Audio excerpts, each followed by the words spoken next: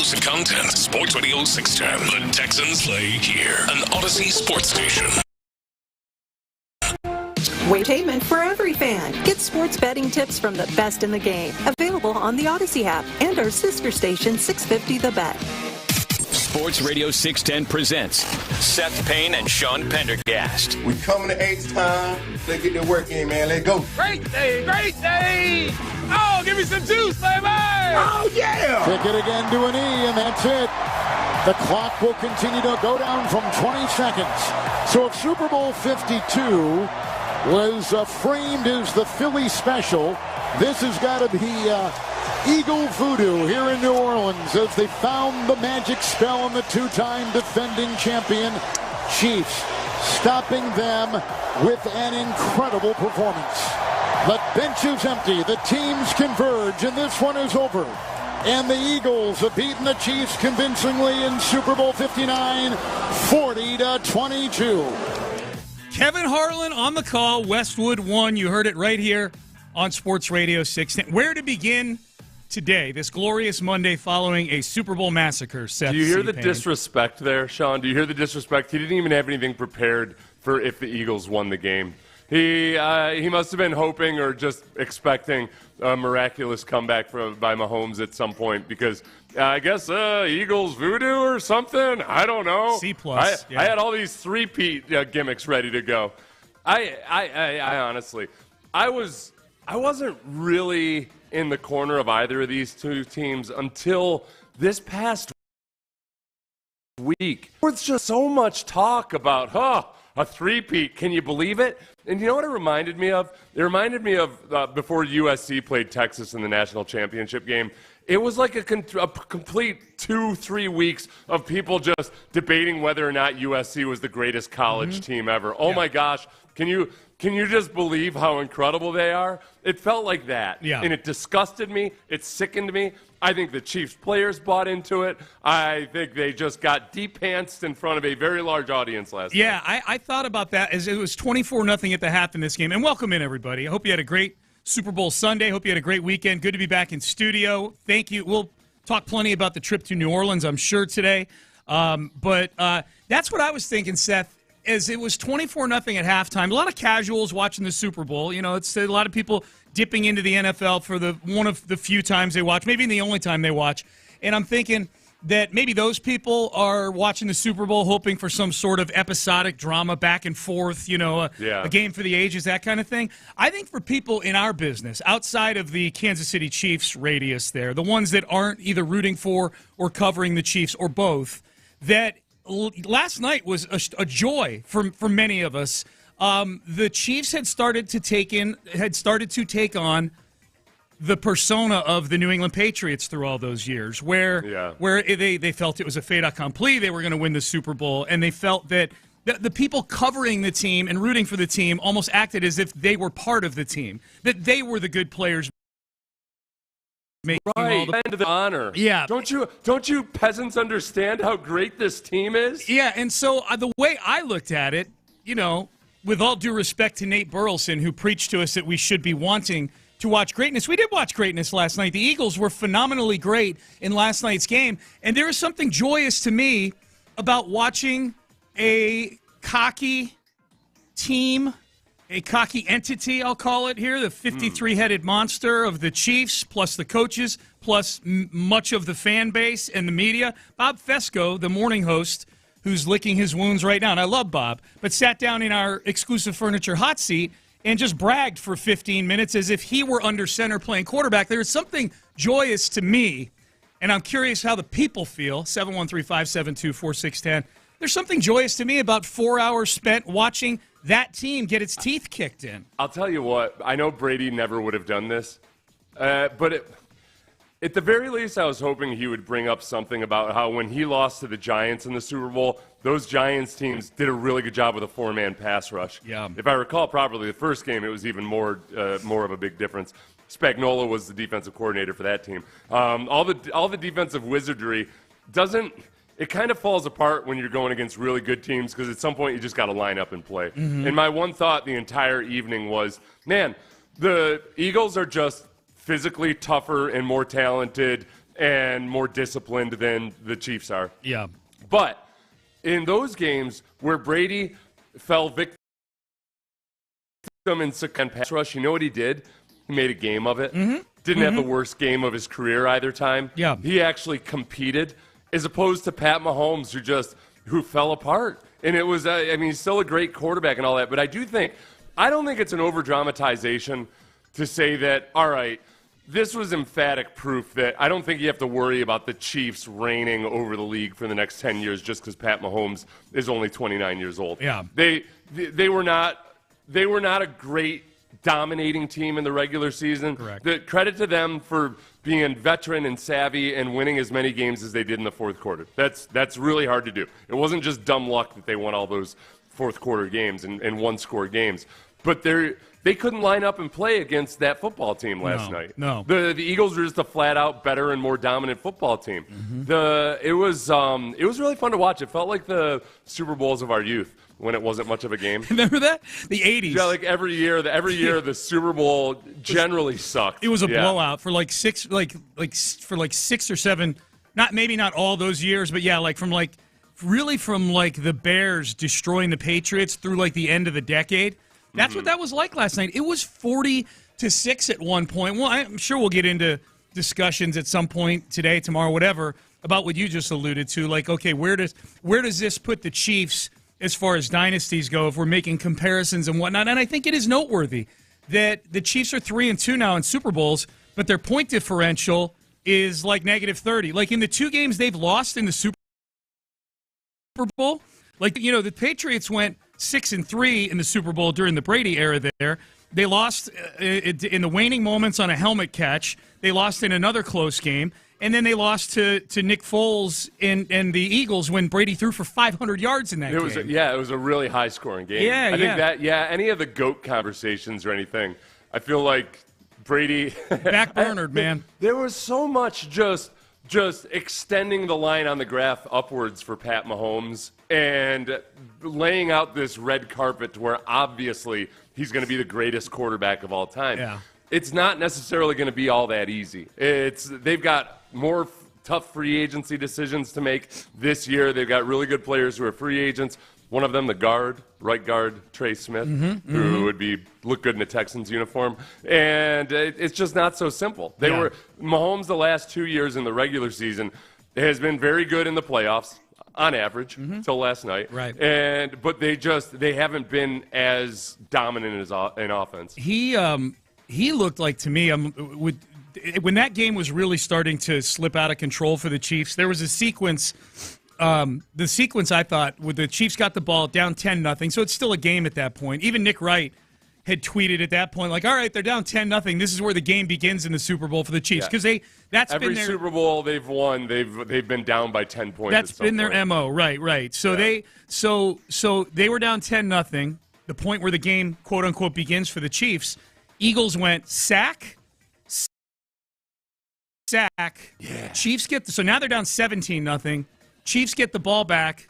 TFL on the first play, short run on the second play, and then another sack on third down. It was 3 and out, and then it was, and then by halftime it's 24-0. The Chiefs turn the ball over on downs.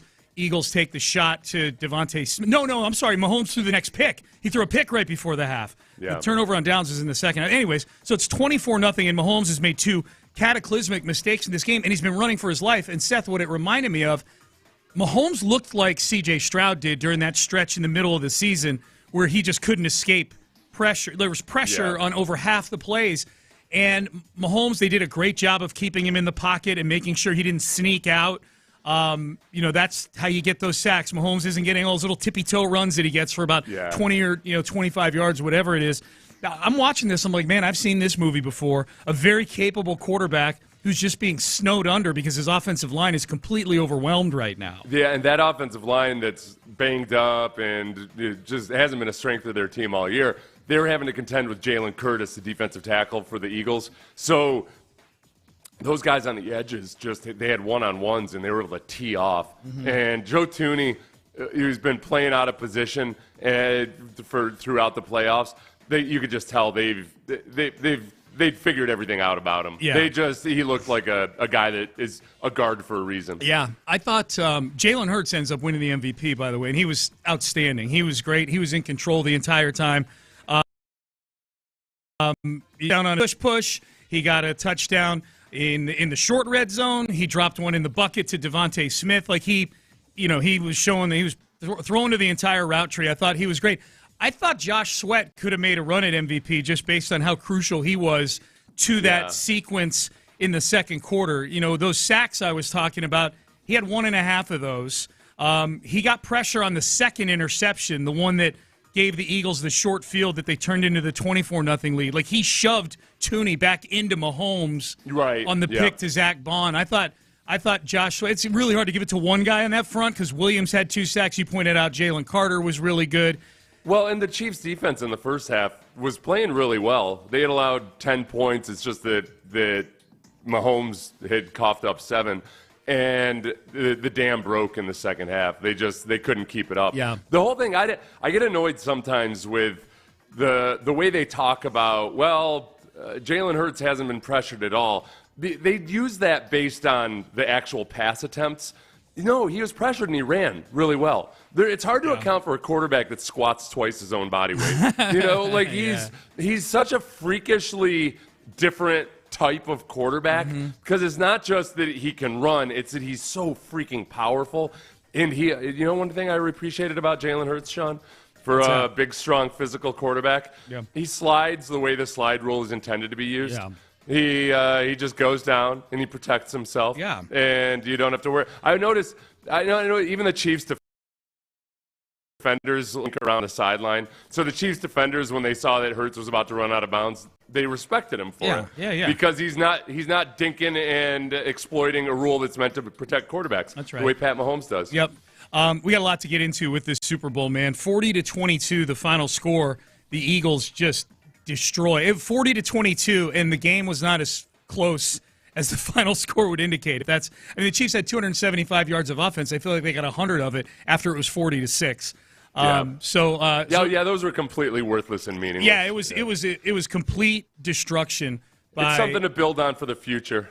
For Xavier Worthy and whatnot. Right. They're going to take that into next year. Fuel. Yeah. All right, so we're off and running, and as usual, as we were doing all last week and we're doing for a couple more weeks here, you got a chance to win a trip to Vegas, the Slam Dunk in Vegas National Contest. Just listen for an hour each day. If you're listening right now, you only have 48 minutes to go to get your hour in. That is going to enter you in the contest where you and 3 friends can go to Circa in Las Vegas and get a premium sports viewing experience there during the college basketball championship, including their stadium swim. It's an outstanding place to watch sports. I'm telling you, Circa's great. Plus, you have an extra $20K in your pocket to spend while you're in Vegas. Just download the Odyssey app, listen for an hour each day, and you'll get your daily entry to the Slam Dunk in Vegas contest. All right, last week was a bit of a blur, but did the Astros do something this past week that we advise strongly, do not do this? Did they do it? It sounds like they may have. We'll get to that. Whole lot more Super Bowl talk on the show today as well. Well, stay there. And super important, it's your financial security.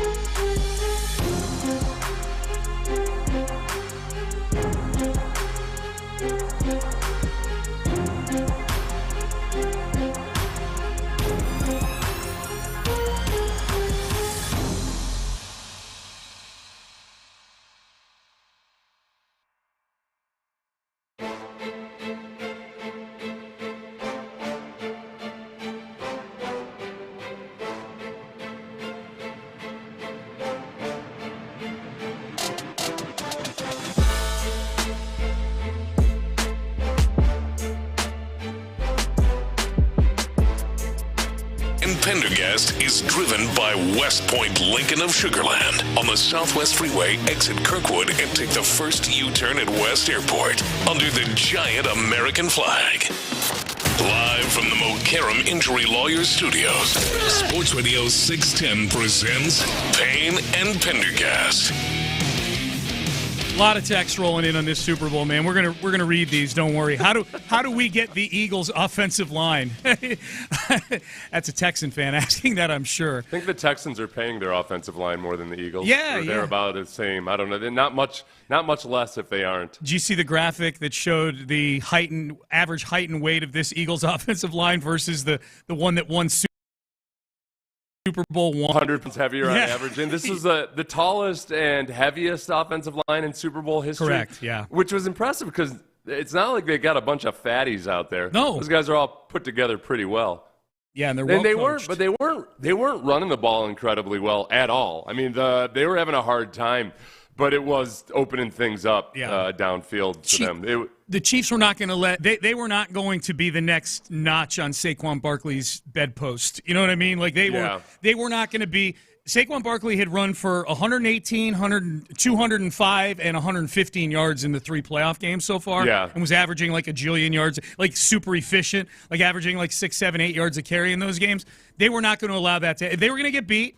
They were going to get beat how they got beat, which is Jalen Hurts with his legs and Jalen Hurts with his arm. Did we have any Chiefs fans complaining about the officiating or anything? The only complaining I saw was DeAndre Hopkins, which we'll have that a little later in the show. He was D-Hop was complaining after the game. Man, once you bat a football down out of the air, I feel like you lose all right to complain about the officiating at that point. Yeah. Oh, did the officials make you stumble on the turf and then bat the ball away like it was made of poison? Yeah. To their credit, I've not seen a lot of referee blaming. I was nervous. I was nervous with that first A.J. Brown OPI, but the thing about that one is that it took until the third replay. It was like they were showing the replay where A.J. Brown actually grabbed the defender's face mask as Pereira was giving his opinion. Yeah. And I thought at that point, like, all right, well, that makes sense. You can't do it. It looked like incidental contact from the first couple of views, and then you saw, okay, he grabbed his face. The referees were a non-factor in this game. No. This was a complete ass-kicking. There was that ticky-tack. It wasn't even ticky-tack. In real time, that penalty on the Chiefs for the unnecessary roughness on the pass right after the A.J. Brown one. Yep. Yeah, like in slow motion, you could say, all right, that probably shouldn't have been a penalty, but in real time, it looked like he was going up into the guy's head. Yeah. So it made sense. Yeah, and it was, and to your point, it was 5 minutes after the first somewhat controversial call that went in favor of the Chiefs. So I think my feeling at that point was, all right, we're even. So we'll read some of your texts. A lot of people weighing in on this game. But while we were gone, apparently, according to reports, Seth, the Astros may have sweetened their offer to Alex Bregman. They've sprinkled a little confectionery sugar on what, at least to this point, appears to be the best offer out there to Alex Bregman. Right, which it's leading me to wonder if this report is true. And I was skeptical that the original offer was on the table, but I got to be less skeptical now that I think Ari Alexander cited two sources that said that they had upped the offer. That Bregman, it's looking more and more like he just simply doesn't want to be in Houston. That's what it would appear. Here's Ken Rosenthal of The Athletic and of Fox on his podcast, I believe, the Foul Territory podcast, listing the teams that are in the mix right now for Alex Bregman. What I've heard consistently are the same teams. It's the Cubs, it's the Tigers, it's the Red Sox, the Blue Jays, and the Astros. Those are the teams that have had some level. Let's go one by one. The Astros have their offer out there. It was 6 years, 156. It is reported that they went up a little bit and it still wasn't good enough. Okay, that's one team. The Cubs, I don't believe they have the willingness or the financial flexibility from their owner to go 6 years. Tigers, I don't believe they want to go 6 years because they're sitting on Javi Baez's contract and it's an albatross, and that is informing their thinking, maybe not the right way, but it is on Bregman. The Red Sox, they need a right-handed bat. They needed a right-handed bat since last year, and I do not know, and I cannot figure out other than financial restrictions why they have not been more aggressive on that front. They could use Bregman. The Tigers could use Bregman. The Cubs could use Bregman. The Blue Jays, of course, could use him as well, and maybe they're a team that would go 6 years, and maybe like Alonso, like Soto, and like others, he just is not willing to go there. I mean, if there is that much interest, then at the very least, okay, he's just playing the game perhaps. And, yeah, the Astros will up their offer, but he's going to wait and see exactly how much somebody else offers.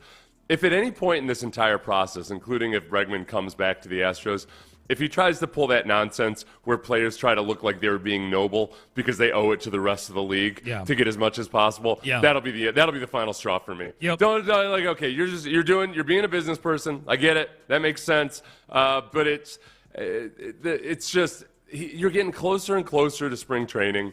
Bregman's a guy that typically, on average, is not good for the first month or so. Takes his toe in the water of playing baseball, and I'm getting just tired. I'm sick and tired of it, Sean. I'm sick and tired of it. No, I think a lot of people are. I don't think you're alone. I think this report that they've sweetened the offer. For one, I'm surprised by it. The one thing I've been tweeting is the Astros they're too smart to bid against themselves. Like, this is the offer, and especially when you watch Bregman's market unfolding the way it is. It's not like it's eBay and everybody's putting their bids in at the last minute trying to one-up the other guy. I do think the one thing, regardless of how this plays out, or especially if it plays out to where Bregman leaves, that Jim Creighton will not be subjected to, that he's been subjected to in the past, is that when a big free agent leaves, that the Astros offer that they made was just good enough to say that they made an offer, but it was never going to be the market. Like, for all the great things that Jim Creighton has done as an owner here, that is one area. There's two areas of criticism for Jim Creighton: not having a GM in an offseason where they made massive decisions that were bad, and number two, people have criticized him like, you offered Carlos Correa 5 years, 160 when you knew the market was more than that for him out there. It was eventually going to be, Springer, same thing. Probably Garrett Cole, they made an offer to. It wasn't anywhere near the Yankees' offer. So there's been that criticism out there that they make offers that make it look like they're in the game and look like and I think this offer to Bregman early on got some of that criticism before we saw how tepid and lukewarm at best his market is. They upped the offer when nobody else is upping their offers right now. So if you're going to, when this whole saga eventually plays out, I would tell people to, you can do whatever you want. I will not have criticism. The criticism I would have, the only criticism I would have would be, why are you upping your offer to this guy? Well, the other part of it, too, is when you look at those other teams and the cities in which they play, the states in which they play, and then not to mention Canada and what the tax situation is up there. That's a good point. You factor the income tax into it, and it's a very, very fair. If these deals are close, then financially it's close enough that I don't try too much to say that a player should be loyal to his previous team in free agency, but man, we're splitting hairs at this point. Yeah. I'm tired of it, and he's 31 years old. It's yeah.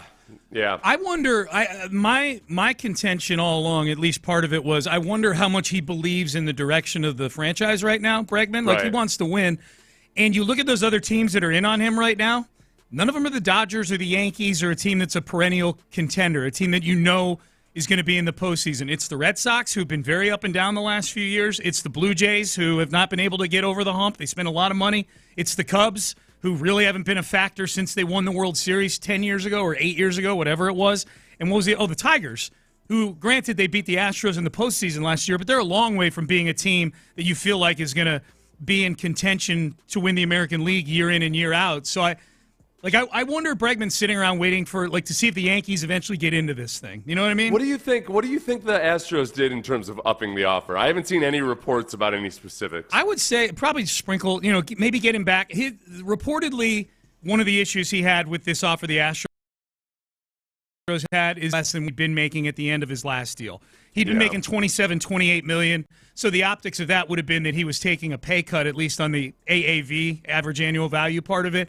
So maybe they said, we'll split the difference or we'll come up to it. I mean, they weren't far off. They were a couple million off on a $156 million deal. If I had to guess, that's what it would be. I don't think it's we're going to give you opt-outs each year because I just don't think the Astros want to play that game. What's your prediction emotionally in terms of, okay, we're getting to the point now where we're sick of it. You did a poll the other day where about 70% of people that responded said, "All right, that's enough. Let's just move on. Take it or leave it." Yeah. Yeah, take it or leave it. Let's go. It's getting ridiculous. Yeah. I feel like I know myself, and I know how I feel in the middle of a long negotiation like this or a long process like this.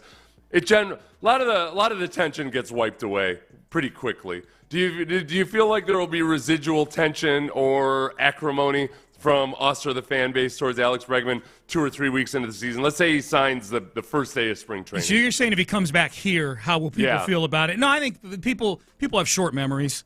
I think he'll get a chance to step in front of a mic. He'll say the right things. He's not a dummy. So now if this is a team that, because they're going to be well above the competitive balance tax, whether he's making $26 or $28 million, at least for a year, while they've got all this dead money sitting there with Abreu's contract and Montero's contract. No, fans are fans, and I think they'll be happy to. I'll be happy to have Bregman back. He makes them a better baseball team in the short term.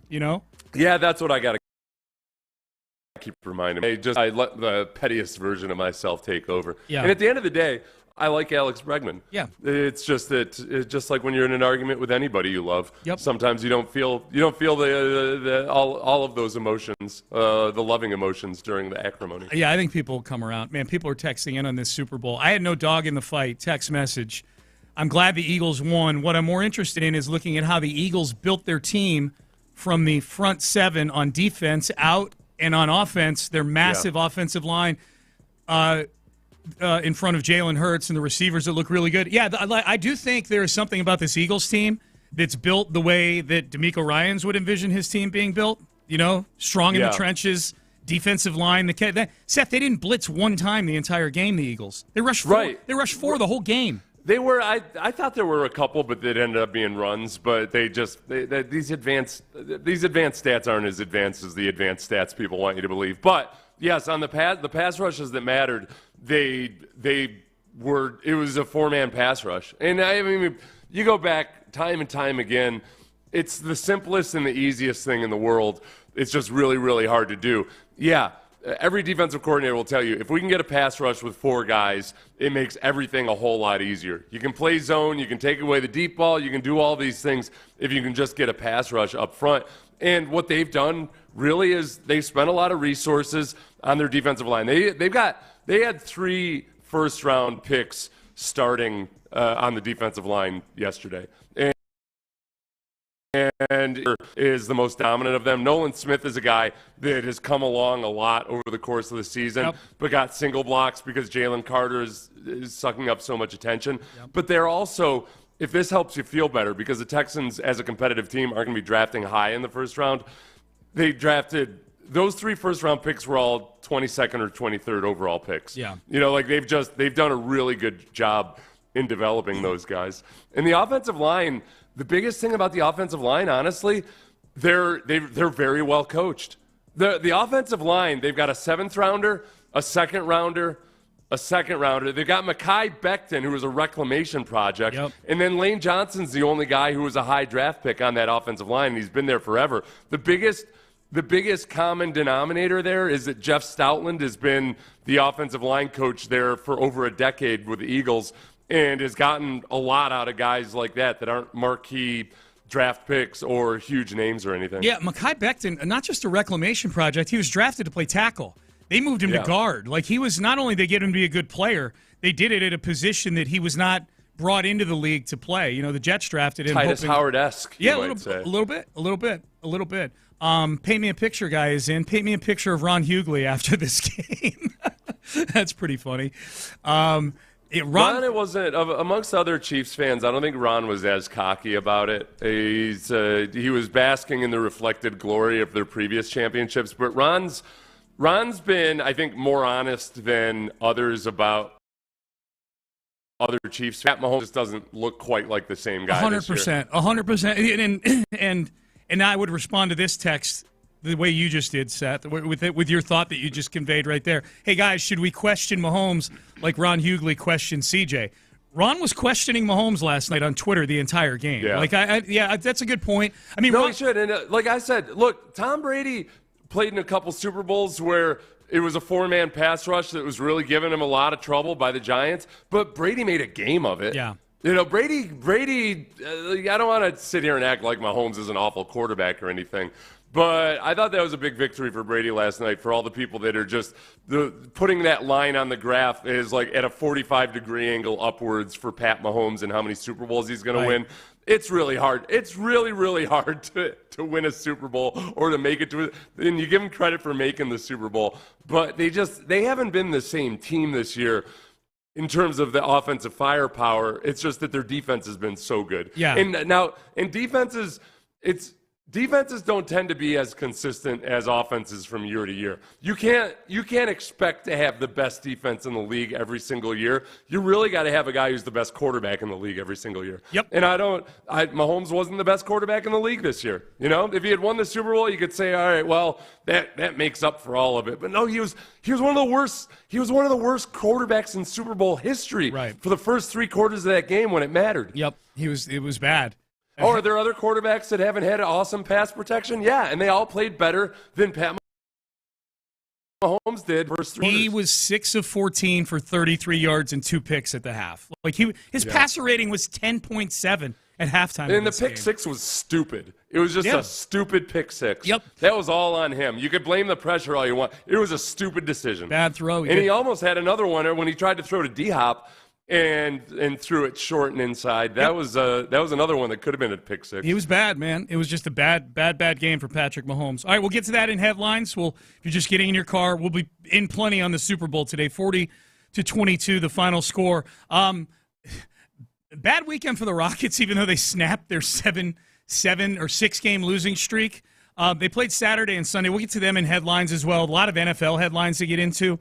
Outside of the Super Bowl, so we will do that coming up next. But first, I want to tell you about Dr. Ben Salento. Yeah, you hear that right there. It's funny.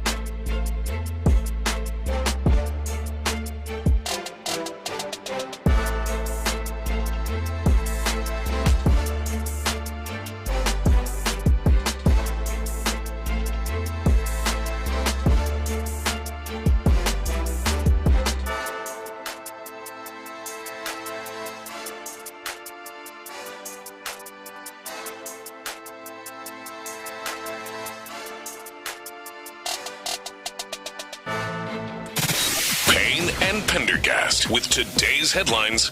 It's a 3rd and 16 for the Chiefs, and a shotgun snap from their own 24, rolling out of the pocket. Mahomes, line drive. It's intercepted at the 40, into the 30, got it back to the 20, breaks the tackle, the 10, the 5, to the pylon. Touchdown! Eagles have got a pick six. That was Cooper DeJean on his birthday, his 22nd birthday. The rookie defensive back out of Iowa gets a pick six. That made it 17-0. That was the middle of a stretch where this game really started to unravel on the Kansas City Chiefs in the latter portion of the first half. They were in 3rd and 16 because Patrick Mahomes had gotten sacked on 1st and 2nd down. Then he throws a pick six. They go 3 and out on the next series. Eventually, it was 24-0 at halftime because Mahomes would throw another pick deep in Kansas City territory, and the Eagles would cash in with a touchdown by A.J. Brown to make it 24-0 at the half. And the Chiefs went 3 and out to start the second half. The Chiefs got the ball to start the second half. Yeah. And I think their hope was we can drive down the field, get some points, and start to plant some doubt maybe, get a little momentum. It was 34-0 and 40-6 eventually in this game. This was a complete wipeout. This is right up there, Seth, for me. I don't care if the final score is 40-22. This was 40-6 in the fourth quarter. This was among the biggest ass kickings I've seen in Super Bowl history. The Chiefs couldn't get past the 50. Pat Mahomes had to scramble and then was making stupid decisions when he scrambled. The Eagles were getting a pass rush exclusively by a 4-man rush. It was just a complete and total butt whooping. And one thing that really stands out is they tackle really well. The one thing the Texans, if they want to be genuinely get up to that level and really be able to perform in big moments, they just have to be better tacklers. There's a lot of stuff fundamentally better with that Eagles defense. And you take guys like Zach Bond, who signed a 1-year deal as a journeyman type and ends up all pro.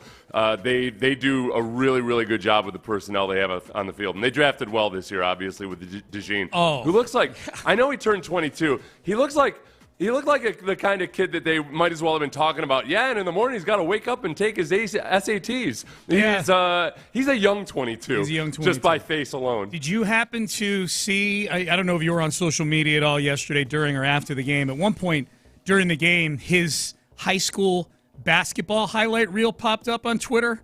Yeah.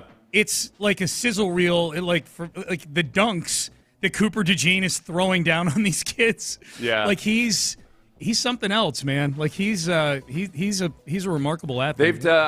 We've had a lot of people question, okay, how do the Texans become a team like that? How do they get that personnel?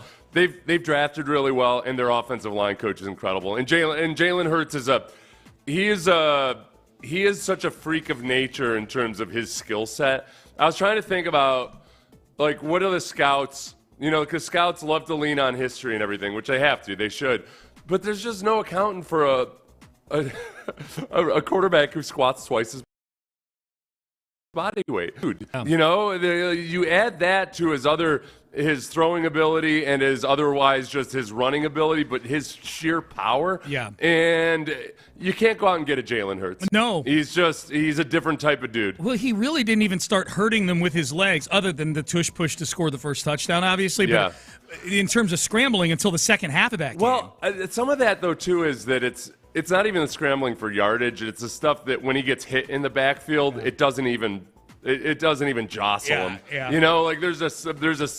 Because it's not like he's got a super quick release or like an easy release. It doesn't look like he just whips it the way a lot of other people do. But that's kind of in line with just the way he operates. Everything about him just exudes strength. So like he can actually stand there and plant his feet when I think a lot of other guys like Mahomes would be when Mahomes threw his second pick, he's getting hit from the side. Yeah. He's just got such a solid platform because he's so strong. Yeah. Whether he's running, throwing, scrambling, all of that, he's just so freaking strong. Well, I don't think anybody would have thought when he was at Alabama getting benched in favor of Tua. Yeah. Because he couldn't throw. Like he was not a good he was athletic, but he was not a great passer of the football. I don't think people would have thought when he was getting benched for Tua that, 6-7 years later he'd be dropping one in the bucket to Devontae Smith to put a dagger in the Chiefs in the Super Bowl and winning an MVP of the Super Bowl. I mean, there were a lot of people who probably didn't think he was a great NFL prospect at quarterback at that point. That one little back shoulder to A.J. Brown where he gave him the little finger guns beforehand to tell him to just go. It was really that was kind of a great illustration of, all right, it's not about all of the things that look awesome. It's his relationship with A.J. Brown, his understanding of the defense and his offense, and then just placing the ball where it needed to be placed. Yeah. It just never looks – it doesn't – like when somebody like Stafford throws the ball or something and it just like they could just sling it. Yeah. It just looks more methodical. Sure. And I think that's something that people don't know how to handle necessarily because it doesn't look like he's a beautiful natural thrower of the football. Yeah, there's a conversation to be had. Well, I'm sure we'll have it at some point during the show. Probably an acknowledge me, I would say, because Jalen Hurts will get acknowledged at 7:20 today. I always feel like people put him on a tier below all the really, really good ones in the game today, and I think that needs to be discussed. Like he seems to consistently be not mentioned alongside Mahomes and Allen and Lamar Jackson, and he should be there. I think that if you look at him versus another, like think about Cam Newton, who wasn't an awesome passer, but he made up for it with his physical skills. I think the difference is that Jalen Hurts has a different mindset in terms of taking care of the football. Like, I think he's just a lot more careful and conservative. Yeah. So he knows what he can and can't do, and he doesn't harm his team. So everything he's doing is either, okay, I'm not going to hurt him with this. I'm going to take my opportunities when I have them and when I can make the throws I know I can make. All right, so the Rockets, as we continue with headlines, we'll get back to the Super Bowl at the top of the hour. We're going to go through the sequence that won this game for the Eagles at the top of the hour through the voice of Kevin Harlan, who's among the national guys. He's the best. The Rockets' 6-game losing streak. Well, their losing streak extended to 6 games on Saturday and just a terrible loss to the Mavericks. And then they ended the losing streak on Sunday afternoon against the Toronto Raptors in maybe the ugliest basketball game that I've watched all season long. This game was 42-37 at the half. Like, neither team could make a basket. It was hideous. But the losing streak is over. Rockets get a win. I'm more angry. I'm more angry about the Mavericks game on Saturday, Seth, than I am relieved that the losing streak is over because this was Anthony Davis's debut. Yeah. And they allowed him to go for like 14 points, 6 rebounds, and 3 assists in the first quarter. Like the Rockets were helping single-handedly justify the Luka Doncic trade on Saturday. They made the Mavericks right for one glorious evening, and now Anthony Davis is injured. Yeah. But and that angered me. Yes. Dude, as if Doncic wouldn't have done a damn thing versus the Rockets, who have been a bad defense. Yeah. Since January 1st, they haven't been an impressive defense on the sum total of it. No. But especially in during that 6-game losing streak. Yeah, it's so funny to me that of all the stuff with the Doncic trade, the one thing that was probably the most predictable was Anthony Davis getting hurt. And it was like total like non-contact. He was jumping up to get a rebound. Nobody's near him. He comes down. He's grabbing at his hip or his groin area. He's got a strained abductor muscle, and he's going to be out for several weeks. So the Mavericks fans got the taste of the full Anthony Davis experience. He was dominant while he was in there, but then moving like a human being playing basketball. Yeah. And then pulling a muscle that's going to render him to the bench for about 3 or 4 weeks. I feel like the biggest thing that bothered me about the Mavericks game was that, all right, the Mavericks, they out-hustled the Rockets. All right, this group of the savvy veterans and young, scrappy, the rising stars. You can't get out-scrapped versus good basketball teams. Well, the bench was terrible for the Rockets. Yeah. That's what was nice about yesterday's was yesterday for whatever it's worth, except that they did have the bench was a mess yesterday. Jeff Green ends up being a hero. Yeah, he was, and it was as far they go into the game with 4 of their rotation players out, so it could have been just a miserable disaster against a bad team. Yeah, the Mavs game was the bench didn't hit a 3. They were like 0 for 8 from 3. I forget what they're shooting, but the Mavs conversely were like 9 of 12 their bench from 3. Like that was if you watch that game, that was a difference. Like the Mavs are raining threes down in the fourth quarter. The Rockets can't throw it in the ocean because the Rockets made it a close game. They were down by 20 at one point, and they got it cut back down to 2. And then go figure, in the fourth quarter last night, they're trailing to the Raptors all day long, and Jalen Green hits a couple of threes, and Cam Whitmore hits a couple threes, and against a team that's as bad as Toronto, that's good enough to get you your 7 or 8 point lead at the end of the game. Tough night for Toronto yesterday, or tough day between Drake and the Raptors. Yeah, I guess what Drake is he was a grease spot last night, huh? Kendrick Lamar schooled him, I guess. Yeah, what I heard. I haven't kept up with the show as much as I guess I should. Last night made me more interested in it, I will tell you that, because I heard everybody reacting to it today. I'm like, ooh, it's kind of like a wrestling feud. I'm like, I need to go check this out. Yeah, you need to get into that. You'd probably really, if you're going to get into hip-hop, you could really, there is that WWE element to some of those rivalries. Yeah. I respect it. Admittedly, I got to educate myself on it a little bit. All right, the sequence that won the sequence that unleashed a true blowout on the Chiefs. We'll relive that in the next segment through Kevin Harlan's voice, and we'll acknowledge it's 720 today. A lot of big performances from over the weekend to acknowledge. We do that every Monday in a segment we call Acknowledge Me as we head into the 7 o'clock hour. Did you get on Pride?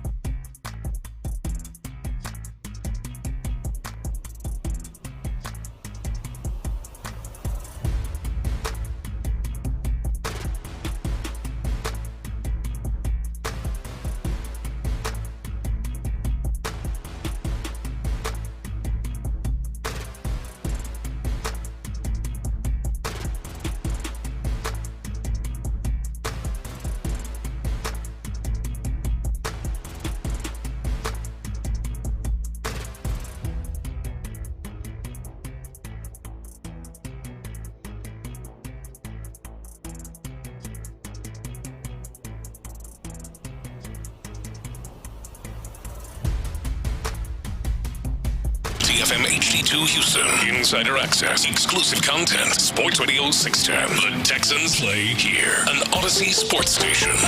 Sports Radio 610 presents Payne and Pendergast. Payne and Pendergast. We will go through the key plays, the key sequence that turned this game from competitive to blowout in just a second. Text message. You can text us 713-572-4610 as we welcome you back in on it's a Reaction Monday. We're reacting to the Super Bowl pretty much all morning long here. Sean Pendergast and Seth Payne with you. Sucked. The Chiefs could have at least put up a fight. Yeah. Now people can stop talking about Patrick Mahomes competing for GOAT status. In Super Bowls alone, he's not even halfway there as far as how many Brady has. I've never seen such a horrible performance. They could not even entertain us last night. Okay, you see, now this is where I beg to differ with you. This is all about how you define entertainment. And what I would tell you, and I think I can speak for Seth here, is that we as a show were highly entertained by the Chiefs getting their ass kicked for 4 hours. Yes. I enjoyed it. I wouldn't have watched if that was the Bills.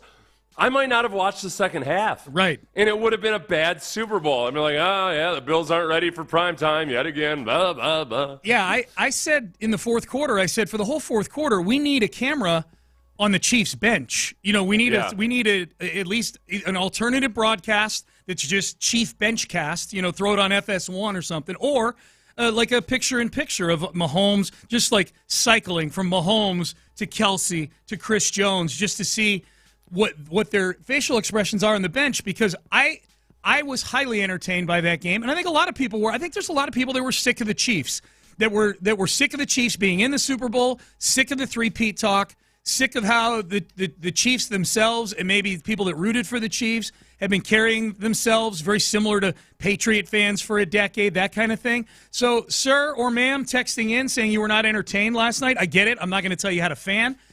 People determine what entertains them, and I respect that. I'm just that you're expecting this to be a store that you walk into that shares your view on this game not being entertaining. You've walked into the wrong store. Yeah, that store's down the hall somewhere. Because of the circumstances, I found that a highly entertaining game, and that it was also it was just fun to watch that Eagles defense turn Pat Mahomes into one of the worst quarterbacks ever in Super Bowl history in the first half. I mean, and really, the entire time that the game actually mattered or they could do anything, Mahomes was atrocious. So it wasn't just that they weren't getting the best version of Mahomes. They turned Mahomes into a horrible, horrible, horrible quarterback, which was fun to watch because they were doing it just by physically dominating and destroying the offensive line and playing good coverage downfield to where Mahomes had no answers. It was beautiful. It was a lot of fun to watch. The most dominant performance I've ever watched in a Super Bowl, and I think this is a way to kind of frame how bad Mahomes looked, and this is going to predate some of you, but the 85 Bears took the New England Patriots to the woodshed that year, and that was one of the most lopsided Super Bowls ever. Like, that was never – the final score was 46-10. It was never close. The Bears' defense was – swallowing up the Patriots. I mean, Richard Dent was the MVP of that Super Bowl. That tells you how dominant the defense was, that a defensive lineman was the MVP of that Super Bowl. The quarterback for the Patriots in that Super Bowl was Tony Eason, who's one of the worst quarterbacks to ever play in a Super Bowl. Patrick Mahomes looked like Tony Eason in that game last night. Mind you, the Eagles have two, that's what's so impressive about that. You got two rookie cornerbacks. All right, great. They had impressive rookie seasons, but now you're going up against Pat Mahomes. So good luck, rookies. How about a pick six for you? Yeah. And the Cooper DeJean interception, Quinyon Mitchell could have intercepted it if Cooper DeJean hadn't. It was just a brilliant defensive performance by the Eagles. Yeah, and Quinyon Mitchell, you didn't hear his name all night, which when you're a corner is a good thing. That to me is another thing, Seth, and we're going to get into these highlights here. We got a nice long segment here, so and we're going to do Acknowledge Me in about 15 minutes. Is that Howie Roseman's offseason? We talked about that a lot last week. Like, man, I don't know that any team has had a better offseason than the Philadelphia Eagles did this past year. Hiring or promoting Vic Fangio, who's a consultant for them last year, making Vic Fangio their full-time defensive coordinator. Kellen Moore is the offensive coordinator, is leaving after 1 year to go get a head coaching job. And then the actual acquisition, Zach Bond had an interception that we're going to hear in a minute here. Yeah. The two draft picks, as you just pointed out, Quinyon Mitchell and Cooper DeJean, were outstanding. Saquon Barkley was the least impactful of all of those newbies, of all the acquisitions that Howie Roseman had. And yet, even with Saquon, he did some things in the passing game.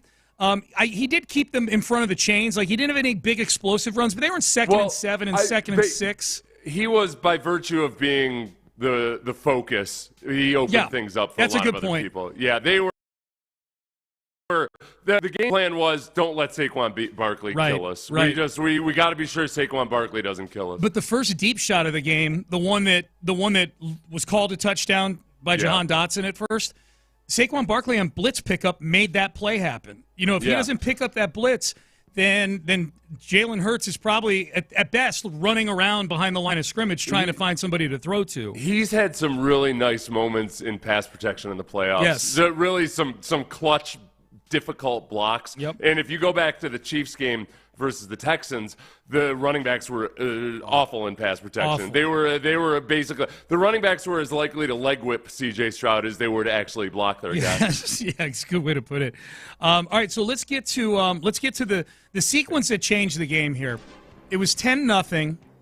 Eagles were up, and I know I saw at least Nick Wright. I saw tweet that, well, Chiefs are down 10-0. This is where the game begins. Kind of like what Nick had been saying throughout the playoffs, like the Chiefs' season doesn't even really begin until the divisional round of the postseason. Like the regular season doesn't really matter. And look, for this postseason, he'd been right, and others who claim that had been right until they got to this game, and they said, well, now they're down 10-0. Now they're right where they're comfortable, being down double digits in the Super Bowl. Their previous Super Bowl wins, they were down double digits at various times in that game. Didn't work out that way. Down 10-0, the Chiefs got the ball and went sack, and then on 3rd and 16, this happened. It's a 3rd and 16 for the Chiefs, and a shotgun snap from their own 24, rolling out of the pocket. Lines right out by DeJean, who comes to the near side, the 30. Got it back at the 20, breaks the tackle, the 10, the 5, to the pylon. Touchdown! Eagles have got a pick 6. Yeah, that was a horrible, horrible decision and throw by Pat Mahomes, and this is where, it's a half-field read. This is stuff that you do for rookies as he's rolling out to simplify it, and he makes a bad throw on the run, which wasn't even a good decision to make the throw he was trying to make, and that's all Pat Mahomes. That's all. You can't even blame the pass rush on that play specifically. No. So that was just a horrible, horrible play by Pat Mahomes. The two teams would then exchange punts. The Chiefs would get the ball back down 17-0 with a little under 2 minutes to go in the first half. So this is where, if I'm a Chiefs fan at this point, I'm like, all right, let's go down and get some points. We get the ball to start the second half, right? This game is not out of control yet. The defense has actually played pretty well. They've only given up 10 of the 17 points, and a lot of the reason the Eagles scored was they were able to hit one deep shot. We're controlling Saquon Barkley. There's a lot at that point, Seth, that I felt like if you're the Chiefs, you can talk yourself into. We played our worst football. We're down 17-0. We've got the ball, and we're going to get the ball again to start the second half. But unfortunately, very first play on that drive, this happens. Mahomes in the gun, gets the snap, drips him back in the end zone. Pressured on a 5-man rush, throws a quick pass, diving interception. It's made by Bond on the Haynes. Patrick Mahomes has just thrown his second interception today. Yep, second interception. That one, at least he had an excuse in that Josh Sweat drove Joe Thuney directly into Mahomes as he was throwing it. Yeah. I mean, that was a good decision. Hollywood Brown was wide open over the middle, and it was just a really good play. It was a really good play on a poorly thrown ball by Zach Bond. Yeah. But the pass rush, again, was just so dominant versus that Chiefs offensive line that they just didn't have a chance. It was beautiful. Zach Bond, 1 year, $3.5 million. Might be one of the best contracts in the last decade in the NFL. Yeah. First team All-Pro. And I would go to Josh Sweat, the guy that provided the pressure on that, where people are asking, like, how do you get an offense or a defense like this? They've gotten the most out of guys like Josh Sweat was a 4th-round pick. They've done really, really well drafting, and they've got 3 first-rounders on the defensive line. But some of their other players on defense, like Zach Bond, who's a journeyman free agent, or Josh Sweat, who was a 4th-rounder, those guys were just huge last night. Well, they were huge, and then there's Jalen Carter, who, if we recall his draft saga, he might have been the best actual football player in his draft, but he got in trouble at Georgia after the season was over with all the drag racing stuff. He ends up falling to 9, and the Eagles move up and get him. That's what good GMs do. So the Zach Bond gets the interception. Then 2 plays later, this happens. They bring it in the call. Hurts has it right now. 1:40 to go in the second quarters. After picking up Mahomes, shotgun snap to Hurts, left tackle block, line drive throw, caught on the 5. A.J. Brown hits the pylon far side. Touchdown, Philadelphia. They're destroying the Chiefs. They were, and they continue to. They're destroying the Chiefs. Yeah. What's funny about that, okay, so I'm curious your thoughts on this, Seth. That made it 24-0. So the Chiefs actually get the ball back again because the Eagles scored so quick. They get the ball back with 1:35. The Eagles only ate up like 19 seconds of clock, if that. They got the ball back 1:35. So you're down 24-0 now. You need to be aggressive to go get points. And the Chiefs, they get a holding penalty on Trey Smith, makes it 1st and 20. Totally short circuits the drive. That one, by the way, was the Trey Smith holding penalty. Was that the one where he grabbed his face mask? No, that was a different one. Yeah, I don't know. He dragged Jalen Carter to the ground. That's right. Yeah. So the Chiefs end up punting. The Eagles had 2 timeouts with the ball at their own 37 with 25 seconds left. I don't know if you were listening to the commentary at that point or not. I was expecting Brady to go, look, you got 2 timeouts. You got the Chiefs on their heels. It's Patrick Mahomes on the other side. You can never have too many points. Like, take a shot here and see if you can go get another 3 points at the end of the half. I was surprised how conservative Brady wanted them to be in that situation. Yeah, Brady thought, just chew up some clock, don't give him that much time, and then get to the locker room. And then they did not. The Eagles did not heed his advice. No, they did heed his advice. This is when there was 25 seconds left. Oh, with 25 seconds. Yeah. No, big AJ on touchdown. Yeah. No, I thought no. Yeah, there's 25 seconds. I don't know. You can only do too much. Yeah, that's. I saw they had 2 timeouts. Take a shot down the middle of the field and see if you can get in field goal range. Except you're not getting. Yeah, maybe. I guess more bad can. I was just surprised. Brady of all people were like, "No, get in the locker room." I'm like, "Oh, damn, Tom, you're the GOAT. Yeah. Keep your foot on the gas." I've grown more conservative over time with that. Yeah. I used to be the one that would always criticize coaches for not being super aggressive at the end of the half, but when you look at the risk versus reward, it's just at that point you're gonna have to take some risks to actually do anything. Yep. Yeah, I was cool with it. Second half starts. The Chiefs get the ball, so something's got to happen here for the Chiefs. What happens? They end up punting. They eat up 3 minutes of clock, moving around for 15 yards. They end up punting the ball back to the Eagles. Eagles get a field goal, so now it's 27-0, and then the Chiefs get the ball. It wasn't just a field goal on that first possession of the Eagles in the second half. It's that they ate up almost 7 minutes of clock.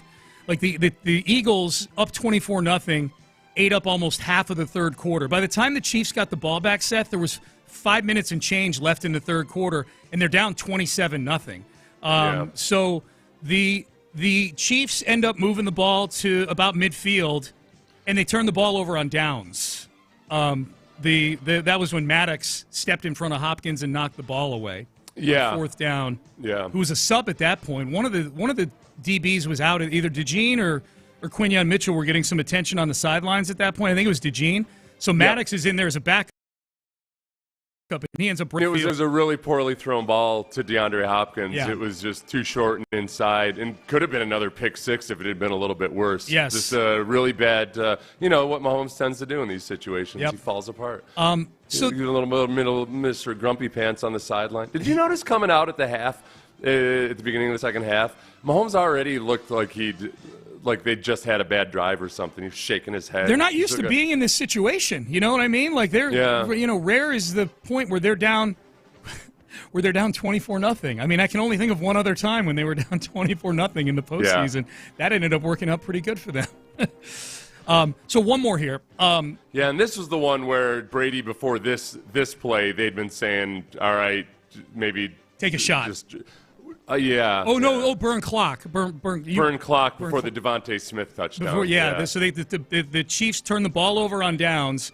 Yeah. The Eagles get the ball back at midfield, and they did the opposite of being conservative. In the pistol, on the NFL logo, from the Kansas City 46, Eagles take over 1st and 10. The shotgun snap, the fake handoff, and Hurts drops back 5, winds up, long arching pass, down the middle. It's caught over the shoulder in the end zone. Touchdown, Smith. And that may make it insurmountable. Yeah, it did. It was 31-0 at that point. It would get to 34-0. It would get to 40-6. That was a great throw. I thought it was an underrated catch, too, by Devontae Smith to hold on to it. On his hip there, that was he adjusted to it really well. Good play on both ends. That was, sure. And I mean, Hurts had so much time to let everything develop. Yep. Just watching from the field cam view, he's just sitting there with his legs completely still and could load up and get it. Yeah, I thought from that pick six by Bijani, really that possession, it started with the 2 sacks, like that's what flipped the game. I think the Chiefs could have managed being down 10-0 and eventually figured some things out, but they went from 10-0 to 24-0 in the blink of an eye, and then they just don't do anything out of the gate in the second half. They give up a field goal. The Eagles did, in some sense, Seth. I mean, this game didn't play anything like that Commanders game. What's weird is the NFC title game was 55-23, and I felt that was a much closer game than this Super Bowl was. I'm talking about the Eagles win over the Commanders in the NFC title game.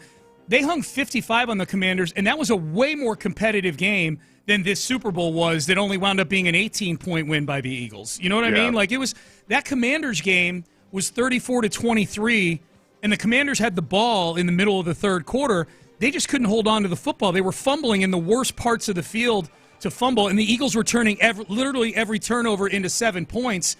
In this game was really from the point that we just played on, that Cooper DeJean pick six on, this thing was two teams playing completely different levels of football the entire afternoon, other than garbage time where Mahomes is picking on the Eagles' backups. If I'm going to, I do every year now these days, which is, okay, look at a rookie quarterback performance and just think, oh, he's going to be awesome forever. I don't know. Washington versus the Eagles right now is more my kind of like, oh, wow, that's going to be awesome next year versus a rematch of the Eagles and the Chiefs in the Super Bowl or anything like that. Yep. I think the Chiefs, I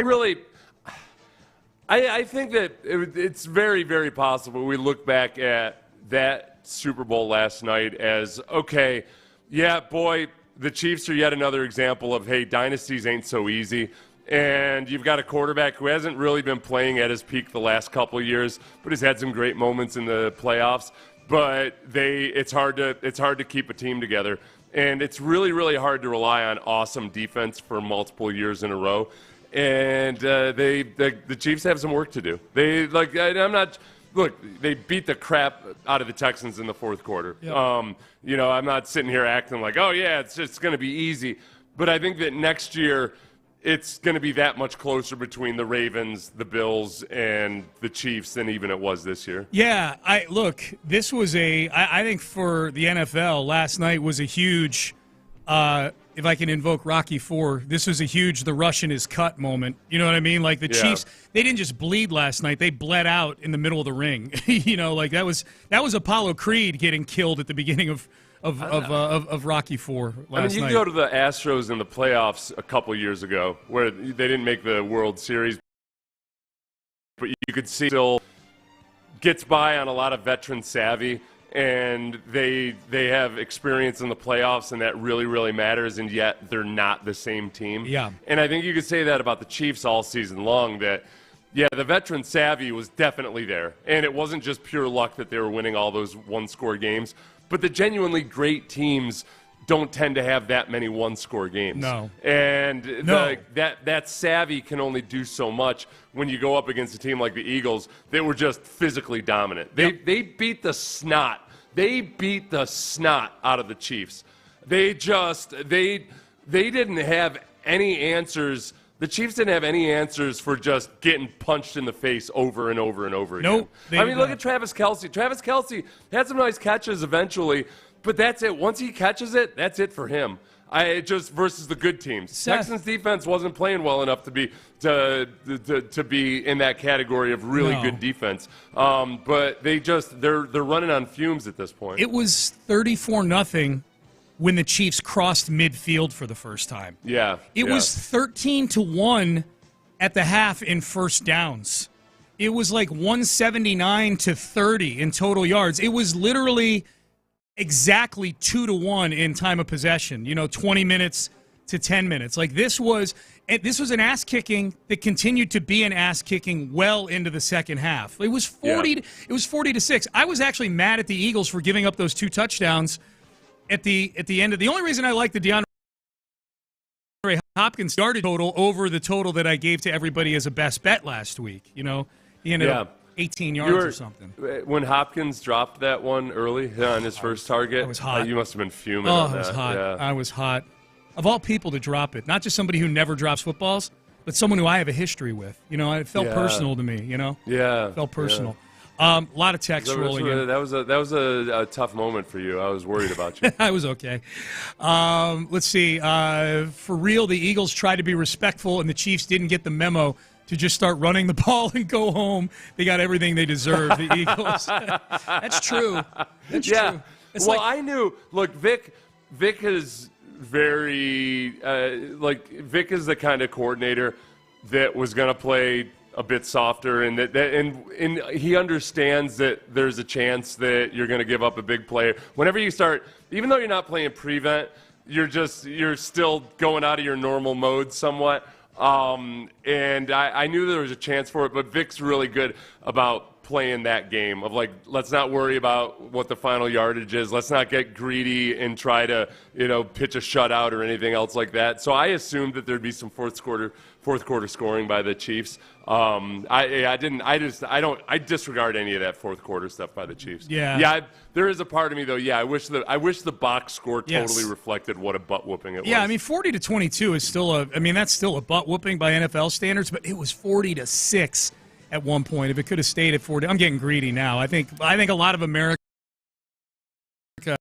got what we wanted. I think there's a big chunk of America that wanted to see the Chiefs get their comeuppance. When it was 24-0, every Texans fan had flashbacks to 2019, where you say, all right, not so soon, not so quick. Yep. It was just, I was pretty confident at that point because it was just such a different type of game than when the Texans were up 24-0. Yep. I mean, the Eagles were just absolutely bludgeoning the Chiefs at that point. Yeah, no, the Texans 24-0 was a little phony. You had a block punt for a touchdown. You had a 5-yard drive after a Tyreek Hill fumble and stuff like that. Yeah, and it was also, you know what? No matter where you fall on the conspiracy theories about the refs or anything else like that, I think everybody probably just enjoyed a brief respite from having to hear about it or talk about it. Yes. After that first A.J. Brown offensive pass interference, I was like, oh God, please, let's not. Oh, I don't want this to be the story of the game. No, I thought it was a well-called game. I did. I don't think either team. I mean, look, it was 40-6 at one point. It's hard to say the refs favored one team or the other. That was an ass kicking. That first A.J. Brown offensive pass interference was totally justified. It's just that the first 2 angles they showed of it, it didn't look like anything at all because you couldn't see him actually grabbing the face mask. So once I saw A.J. Brown grab the face mask, I thought, all right, well, surely people will understand that. Surely. Turns out no. The funny thing about that, Sean, I don't know if you noticed, the commercial that played immediately after that, or at least the first or second commercial, when you make How to Train Your Dragon, and there's a scene in there where the kid reaches out and gently touches the nose of the dragon. Oh, yeah. And I thought, OPI on that little dragon trainer Viking kid. That's hilarious. My wife had actually at one point, while we're watching the game, gets up to go to the bathroom in the middle of a drive. She's like, I got to make sure I'm back for the commercials. Yeah. You're one of those fans. I don't know. I feel like people are perennially let down by the commercials these days. I thought some were good, some were bad. Though the thing I didn't like, this is my big protest, there were 2 commercials that they made me physically uncomfortable. Seal? One, Seal is a seal. Yeah. And then that Tubi commercial with the people who had skulls shaped like hats. Oh, yeah. That was unsettling. Can't unsee that. Yeah. I hope I'm not going to get canceled because I'm making fun of people who have skulls shaped like cowboy hats. No. But that was that was not cute. Or I did not appreciate that. All right, weigh in on the text page. 713-572-4610. Let's get some of these acknowledgments in for the weekend. Big weekend that was. It was a Super Bowl. We haven't talked about coaching too much yet. I'm going to do 2 acknowledgments here. Nick Sirianni. Acknowledge me. And Vic Fangio. Acknowledge me. We're happy for Vic Fangio for sure. Former defensive coordinator for the Texans when Seth played. Nick Sirianni, man. We make a lot of jokes about this introductory press conference right here. Next thing that's very important to me is that we build a smart football team. That we have a smart football team here. And I know we have the people in place to do that. First part of being smart is knowing what to do. We're gonna have systems in place that are easier to learn. All right, complicated to the defense or offense that they're going against or the special teams group they're going against, but easy for us to learn. Because when we can when we can learn our system and we can get good at our system, then our talent can take over. Less thinking equals talent take over, but we need to have systems in place, and we will have systems in place. Yeah, turns out he was right. Everything about Sirianni and everything he said there was 100% dead on accurate. It was just he was so excited that it came off goofy. But even now, listening to it, now that he's been to a couple of Super Bowls and won one, you tend to think of it as like, yeah, boy, that was just a brilliant mind at work. I remember when Einstein first presented his theory of special relativity. Yeah. I was like, who's this clown? Right. How does he get up there with that haircut and try to get me to believe this nonsense? Sirianni's Einstein, basically. And eventually I was like, oh, yeah, boy, that hair is that's part of his whole genius. Yeah, I get it. First 4 seasons, he's been to the postseason every year. He's been to 2 Super Bowls and won a Super Bowl. That's about as good a start to a head coaching career as you're going to find. You got to give him Man, they have withstood some drama. If you look at Sirianni and how close he may have been to getting fired, the fact that he and Jalen Hurts seemed to be at odds, reportedly were at odds for much of last year, the mess that their offense and defense was last year, it's backstory. It's sandwiched between 2 Super Bowl appearances. And even in game last night, Seth, when it was 17-0 and the Eagles got the ball and they ended up having to punt the football, A.J. Brown was cursing to himself or seemingly like passive-aggressively cursing at Sirianni, walking off the field, and Sirianni's giving it right back to him, and you're watching and you're going, man, this is a team. They are not afraid to get in each other's grills, and then what happens? A.J. Brown catches a touchdown pass 5 minutes later. You know, it's like these. It's funny because teams take on the character of their head coaches, and sometimes if you have like a volatile, combative guy who's really emotional as a head coach, that can be a disaster. Depending on what his personality is. And with Sirianni, it feels like I hate to jump into stereotypes here because his last name's Sirianni. I don't know if he's actually even Italian or not, but it's kind of like some of the Italian families that like they'll argue and yell and everything, but they all love each other, and that's just kind of the way they communicate. So that's what it feels like that team has become. Like they don't take it personal. They'll get in heated discussions and everything, but then they'll go eat a plate of pasta together. There you go. Jalen Hurts, acknowledge me. MVP of the Super Bowl, went from being Tua's backup at Alabama, stuck around for another year at Bama just to refine his passing game with Dan Enos there, and then goes to Oklahoma, becomes a more complete quarterback, and now here he is 5 seasons into his NFL career, and he is a Super Bowl champion. He's a Super Bowl MVP. His quarterback power rankings are coming out in the offseason here. Jalen Hurts needs to be mentioned in the same breath with all the guys that were in the MVP conversation this year. This is what I don't think Jalen Hurts gets enough credit for. I mean, the first 3 years of his career, he got the Alex Smith treatment. I mean, he's had or these last 3 years, he's had 3 different offensive coordinators in 3 years. Yeah. And he's probably going to have a 4th one next year because the reports are that Kellen Moore. Is that official yet or not? I think Jeffrey Lurie said something in the press conference about Kellen Moore leaving. Kellen Moore is going to be the Saints head coach. and he's going to have to run it back again with a new offensive coordinator. It's funny because Sirianni isn't a defensive-minded head coach, but he's also not the one that anybody wants being the play caller. So they're going to be in this – they'll have this issue that the Texans or anybody else with a defensive-minded coach or a special teams coach is going to have, that, you're going to have to switch out offensive coordinators. And in the modern NFL, I think it's up to the quarterback to be the kind of guy that can handle that. Yep. And Jalen Hurts clearly is. He is. We're going to talk a lot about Jalen Hurts today on the show. We're deep on the Super Bowl today. We will do a mock draft injection, though, in the next segment. Snoop Dogg, Acknowledge me. I believe the MC of the NFL Honors, he dropped this little joke the other night. Because I've been a football fan for a long, long time. I mean, I remember back when the Cowboys was good. I remember back when the Chiefs was bad. And I remember, what was it? Belichick's girlfriend wasn't even born yet.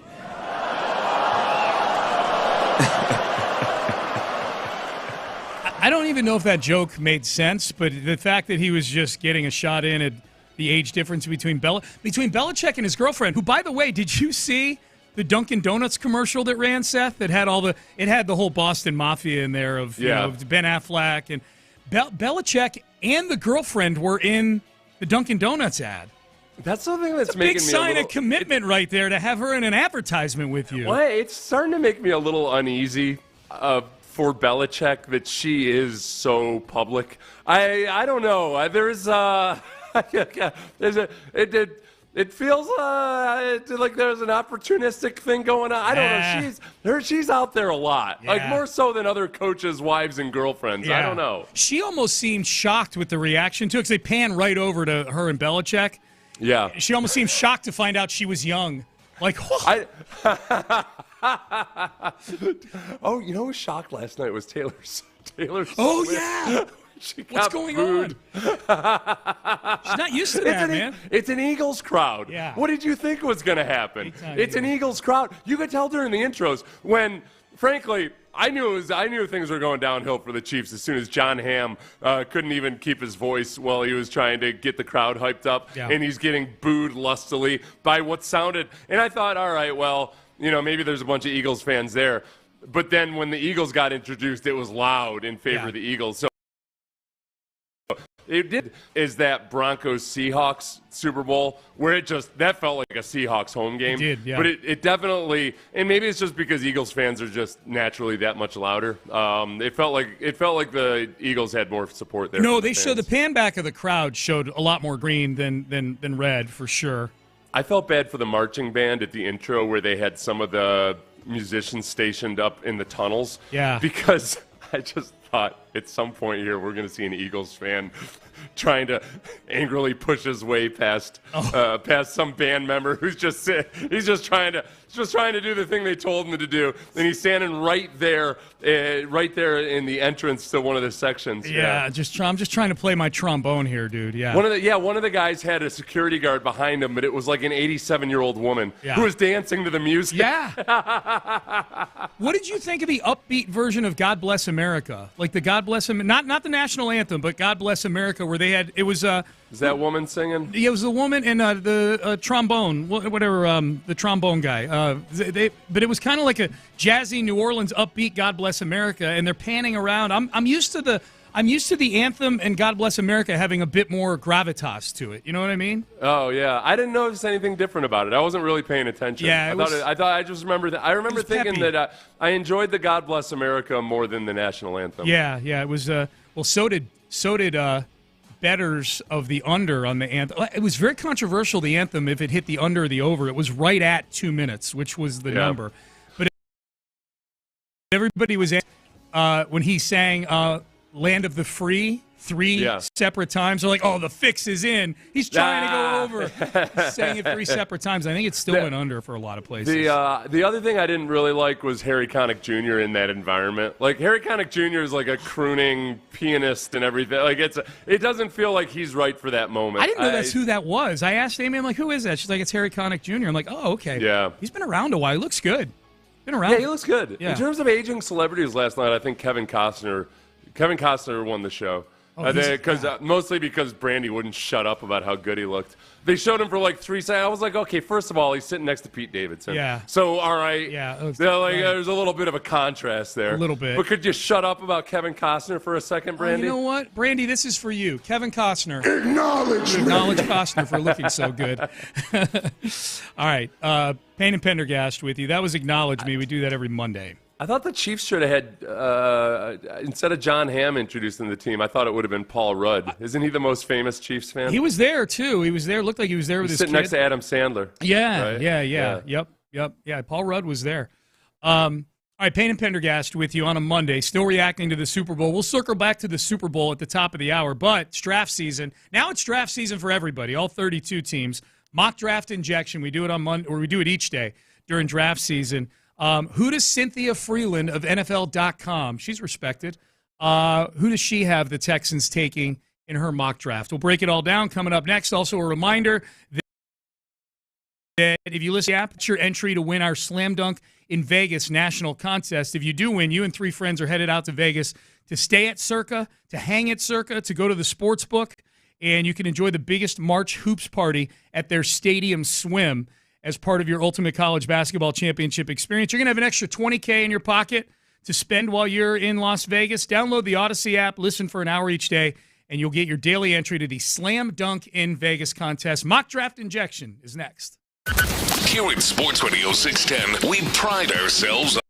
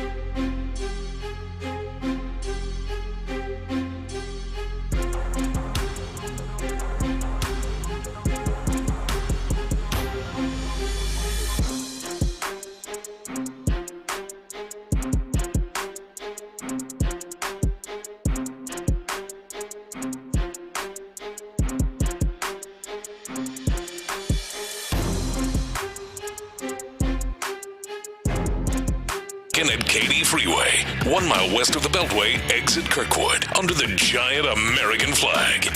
Live from the Mokaram Injury Lawyers Studios and presents Payne and Pendergast. We'll circle back to the Super Bowl at the top of the hour. Who are we most happy for after last night's win? We'll talk about that at 8 o'clock today. Mock draft injection. We started them last week. It's draft season now officially. The red carpet rolled out to Green Bay, I believe, is where the draft is this year in late April. So the Texans are picking 25th. We now know the Eagles will pick 32nd. The Chiefs will pick 31st because the playoffs do determine part of the draft order. And for every mock draft we've had so far, mock draft injection is what we call this. We did 3 or 4 of them last week. I believe every single one so far, Seth, has had the Texans taking an interior offensive lineman. They had, I don't recall which mockers were which picks, but I know that the 3 we did had Tyler Booker, Donovan Jackson, and then Gray Zabel from North Dakota State last week. So I like Gray Zabel, too. One of our listeners was incredibly angry with me because I was pointing out some of the concerns about Gray Zabel, the guard. So I went and did my it's not like I would be upset with the pick or anything. There's more than anything is that you brought up what's his name there? Trevor Penning. You brought up Trevor Penning, so and he thought I was making a direct comparison to Trevor Penning, which I wasn't. But man, some of the people get heated about the draft, Sean. Yeah, I don't know if you noticed. Yeah. It's now that you mention it, they do. Yeah. You're right. Yeah.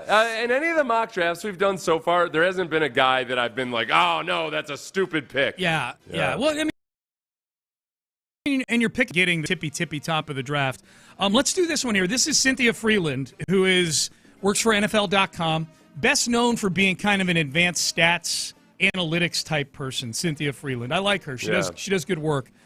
She had a mock draft that went up over the weekend, and so let's do it here. With the 25th pick in the Cynthia Freeland NFL.com mock draft, the Houston Texans select Matthew Golden, wide receiver from the University of Texas, by way of the University of Houston. He was by way of one of the Klein high schools, is he not? Is he? Yeah. Okay. Yeah, he's a Klein kid. I don't know. I'm old enough to remember when Klein was just one high school, and in my mind, it still is. So. Yeah. He's a good player, man. I would welcome Matthew Golden, especially in the short term, because I think he's a little bigger. He's 6 feet tall, so a little bigger than Tank. But I think there's some similarities to the way he operates. To Tank in terms of the quickness, the ability to get open. And that's it would be you can totally envision him being one of these guys that gets taken in the late first round or in the second round. Wide receivers are just bountiful these days at that spot in the draft. I'd be very, very happy with this pick. Yeah, yes. I would too. Cynthia Freeland. I guess the other, because he's not small, like you said, like Tank. I just wonder how they're thinking about Tank right now and the likelihood that he comes back in 2025 at all. But then also, all right, what for a guy whose calling card is his extreme speed and extreme twitchiness, expect him ever to get that back again? It's a huge X factor in building a team. It's a huge X factor. It's a really good point. I think the thing for purposes of what we're talking about here, Seth, the question is how much are they going to know by late April? And so how do they? Tank may still have procedures to undergo by then. I mean, there's multiple surgeries reportedly involved with this knee. I mean, I almost think you've got to operate this offseason as if Tank is not part of the I think you got to operate certainly as if he's not part of your team in 2025. Yeah. And if you get him back, it's gravy. I'm happy with a trade-off of not having him in 2025 if it means we get the old Tank back in 2026. You know what I mean? If the football gods were to come to me and say, okay, Tank's going to be gone for a year, but when you do get him back, he's going to look like he did before the knee injury, I would happily make that trade-off. I think there's a much higher chance of Stephon Diggs being on the roster and active on the roster this year than Tank Dell at this point in my mind. And part of that, too, without getting too heavy into all the capology of it, that because of the way Stephon Diggs' contract is structured, it does make a lot of sense for them to try to re-sign him. Yeah. And that whether you look at, maybe you really love Cooper Kupp over Stephon Diggs coming off of injury or whatever, for whatever reason. I like Stephon Diggs better. But even if you liked Cooper Kupp more, you can pay Stephon Diggs the same amount of money and have it be less of a total net effect on your cap than if you let Stephon Diggs go. And then the key date and Texans cap. Oh no, it's Houston Stressens pointed this out, and Texans cap may have as well. But I just saw Garrett from Stressens point this out.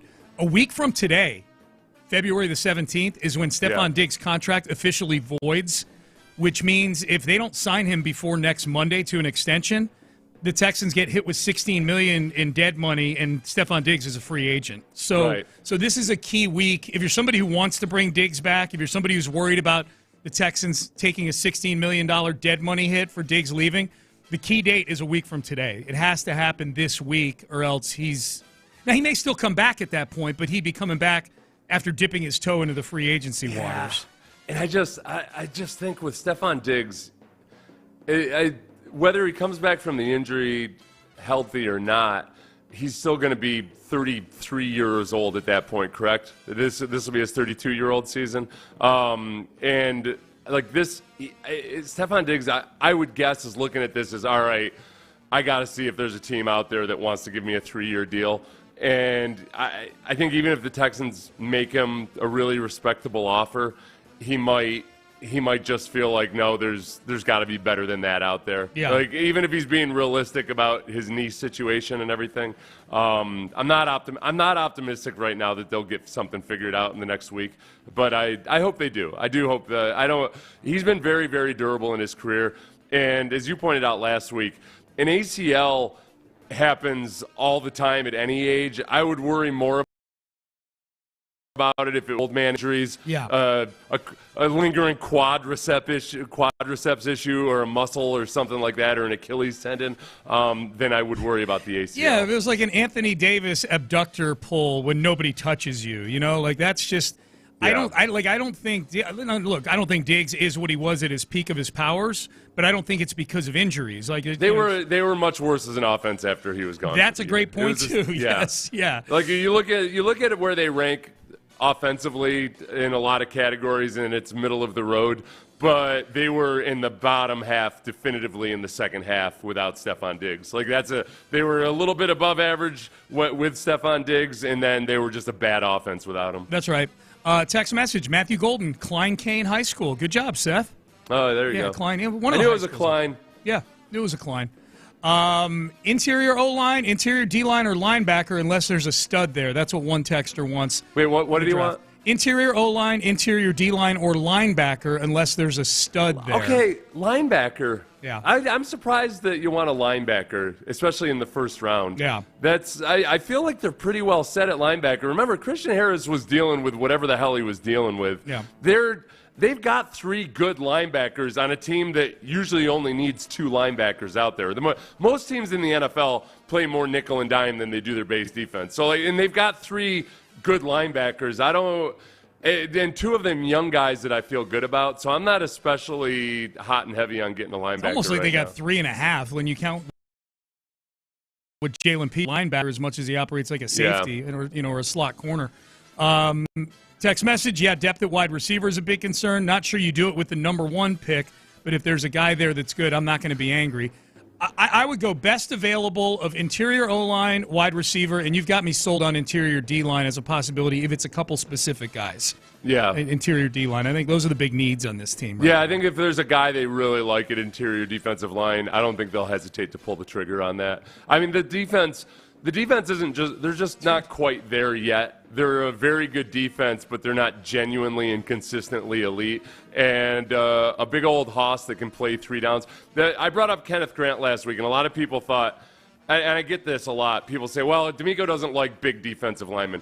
Well, first of all, he had 2 years as the defensive coordinator in San Francisco, and he wasn't doing the drafting. They did have some big guys, including what's-his-face there that's in Jacksonville now. Armstead's a big dude. Yeah. He is a big dude. If you're a big guy but you can play all 3 downs, then that's the key these days as to whether or not you'll be a first-rounder or whether D'Amico would like him. And that Kenneth Grant guy weighs 335 pounds, but he moves better than a lot of 305-pounders. He's 290, I think D'Amico would really, really like a guy like that. Yeah, well, and you know me, Seth. I'm easily swayed into being a prisoner of the moment. It's hard to watch you can watch the way the Eagles attacked the Chiefs last night, and it's hard not to get lustful for an interior defensive lineman. Yeah, those defensive ends had single blocks a lot of the time. Two bodies That's on right. Jalen Carter, their defensive tackle, is such a stud. Jalen Carter, Jordan Davis, the Williams guy. I mean, all of them in there. Yeah, if you can have, I mean, D'Amico will say this over and over again. If you can get a pass rush with 4 guys, it makes everything else a lot easier. Yep. All right, I thought the Eagles made one particular national pundit doling out advice a couple weeks ago look a little silly. And also, who are we most happy for? There are ties to the Texans, with this Eagles team. Who are we most happy for after last night's win over the Chiefs, 40-22 in Super Bowl 59? We'll do that coming up next. But first, Daily and Black.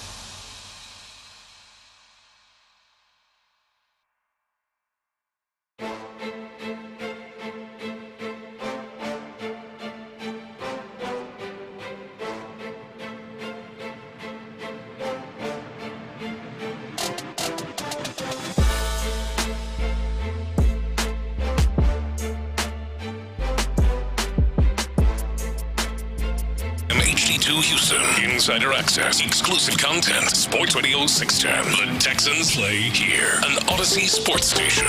Sports Radio 610 presents Payne and Pendergast. All right, Payne and Pendergast with you. This was right after the AFC title game, after the Kansas City Chiefs beat the Buffalo Bills to earn their 5th trip to the Super Bowl in the last 7 years. In the 7 years that Patrick Mahomes been the starting quarterback, they've made the Super Bowl 5 times. They've won it 3 times. They are stuck at 3 after last night, after the Eagles defeated them 40 to 22. This was Nate Burleson on the set with the CBS studio crew telling you this is how you need to watch the Kansas City Chiefs moving forward. To the fan bases out there, if you're not a Chiefs fan, that's okay. But resist the urge to fall for the narrative that we're tired of seeing them win, that we might be fatigued of watching KC go to the Super Bowl over and over again.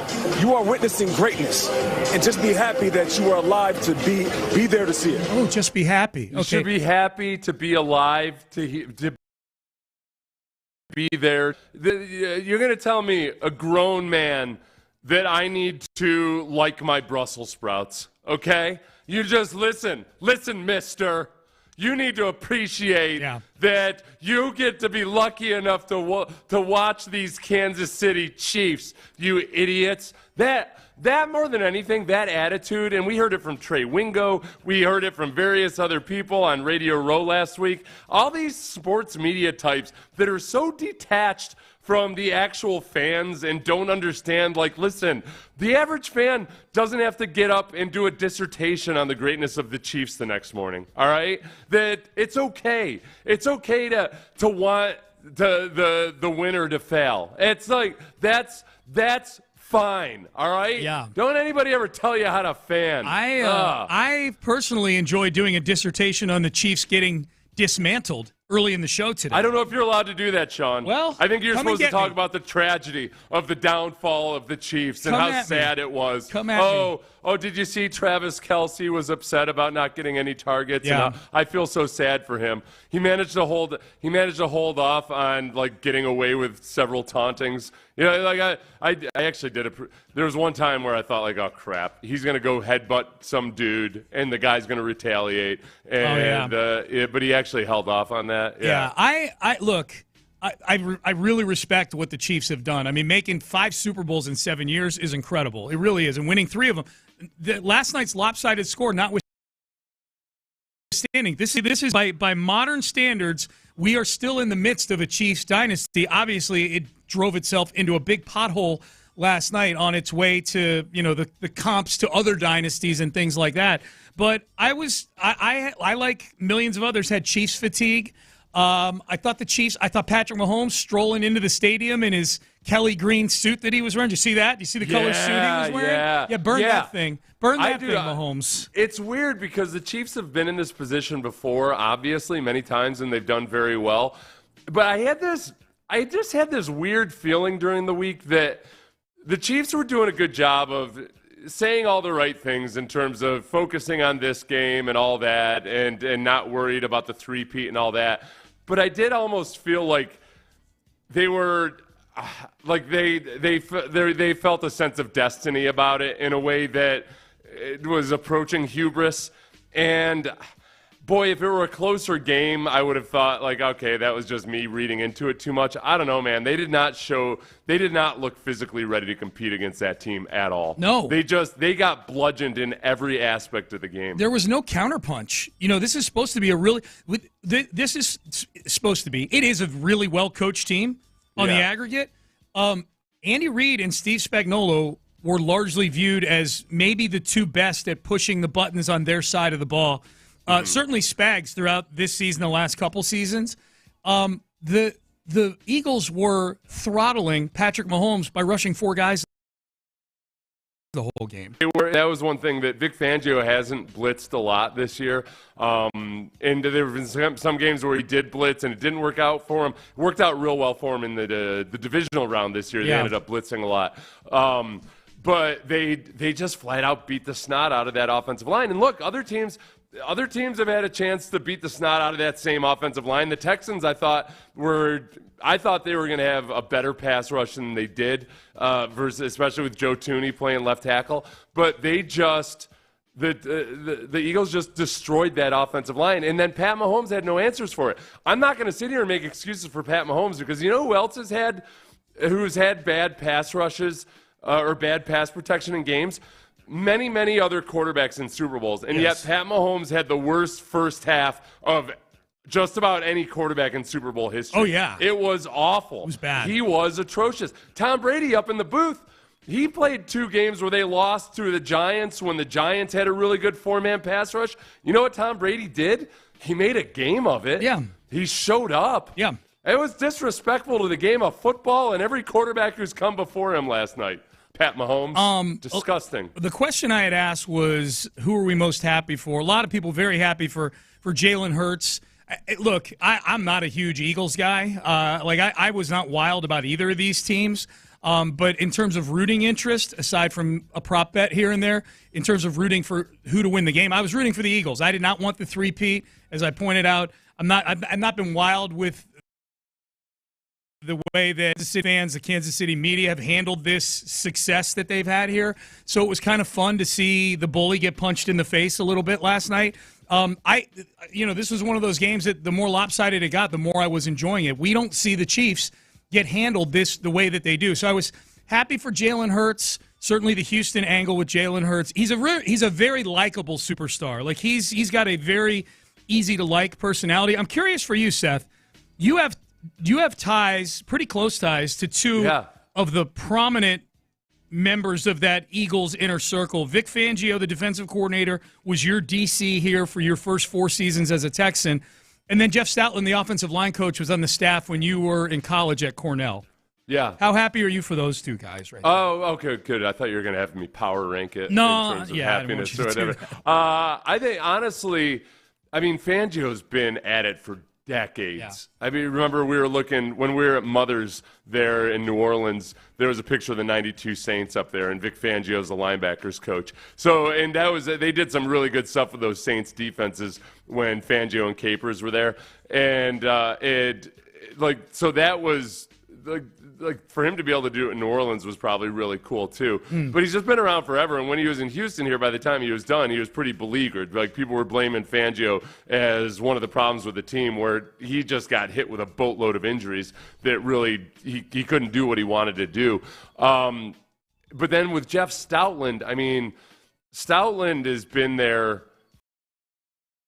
through 3 years of line coach, and he's widely regarded as one of the best offensive line coaches this century. Maybe ever.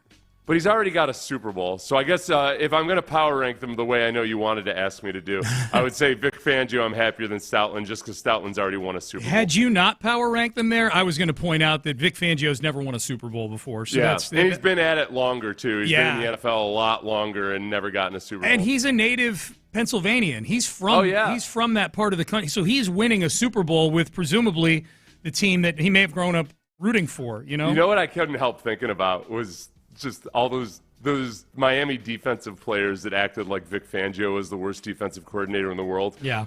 One of them, Xavier Howard was one of them, wasn't he? Yeah. That like, all right, guys, like maybe point the finger at yourself there, fella. That was there seems like Fangio's defense is doing all right with good talent up there in Philadelphia. Absolutely. So Jalen Hurts. Hey, did you see Connor Barwin down there on the sidelines at all during the game? He's what is it? Is he the director of football science or director of football research or something? Some kind of funky title that you would expect Connor Barwin to have, because he thinks he looks at things a little bit differently than your average football guy. So yeah, I was really happy for Connor Barwin. He does. But I think it was strange. I was not expecting to see him on the sidelines with a headset on, because he's got a title that feels a little more front office-y, Yeah, I think he's probably one of those guys that they like because he can work on the analytics side of things, but also very thing. Yep. So I wonder if with him, maybe he also dabbles in he's probably got like the way that Caserio kind of looked at his role with the Patriots, where maybe he's a jack of all trades and they just use him wherever he feels he can help out. Yeah. Where does Where does Bradley Cooper fall for you on the list of celebrities that you would either feel happy for, or would bask in their failure if their team were to have lost? Do you like Bradley Cooper? I like Bradley Cooper. I do too. I feel like he's got an everyman appeal to him. For a guy that's a really good-looking Hollywood actor, I feel like he still just genuinely has a little bit of his Philly blue-collar roots. Yeah. And because I saw Silver Linings Playbook for the first time recently, it makes me feel like, I don't know, somehow that because he actually did a movie about being a Philadelphia Eagles fan, yeah. it lends more authenticity to it. He did better introducing his team before the game than John Hamm did at introducing the Chiefs before the game, I thought. John Hamm kind of choked. A little bit. His voice didn't hold up. Nope. Now, with John Hamm may have partaken of the festivities a little bit more this weekend, a little bit more hardcore than Bradley Cooper, who was there with his family. That could be. Ham's got a history of enjoying life. So I don't know how much he was enjoying it leading up to that game or not. Boy, our former colleague Nick Wright is just taking some on the text page. They are texting this show like Nick Wright still hosts this show on the text page this morning. And I think that's probably a good harbinger for what Ron has waiting for him when he gets in at 2 o'clock today, I would imagine. Real now is head of football development and strategy for the Eagles. Okay. So I wonder if he's in on when they use the analytics for making in-game decisions. I wonder if he's involved in that. Dude, knowing Sirianni and the way he operates, he's probably outsourced that whole thing to Barwin. I just think Sirianni might just walk around just cheering guys on and slapping their shoulder pads. That's one of the things, going back to Doug Peterson, that the Eagles were pretty ahead of the curve on, is just using the analytics and going for it on 4th and short and all that. Like they've been getting guidance from the booth on that for a long time.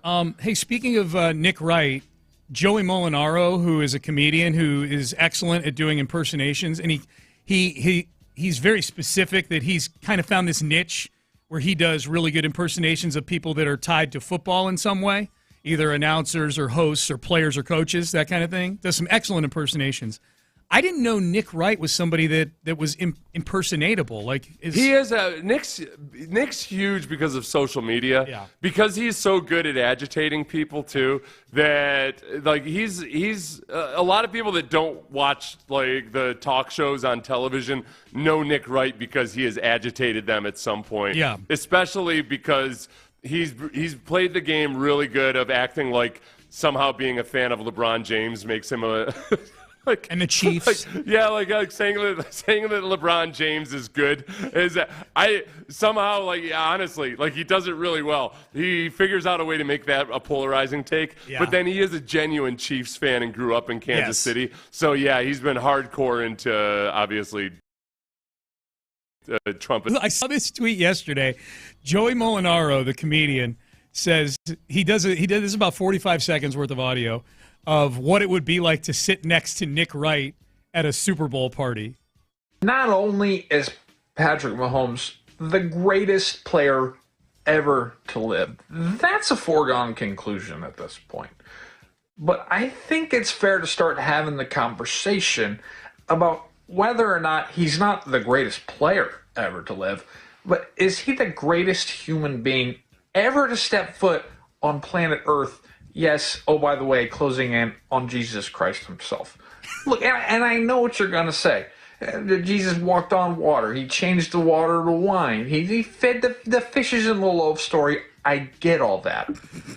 But I think it's a fair conversation to have about would Jesus Christ go 7 for 7 in AFC Championship games, essentially from his rookie year from the jump. AFC Championship every year. 3 MVPs. A three-peat in today's NFL? With the way that it's designed for parity, I don't think so. I think it's a fair question to say, and I think we're going to be having that discussion in, I don't know, about 2.5 hours. Yeah. Okay. You know what? Listening to it, it was way better than I gave it credit for the first time, because he doesn't do as good a job at looking like the people that he's impersonating, but he nailed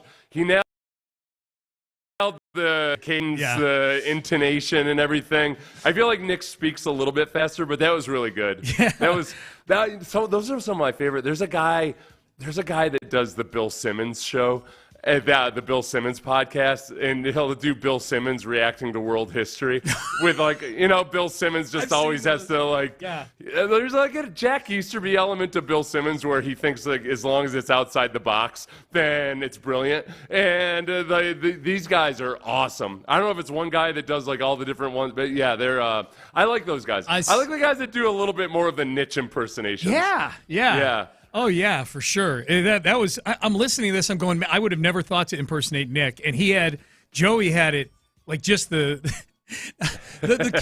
cadence, but the spirit of the whole thing, too. Like the very end where he snarkily says, like, and we'll find out in about 2.5 hours. Like, that's totally something that, Nick would say. I would imagine they'll play that on his Fox show at some point today. Yeah. Oh, and make no mistake.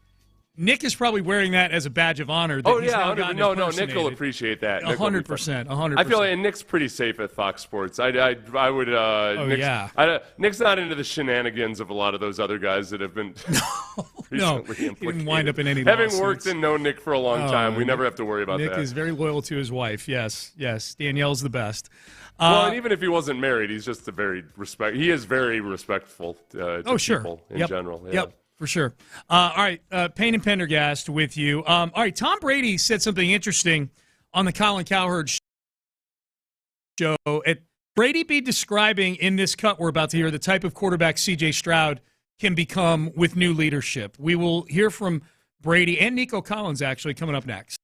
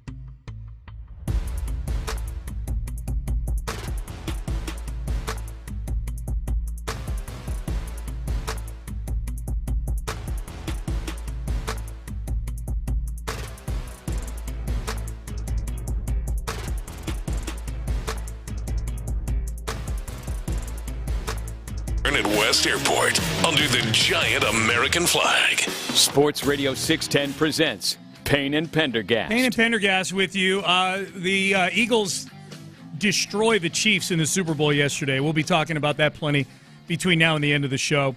We'll be on it all day long here on Sports Radio 610. Tom Brady was pretty prominently featured throughout the week. Of course, he was on the call last night. I am anxious to see, before we get to this comment from Brady on the Colin Cowherd show, which I thought was excellent insight we're about to hear, I'm anxious to hear what the reviews are for Brady, Seth, from the people who make a living, the Richard Deitches of the world that make a living commenting about the commentary last night. I don't think Brady sucks at all. I just also don't think that he's all that interesting. And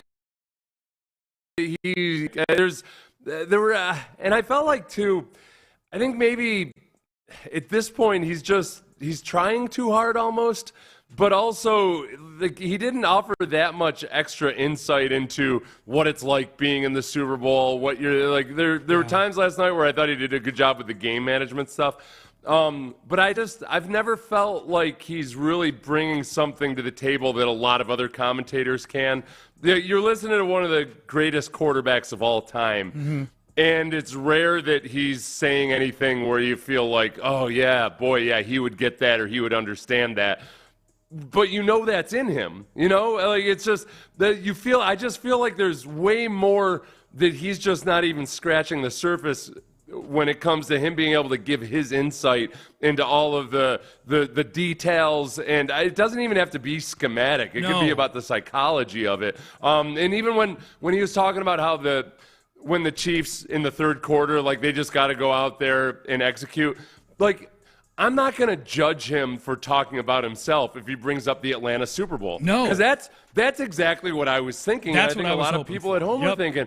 But I think he's trying so hard to be good on his own merits that he probably feels like leaning into his personal experience is almost like cheating. But he's like the model that wants to be known for her intellect. All right, yeah, great, we get it. You're smart, but like you're making the money because you're pretty. Okay? Yeah, no, that's perfect. That's a perfect analogy. This is a game where the current GOAT, Patrick Mahomes, is down by 24 points.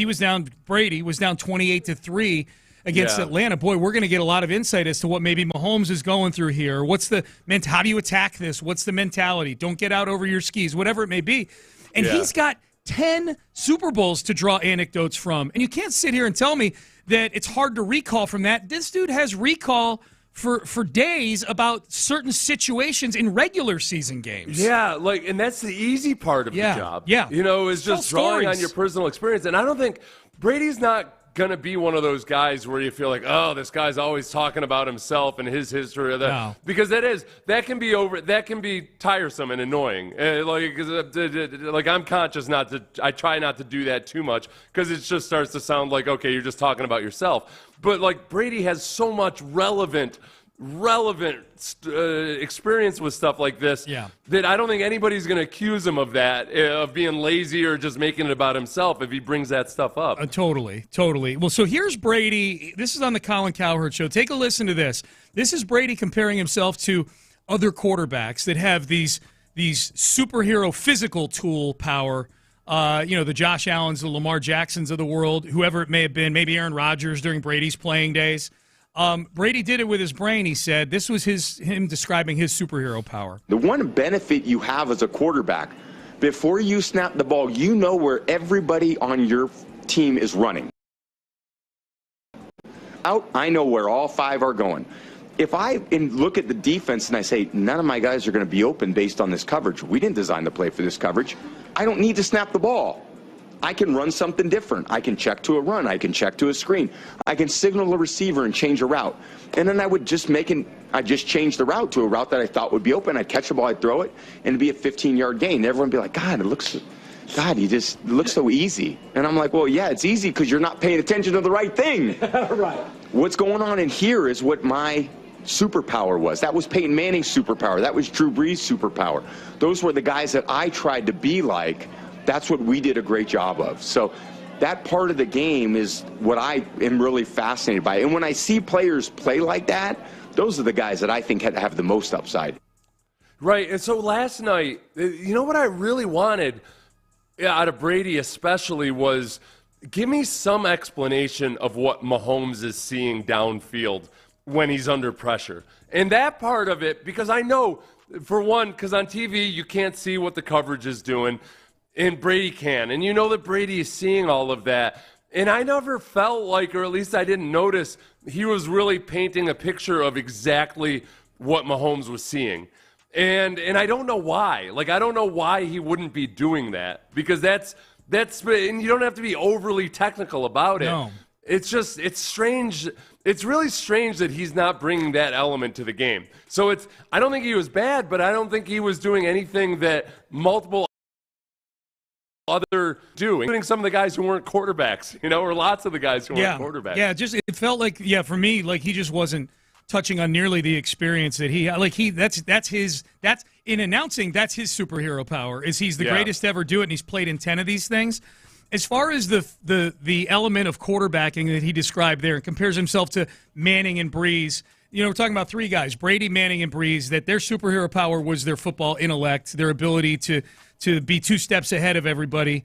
Do you think, can CJ, CJ is, I don't think, ever going to have a superhero power that compares to, Josh Allen and Lamar Jackson. Yeah. Maybe even Mahomes with all the slippery ways that he can get rid of the ball with the different release points and things like that. It feels to me like if CJ is going to get to this level where these guys are playing in Super Bowls, it's going to be a similar thing to what Brady is describing. I think because I think even this year, when CJ was struggling in some of his toughest games, that he still makes. I think he does make a lot of those throws that aren't. They don't look as remarkable as you realize they are when you go back and watch the end zone copy. So that part of it, when it comes to the physical skill set, I think he very much has that ability to make the crazy off-platform, weird body angle throws and everything. But yes, and some of that's going to be from his ability to do all those things at the line of scrimmage, though. Can he be like those guys? Yes, I think so. The one drawback of Slowick in his offense, I think, and I don't want to put it all on Slowick because he's also working with a young. Philosophically, Slowick doesn't expect or necessarily want to have that quarterback who has the full command of the playbook at the line of scrimmage. They could check into run, they could check into pass, but it's all kind of predetermined what you're going to check into. And, I mean, Slowick himself said it in one of the press conferences this year, is that they don't do a lot of diagnosing before the snap, because the old theory in that play, in a Kubiak-Shanahan scheme, is that whatever play you call, there's an answer for the coverage in that play. And for lack of a better word, I feel like that's kind of primitive in terms of getting the absolute most out of a quarterback. And when you look at Peyton Manning, who ironically enough, it was him combining with Gary Kubiak in Denver, where Peyton brought a lot more to the table in terms of what he could do pre-snap than Kubiak usually expected out of his quarterbacks. People would point to that Broncos Super Bowl victory and say, well, I mean, how much did Manning really do? Anybody could make those throws. No, it's what Brady was just talking about. It's getting into those easy throws where Manning was still really good at that. Yep. So, yes, physically lots of other guys could have made those throws, but those throws wouldn't have been available to them because they wouldn't have made the checks before the snap. Yeah. So that's my long way of saying yes, 100%. I think CJ's very, very intellectually suited to be able to be that type of quarterback. He's just got to have an offensive coordinator that expects it of him. What do you think of Caley? I mean, we don't know anything about how Nick Caley's. We've got history with him as an offensive coordinator. Yeah, I would 100% expect that that's what he thinks and wants. Yeah. I mean, he was in New England. He was there with Tom Brady. Yep. He saw the way Matt Stafford operates, and they changed that scheme a lot over the course of the last 2 years, and Nick Caley was involved in all of that. So I would expect him to be a little bit more of a chess match type of quarterback. But now here's the danger, and because we saw this with Bill O'Brien and so many other coaches who left New England. What they sometimes fail to really understand and recognize is that Brady's IQ is the equivalent of a 3.9 40. It's almost like saying, like, hey, go out there and run as fast as Deion Sanders, okay? That's all I want you to do. So they would think, oh, yeah, Brian Hoyer or Ryan Mallett, because they know the system. Yeah, certainly they're better than this bum Ryan Fitzpatrick. That's the danger is in like not really appreciating or understanding how hard it is to operate like Tom Brady. So that's, I don't know if Nick Caley appreciates it or understands it, but there's only so much you can do in one offseason to get a guy to play mentally like Tom Brady. That's something that comes with years and years and years of seeing it over and over again. Yep. Hey, if you're looking to get to Vegas in March for the college football or college basketball, I should say, championship tournament, that experience, be listening at least an hour each day to Sports Radio 610 on the Odyssey app, and that'll enter you in our Slam Dunk in Vegas national contest. Still got a couple more weeks. We're going to be headed to Vegas to stay at the Circa Resort and Casino. Amazing sports book there, the stadium swim experience where you can watch all the games outside in the pool on gigantic movie screens. That'll be part of the whole thing as well. You just got to listen an hour each day. Download the Odyssey app. Oh, by the way, did I mention you're going to get an extra $20K in your pocket to spend while you're in Vegas? How about that? Listen for an hour each day. You'll get your daily entry to the Slam Dunk in Vegas contest. Up next, the perfect offseason was on display, full display, last night in the Super Bowl. We'll explain coming up next. Hey, this Valentine's Day, go all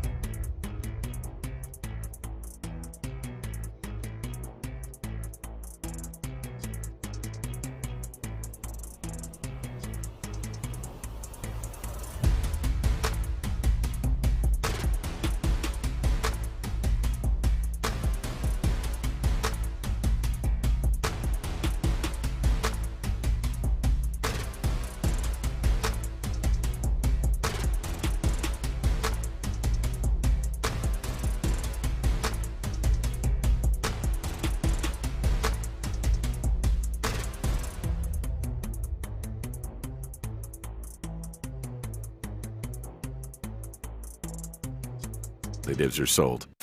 Live from the Mokaram Injury Lawyers Studios, Sports Radio 610 presents Payne and Pendergast. It's a 3rd and 16 for the Chiefs, and a shotgun snap from their own 24, rolling out of the pocket. Mahomes, lines right. It's intercepted at the 40. It picked off by Bijani, who comes to the near side, the 30.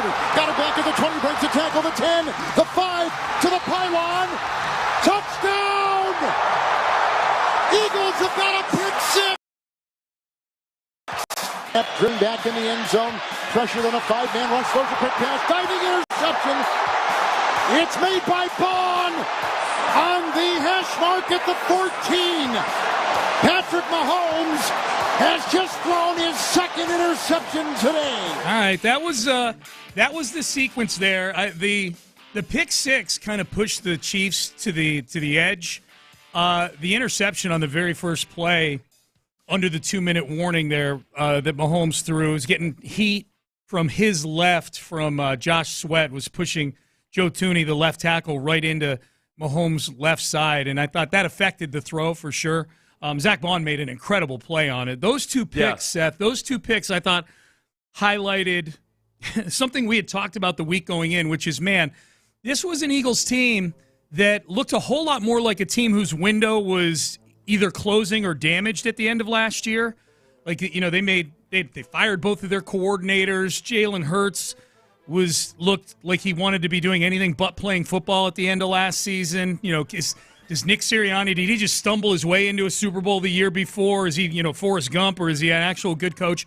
And Howie Roseman was able to, with I'm sure participation by Nick Sirianni in some of these decisions, was able to not only right the ship but turn them into a team that was up by 34 points in the fourth quarter on the most dominant force over the last 7 years, the Kansas City Chiefs. The two guys we just heard there, DeJean, a cheap free agent, both making plays there that I thought were indicative of how they played in the regular season. Throw Quinion Mitchell in there, who was their first-round pick. You got two really good corners to put alongside Darius Slay. You almost forget Darius Slay's on this football team. You didn't hear his name at all last night either. And then obviously the signing of Saquon Barkley, which was not as impactful in the box score last night, but just Saquon Barkley being out there probably opened a whole lot of things up for Jalen Hurts. And then the two coordinators. Kellen Moore is one and done. He's going to go get a head coaching job after 1 year on the offense. And Vic Fangio on the defense was putting on a masterclass last night. Yeah, and it was, I mean, partly, and Nick, you know, Fangio would be the first one to tell you that it's a lot easier being a defensive coordinator when you've got a really, really good four-man pass rush, which they did. But going back to Howie Roseman, they drafted Jalen Carter in the first round last year. And it was, well, I guess 2 drafts ago. Yeah. But that was a bit of a risky move in terms of the controversy surrounding Jalen Carter at that point. And he ended up being a huge force behind being able to have a 4-man pass rush. Howie Roseman is a guy that, remember, was demoted by Chip Kelly, basically. Yes. That was when Chip Kelly pulled a Bill O'Brien and had a really good showing offensively and decided he needed control over personnel. And that's when everything really started to fall apart for Chip Kelly with the Eagles. And then Howie Roseman gets himself back into the driver's seat and has done some very good to several Super Bowls. It's that's just a well-constructed football team. It is, and man. They've got first-rounders who are performing very well, but they also have guys who are journeyman free agents or fourth-round picks, or like Mekhi Becton's a first-round pick, but was like kind of picked up off the scrap heap and now playing a different position than he was drafted to play. He's just put together a hell of a football team. Yeah, it's just like if you're looking MVPs, you know, like you could argue, like I know you got to vote for players, but Howie Roseman and Vic Fangio, man. Like if you could vote for guys that weren't players last night, you know, especially and with Vic, the reason some players don't like Vic Fangio's defense is that he asks them to do a lot mentally, and that's where having 2 rookie cornerbacks and playing some of the coverages and doing some of the things, the pattern matching and other things that Vic likes to do, it's not easy. So to coach up Quinion Mitchell and Cooper DeJean as rookies to go out there and be cornerbacks going up against Pat Mahomes and guys like that, That's the part that's really impressive, because if there's a weakness in coverage, Mahomes is going to find it, and everything was just taken care of and disciplined in the defensive backfield. It was overall, and I mean, you look, and that's what the Eagles have been since they got off to a bit of a rocky start early in the season. Yep. They've been pretty damn dominant. It's just that people were so enraptured by they didn't seem to notice that the Eagles have been playing really, really good football. Yeah, no doubt. If there were a play in last night's game that if I were a Chiefs fan would have made me the most nervous physically about Mahomes, ironically, it was towards the end of the game where the game was out of reach. The last turnover that the Eagles forced where Mahomes is dropping back to throw, I forget which player. They just showed it again on the TV in here. But there's a player on the Eagles that catches his arm while it's back, like in the back part of his throwing motion, and I'm like, damn, that's the same type of hit on an arm that tore Brock Purdy's UCL back in the playoffs a couple of years ago that the Eagles put on him. Like it was one of those things like Mahomes couldn't even follow through at all. They hit his arm, and then somebody came in and hit him in the face too with a hand that I feel like if that weren't a 30-point game at the time, if that were like a 3-point game, I feel like that might have gotten called. That was my my thought at the moment too. We do see that a lot. That it just gets missed a lot. The hand to the quarterback's face. Sometimes the officials there, with both officials standing behind Mahomes too, there's a really good chance that they didn't see it at all. The umpire stands behind the quarterback in the NFL, but it would have been a source of controversy, perhaps at least on the Chiefs side of things. I feel like that was a little bit of a cherry on top to where, like, all right, if the officials are going to botch a play or a call or a non-call, it's nice that it was a call that would have gone in front of in favor of the Chiefs. And at that point, it wouldn't have mattered anyway. No. The Chiefs were dead men walking. Great day. He lined up off sides on a third down that allowed a drive to stay alive. I don't think the Eagles ultimately scored on that drive. But then there was a shot of him on the sidelines. Just very emotional, Charles. Was he crying? He said he was definitely crying. Was he crying? Yes, he was absolutely crying in my eyes. He was former Texan, obviously, who's had a lot of things to say about the Texans since leaving. I did the old search on the X last night of Omenahu crying, just to see what people were saying, and there were a lot of Texan fans. This will probably show up in the Pettycast tomorrow, I would imagine, but a lot of Texan fans very happy to see Omenahu bawling his eyes out on the sideline. Yeah. They did the thing, Seth, that you do where you've got the video that's split into two kind of horizontal videos, and the one on the upper part was Omenahu crying. The one on the lower part was saying that he doesn't F with the Texans anymore in that podcast that he did. Yeah. So, a lot of Texan fans. I was happy. You know what? Thank God. So Chris Jones he puts eye drops in, the defensive tackle for the Chiefs. And a lot of you at home may have noticed, like especially in these big games through the years, they love to zoom in on Chris Jones' face on the sideline during the national anthem because it looks like he's crying, like it's a poignant moment when in fact it's just eye drops. I bet Chris Jones has gotten sick of it just because it's misrepresenting the moment. Not that he wouldn't. I'm not saying he's not patriotic or anything, but he's probably got tired of being a guy. I don't know, He's so overcome with the moment that he's crying. So that he had a tissue in his hand, I think, to wipe away the tears. He did yesterday. Yeah, they tried. They zoomed in on him like 7 times. Him and Sirianni, they both zoomed in because Sirianni was Sirianni was genuinely crying in the first Super Bowl. So you're saying that Chris Jones has these eye drops and he puts them in for medical purposes, not to look like a sensitive male on TV. I don't think he's trying to cry during the national anthem. No. I think he's putting those eye drops in before the game, and they tend to drip down. Maybe he leaned into it for a little while, but he probably got sick of it. It might not be a bad way to pick up chicks, you know? Oh yeah, you're the guy that was crying during you were crying. Make up some story about your like a relative who was killed in Vietnam or something. Yes. Yeah.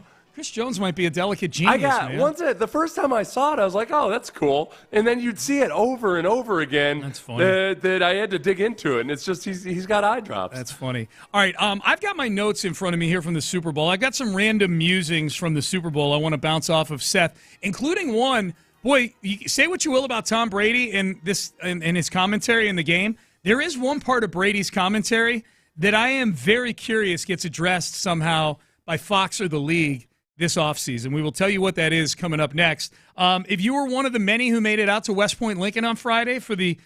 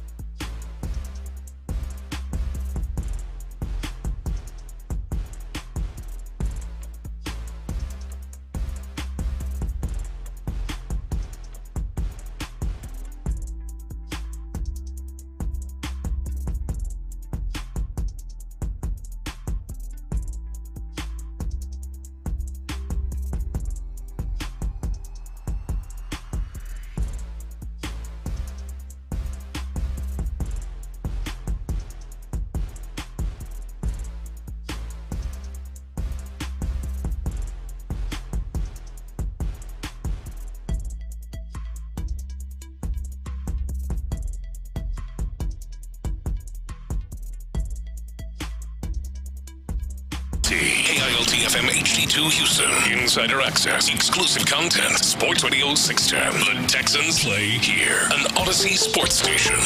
Sports Radio 610 presents Payne and Pendergast. Massacre last night in New Orleans. The Eagles destroy the Kansas City Chiefs 40-22. Game not as close as the final score would indicate. It was 40-6 at one point in the fourth quarter. This was beginning to end decimation. Even the first drive of the game for the Eagles, short-circuited by a controversial offensive pass interference call on A.J. Brown, where I think America felt like, well, here we go again. This is the cheat Pete is coming here. The Chiefs are going to get the advantage of all the calls. As it turned out, they really didn't. I don't think the referees were a factor at all in this game. If anything, that call was made up for. But that call was an accurate call too. When they finally showed the replay where A.J. Brown actually grabbed the defender's face mask and torqued it. That's understandable. Yeah, and then there was a call that went the Eagles' way on an unnecessary roughness penalty on Trent McDuffie that was borderline. He hit Dallas Goedert after an incomplete pass that kept a drive alive. There was another Nick Bolton hit, a late hit on Saquon Barkley after the whistle that turned a 2nd and 26 into a 1st and 10 for the Eagles. But here's where I was going with this, Seth, is that at least on the first two calls, even after the replay of the one where A.J. Brown caught a bit of the face mask on the defender, Tom Brady very critical of both of those calls early in the game, one that went in favor of the Chiefs and one that went in favor of the Eagles. And that was one of the things that when they made this exception here to let him, be on commentary while owning a part of the Raiders. And by the way, from what it sounds like, being a fairly active owner with the Raiders, not like in the background, like he's having input on things. He was highly critical of the refs, which I thought was great. Like he's serving his audience to be critical of the refs. I do wonder how long the league allows, as defensive as the league gets with criticism of the officials, allow for Brady to function as an announcer the way he functioned last night. Right. You know what, the one thing last night that I thought was curious, which doesn't involve Brady directly, it was an Eagles running back. I can't remember if it was Saquon Barkley or not. It looked like a horse collar out of bounds. It was Gainwell. It was Gainwell, that's right. And it looked like a horse collar, and he thought it was too. Yep. And then I'm like, all right, guys, show the replay here. I wonder if the Fox broadcast made a decision like, let's just, no. I don't know. I wanted to see whether it was a horse collar or not. Yeah. That's another one of those ones that kind of like a face mask. I feel like you should be able to make a call. If it's something like that, especially if it's a safety issue, that you should be able to make a call from the booth review or something. Yeah. But, as far as Brady, I thought, like last night, I don't know. There's a difference between criticizing the officials and disagreeing with a call. And I think last night I felt like he was disagreeing with calls. Okay. And that's different. I don't think they ever expect the announcers not to disagree with calls. They just don't want you to go all in and say that that was a horrible call by the official or whatever. There's maybe a tone that's involved with it, and it's probably a bit of a gray area. Or at some point, maybe in the second half, you're just making general statements about the overall officiating of that game. Like this officiating crew is not doing well tonight. That kind of thing. Then they get more sensitive about that. Yeah. I think, what was the other one? Well, the one that I thought Brady went a little bit. Sometimes I do think sometimes the court they don't want to be perceived as the guy that thinks the quarterback deserves all these protections. Like Aikman, he might be the most bloodthirsty play-by-play guy there is. Oh, yeah. He criticizes every roughing call, it seems like. Yeah. But the one last night, that late hit by the Chiefs, that was a late hit. It was like 4 steps late on the receiver. Yep. And Brady criticized that a little bit at first, and then they watched it a couple more times, and he understood why it should have been a call. Well, that was so huge, too. I mean, he's 2nd and 26. You're trying to get any semblance of momentum that you can if you're the Chiefs. And Nick Bolton does that, and I thought Spagnuolo was going to have an aneurysm on the sidelines. Yeah, at first I couldn't tell whether Spagnuolo was mad at the officials or at Bolden, and it looked like he was mad at Bolden. Yeah. It was just a dumb play by him. Yeah, it was just a dumb play. You got to know. That was you brought up earlier how, they're both well-coached teams. That was one play where I felt like, man, the Chiefs at times last night looked like the team that wasn't ready to play in the Super Bowl, Yes. which was weird. Yeah. I mean, but look, hey, DeAndre Hopkins has never been in a Super Bowl before. He stumbles and lets a ball carry him off his left hand. Very non-DeAndre Hopkins type behavior. Yeah. There were parts last night where I felt like the Chiefs looked like the greener football team than the Eagles. Speaking of Hopkins and speaking of the officials, we'll get to a few other observations here in a second. This was DeAndre Hopkins. I think you and I both agree. I don't think the officials were a major factor in the game. Do you? I thought it was a pretty well officiated game, right? Yeah. Here was DeAndre Hopkins. It could have been worse, like the offsides that turned into a false start for the Eagles. Yeah. Offsides by the Chiefs turns out. A couple of those, like if the Eagles had missed the field goal after that, there were moments where it could have gotten uglier. But by and large, there weren't that many flags in general. No, there weren't. Oh yeah, where the long snapper got called for the false start. Oh yeah. No, you're right. They still made the field goal barely, but they still made the field goal. Yeah, and in a game that ends up being 40-6 early in the fourth quarter, it's hard to blame anything on officiating at that point.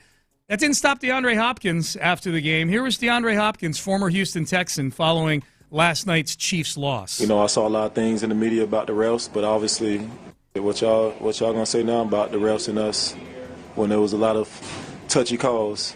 Are y'all gonna report that? Are y'all gonna talk about the refs now? No, because there's nothing to report. No. You guys got destroyed. This is. Are you gonna? Is there? Did you see your quarterback getting destroyed? But because the offensive line was getting destroyed did you understand that part of it? Were the officials complicit in that? My God. That's disappointing because DeAndre Hopkins is not a dumb guy. Like, he's a smart person. That's one of the dumbest things I've ever heard anybody say in a press conference right there. You lost 40-22 in a game that you were, honestly, from midway through the second quarter on, the game was never close. It was 34-0 at one point. It was 40-6 at one point. You scored DeAndre touchdowns at the end of the game to make it look closer than it was, and you're blaming the officials? What the hell? I think that might be a result of, I'm guessing, if you're a Chiefs player, it would be impossible to not maybe think a little bit about snarky stuff you'd like to say after a victory about the officiating. And DeAndre might just, he might not have been able to pivot off of the circumstances. Everyone, there were probably a bunch of them that were probably ready to like, oh yeah, take that. Who cares about your I'll tell you what it's part and parcel of is DeAndre's he's on social media a little too much. He's got rabbit ears. He's got rabbit ears. And he's been hearing all the stuff that's been frustrating a lot of Chiefs players, that there's plenty of fans out there that are attributing their entire dominant run here over the last couple years to officiating, which is silly. Have they gotten the benefit of some 50-50 calls at really crucial times? Yes. Does that diminish their greatness as a dynasty? Not in my mind, and honestly, not in a lot of people's minds, but I think that's DeAndre listening to the loud minority on social media, making all the jokes about the refs, probably seeing some pictures and some memes of the officials stretching out before the game, saying Chiefs warming up before the game, and he's taking it personally there. The one of the big booth reviews that was pretty clear cut was it Devontae Smith first? It was called a touchdown. It was Jahan Dotson. That's right. Yeah. It was Dotson. And it was on. It was pretty clear that he didn't actually make it in. Like, that was a moment where I was like, I'm glad that wasn't any closer than that. I just want to enjoy being I'm glad that the Eagles scored after that. Like, that was a classic moment where, yes, that's a standard booth review. Yeah. I mean, they review all scores anyway. Yeah. And it just, I didn't need it to be millimeters. Okay. Well, I just don't have it. I need to take a break from all of this for a while. It was obvious, and you know who was glad that they turned that call, that they flipped that call? People like me who had under on the jersey number of the first person to score a touchdown in the Super Bowl. I had under 15.5. And so that went the jersey number would be 15 or less. 15 or less, yeah. And so it was originally Dotson, number 83 for the Eagles. I would have lost that bet. But instead, they tush-pushed Jalen Hurts, old number 1, into the end zone. I'm surprised Jalen Hurts doesn't have a Dude Wipes endorsement.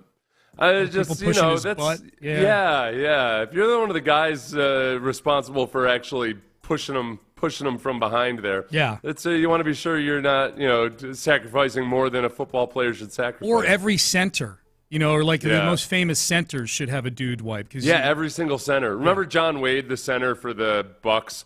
They would talk about how sweaty he was all the time. Oh, yeah. And I was hard for the quarterbacks because he was sweating so much. That's not. I know John Wade. I don't think it was. I don't think it was his favorite thing that they had to talk about on broadcast after broadcast. Remember Michael Dieter last year had to change jerseys multiple times during games. Yeah, because of the sweat. Because CJ was having a hard time gripping the ball.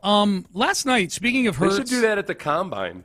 They should put you on a treadmill, measure 20 to get up to max heart rate and just see how much butt sweat you've got. That's right. Can you imagine your butt sweat affecting your draft stock?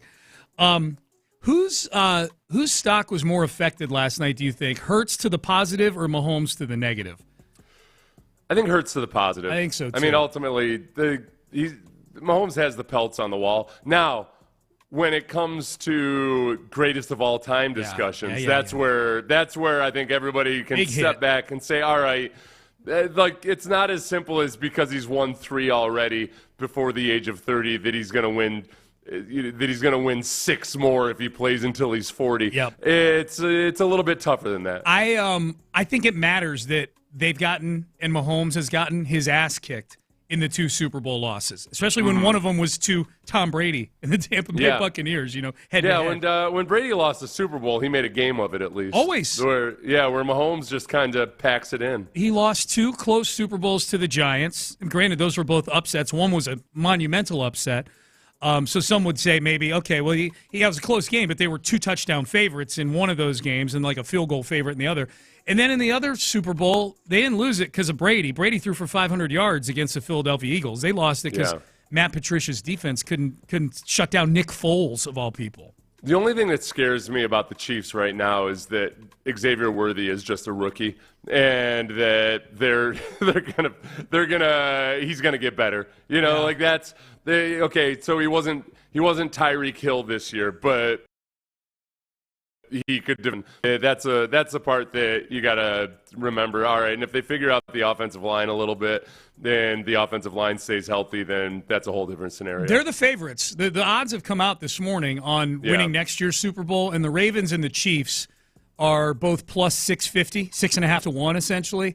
And then the next 3 teams are all 7 to 1. It's the Eagles, the Lions, and the Bills. They only showed the top 5, so I don't know where the Texans. If I had to guess, I would say the Texans are probably somewhere around 15 to 1, somewhere in there. Probably top 10 or 12, but not in the top 5. Text message: people hated the Patriots, but it was definitely for different reasons than they hate the Chiefs. And you can see it with how maniacal Brady and Belichick were with winning at all costs. A different type of hate with that than just hating a bunch of pretty boys having everything lined up in their favor continually. Yeah.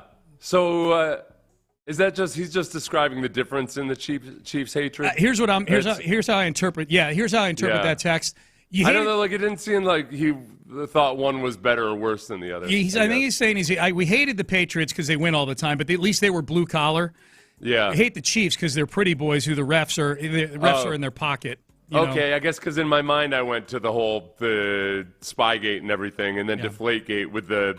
I think there was an element. Yeah, I didn't even think there about was an that. element with the Patriots where people felt like Belichick himself was just a dirty dog. Yeah. And I know that people around the league didn't like Belichick and just kind of looked at him side-eyed. This is why it was probably one of the reasons it was a little bit to NFL teams. Definitely. Is that, people do hate you still. Yeah. So, I don't know. It's a different type of hate for sure. Yeah, with the Chiefs, aside from if you take any of the gambling theories or anything out of it, or the officiating theories out of it, it does feel like it's a little bit more of the classic, I just don't like the captain of the football team. Yeah. He's like the movie version of the captain of the football team, and I don't like him because of it. He probably bullies people. Yep. Yeah, they got a nice glossy exterior and everything. Yeah. But I'm sick and tired of this guy. I wonder what happens with Travis Kelce now. I mean, it's in play that he may retire here. There was a lot of thought that if they win this game, he might retire. You pointed out that meme that was floating around yesterday, or a bunch of them, of when he was yelling at Andy Reid last season when he shoved him, when he assaulted an elderly man. Correct. The caption was, I was supposed to propose to Taylor after this. Yeah, that's really funny. Has anybody heard from Nick Wright? No, we played an impersonation of Nick Wright earlier. Nick was on social media last night. He was snarky when they were down 10-0, and he said, well, now is where the game begins for the Chiefs because they need to get down 10-0 before they go win a Super Bowl. And then he didn't tweet for the rest of the game until after the game was over, and you could tell like he was very devastated by the fact that they went out there and had, I would say by far, that might have been not just their worst playoff game. That was probably their worst game of the Mahomes era. Without, the last 7 years have looked, they haven't lost many games. Given the stage, I mean, it had to be the worst. Not just in terms of the lopsidedness of it, but just the stage you were on. I think Nick might be in mourning right now because for a guy who's really active on social media, he's got one tweet after the game. Yep. And then he's got one tweet this morning. That's it. Yeah. Man. Well, people are going to tune in. Maybe they don't want to give up too much, After the game last night, he said, well, for the first time in 3 glorious years, there were some doubts. Credit to the Eagles for one of the single most impressive start-to-finish Super Bowls of all time. KC, on the doorstep of history, played its worst game in 5 years. Devastating. Yeah. Yeah, he was pretty beat up last night, Nick was. That was about as that first half might have been the closest equivalent to like pitching a perfect game. It was for one half, but they kept doing it. I mean, the Chiefs only eventually scored once they were down by 5 scores. This was up until the garbage time. This was as close to a perfect Super Bowl that I've seen a team play. Mahomes was 6 of 14 for 33 yards with 2 just devastating picks. You couldn't have 2 more. If we're rating the impact of interceptions, a pick 6 and then one inside your own 20-yard line is as bad as it gets. He had a 10.7 passer rating. They generated 1 first down the whole first half, and it was on their very first play from scrimmage. The little pass to Juju Smith-Schuster that got 11 yards on their first play. They didn't have a first down for the rest of the half. They were outgained 179 to half. The Chiefs were. Disgusting. And that's with Saquon Barkley not doing much in the first half as well. Yep. The one thing I would disagree with Nick on that tweet is he said for the first time in 3 years there were some doubts. It's not like the previous 2 Super Bowl victories were emphatic dominations. Those were close games. No, and I read I read that exact tweet you did, and I wondered what did he mean by that. And here's what I think he may have meant is that there were some doubts about the Chiefs because of how many close games they'd played all year. Yeah. Maybe they were going into it. Yeah. It was more foreseeable, perhaps. Yeah. I certainly didn't foresee an absolute bludgeoning. No. I fantasized about it. Oh yeah. I had all these people in the media telling us that we were bad people if we didn't just appreciate the greatness of 3 Super Bowl champions. I told you earlier, it annoyed me the way it annoyed me when USC played Texas in the national championship game. Yeah. In that week, all the discussion was whether or not USC was the best college football team in history. Yep. And I'm like, well, they haven't won the national championship yet. No. What on earth are you talking about? And it gets to the point where you're like, I wasn't like I was a Longhorn fan by the end of the game. Yep. Or by the time the game arrived. That's because right. I was so disgusted with the way people were just putting the cart before the horse. I'm with you on that. All right, let's circle back to the Texans for a little bit. Look, that's the standard you're trying to play to is to the overall standard those 2 teams last night played to. Nico Collins was making the rounds on Radio Row. What does he know about Nick Caley getting into a new offense with Nick Caley? We will hear from Nico Collins coming up next. But Valentine's Day is Friday, guys. Friday coming up. And if you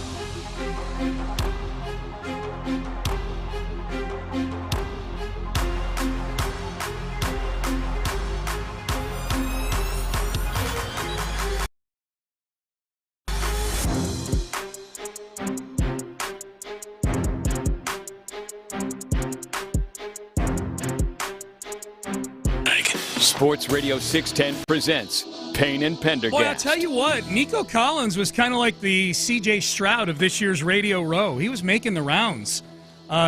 Nico was there, Will Anderson making the rounds. No C.J. Stroud to be found on Radio Row this year, which is just the latest in a series of decisions he's making to focus, more on the football than on the marketing side. Yeah.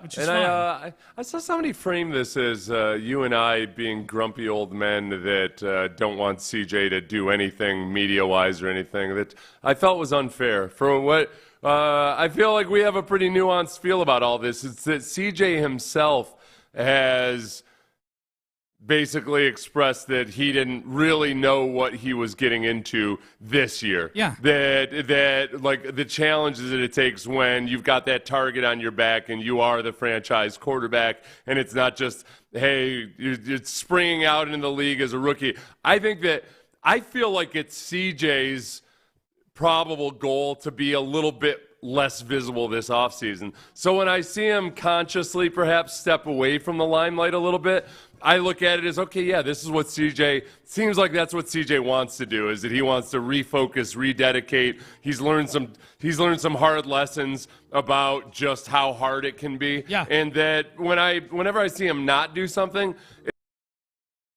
it's not that I'd cast again or anything like that. It's just that you don't have to partake of all of the just limitless adulation that will be thrown your way when you're a star quarterback in the NFL. The biggest thing I took issue with last year with CJ was not doing all these interviews or playing in the softball game, celebrity softball game, or playing in the NBA All-Star celebrity game. It would be hypocritical of me to go back and to revise history and say I was angry with these things. I was not. I was excited about them because it means that we have a quarterback here who's worthy of playing in games like that and playing in and participating in events like that. The one thing that he did last year that made me bristle a little bit or kind of cringe a little bit was when he was asked to name his top 5 quarterbacks, and he was number 3 on the list of the top 5 quarterbacks. Yeah. That was, and I think he knows that now. Like I think that was indicative of a mentality where he maybe things came slightly too easy to him, or he thought it would be this way going into the year. Yeah, and I think part of it too is just that there were things beyond CJ's control that made him realize how hard it is. That for one, okay, maybe you don't have the best offensive coordinator. For one, but that also, man, if you can only be so good as your offensive line. You look at Pat Mahomes last night, and man, Pat Mahomes was his offensive line was not doing a damn thing for him. No. And it's amazing how mortal you can look when you're getting shelled once every 2 times you drop back to pass the football. He underestimated how interdependent it is. How others around you perform, maybe. And I don't know, because I don't know if it's fair to say he underestimated it. I guess it's just like the reality of how things can turn bad so quickly. Yeah. And that every single year, you do really have to reinvent yourself as a team. That you can't be thinking about, hey, think about all this brilliant stuff we're going to be able to do with these 3 wide receivers, if you haven't gotten the really simple things taken care of first. Yep. And the Texans last year on the offensive side of the ball did not have any of the simple things taken care of early in the year. No. So hopefully it's different this year. Here is Nico Collins on the NFL Network on Radio Row with thoughts on moving from Bobby Slowick to Nick Caley as the OC here? I don't know much about Nick Caley, but I know from his previous years at the Rams, they had a great offense, explosive offense. Just watching Puka, Cup just go crazy, just watching the guys run around the field, make plays. So I'm assuming, man, it's going to be the same way when he comes. I can't wait to meet him. So it's going to be a great year for us, new OC, but I feel like we got the same guys, same mindset, come in ready to work. Can't wait to meet him, get ready for OTAs, learn the playbook, and get going. I'm very anxious to see what they put around Nico in that wide receiver room. Diggs is going to be a free agent. His contract voids a week from today. If they're going to extend Stephon Diggs without taking a big cap hit, they need to do it in the next 7 days. That's the way that his contract works. Tank Dell, I'm not counting on for next year. And then, Robert Woods, I think, is a free agent. You've got, Mechie and Xavier Hutchinson have not done enough yet to reach and be the numbers 2 and 3 wide receivers. Dan Graziano on ESPN this week, Seth, in his kind of notebook from the Super Bowl, had a paragraph in there about the Texans, and he was saying, I'll be anxious to see what they do at receiver with the Texans. Do they do something like the Bills did, where it's just a bunch of guys that can get open, but they're in very specific roles, and maybe a little more blue collar guys during, Mac Hollins is a good example with the Bills, had a really good year. Yeah, who's also a free agent. Is it Nico and all the Nicoettes, or do they actually make an effort to go out and find, find somebody that's on his level? That's the interesting thing about how you approach a draft and how the way we talk about what the Texans' needs are in the draft right now. It changes drastically after free agency a lot of the times. Yeah. And right, so if Stephon Diggs isn't on the team, I wouldn't be surprised if they go out and they find maybe a wide receiver who's not a marquee guy, but a guy who's a good, solid pro, or maybe he has upside. But then they also draft a wide receiver. Yes, I mean it is really right now. It's Nico, and then nothing that you can rely on for 2025. Huge need.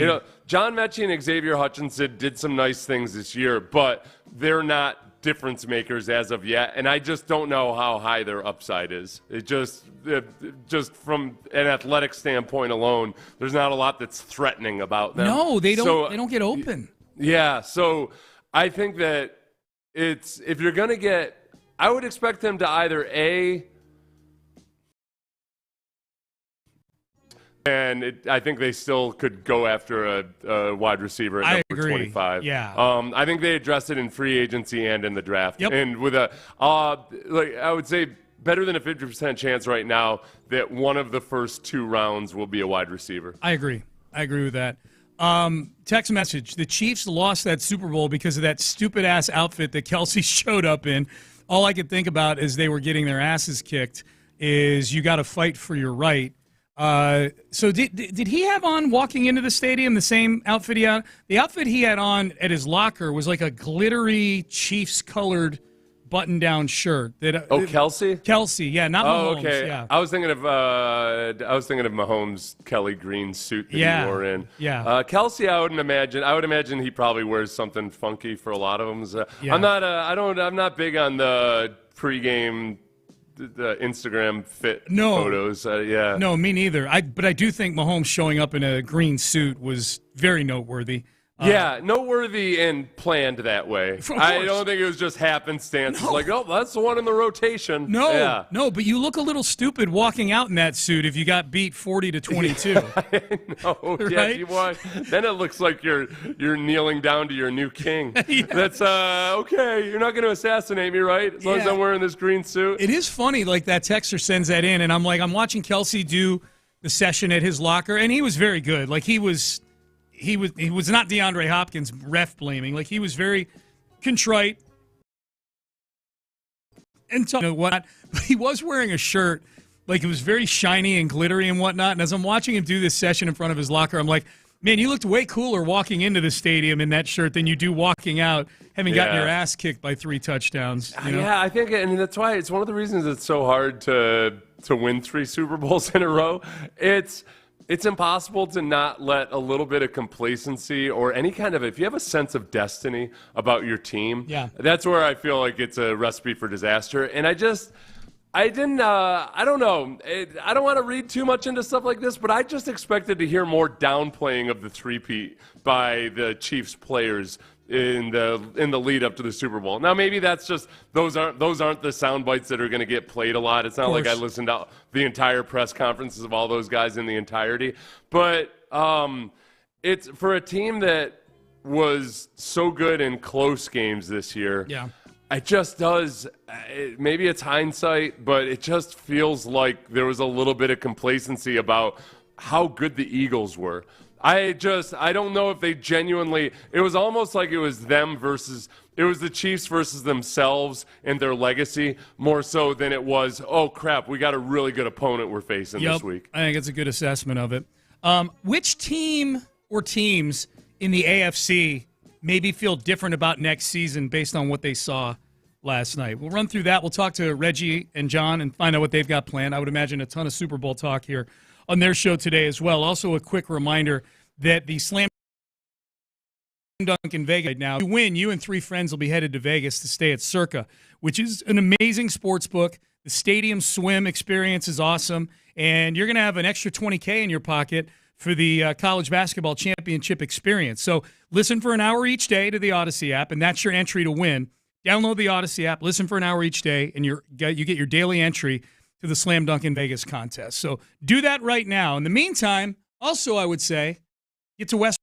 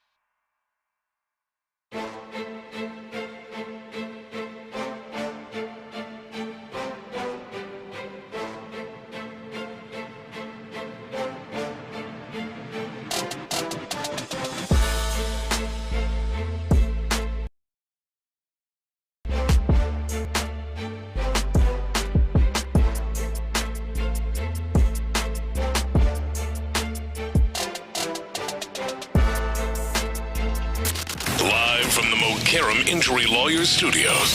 Sports Radio 610 presents Payne and Pendergast. I will be very curious. I'm going to dip in today on a couple of different cities here to see how they're reacting to the Super Bowl. The two that I'm thinking of off the top of my head, well, one of them, I was going to say L.A. and Denver. Who knows what they're talking about in L.A.? I don't even know if they like the Chargers in L.A. But Denver, for sure, obviously very passionate about the Denver Broncos. I do wonder, and it's hard to be, prisoner of the moment. It's one game. Chiefs got their ass kicked. But the fact of the matter is, Seth, that if you are a Chargers fan or a Denver Broncos fan, there's got to be a feeling of like, all right, man, we need to start seeing some dents in the armor here when it comes to the Kansas City Chiefs, because you're in the same division with them.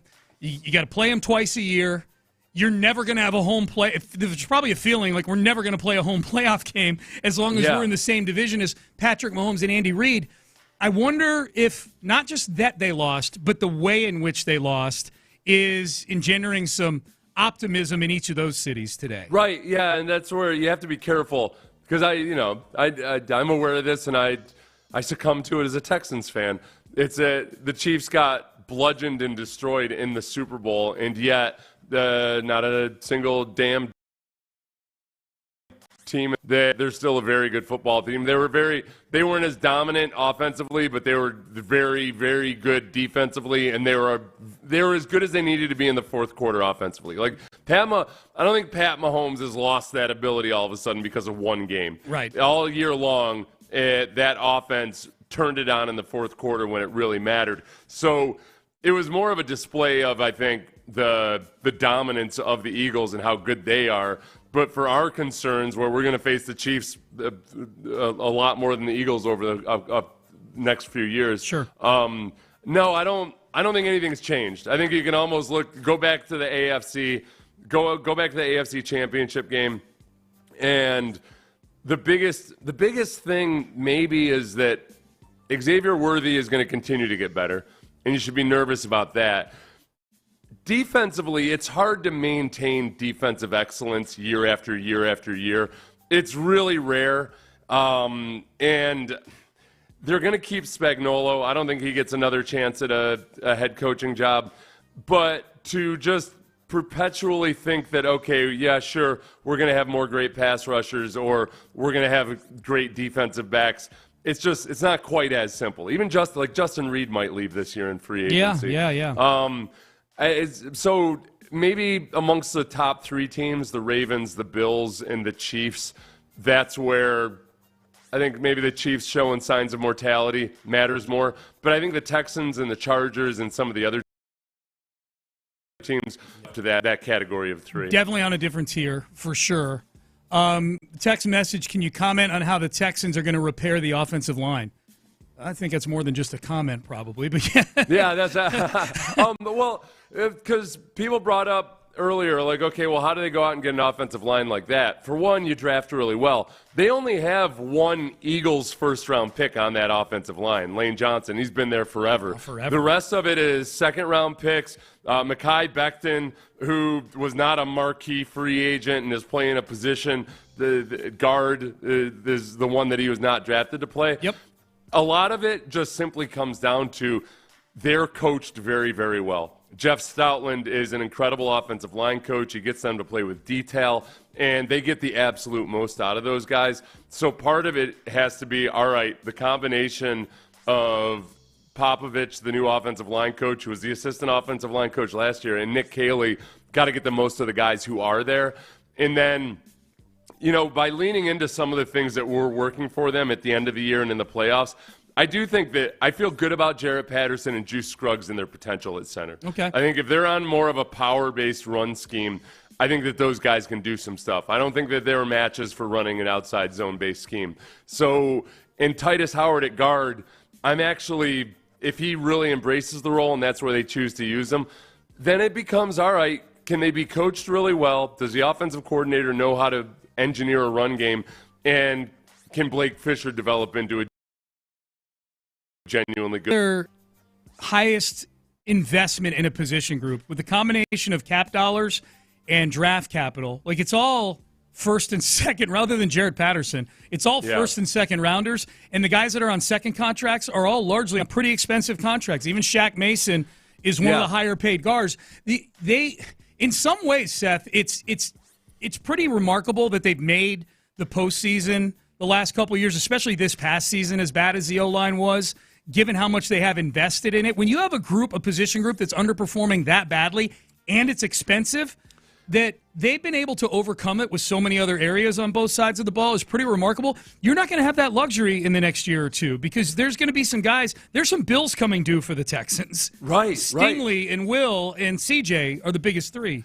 Yeah, and it's one of those things that's frustrating because people will ask, like, why don't they invest in the offensive line?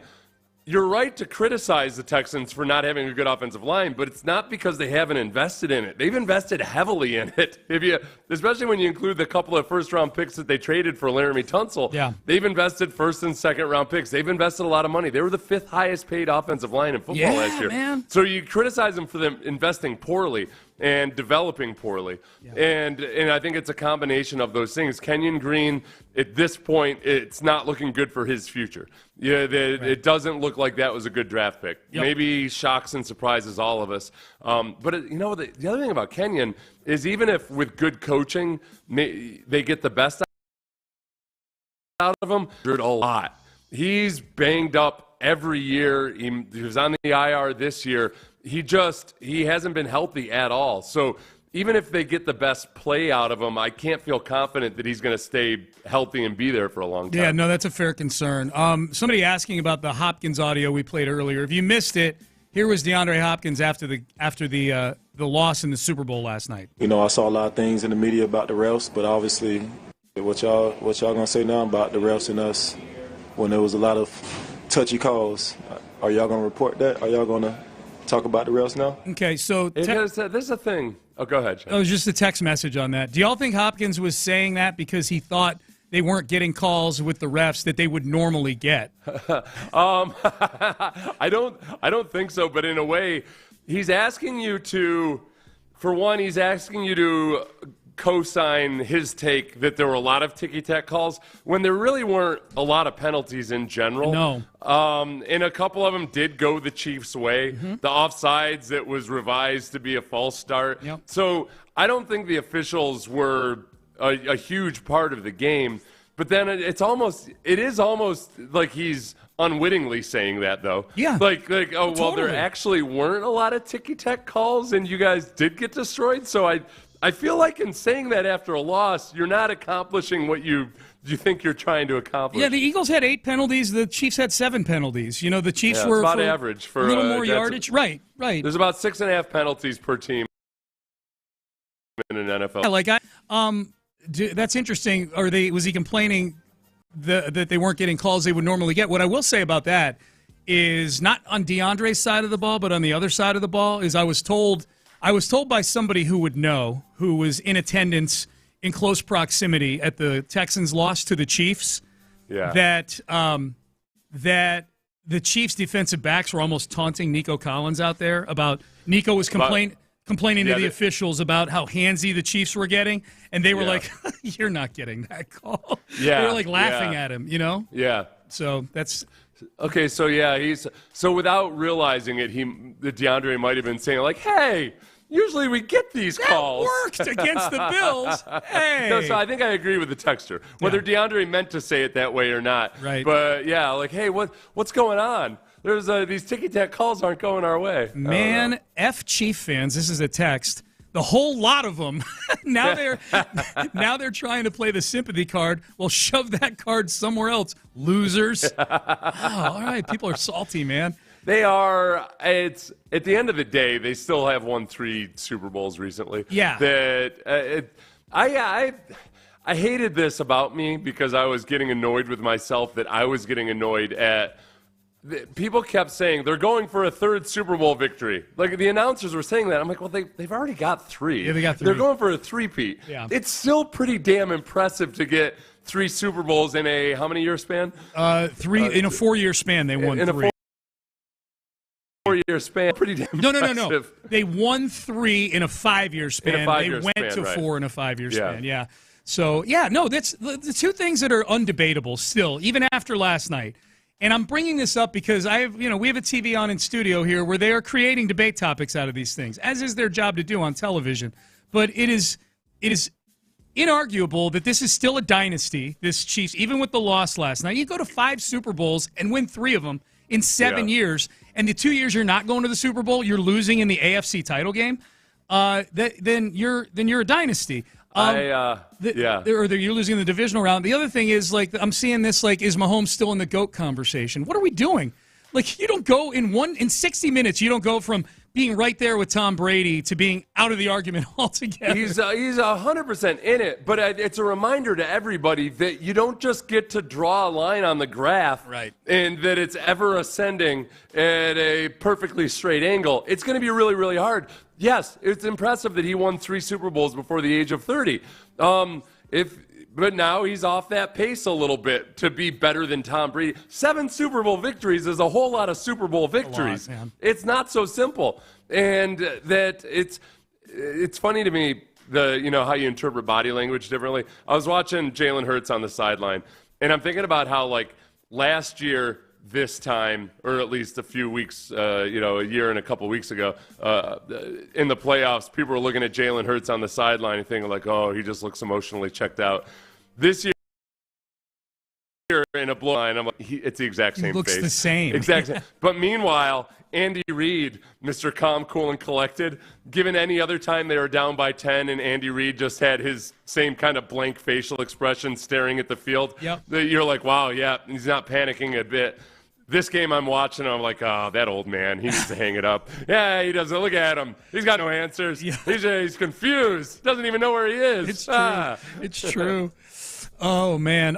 Real quick, before we bring in John and Reggie, someone weighing in on the text page, Seth, wondering if you're still as in on Trey Smith last night as you were before the game. Oh, you know what? I'll have to go back and watch a little bit with a finer tooth comb through all of it. They were trying to double team Jalen Carter a whole lot. And Jalen Carter is just freaking awesome. Yeah, he's really good. That'll be. Let's talk about that tomorrow. Okay, my guard rankings. Got it. Nothing gets Houstonians fired up more than talking about that is some sexy stuff. People with high BMIs. Yeah. Oh yeah, big time.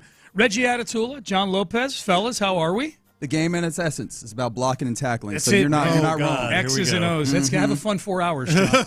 You got Mr. X's and O's over. I'm out. I did not X's and O's. I will be with Seth later on today, rewatching the All-22 to get a better feel. There you go. Hey, listen, you guys will have 4 hours to talk about the Super Bowl. I was off of Twitter for the most part since I left New Orleans. I see that I was 3rd on the roommate rankings. Yes, sir. Mm-hmm. Correct. Which is cool. I can be happy with a bronze for now. Yeah. For now? Okay. I feel like we're just... in the roommate rankings. Correct. I'm curious how Clint got 2nd overall. All right, so Clint is... What is happening over here? Yeah, what's going on, John? Sorry, John hasn't been in studio long enough to where he is breaking things. All right, so... I also got a text from your co-host here. Yes. Earlier on in the weekend, so I figured that I would have to address this. Clint, understandable, he had a couple of pretty big mess ups with you in particular with the parking thing. Yeah. And with the frying pan. Yes, and the frying pan. That is fair. Seth had to clean up the frying pan. You are right. I had to clean up the parking pass. Twice. Oh, wow, okay. Pangate and Passgate were completely ignored on the Atatula rankings. It wasn't. I feel like we just Second? What are you talking about? We have to appreciate that Clint he put a lot of stuff in. His pro-con list was just really long all the way around. Lay it on me. Yeah, let's go. Just give me the synopsis of the pros other than he fed you. He drove. He fed. He drove as well. Okay. Yeah. Which was outside of the. These are your rankings, necessity. I guess. If I had my rankings, he would have been lower, I suppose. Yeah. Yeah. Those I had a little bit of an issue he bought groceries to begin the week as well. I know that there was a few people that brought groceries, but I didn't want to forget that. He did bring wine. And he brought wine. He bought wine. Mm-hmm. That's a fair point right there. Yeah, so he did a lot of things. Yeah. So I was like, there's a lot of positives and negatives, and how heavily do I weigh various things? Right. I feel like we should just next time I've already decided that instead of doing this solely, so I don't get these. No, I like it. I don't get these confrontations. It's better. I think next year what I'm going to do is we're going to do ranked choice voting. I'm going to actually create a ballot for the end of the week. And then we'll compile it and then we'll come together. It reminded me of college in a way. It's that I do think that the underappreciated element is that the guys with cars, like, they did have a lot of pressure on them. And driving in not fun driving conditions. Nope. The Clint and Sean drove us around a lot, and that does that does carry a lot of weight. That's Lopez, not how an often easier you drove us to dinner once? I drove you to dinner. I drove you to and from New Orleans. That's true. Yeah, you got I bought you donuts on the way home. Well, Nobody asked for that. We can hear the bottom line is, and Reggie, I'm sorry, I jumped all over you. No, that's before all right. You could even get your I explanation understood out there. this. Yeah, that's my apologies. Sean was fifth, everybody. Yeah, I was fifth, so I'm cemented there, so I can yell at you all I want. That's now. fair. The rankings are final. But I think the overall feeling is we got a pretty good group of guys. You know Absolutely. what I mean? Oh, it was tough. Yeah. I mean, I think I had B. Scott ninth, and that felt like an atrocity in itself. B. Scott is ninth. Well, he didn't get enough at-bats. He didn't show up till like Tuesday, right? Or That is Monday? Yeah, he showed up in the middle of Monday. Yeah. And he had a little bit of isolation to him. Can I ask what my cons were? I didn't get to hear the segment. What put me down at 5? Oh, goodness. Because I think I've already deleted some of Somebody told me I was out this weekend and heard the rankings, a listener, and said that Reggie said that you didn't clean. Sean. Yeah, you didn't. That's not true. Seth Witt, you just weren't up to see it. Seth was up, and Seth witnessed me at least on Monday morning and maybe Tuesday. Remember, I was picking things up after the first night, Seth, and throwing them away. Yeah, that's right. Yeah, I was tidying the place up. Okay, see, and this is the flaw in having a singular person who's asleep while I'm doing exactly, this work. absolutely. So next year I will add that. I'll video myself cleaning. That's right. Yeah, you need to document all. Cleaning is get a video. Well, that's the other thing that people don't appreciate is like the people that don't care about the cleaning don't even notice the people who are cleaning. Yeah, like that's or you're doing it when you're by yourself at a certain point. Yeah. Somewhere Amy is nodding her head right now. Like, yeah, exactly. Like, also, a text makes a good point when it comes back to the Clint thing. He did have the pan thing. Hearing his side of the story, he did try and soak it, and I do recall that those pans were not like particularly very good. So I imagine that they lent themselves. They were not. I'll let Seth comment on that. He's the one that it was okay. This is the problem, though, and he did. By the end of the week, he figured it out. The problem was that I searched the house all over looking for the steel wool finally to get the pan clean, and I cleaned it, and it was easy once I found the steel wool. Then that day I came home, and there the pan was dirty with the steel wool right next to it. That was what did it for me. I feel like Payne and Pendergast got disrespected in this ranking a little bit. It's possible. There's an avenue for formal complaint, by the way. Oh, there is? Yes, there is. I thought I just did. I'll send you the paperwork. Okay, good. He'll but Clint, to his credit, learned how to do it, not just cook it properly, but also to clean the pan up. So yes. For coachability, I can negate the dirty pan. For what it's worth, my vote would have gone to John Lopez. Thank you. Based solely on the dinner that he prepared for all of us on Sunday. Thank you. It's much appreciated. Yeah. And I cleaned and I drove. Yeah. All that good stuff. But I didn't expect to be first because it would have looked like it was. Yeah. Okay.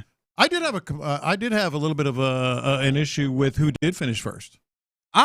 See, wow. I thought that's hate, man. No, it's not hate. That sounds like hate. I'm an objective guy. You and Clint as well. Clint Let's also had some Let's think about this. He must not be on social media a lot, man. If this were about work, Figgy is number one by a mile. Oh, okay. Yeah. He had a this great was week. about roommates. Yeah. So basically, Figgy got number one because he did his job.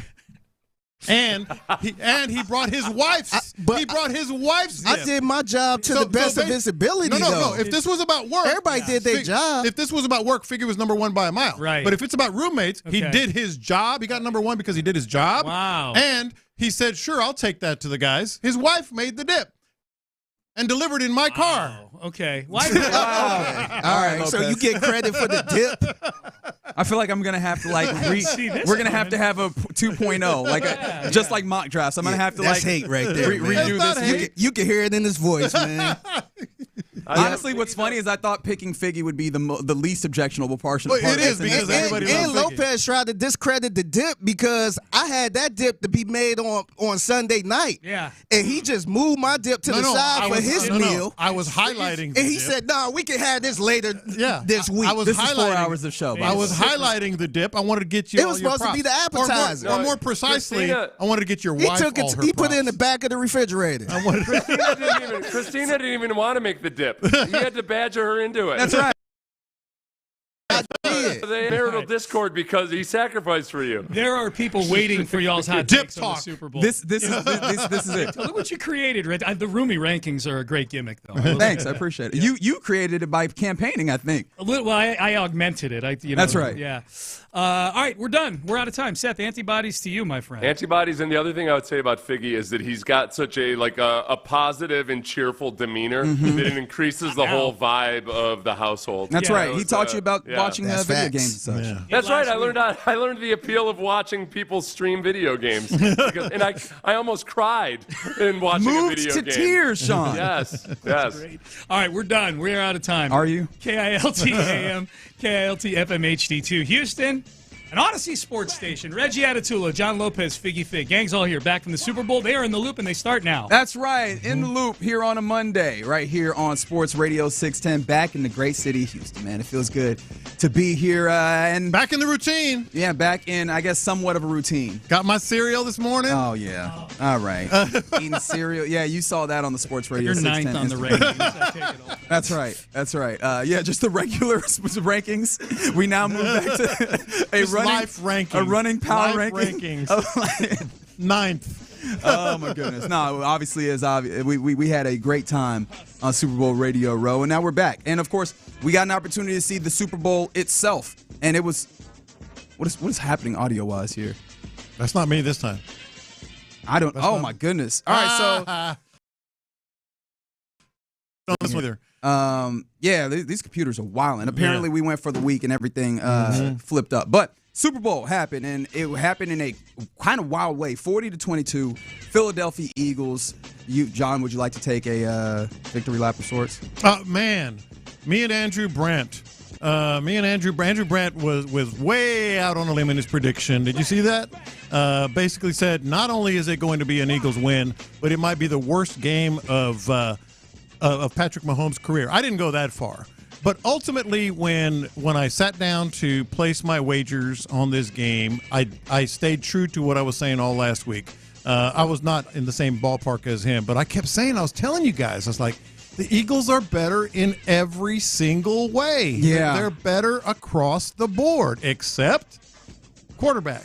And if they would just, even that, right? Like, and even that, you could argue. Sure about that? If you went back a couple years, night, yeah. But if you went back a couple years, right, in the Super Bowl, then, right, in 2023, it was not even like an argument that or maybe you could say it's an argument, right, to keep things as copacetic as possible. Jalen Hurts outplayed Patrick Mahomes in that game, as well, and you had a similar situation here, and this is ultimately where it went. I was really upset watching this game, not for any other reason than just. Hey, man, I should have went with my head, right? And I was just... Ultimately, I sat down and I was like, okay, I got to go with the Eagles. Yeah, I went with the mysticism, right? I went with the mysticism that we have of the Kansas City Chiefs, which is like, hey, all of the logic be damned that they got Patrick Mahomes, they're going to make something shake. And boy, did they not make a single solitary thing shake. Nothing. I was kind of amazed. Like, as much as we, talked about the fact that the Eagles are better in every way, Aaron Schatz of FTN Fantasy gave us a really interesting stat about just how good this Eagles defense is compared to, like, over the entirety of his data set back to 1978, a top 10 defense by various metrics. They showed it, and yet still, I don't think that even the people who were leaning towards, the Eagles as the victors in this one coming into it, and I got to admit, would have expected a game that was as lopsided as the 40-22 final score. One showed, and two really honestly didn't show, because that 40-22 does not feel like what that game was. It was a lot worse than that. It should be 42-6 or whatever it was. Like that. Yeah. And I got to tell you, I was almost swayed by that mysticism too, because I kept over the course of the whole week, I was like, they're better everywhere. But ultimately, when I was driving home with you guys, I was like, man, am I going to bet against, Patrick Mahomes? And I kept saying, I can't do it. I sat down yesterday about 2-3 hours before the game. I said, screw it. You mentioned the word logic. I said, I'm just going to go with logic. I'm just going to bet on the Eagles that they're going to get it done, etc. And I want to add this as well, because I was mentioning it with Sean Pendergast before the show. That was a highly entertaining game, which is sort of counterintuitive. You think, last second win, big, field goal or big play at the end. This one was highly entertaining in a different way because it was awe-inspiring. It was like, holy moly. they're really. I couldn't stop watching it. Yeah. I'm interested. 713-572-4610 is the number to text. Also, shout out to the live stream, Mokaram Injury Lawyers live stream that we always have for you on YouTube and Twitch. I'm interested in how people saw it and how many people dipped out, if at all, and when.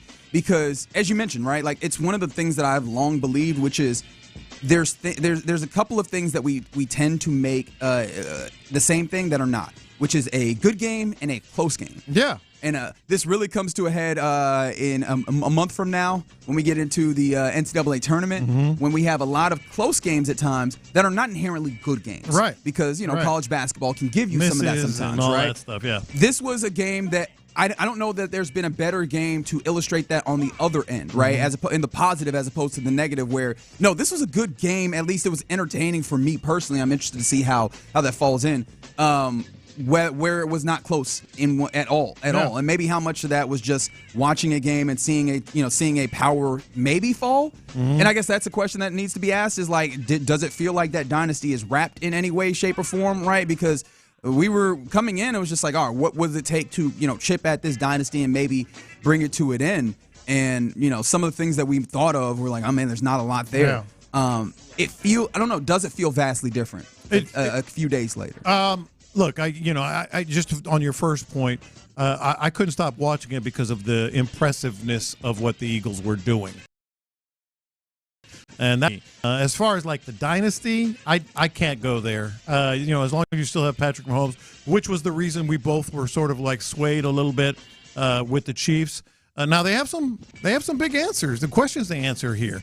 Travis Kelce, I feel that, he may retire, but even if he doesn't, he's not the same guy, and he's their go-to. They have some young talent at the wide receiver position, but not overwhelmingly good. Offensive line, 2 years ago they had to, or when they lost to Tampa, I should say, they had to redo their offensive line. 4 years ago, because that was the 2021. Yeah, they had to redo their offensive line, and they did, and they got back. So it's not over, but there's some severe questions that they need to answer. Yeah. A lot of texts coming in all sorts of various places. Seems like this person really enjoyed the game from the 8-3-2. Mahomes was getting lit up. It was so damn beautiful. Like that sat the career high. Yes, six sacks. And mind you, that happens with the Eagles not blitzing a single solitary time. Like that, you mentioned that Super Bowl that happened in February of 2021. And this is where I clearly was being an idiot and did not learn from the lessons of the past, which was, oh yeah, that's right. When the Chiefs in particular, and probably just in general, when a team comes to the Super Bowl with offensive line issues, like that does not bode well for them. I remember Patrick Mahomes having to get horizontal in that game because he was under such pressure. And you pair the offensive line, I guess musical chairs that they've had to play all season long with the singular ability, and maybe not singular, because the ways in which the Eagles were able to generate pressure all year long without blitzing very much. And I should have seen the idea that this would happen. But again, the mysticism, right? The ways that this Kansas City Chiefs team has constantly sat at the brink and managed to find their way over into victory all season long. And then obviously you take that further through the era where we build Patrick Mahomes up to be the Jordan of this time. Yeah. And you go, all right, well, they're just going to find a way. But I don't know how you found a way out of just like early and often being under siege by only 4 dudes, which means that they have another, 7 dudes, am I doing my math right? Yeah. 7 dudes back there locking dudes up. Because early on, it wasn't like immediate pressure. It was like, oh, wow, those dudes are all clamped up. And now here comes Jalen Carter. And now here comes Nolan Smith, right? And that was fascinating to watch. Yeah, it was so good to watch, and that's what made it so good. But I do want a couple things early on that sort of made me think, okay, I'm going to get destroyed here, was when they had literally on the first drive a horrible call on A.J. Brown pushing off on a huge conversion. My phone lit up, and it was all people like, here we go. It's happening. Oh, that was the whole timeline on all social media. That was everybody. Forget it now, but at the time I was like, well, crap. You know what's tough about really are going to just thumb their nose at us and just give. But then it evened out, of course. What's tough about that as well is you get the right angle, and it's like, hey, that's a hand to the face mask. But he didn't push off. It was like finding his room. I mean, literally. the radio officials in the booth, the former officials in the booth were saying, like, no, you got to let that go. Tom Brady said it as well, et cetera. And it was like the fact that it happened there, boom, boom, boom, they're going down the field after getting the opening kickoff. And then they go, nope, sorry, we're not going to do it. But they overcame that. How'd you feel about the refereeing all the way across the game, though? Very sloppy, very hit and miss. They missed calls on both sides that I thought should have let them play kind of moments. One on, I believe, the Eagles' second scoring drive that probably should have ended that drive or forced a field goal. I'm trying to remember the exact call, but I think it was a hold, a defensive hold or something like that. But either way, I thought it was just very inconsistent. And then the other thing I wanted to do here right out of the chute, because it's the first time this has ever happened, shout out to Channelview, man. Hey! Shout out, how about Channelview? Yeah, man. And Jalen Hurts. This blew my mind. I didn't even put it together. First Houston area quarterback to ever win a Super Bowl. Yeah. Shout out to B. Scott. I saw him tweet this during the game. He became the first Houston product quarterback to start in a Super Bowl and then ultimately became the first one to win it by the end of the night. Shout out to Jalen Hurts. Big time. Does this get us closer to the crawfish shack? I hope so, man. I hope so. I hope that little extra money he get, I hope he invests that into a little crawfish shack or something. I imagine it's going to be more than a little. Yeah, a little something. But yeah, man, salute to him, man. Like that was awesome. Just as a Houstonian, Nah, and on top of that, is cool too. And man. he's cool. He's so smooth. Yeah. He's cool as hell. He really is. He's smooth as silk, man. Yeah.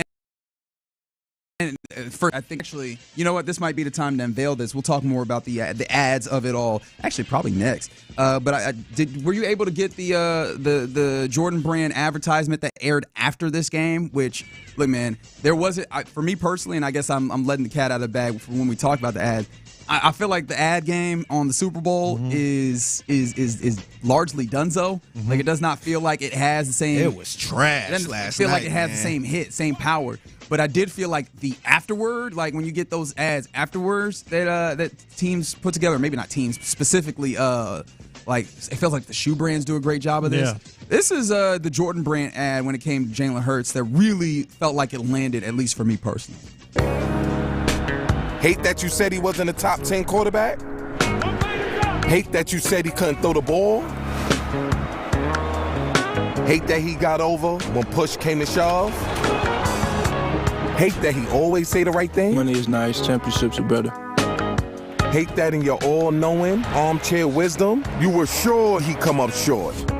Hate that you got it wrong? Looks like another love TKO. Awesome. Yeah, man. One incredible needle drop, right? Like, it was Love TKO. It's TKO by what was that? No, it's Love Ballad, isn't it? No, that was Love TKO by Teddy Pendergast. Right. Pendergrass. There we go. Yeah, Pendergast gives me a shot not to call him Teddy. But that's like the arc that Jalen Hurts has had over the course of things. It's a feeling back to college. That man got benched in a championship game. Yeah. Remember that interview he had after they won the national championship? He was as gracious as you could. He sounded just like he do now. Yeah, he was as gracious as you could get after getting benched. It's just a feel-good moment for anybody who lives in this area and anybody who really is just a fan of good dudes doing good things. It was fantastic from start to finish for Jalen Hurts, and shout out Channelview, man. They don't get a lot of love down in Channelview. Well, they do now. Shout out to the east side. They need to build a statue right now at this moment. Yeah. I imagine so. At the very least, like if there isn't already the case, like Jalen Hurts' name need to be on some stuff over there at Lee. Like I imagine his name need to be all over some stuff here shortly. But yeah, man, there's a lot of things to talk about during the course of this Super Bowl experience. There's people talking about Mountain Dew ads and talk about Taylor Swift and Kelsey and oh man, there's all sorts of stuff. We'll try and hit a whole bunch of them over this Monday show, this post Super Bowl show here in the Loop on Sports Radio 610. Just getting going, and it's good to be back in Houston. All right, coming up next, let's go to this. How was your Super Bowl experience? Let's talk about the ads. Let's talk about the experience of it all next. All right, D&M.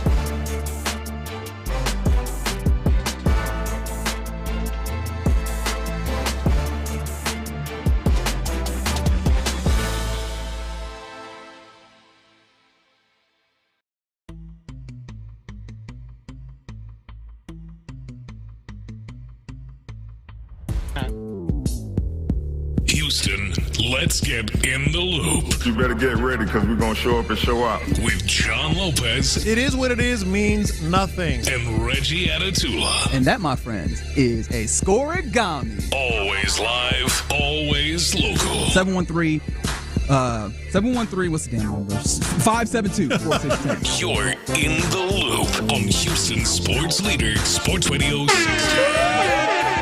Yeah. In the loop right here on Sports Radio 610. It is not a holiday, much to John Lopez's chagrin. Yes. But I hope you're having a fantastic Monday with us here in the great city of Houston. John Lopez, Reginald Atatula, Figgy Fig, hanging out with you and you on the text line, 713-572-4610.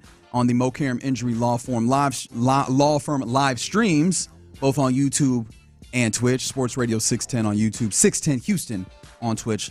I'm glad to be back in the studio. I like being in the controlled environment, the controlled environs of the studio. It was fun to chaos, and I did not have my lovely screen ahead of me, in front of me, where I could absolutely always keep track of the various things that the listeners were texting and sending in. So it's good to be and by back the way, speaking of the text line, this is now the Jim Adler, the Texas Hammer text line. We got the hammer. Yeah, we got the hammer on the Texas Hammer. Hey, shout out! Wow, we got the hammer. Yeah, a Houston legend in his own right. It's hammer time. The Jim Adler Texas. Do I have to say all of it? Yeah. Okay. All right. Yeah. I'm gonna get on that. The Jim Adler Texas Hammer text line, 713-572-4610. How was your experience of the Super Bowl? Like, how did you watch it? How did you take it in? I kind of ended up in a place that I never want to be because You were solo? I was solo. I was at the crib. Wow. I was at the crib solo dolo. That's the best way to do it, man. Sometimes. I don't agree. Sometimes. I don't agree. I had a good time. It was just me and my old lady. And wait, hold on. Press pause. You heard him, right? Yeah. My old lady, He my started baby. that New Orleans. Yeah. We spent a week in New Orleans. It was and now we all just me and her. We She ordered make some that food. dip that you took credit for? She did. She actually had some leftover Don't be a dip. hater now. Yeah, That's crazy. I know, man. You could hear that hate. But then I had a friend come. Shout out to my friend Jasmine. She came over. See, now you had a few people. Just one person. That's fine. You had a nice group of a few people to be able to like bounce your ads off of, like your ad takes and stuff. Like, Yeah. I think that it's perfect to have just a nice small group of folks. Like sometimes the party will get too big to where you lose the game. But a small group of people, or if you get a large group of people, but if everybody's on task. Like right. I've been at Super Bowl parties with like media types where everybody. So we'll lock in, but then we'll also have conversations, and then you'll be talking about the football of it all. So I'm interested. What was your experience? Because I did not plan ahead, and I was like, I'll just find something, and I got close. I was like, actually, I did not find Well, we anything. were talking last week, like, we like to have, a few people, not big, but a few people over, little crawfish, all that stuff. Well, it kind of took a turn on Friday when I found out my oldest and his wife and his daughter got sick. I'll just put it that way. And so they're all sick. And then my middle son had a party to get to. So my daughter came over for a little bit with her husband. But it ended up, we went ahead and just did a Super Bowl party just for us. Oh, Little Swedish meatballs. There you go. Little truffle fries. Little Boston cream pie, which is one of my favorites. Still a wild name. Little, what else did we have? Oh, we had bean dip, little pimento cheese dip. We had like a little, just a party, And I only had one drink. I didn't want to drink too much yesterday. We went done pretty a lot hard of it last week. Yeah. From the 832, ordered 70 boneless wings, received bone-in wings instead, and they were breaded. Everyone was mad. Oh, that's tough. Yeah, that stinks. Although, look, I think that I get it. Maybe in the party setting, the boneless wings, I feel like the bone-in wings, they did you a favor. They did. Yeah, no, I like the bone-in better, but if you wanted something and they didn't give you that, that's the thing. I would be pissed. Yeah. Potluck dinner. Oh, interesting. Okay, great food, good drinks. Only they said their buddy's poor wife was the lone Chiefs fan getting roasted. Yeah, but it is what it is. How I go, and man. here's the thing. If it on the other way. Hey, that's the tough part about going to a watch party or something like that, and you the only one fan that everybody going against. Either you're going to have a good time or you're going to have an awful time. By the way, how's Ron doing? I haven't heard from him. Anybody do a well check? Oh, man. All right, 2 p.m. right here on Sports Radio 610. But you know what? But y'all were texting with him, collective. right? Kind of. We were texting. He in his wasn't vicinity. responding. He was not responding, which is fine. It's all good, But you know what? Gotta At process. first I felt bad, but after a while I'm just like, man, bro, you got 3 championships in the last 5 years. We'd all wish we had that be problem. all right, Yeah, and you'll probably be back next year. we all wish we had that problem. All right, so keep sending in. How did you take in the Super Bowl? But also, like, part of the Super Bowl party experience is having, like I said, having the people around, talking about the various things in the game. Like, what was happening with the score bug, dog?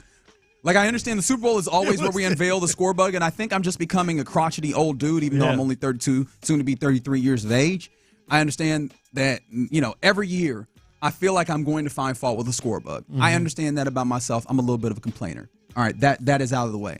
But this one was like overly, like, it was simple. It wasn't minimalistic. Like, it wasn't design-wise. It was just simple. I didn't get it. It to me, I couldn't understand. It's like they didn't finish it. Yes, maybe that. Like, even just put a little white line around each box to kind of highlight. It was just sort of like fading into. They should have just put like a little black background in the back of it. Yeah, like I said white. Yeah, just something. I was actually fine with the way the score part looked, but to me, when you put the stats on the side, like Patrick Mahomes' numbers on the side, it looked like something. I'm like, what is that? Like, I kind of almost wanted them to just, like, let's go straight 80s with it, where they just flash where it's a clean screen and then they flash, like, just the text over top. Yeah. Now, I do appreciate what they were trying to do, though, like, relatively kind of get it out of the way, allow you to see through it, because sometimes you'll have stuff blocked with that score bug, but it just felt like I like a minimalistic score bug. Like, I think CBS has done a pretty good job. No. It seemed like it was a little too modern. They went way too modern, man. I don't know they if that's the overthought case. it. But some people overthink things. It's interesting, though, that I've seen a few people say they liked it, like the 3, 4, 6 here on the text line. But for the most part, it seemed like there was a lot of complaining. Although, again, we live in a society of complainers, and I am one of them. So I want to make sure I put that in there. Somebody said it was elementary. Woo, that was worth $100. Yeah. Okay. All right. Somebody said they paid Tom Brady all that money, and they ain't have enough money. I was talking about the highlight on the TV. I'll get to that during confession. Yeah, you had a little bit of a good day. I've got to for entertainment purposes only. I've got to apologize to our listeners. Oh, I bet you do. But how about the ads, man? The ads is one of those things that in an experience that you want to sit around and talk about at your Super Bowl party. And I feel like we're losing recipes as a society. And I imagine that, like, man, this does not go over the same. Actually, let me ask it like this: did you have one that was like deeply memorable for you? Yes. To answer your question, and here's my answer to a lot of people. It's all over. Well, the commercials aren't what they used to be, etc. I think what's going on with the spots in the Super Bowl ads, $8 million for 30 seconds, by the way. Yeah, which they said on the broadcast, which was weird. Fox Sports, y'all basically like, look at how much we were able to charge people, guys. Look what we're charging y'all for these things. No, here's what I think is happening with the Super Bowl ads. There's fewer of the great ones, but there still are great ones. Like, are there? Yeah, like I thought, like, and they don't have to be hilarious or wild to be great. Like, what is the most like? Let's talk about what an ad is supposed to do. Yes, that's fair. It's supposed to sell the product. Correct. I'm telling you right now, Jeep is going to sell a gazillion Jeeps. Well, off the Harrison Ford joint? Off the Harrison, because it wasn't funny. It wasn't, outrageous. You can go funny, or you can go sentimental, or whatever. It didn't have the Clydesdales, although that was a good ad with the baby. The Clydesdale was but it was just like, wow, that hit. The longest thing we ever do is live our lives. But life doesn't come with an owner's manual. Might have been nice, huh? But that means we get to write our own stories. Freedom is yes, or no, or maybe. That's probably good, but it worked. I think it worked. I think that's the one that probably did work. Yeah. But I felt like it was way too many PSA type of commercials going on. Yeah, I had a thought. I was like, is it because they ran it up to $8 million that maybe they couldn't fill it out and they put some PSAs in here? I was like, there's a lot of PSAs. It was a lot of PSAs for my liking, man. Like I understand, like, kind of makes sense. It was a car commercial and all that stuff, but it was a lot of PSAs. I'm just like, yo, what's up? Now, and I don't dislike them. I was just a little perplexed. I was like, it was way more than I thought. And I guess shout out to Robert Kraft and his what is it? He Gets Us. Is it the Jesus folks? Yeah. Or no, that was the Stop Hate one with the Tom Brady and the Tom Brady and the Snoop Dogg, and I was like, oh, okay, all right. And here's the other thing about the spots that I thought was interesting. Some of them are like, oh, that's kind of cool they did that, but you don't even know what the product is. That's why I thought the Jeep one. I think you guys might know, but I'm asking this question for our listeners. Let's hear this ad and tell me if you know what the product is. I can't believe they let us back in this place. Why? Hello? Nobody remembers that.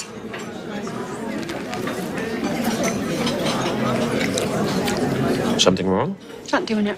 No good? Nothing. Well, we can't have that. Yeah. Well, we could probably stop it there. When Harry Met Sally. Harry Met Sally, she ended up doing the same thing.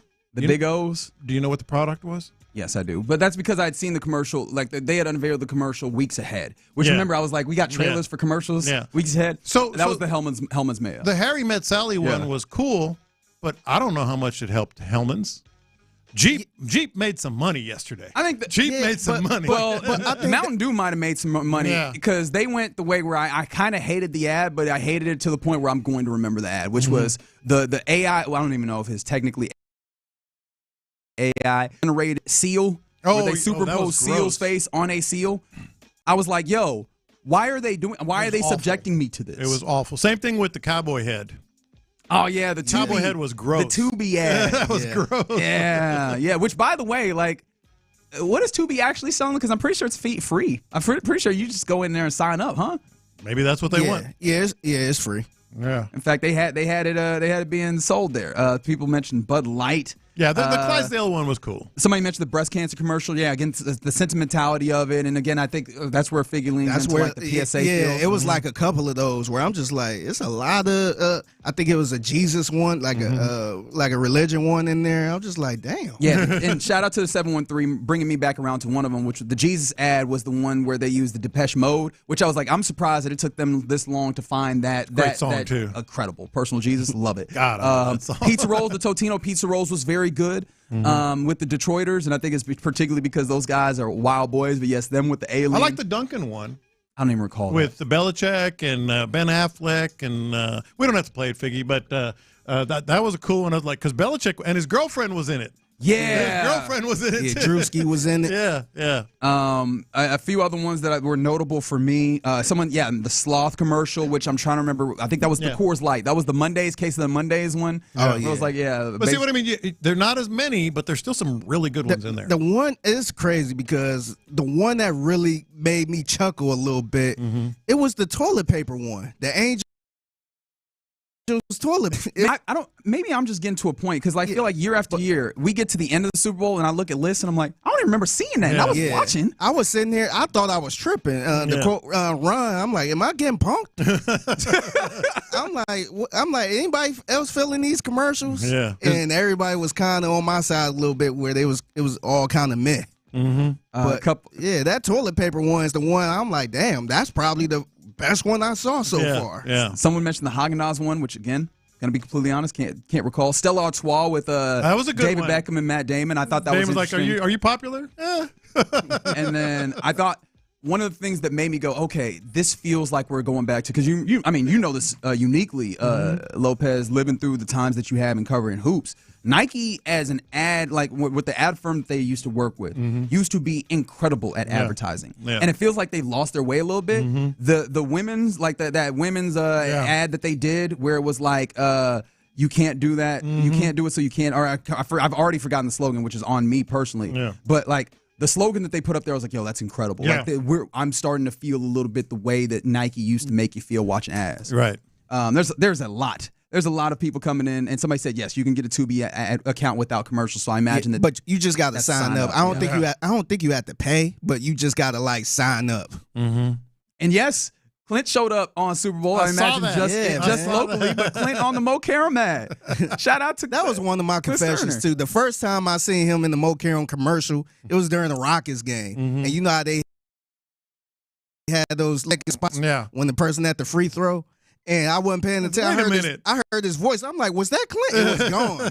And then one day I'm like, look at Clint Stoerner in the referee shirt. Oh, and shout out Fair Play. The Bud Light ad with Shane Gillis and Peyton Manning with the cul-de-sac. Yeah. Big men on the of the cul-de-sac. I was like, okay, yeah. So I guess the beer companies will still get something done over the course of it. Yeah, the ads, as we reminisce, it was fine. But again, I think we're at a place where it's just, I don't think you're going to have the feeling of maybe the expectation is too high, right? Similarly with the dunk contest. I think that's it. We're just at a place where it's just the expectations are too high for us to be like, yo, that was great. How you feel about the Kanye ad for Yeezy? Man, Fox ought to be fined by the FCC for letting that happen. Hey, he paid that money. They ought to be fined. He by paid the that FCC. $8 million or whatever it was. I bet he did. Yeah, to shoot the commercial on the iPhone. All right, you're in the loop right here on Sports Radio 610. Coming up next, let's get some more into Super Bowl-like stuff with our question of the day. Halftime performance has a lot of conversation. We won't dig all the way into it, but there was a big-time cameo in it in Serena Williams. What is your favorite cameo appearance of all time? 713-572-4610. We'll do it next. All right, let's talk about the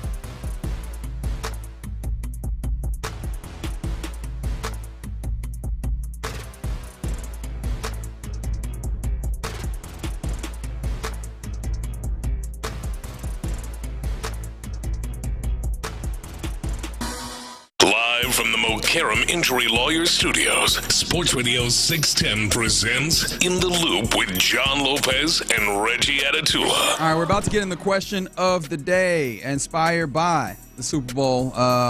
What's your favorite cameo appearance of all time?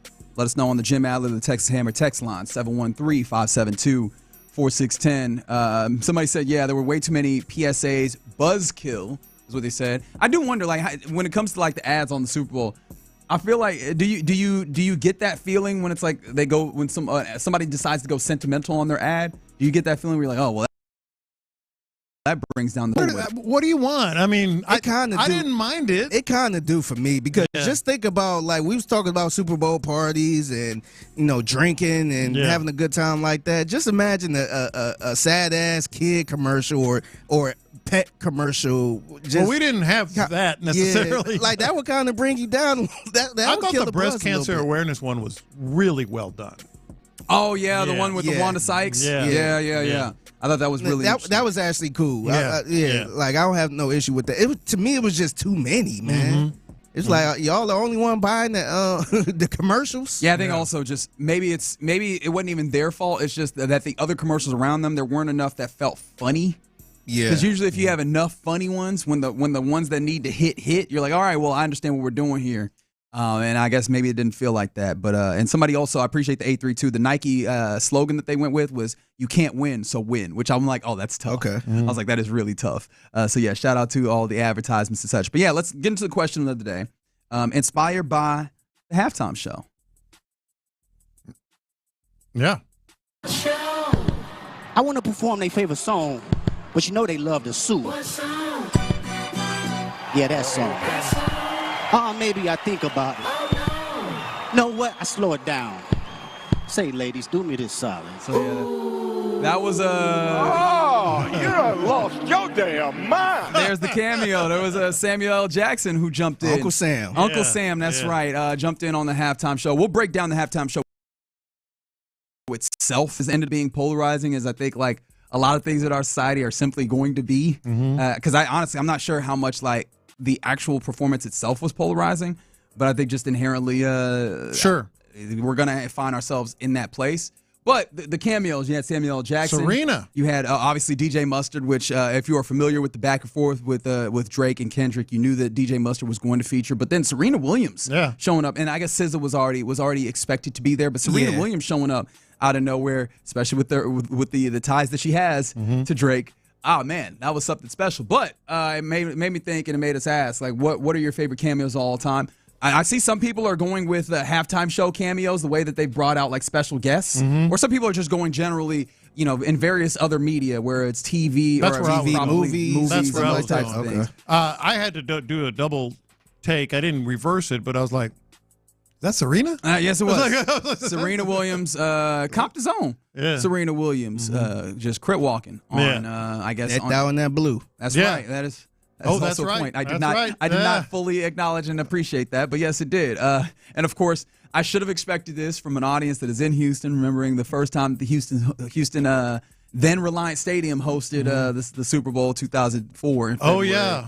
When that was quite the cameo. Their favorite cameo was Janet Jackson. Yeah, well, not her per se. And what was it? Her left part of her. Her left nipple. I believe is ultimately what made its way to the world. I'm a brass man. That was quite the cameo. I went the movie route. Well, before we go that way, I believe in the Houston Chronicle about the jeweler who made that, or the piercer, I should say, like a world class piercer who made that particular, what is it, the like nipple ring, whatever it was, that ended up showing, because that is emblazoned in my mind. Yeah, I wonder why. As a young man, it's just like, hey, what is that star? Hey, wait, hold on, what is happening right now? But yeah, apparently like. You were looking at the star. I mean, that was the place to look. It was like a big old X marked the spot. Like, hey man, this is what you're looking at right now. Yeah. Which, by the way, though, like in reading that piece from the Houston Chronicle, the jeweler or the piercer who helped her do that, when he was approached by the Janet Jackson's people and such,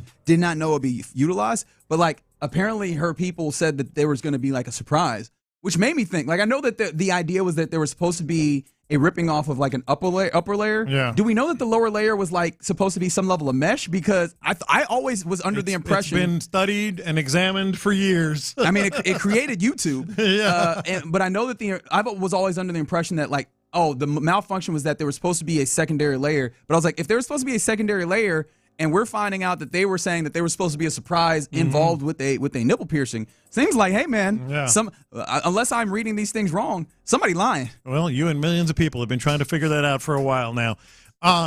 Christopher Walken in Pulp Fiction, I think he only had 3 minutes on screen, and that was the best 3 minutes when he's talking about the watch. And he hid this watch. Walk goes up, it's fun just because of his particular manner of speech. Just hearing him talk and like being a very serious actor, but then also talking almost. And we're the ones who have made him the caricature, but talking like a caricature is always funny to me.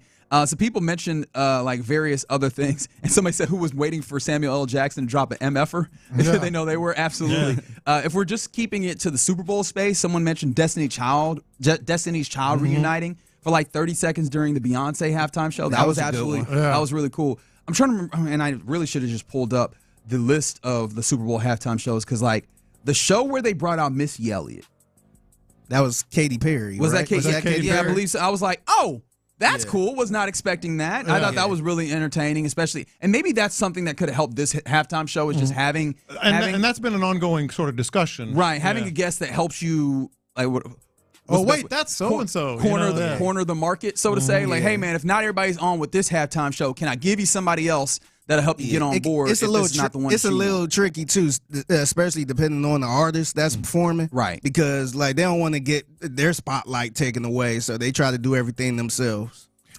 How about Alec Baldwin? You ever see Glenn Ross? I have not. Whoo! I have not seen that, and I've heard it. Coffee is for closers. Yes. You see this watch? You see this watch? I've heard these lines. Yes. And this is because usually I can get away with not seeing things just because they are so pervasive in the cultural zeitgeist that I know enough to be dangerous. Yeah. I actually don't know enough about that movie. Like, I can't give you a basic premise. But he had one scene. None of it.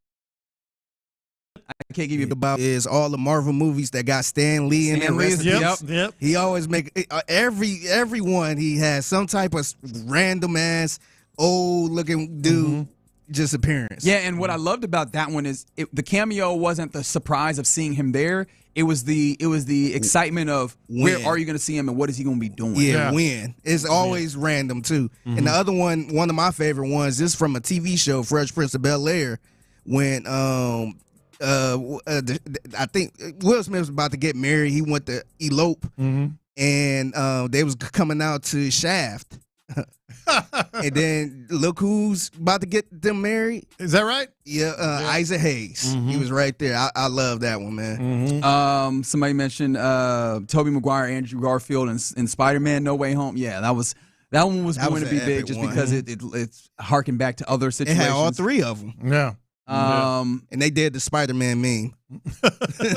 Right. 832 said they were part of the stage setup in 2024. Honestly, no one in the stadium saw Janet Jackson's nipple piercing. It happened way too fast to notice. Yeah, and then not a lot of people noticed it right away on TV. No, on TV. Yeah. But then the video got passed around, and again, like it was some guys that ultimately created YouTube because they wanted a way to pass around that video, which is a little piece of I think a little piece of trivia that I think a lot of people know. But they've just kind of like passed around. And of course, Tom Cruise in Tropic Thunder is one of those classic ones. I guess one of the ones also, the Hangover, Mike Tyson being in that perfect. one. Oh, yeah, that's Bob Barker, Happy Gilmore.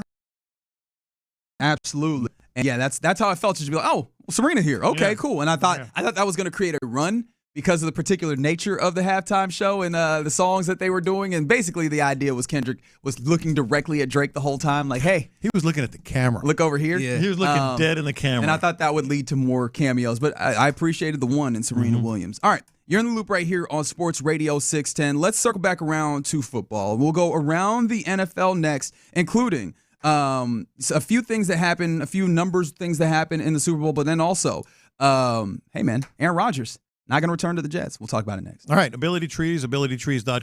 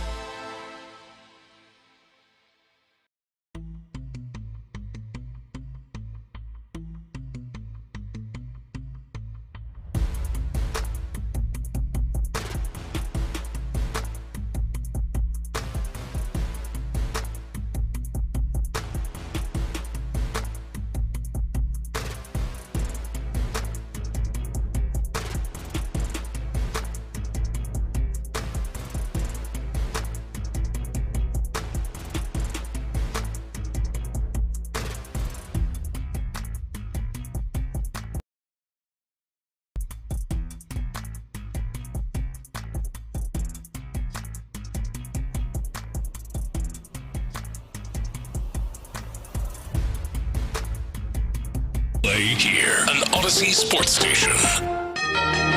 Let's go around the NFL in the loop style. Why are you smiling? Because I love football. Here's John Lopez and Reggie Adatula. I'm going to tell you all about how much fun you're going to have this season. On Houston sports leader, Sports Radio 610. All right, let's go around the NFL here in the loop on Sports Radio 610 after a 40-22 Super Bowl victory for the See, I done gotten Come used on to it. now. Philadelphia Eagles Whoa. over You the must have Kansas got the City wrong- Chiefs. Three-peat. You must have gave him the wrong script. You got the wrong script. Okay. All right. Man, an incredible football game to watch up and down. At least in watching how, if you were interested in seeing like how a team plays a game plan to just maximum efficiency, that's what it felt like the Philadelphia Eagles did all the way up and down. Defense, offense, all of it.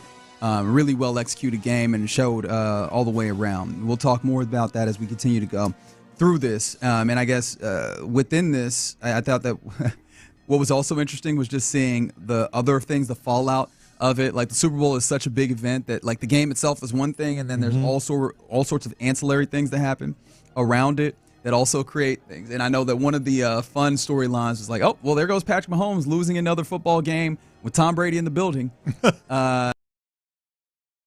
Because this time around in the Super Bowl game that they lose, so the third win they had 3 wins in 5 Super Bowl games now in that in the Patrick Mahomes era.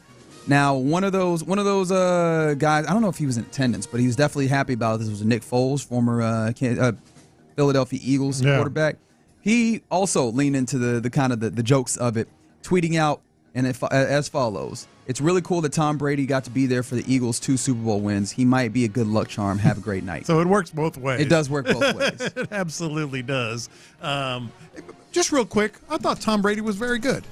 He's been up and down. Very good is the words that you'll use here? I didn't say great. I thought he was very good. Pretty good insight on some very particular things, which is what we've been looking for. It's like use that big brain of yours and share some of the insight of what's happening and why it's happening, etc. I don't know if he was $180 million or whatever it was good. It's more than that. But he was like very 37.5 a year. He was very good. But again, maybe not. Maybe you're not getting what you paid for. But he was good. Nah, he was very generic to me. And he to me, I feel like he would be perfect for Madden. Just a commentator on Madden, just very generic. I don't think they pay the same.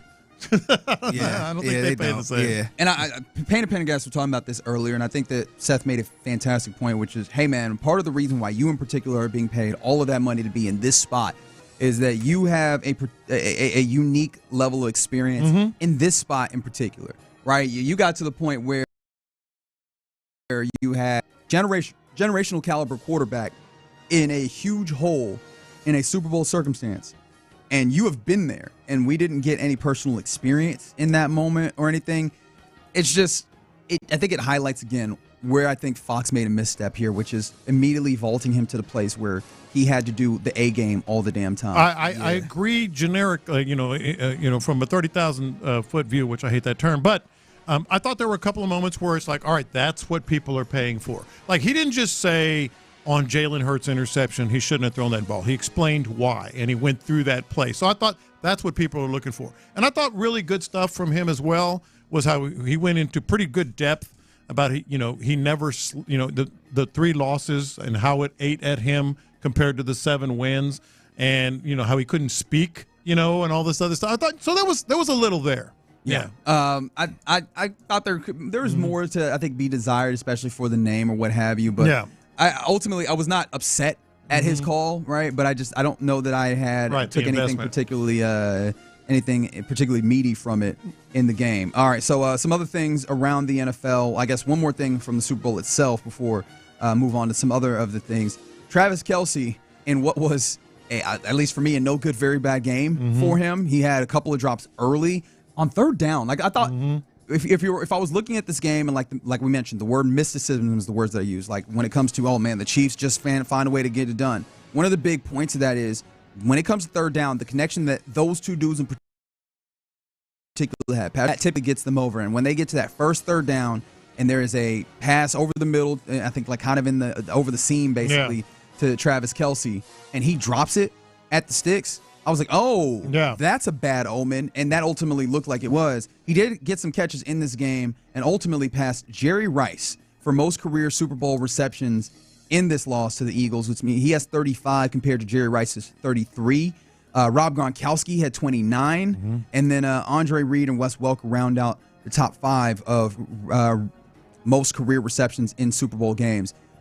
It feels like we might be getting near the end for him because it felt like just the way that he was playing, the way that he was dropping those passes, especially some of those dropped because they were just a little bit lower and he seemed like he just couldn't get down to him. Well, one ball was on. He looked kind of Mahomes, creaky, but he should have come up with it. He looked kind of creaky. He looked kind of creaky, and then beyond that, and I fully admit maybe I'm reading a little bit too much into this, but even like he wasn't just despondent when they showed him on the sidelines.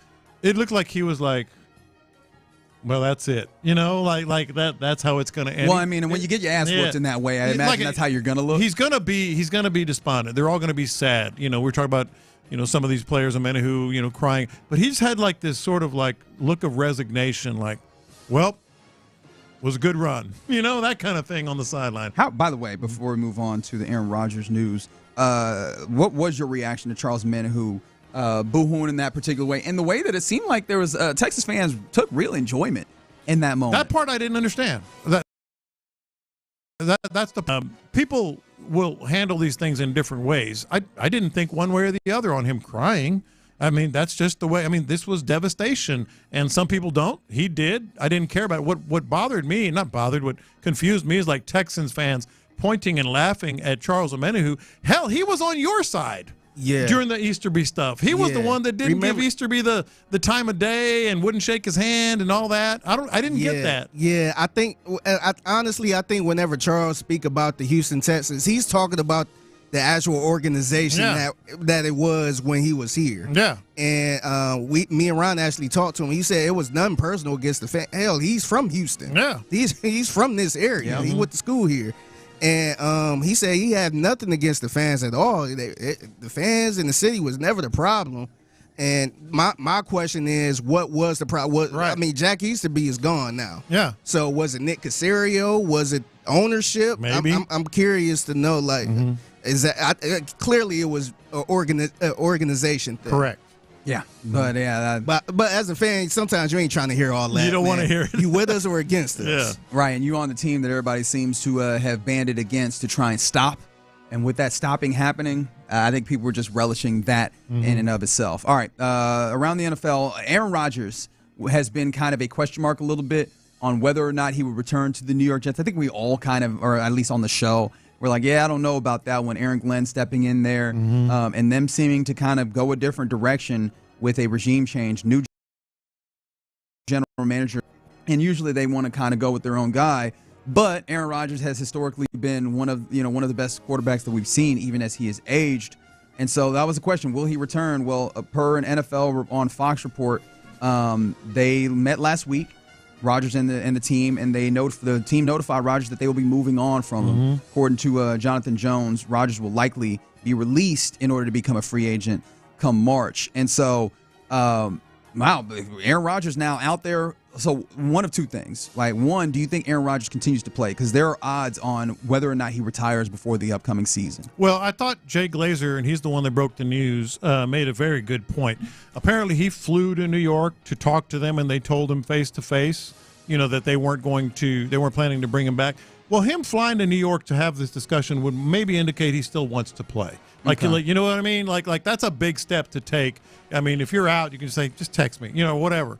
So I think he still wants to play, but that doesn't necessarily mean he's going to play. Like, the league is going to be talking to him as well. The odds on whether he will retire before the 2025 season, yes, is -150. No is +110. Yeah, so a little bit more, kind of 50-50, but probably thinking that he is going to return. Although I don't know how much, like, there's certain things where odds makers have, like, the benefit of some level of information that then inspires the odds. I feel like these are the circumstances where the odds makers are just kind of winging it. Yeah. So I don't know how much that adds in. Now, I do wonder if this if this gives you any level of lean in. And I guess if he does play, where do you think that he would fit, and where do you think they would like to have him? Because obviously he's not going to be in New York. I have a strong feeling he's not making his way back to Green Bay. Like, what places do you think that he could end up being in if he plays in the 2025 I've season? seen Las Vegas Raiders. Okay, they're on the list. They have the fourth best odds as of February 9th. That is 7-1 odds. I think the most interesting one that I've seen is the Tennessee Titans. Tennessee Titans, pretty low on the list, 14-1 odds. And I imagine that's because you have that number one pick, and it seems like because they have a quarterback situation that they need to address, you have two quarterbacks there, although I don't know how highly people view them. Maybe they just, a lot of expectation is if you were going to get a quarterback, you just go ahead and draft him. Well, yes, but I think, if they draft Travis Hunter. Or if they trade out. Which is still a possibility. But you draft Travis Hunter, you've got still, transition to a new coach going on there. They might want to bring in Aaron Rodgers as a transitional piece, Best odds? Who? Pittsburgh Steelers. I saw that one too, and I didn't really believe it. That one seemed like it's a little more. You think so? I wouldn't be surprised. Like, it wouldn't surprise me if they go after Russell Wilson. I wouldn't be surprised if Russell goes somewhere else and get paid. and they bring in Aaron Rodgers. Well, they're not going to have Russell Wilson reportedly, but they need to just take a step back, man. They need to. I mean, I don't know. They don't do that as an organization. They don't. Yeah. Yeah, they're not tanking at all, man. I don't know what they can do unless they get some balls and trade up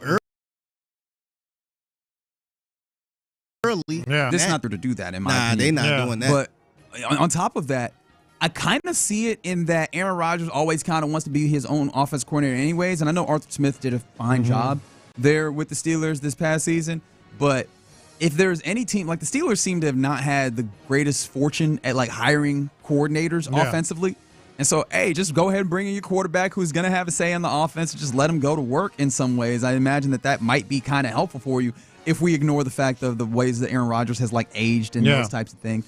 Because we are getting further and further from them two bleep you MVP seasons, and it's starting to just look like he's old. Yeah, just kind of getting tired of him too, right?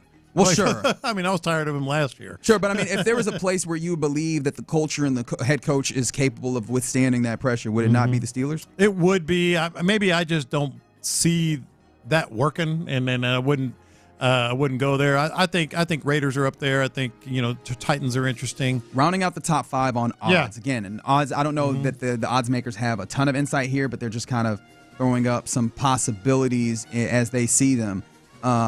Steelers have the best odds. Next best are the Niners at 3-1. Saints are third best odds at 5-1. I mentioned the Raiders at 7-1, and then the Seattle Seahawks tied with the Cleveland Browns at 10-1 odds there. I don't understand the 49ers one. I mean, they're coming up on extension time for Brock Purdy. Yeah. But I don't fully understand that either. Maybe Browns in the hunt. Yeah. They don't need a quarterback. I would be shocked if they go there, man. They still need, because it seems very apparent that it's not going to be Deshaun Watson. They found a way to make that money more palatable, but I think that has run its course on. Maybe we can make it work. No. It seems like that has been written in stone. Real quick before we go, Diana Rossini has she does great work covering the NFL now for The Athletic. A few things that she kind of uncovered through her week and weekend in New Orleans.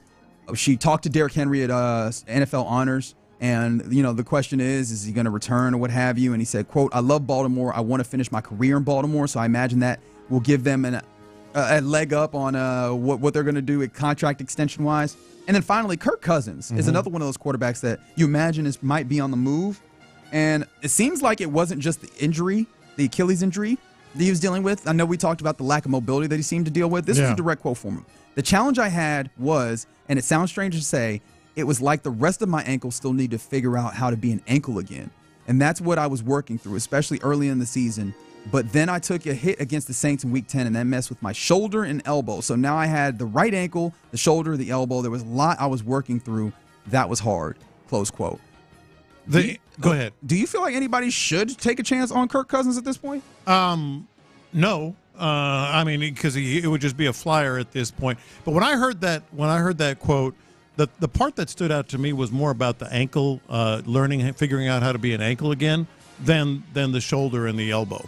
Because he put it very well. It's like, yeah, you're healthy, air quotes, but it's just not quite the same. Tank Dell. Right. I actually thought of Tank Dell. I was like, that's why, Tank Dell, yeah, he might in a year or whatever going into next season, this 2026 season, that he might be, quote, healthy, but he's going to have to be working through a lot of that. That's one of the interesting things to consider with the Texans, right? Well, obviously, wide receiver needs to be addressed in the immediate term, but to what degree is a question that they have to answer? Because Nico Collins is the mainstay, right? That dude is good in the hood.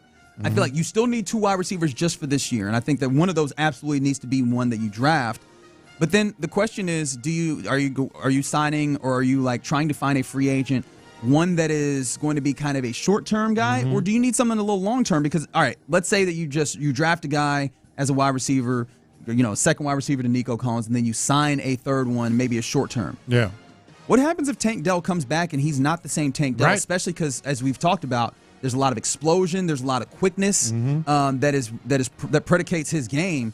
If he does not have those things, how valuable is Tank Dell? And I say that as a dude who loved Tank Dell all the way back to Houston.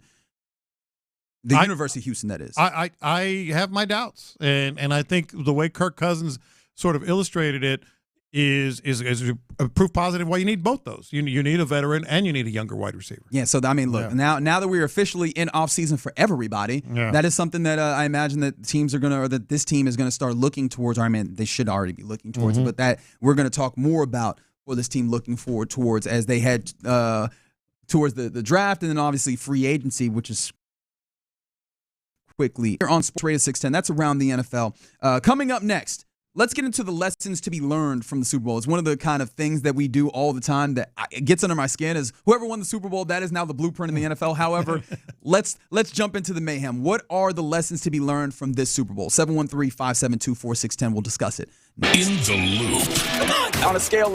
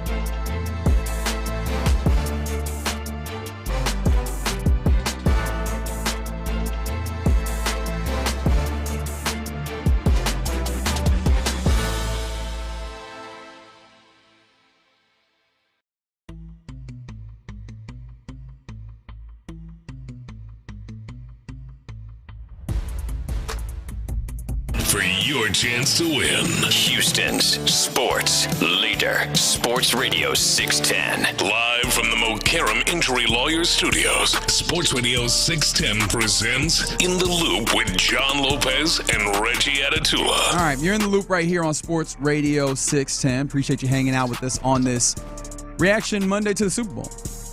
Big time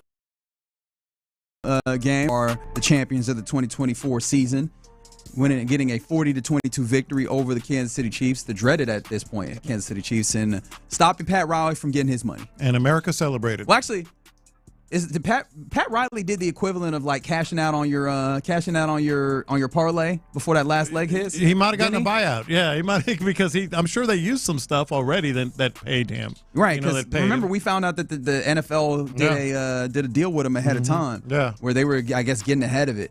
So yeah, shout out to Pat Riley. I hope he did get his money. Not necessarily that he needs it. Not even necessarily. He doesn't need it. He doesn't need it. He's doing well. Yeah. He's doing very well. But yeah, I guess also doing well on this on this Monday, the city of Philadelphia, or maybe not doing well depending on how you look at it, because I imagine people might not have slept at this point, to be completely honest. Sure. But the Philadelphia Eagles doing pretty well all the way around. Climbing light poles left and right. That's right. Right. And so one of the things that I kind of hate about the Super Bowl, or really any championship in our sports landscape, is that what we do, we're very reactionary, we're very myopic. We, the last thing is the greatest thing, and nothing that came before that matters. And you know what? I'm leaning into it because bleep it. Let's do this. The Super Bowl champion Philadelphia Eagles and that game in general. I feel like there are some lessons to be learned from that game. What are the lessons to be learned from it? 713-572-4610. I mean, I went right there. And it's not like, and we're obviously Texan-centric here. That's what we care about in this city. For me, to me, it was more of a case of, that's what the Texans are trying to do. They are actively trying. Which one specifically? They are actively trying to win games and get through the Chiefs the way that the Eagles did. Yeah, they're just not quite there. They're not quite there yet. Let's go through this. How did Patrick Mahomes have the worst game of his life? And it was absolutely some of that was him, man. Some of it was him. I was amazed. In fact, some like that second interception, he was hit. No, sure. Yeah. Patrick Mahomes put on Twitter, quote, "Appreciate all the love and support from Chiefs Kingdom. I let y'all down today. I'll always continue to work and try and learn and be better. We want to give thanks to God for every opportunity He's given me. We will be back." All right, that was the tweet. But that I let y'all down today. Like, I don't think that was just, we lost and thus I let y'all down. No. As a dude, as an individual, especially as a dude that we hold in such high regard, he played pretty damn bad. And even on the year-long scale, where all year long Patrick Mahomes is coming to games and he's kind of eased his way into it in the first halves. He's been playing so as a team just in general, but him as a person individually, he got hit. He got hit a few times before he was able to try and ramp up, and it was a 24 skunk before we even realized. Yeah, he had the worst game of his, or at least one of the worst games of his career. So I wouldn't say he was out there balling or doing anything like that. To me, watching the Chiefs last night and that offensive line, he was looking like C.J. Stroud at Absolutely. one point, man. He even had he was running like he couldn't even stay in the pocket. And he even looked indecisive. Was that the second play?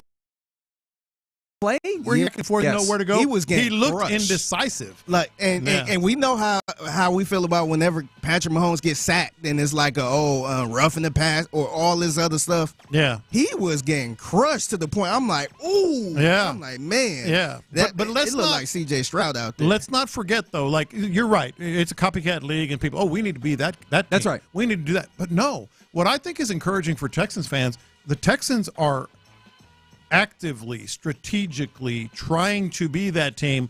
And let's go through a couple things. I actually wrote down a couple things as I'm watching this game. Oh, so some OG passing thoughts. Pseudo passing thoughts. Let's have some quick passing thoughts here. I didn't expect this. No, you don't got to hit it. Yeah. All right. So how did they get to Patrick Mahomes? Whether he played a bad game or not, he was worse. Because they had four dudes. Dogs. They had four dudes on the defensive front, 0 blitzes. Guys, that's what DeMeco Ryans is trying to do. Like, they are strategically trying to be that team. Now, I'm not saying they're going to be that team, but that is the path that they want to take. You know what else they have? 2 badass cornerbacks that really took away everything deep from Patrick Mahomes. Well, it wasn't just the cornerbacks. I think that. But I'm saying they have two badass cornerbacks. Yes. Really, you could probably go three because you have Darius Slay over there as well. But then the two guys that ended up being on the defensive rookie of the year ballots, Quinyon Mitchell and Cooper DeJean. Cooper DeJean getting the first interception in this game, peeling off of his assignment and getting a pick and taking it to the house. Right, they had guys that were got to give Fangio a lot of credit here, schematically, and this is where you're going. Where D'Amico Ryans has a similar idea.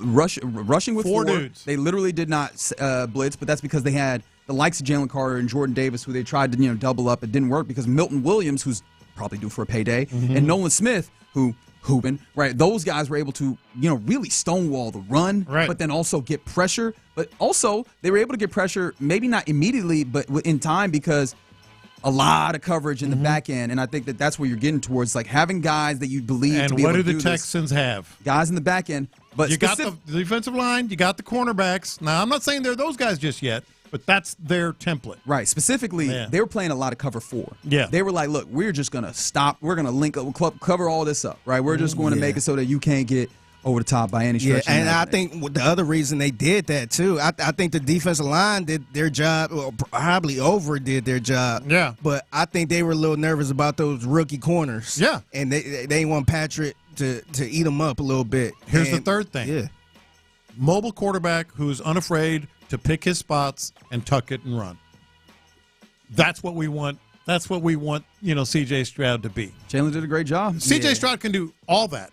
He got to get in the gym, though, man. But he's got to get in the gym. Jalen, Jalen doesn't squat enough. Yeah, wait, is that what you meant? No. Jalen squats too much. C.J. got to get in the gym. If he want to be that type of runner, he got to learn how to slide. He got to get in the gym. And I think that's where we can get in a little trouble where we're like, oh, well, now how do you become Jalen Hurts? I don't think, but like, what can you take to be willing? Now, when you mentioned the Patrick Mahomes of it, I believe Patrick Mahomes was pressured on 38.1% of his dropbacks, even though, which is his 5th highest pressure rate, even though they did not blitz a single time. Like, if you can impart that level of pressure, that was the same way that we talked about how to beat Tom Brady is, hey, man, if you can get pressure with 4, and I think that this is where, circling back around to that, this is where, if you're looking at how the Texans go about their offense, or go about this offseason, which I think we'll dig into some more, interior defensive line matters, right? And I think we've gotten some really good things out of Foley. Well, he's had some injuries, some Mario Edwards, Tim Settle. I still think if you could find a way to get a high-level elite interior guy like a Jalen Carter or what have you, right? I think that then accentuates the incredible outside edge rushers that you have. Yes. And that really allows you to maybe get that pressure like you were doing as a Texas team early on in the season as well with 4. Now, here's the biggest question of all, and the Texans have, tried to address it by hiring Nick Caley. They had a play caller who was willing to adapt his entire philosophy to the team. Kellen Moore is a pass-happy or a pass-first kind of coordinator in his history. But they ran the ball like crazy. Now, salute to Kellen Moore too. Offensive line and Joe Mixon. That's what 57 rush yards on 25 carries for Saquon Barkley in this thing, though. Yeah. Career low. This is wild to me. -48 rush yards over expected, and a really quiet success rate. 16%, lowest of career, including the playoffs. Yeah, right. Like they actually really did shut down Saquon Barkley in this game. It just felt like, and this is where you got to give Chandler Viewzone a lot more credit. Like Jalen Hurts did a great job of accepting the responsibility. Like normally it's kind of his role is relatively minimized in these games. Like, and this is why the Jordan commercial went off so like gangbusters or whatever. Yeah. He made the right decision over and over and over again. I think that's something that we're going to need to see CJ kind of grow into, which is especially in the ways that teams are going to like take away some of the deep shots and those things. You're just going to have to make the right decision. And sometimes that's pulling it down, but sometimes it's just finding the right guy. Now, you asked, what did we learn? Yeah. Here's, I just said they're actively trying to do some of these things, but we learned this. you got to fix the offensive line. Yeah. 100%. Patrick Mahomes, the best quarterback in the world right now. You got to fix the offensive line. Was looking like C.J. Stroud in 2024. The two times that he's been stopped at this level, if we're going to make this a quarterback-centric, which I don't love doing when it comes to a team sport, but the two times the Chiefs have been stopped is because their offensive line was not sufficient enough to give their otherworldly quarterback time to do the things that he does well. Yeah. And that, you might be able to make it shake, and this is where I think in watching this game, I got a little bit more harsh on the idea of, all right, I don't know if just one guy on this offensive line fixes it. No, you got to fix it. I think you can get maybe one guy and be better, but then when you get to the upper echelons of this and you get to teams that have the abilities to do the things defensively that the Chiefs and the Eagles were able to do, and obviously more so the Eagles in this game, that's going to hurt you, right? Because the Chiefs did a great job of making all of this work with two up to this point, up until they met some monsters that made it look like he didn't even have guys in front of him, and that he was playing 1v5. Yeah, he didn't even look like Patrick Mahomes, man. And he was doing exactly what CJ was doing, trying to get out the pocket to make something happen. He looked shook. He had no time to do anything. Here's the other thing that we learned. These are the two things, as I'm like, okay, they're trying to do a lot of the same stuff, but they got to fix the offensive line, and they have to be able to shut down an elite tight end. This is a tight end league in games like this. And man, did you see Cooper DeJean? Dude, did you see him? Jam Travis Kelce off the line early in that first drive? I was like, wait, hold on. And what did Travis Kelce do against the Texans? Ate them alive. Yeah. You've got those two things we learned. You got to do those two things. Yeah, and shout out to Ocho again pointing out Giants got to Brady with 4. That was absolutely the way that you had to do this. So, man, those are some of the big things that I imagine the Texans particularly, but I think a lot of teams will take away from this Super Bowl in which the Eagles got another championship, and this time halting the potential three-peat and beating the Chiefs 40-22. All right, you're in the loop right here on Sports Radio 610. Coming up next, let's get into what's popping, including a weekend of Rockets hoops that was a little up and down, and I think ultimately for me a little disappointing. We'll talk about that and more next. According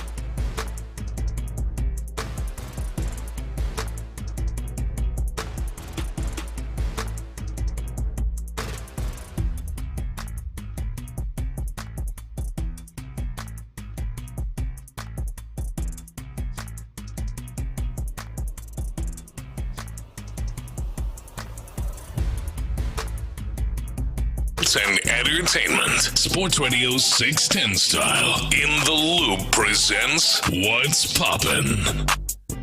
All right, let's get into what's popping here in the Loop on Sports Radio 610. After, I imagine the big thing that's popping is everybody's reaction to the Philadelphia Eagles defeating the Kansas City Chiefs 40-22 in the Super Bowl. And locally, especially on Sports Radio 610, there's a lot of this sentiment from the 832 on the Jim Adler Texas Hammer text line. Have y'all checked on the show? Yeah. Is he on Suicide Watch? I have a feeling that he's not going to that place. Nah. Right? He got some Super Bowls under his belt. He'll be fine. But I have not heard from him. I do feel like he kind of going to come in, try to be the bigger person. Like, you know what? Our quarterback didn't play well. Oh no, yeah. I'll give Ron that. They right? got outcoached. Mm-hmm. They got outplayed. He gonna come in kind of like 100%. He'll be their comeuppance and whatever is necessary there because he's been doing that with the Kansas Jayhawks. Yeah. I texted him because Kansas State got over on KU, which if you know what these two teams look like this year, shouldn't happen. Mm-hmm. And yet and still he was like, yep, no, they just have not been a good team. Like he'll let you know when he believes that they're not up to standard. You got the type of fans that don't really acknowledge what's wrong and kind of being fanboy out, and then you got the fans that's over criticizing all the time. Yeah. It's still gonna. I mean, it hurts a lot, man. It hurts big time. Deep inside, it hurts. Boo-hoo, man. He got 3 championships. He's got his. Boo-hoo. Well, I mean, look, and this is the thing. Ron knows what the game is because he talked big. And so if you want to talk back, 2 p.m. Yep. The Drive with Stoerner and Hughley. That one's coming. Also, if we're checking on people, have you, Lopez, checked on your homeboy, Nick Wright?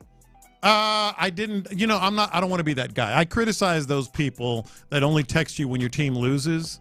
So I have not.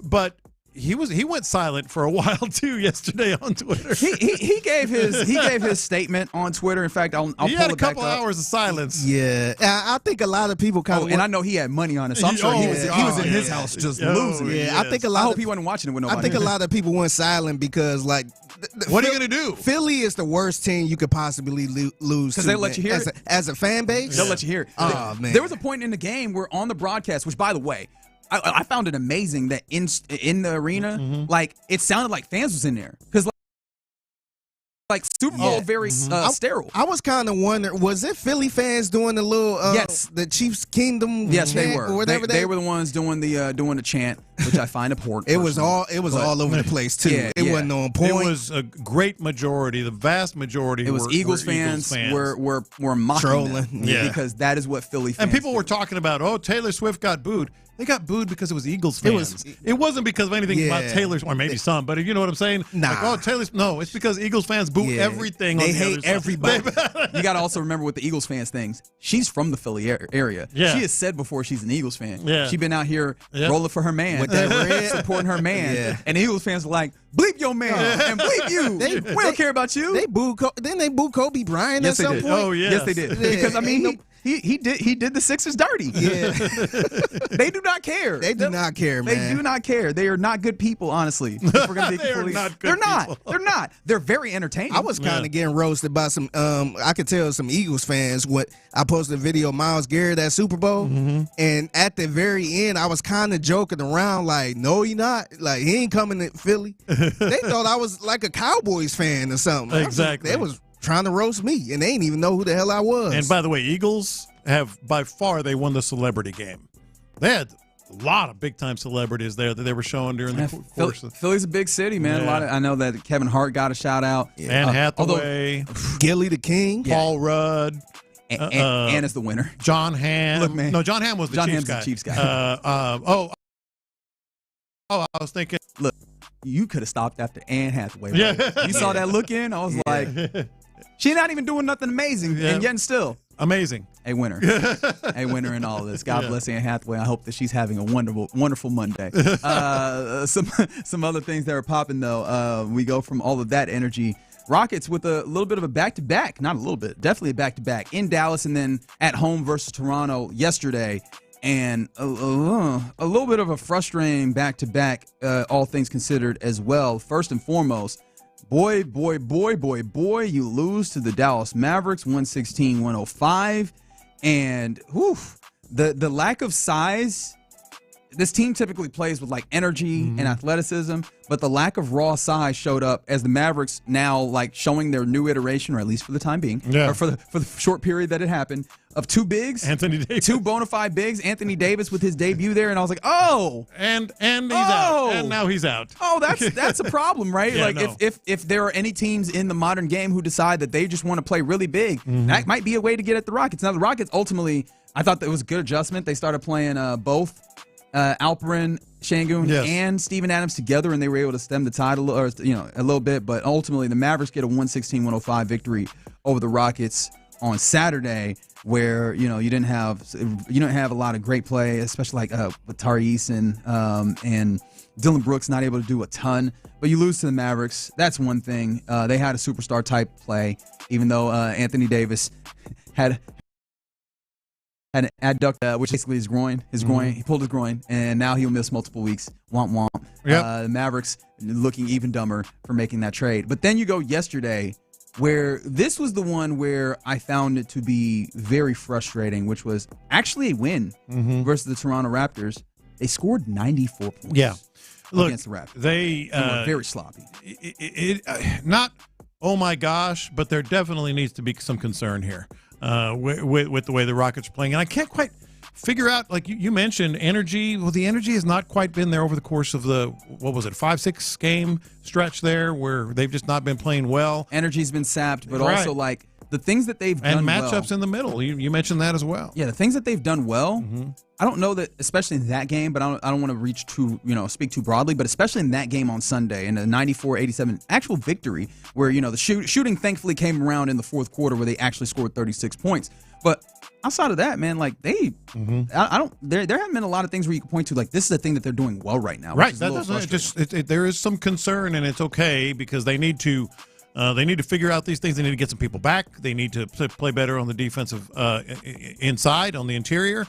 And don't look now, but they're just a half game ahead of the Lakers from playing a road game in the first round of the playoffs. Yeah, I mean, it is quickly devolving in some ways, and I understand like the idea. I mean, when you had a 6-game losing streak, which thankfully again was broken by that win against the Raptors, that's one of those. Hey, I'm glad you won, but that was real ugly. To the point, if you're not going to be playing at the number 2 in the West pace, that's fine. But still, you got to find a level here. And it feels like obviously you're missing Jabari, you're missing Fred VanVleet. In fact, Ime gave some updates on those guys. I believe telling I believe it might have been, I think it was Spo had it. I saw him on Twitter mentioning this, that if he was asked, like, was it more likely that these guys would be back for All-Star break? And he said likely after All-Star break. Now, All-Star break is rapidly approaching, to be fair. But, again, it's like, you need those guys back as soon as humanly possible because the way that they've been playing right now is you need as many of your guys to get back and kind of get you back to playing your best version of basketball the Rockets are playing. So, 33-20. As you mentioned, I believe that has them 4th in the standings in the West, which, again, would still be hosting, but is only a half game ahead of the Los Angeles Lakers, who have not even gotten Luka back. And on the floor. they've added a guy, haven't they? Yeah, the Lakers have won 5 in a row and have not even gotten Luka in 9-1 in their last. Is it tonight 10. He's playing? I don't know. I didn't see officially, and it's been kind of interesting to follow that along. Now, thankfully for the Rockets, they'll get a little bit of a breather. They get a few days off before they will face off against the Suns here locally at 7:30 on Wednesday. So that hopefully you'll get a little bit of a test because the Suns are a team that is trying to lock themselves back into playing some better basketball. But it'd be nice if you could beat them and again push them further, push them a little closer to that situation to where they are willing to make the trade to try and get their picks back. And Luka is expected to make his debut tonight versus the 30-yard line. Okay, so that I imagine that half game is going to be picked up by the Lakers. So man, it is an interesting time, but you need to make sure that you kick it in gear because the idea of we're going to host a playoff game and probably a playoff series rather, and maybe have an opportunity to go into the second round and do something special. You're pushing yourself to a place where it's going to be more and more difficult. Obviously, understanding that you still have some season to go here, but you want to get back on track here quickly and. Salute, if we're talking about what's popping, to the man, Hubie Brown. This was really cool. I mean, that guy's just a legend. And called his last game yesterday. And the best part we're talking about kids that are 2-3 generations removed, maybe at least 2 from when Hubie started in this game. I mean, probably 3. At least 3. I said at least 2, but 3 probably. Because, I mean, generation is what typically considered to be 20 years? Yeah, 20, 25 years. He's been doing this for a long, long time, man. I mean, early 70s. And he still sounds good. Yeah. Like, now, what was odd was before the game and after the game, like, he sounded kind of creaky. When he got into the broadcast itself, he started talking hoop. Yeah. Oh, man, Hubie still got it. I know Hubie has forgotten more things than I will ever have an opportunity to learn about basketball in my lifetime. So that was, shout out to Hubie. That was kind of appointment stuff for me.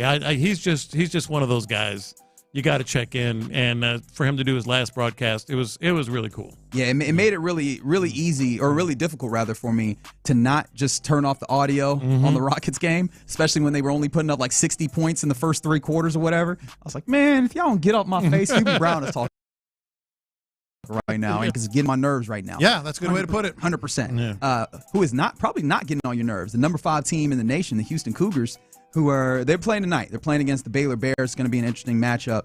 Have an opportunity to get another win at the Fertitta Center tonight at 8 p.m., and that'll be broadcast on Big ESPN. So opportunity. I went ahead and did the thing for ESPN Plus, and so I've been able to do that. But it's always fun when they get the opportunity to shine on Big ESPN, as the Cougars will tonight. So there you go. That's some of what's popping here in the Loop on Sports Radio 610. And speaking of college hoop, you want to make sure that you keep it locked here on Sports Radio 610, particularly on the Odyssey app, because if you do that for an hour each day, you have an entry each day into the Slam Dunk in Vegas national contest. And if you win, you and 3 of your friends will be headed to Vegas to stay at the Circa Resort in Vegas. It is one of their premium sports viewing destinations, and you can enjoy the biggest March Hoops party at Stadium Swim as part of your ultimate college basketball championship experience. Plus, you'll have an extra $20,000 in your pocket to spend while you're in Sin City. So download the Odyssey app and listen for an hour each day. You have the daily entry into that Slam Dunk in Vegas contest where, look, let's be honest. It's time. It's time for the Houston Cougars to make that slam dunk, that tournament run, and go and actually do something. And they're heating up at the right time. They are heating up. Yeah. They really are. All right, you're in the loop right here on Sports Radio 610. So are the Aggies, by the way, but that's all right. I mean, did you want to say something? No. It sounded like you got something in your throat. Did you want to say something? Hey, clear out. Let's go. You can say something if you want to say something. Show of accuracy. Ball up top. As much as we can be. But yeah, did you see Auburn lose, by the way, to Florida? Yeah. Still look like the best team in the nation to me. I think Auburn's up there, but yeah, Texas is going to be well represented. They are, absolutely. Mm-hmm. It's going to be fun, and your Houston Cougars looking like they will be there. So make sure that you're listening to Sports Radio 610, just so that you maybe be able to go and enjoy Vegas and enjoy that tournament on the Odyssey dime. All right, coming up next, let's get into. We talked about our lessons from this game. Let's specifically tie them in to this Houston Texans team. How close is Nick Caserio to being like Howie Roseman, a Super Bowl winning executive? 713-572-4610. Let's discuss that next. Here in Sports.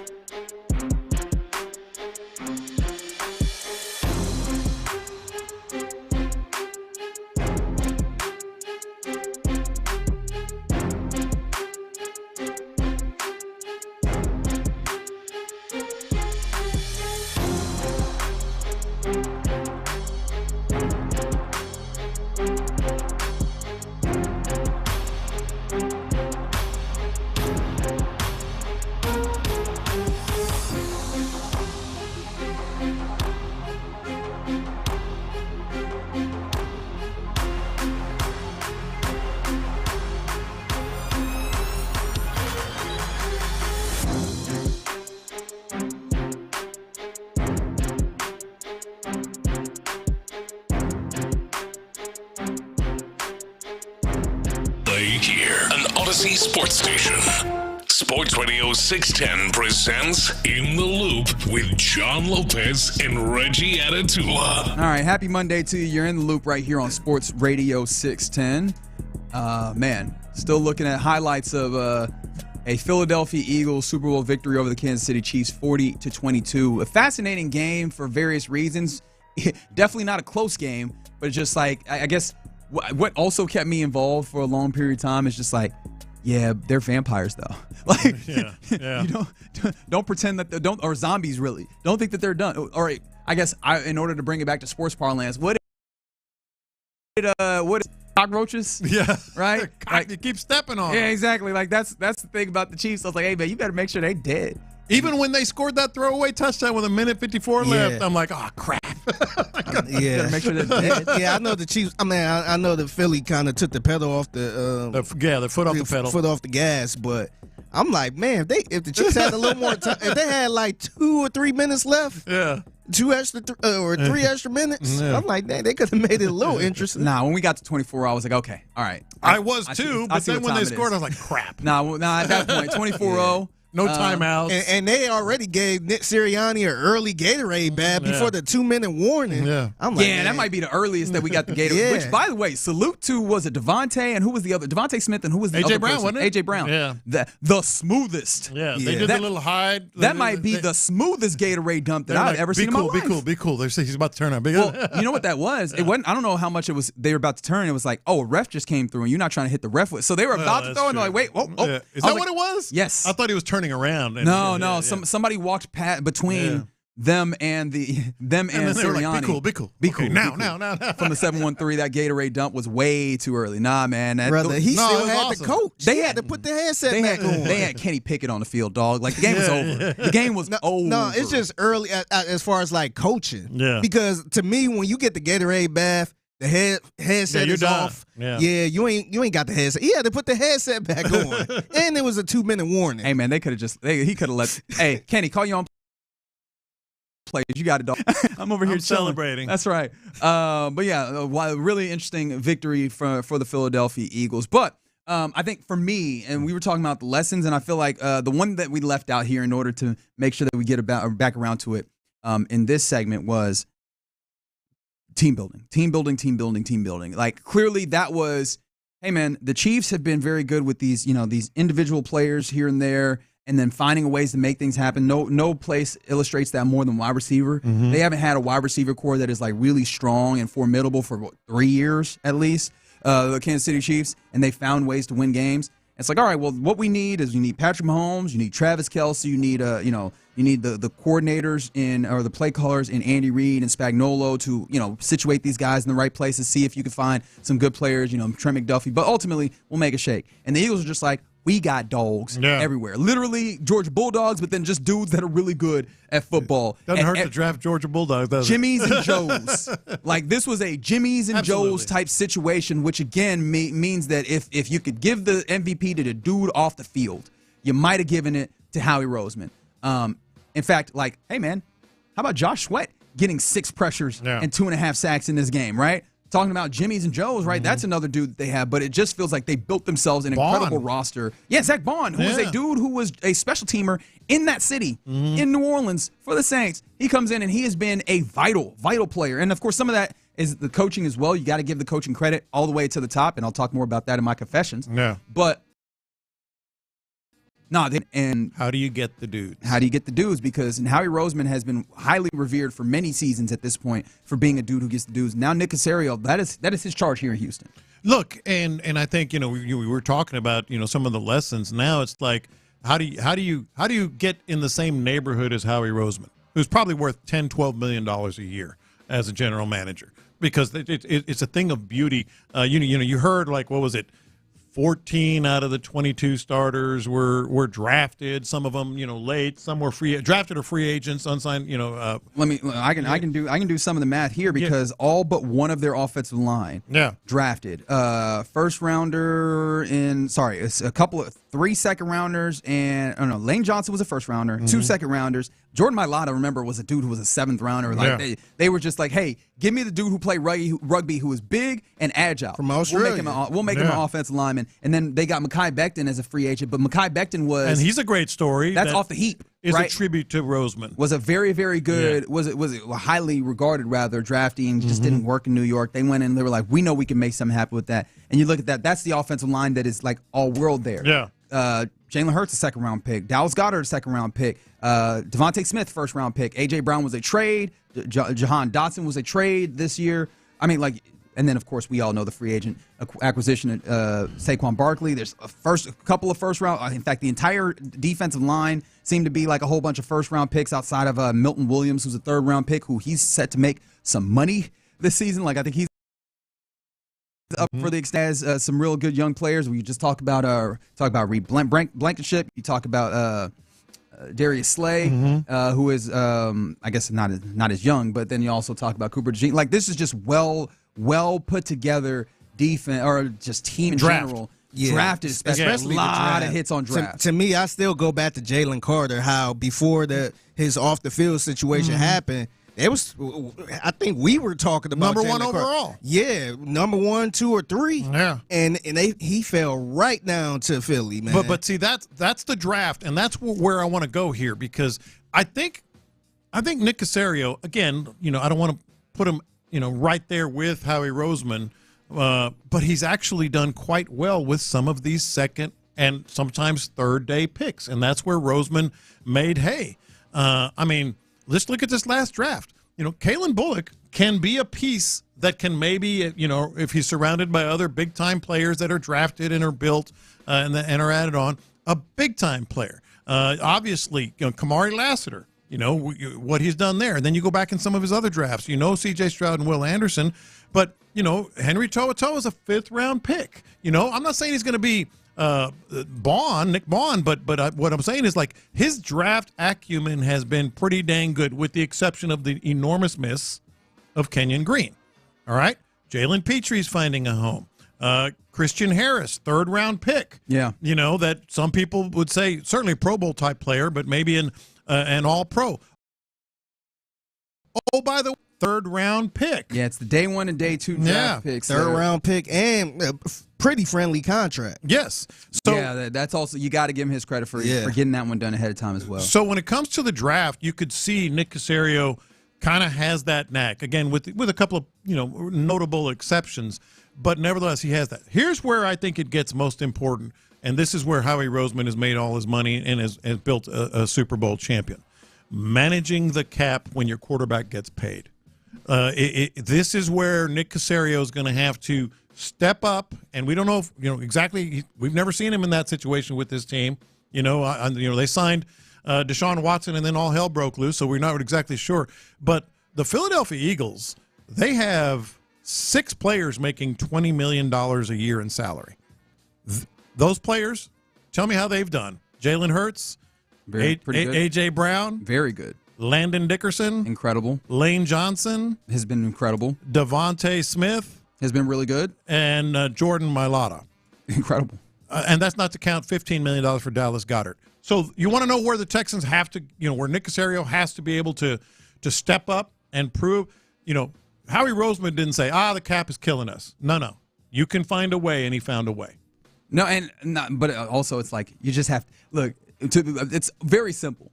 You have to hit on all these, man. Like you just have to hit on this level, and it's probably unfair to compare it to the Eagles, because the Eagles have literally just done this to the maximum of your capabilities, having incredible drafts on days 1 and 2, where they have guys that win, and then day 3s are like kind of they're a little bit flyers. Can you get guys that in the rough that ultimately come in and help you? But then when you pay people money, that money cannot be wasted. And I feel like there's one dude. Those are all hits, man. There's one place in particular where you look at the way that you've spent money and you ask questions, and that's offensive line. Sure. Or not just spent money, but then also the way that you've allocated resources. Because you have a first-round pick there that looks like he's not tenable at Kenyon Green. You have a lot of money at your tackle spots, or at least whatever tackle guard, if you want to, whatever we were going to consider Titus at. That I don't know if we're looking at as completely good money, even if we're like, all right, maybe that's okay money. That's not comparative to what we're talking about there. Like and it's probably unfair expectation to expect perfection, as the Eagles seemingly have done with Howie Roseman. But if we're just talking about that comparison, those are the places where you stand to be better. And I know you're talking about, hey, once your quarterback gets paid, do you get all these things right? Get all these things right now as well. Yeah. And you can find ways to make this happen. But yeah, that's the thing is, hey, when you allocate those assets, you gotta hit. You gotta hit on the money you're spending. The draft picks you can afford. I mean, you can afford to screw up a first round draft pick. You don't want to, but you can afford to if you back it up with some other guys that are maybe like a Blake Fisher. Maybe he steps up. It's not the end of the world. It's not the end of the world. But you spend that money and it's a bust. That's a big problem. And he's had a lot of hits on days 1 and 2 over the last few years, 100%, right? All dating back to probably 22. Or I guess if you want to give him 21, where you talk about Nico Collins being in there. Mm-hmm. But yeah, you've got days 1 and 2. You need to be hitting pretty much the same vein. And it just feels like also you hit in a very particular place. If you hit in those trenches, it makes a big deal. It's what we were talking about. It's what I feel like won the Eagles the game in this one. And on the offensive side, it is what limited your team to a great degree this season. Like getting the offensive line right in this offseason in particular, but just in general, I think is going to go a very long way, especially because, again, that is the part that is so closely tied to the biggest asset on your team, which is C.J. Stroud. Going back to where we started, in the 11 o'clock hour. Got to get the line right. You want to be those guys? And look, the Texans are not the only ones that are kind of building their team with the defensive line and some of the other elements that the Eagles have. I mean, it is a copycat league, but it's also very basic. You want to win up front. But the offensive line has got to get elite. It's got to become elite. Yeah, and I think the question is, like, how do you get there? Because, again, Howie Roseman, we're talking about this. I think Jeff Lurie, the owner of the Eagles, said that, yeah, I've known for a long time that Howie Roseman is the guy to be trusted. I'm like, what, since 2015? Because remember, before that, they had given Chip Kelly player personnel. But I say that to say, even before that, he had been the personnel guy. But at least successively, since 2015, for a solid 10 years now, or a better part of 10 years at the very least, he has been in that place to year over year do this. And I kind of feel for Nick Caserio because, yeah, you've had some swings and misses, particularly offensive line. And it feels like, hey, this is your window. You kind of need to get it. You need to get it turned over quickly. Like over 2 or 3 years, maybe you can get to that place. But because of having your back now and having so much of this in place, I don't envy the situation of trying to get over. Like with Laramie Tunsil, are you stuck there? Are you stuck there just because of the amount of money? And like, are you going to find a place? Or are you going to be able to find a way to maybe upgrade that position if possible, if there is an upgrade there? Titus. Talk less of Titus, right? How do you make do, or how do you find a different place for a different situation with Shaq? And maybe you have to go, if you're looking specifically at the blueprint that that the Eagles have, continue to draft guys on the offensive line and just believe that eventually they will come into their own. Right? Eventually Blake Fisher taking that role at right tackle. Eventually Juice Scruggs or Jarrett Patterson holds down center, and you're just like, yo, we're going to put our trust in the guys that we've drafted to get there. But then also, are you going to be able to find those? Are you going to be able to find those bargains? Are you going to be able to find those diamonds in the rough in free agency? Because I think they've done a great job of getting the guys that are the surefire hits in free agency. Can you find those diamonds in the rough in the free agency? I guess like Mekhi Becton, if we want to call him that. And are you going to find... Or depreciated assets is probably a better way of saying it. Yeah, but, you mentioned the defensive front, and they are just dogs. Yeah. You got to find those dogs on the offensive line, too. Sure. Because those dudes from Philadelphia were just... That was no chump defensive front that they were going at. No. There was because there was a good question asked earlier in the show on the text line, on the Jim Adler the Texas Hammer text line, 713-572-4610, which is, man, why didn't Andy Reid adjust more? Maybe roll the pocket out or whatever. And I think it's a good question, and I want to look more at like the film of this. Gosh, I'll go back and watch the film of the Super Bowl. But I'll go back and watch it. But one of the things that I did see in some of the clips as I was watching the game and just kind of circling back was, hey, man, they had instances where they had guards pulling and such, and these dudes are just stonewalling the offensive line of the Chiefs. I mean, Nolan Smith, a pulling guard from the right side, that might have been Trey Smith, to be completely honest. Pulling guard from the right side, boom, right into Nolan Smith, and he goes nowhere. There is no push, right? It looked like the defense was the aggressor in that instance when, in all reality, your pulling guard is supposed to be able to come with force and knock that dude back. And I was like, oh, okay, so this is just the Jimmy's and Joe's proposition. They're just better. And they're better on the defensive front. The Texans are in a good spot there.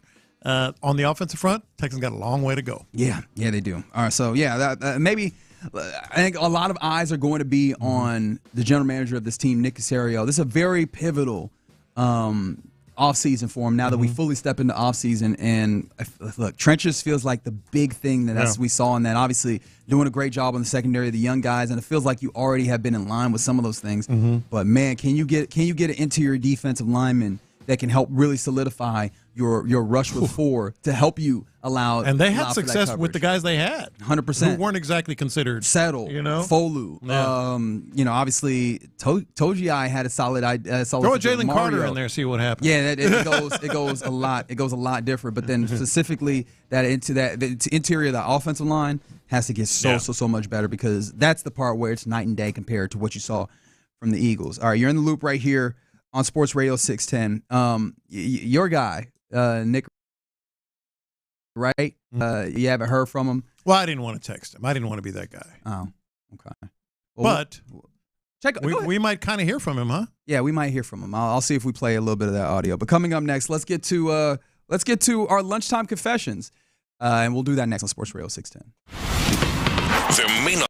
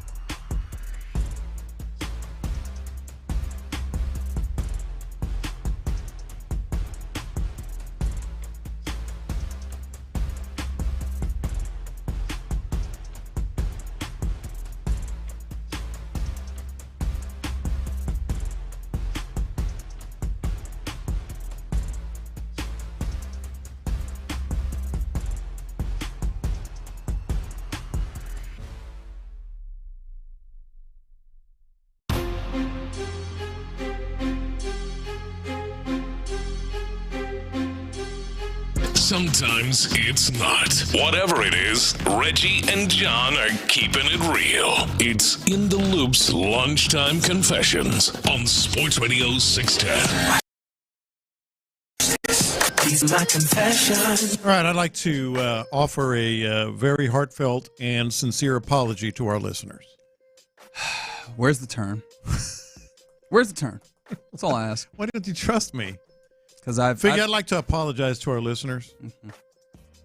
All right. Okay. I called myself a dumbass on Friday because I went to the casino and lost some money. Which you were. I am, in fact, a gambling genius. There it is. There it is. It was coming. I am, in fact, I should have known better that I wasn't a dumbass, but I am, in fact, a gambling genius. And I texted these to you before the game, Reggie and Figgy. I recall. You've been texting a lot recently. Have I? Yeah. Figgy, you notice that? He's been texting us a lot. Yeah. More than, remember when we used to text him and we wouldn't get a text back, and now he's just openly texting us? Yeah. Maybe I trust you more now. Oh, okay. You thought I was a snitch, huh? I haven't noticed that. Maybe I just have. It goes in waves. So I made 6 bets yesterday on the Super Bowl. All 6 won. 6-0. And I didn't tell you all this earlier. I won a square too.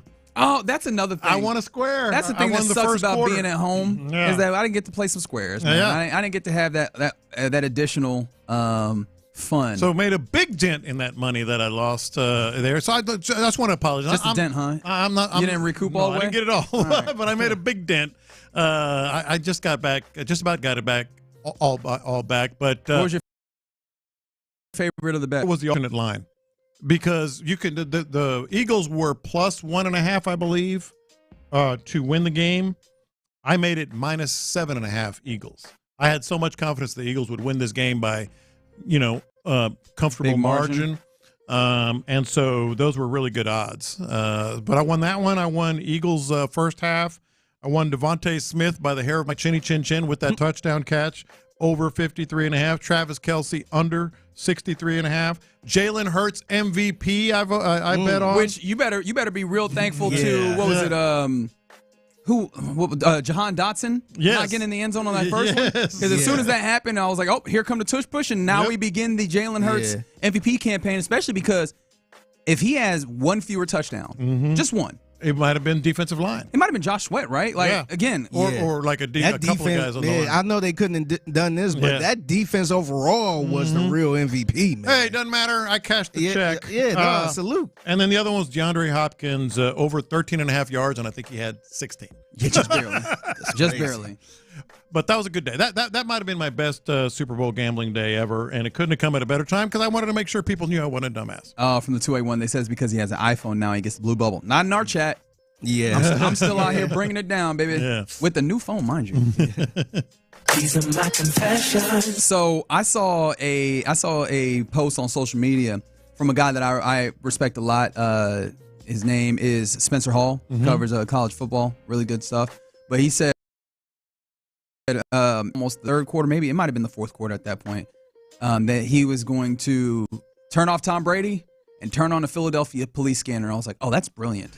And so what I did was I turned on the Philadelphia police scanner. Oh, wow. And That's a good confession. I just listened to that for a while. Give us some highlights. And I got to be honest, at least on the police scanner, them people were pretty tame. I was expecting things to be on fire. Well, I was expecting cars to be turned over. And I didn't hear very much of that. I think the few things that I heard, which I guess this is relative.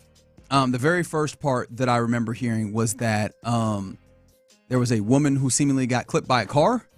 I didn't hear to what extent that happened, right? So, because obviously that could be a really bad thing. Sure. And then another point, I heard that the Philadelphia Police Department was looking for. They were like, "Can we launch a drone or whatever to find out where the fireworks are coming from?" And I was like, "Oh, those people are lighting off fireworks in the city." Yeah. So that's fun. And I mean, in the boatload of people. Yes. Yeah. Absolutely. Outside of that, they were pretty tame. Like, obviously, we knew that they were climbing Some up broken poles. windows I saw this morning, but whatever. I didn't hear those calls. Maybe I just missed it and trying to pay attention to too many things. But I was like, oh, they kept it good for you, Philadelphia, not going on a complete rampage. Maybe it's because they won. I don't know. Yeah. But yeah, they kept it kind of together. I was proud of Philadelphia. These are my confessions. So John Lopez mentioned in his first confession, pretty much, or we talked about how he texts a lot now. Mm-hmm. Like he's in the group chat a little more than he ever been. I think I know why. Oh wow! I think I know why. I think the trip to New Orleans kind of look at us as his sons. Oh wow! And this is you're gonna go there. And this is where I'm going with. You're gonna go there. Yeah. I didn't know if y'all were mad or not. No, no, I wasn't mad at all. I was actually kind of, I guess I don't want to say impressed, but I was kind of taken aback it because John Lopez texted us randomly in that group chat that usually just be me and Reggie. That's right. He said, "I just realized Figgy is exactly Jacob's age, which is his oldest son. And Reggie is exactly BG's age, which is his favorite son age." I'm going to just say this. Lopez said, "I'm going to start calling y'all my sons." I'm glad you edited that. I don't need you to get canceled or nothing, man. I'm glad you edited. But I feel like after this trip, I feel like Lopez look at us a little different, and he kind of respect us as his sons. Well, I didn't. You guys know how I felt about you before that trip, but it made me. I was talking. She was asking about the trip, my wife, and then over the course of the conversation, she goes, "Well, how old is Reggie?" Because she knew how old you were. I said, "He's 32," and I went, "Wait a minute, Figgy is the exact age as Jacob, and Reggie's the exact age as BG, so they're my sons, sort of." With one difference. I feel like the difference is the major part of that. Like that's the major. That's the main entree. and Reggie texted back when I said, "Should I call you all that?" And he goes, "No, you shouldn't do that." I would not. I appreciate the sentiment that you're trying to get across. I think Lopez. My confession is, I think Lopez want to push his real sons to the side. No, God, and no. bring in me and Reggie. Yeah, then I'd lose my bookie. Was that what? Was that out loud? Wow, that's real reckless of you. That is very reckless of you. Was that out loud? These are my confessions. All right, so this is how I explained, and I'm going to say it to you guys. This is how I explained my knowledge of Kendrick Lamar and SZA. Is how you pronounce it, correct? Right? Yeah. And the show that happened last night at halftime. My knowledge of current hip hop and rap is like that 30-something-year-old friend of yours that calls himself a history buff, air quotes, because he's watched like 2 documentaries on World War II. He's not a history buff. He just watched a couple of documentaries on World War II. So that's the backdrop. That's my knowledge of current. I'm better, as you guys know, on some of the older stuff. But of current hip-hop, Kendrick Lamar, Drake, all that. I try to, very cursory find out whatever I can, just because I do like the brand of music, but I'm just not dug in. So I say all that to say this. I had to Google why Serena Williams being on stage was such a big deal. I had no idea. I was like, hey, there's Serena. Was that Serena? And then I started opening Twitter to make sure, and they're like, oh, that's big. That's big. I'm like, why is that big? So now I know. I had to Google it. And for those that don't know, the whole Kendrick-Drake beef continues on. There was a lot of allusion Kendrick within that. And Serena being there is one of those because Serena once dated Drake. Yeah. And so it's another shot at him across the bow. And not to mention Drake been sending shots at Serena and her husband. That's what Google for some reason. I don't know why. I'm proud of you. Google taught me that. Look at you. Yeah.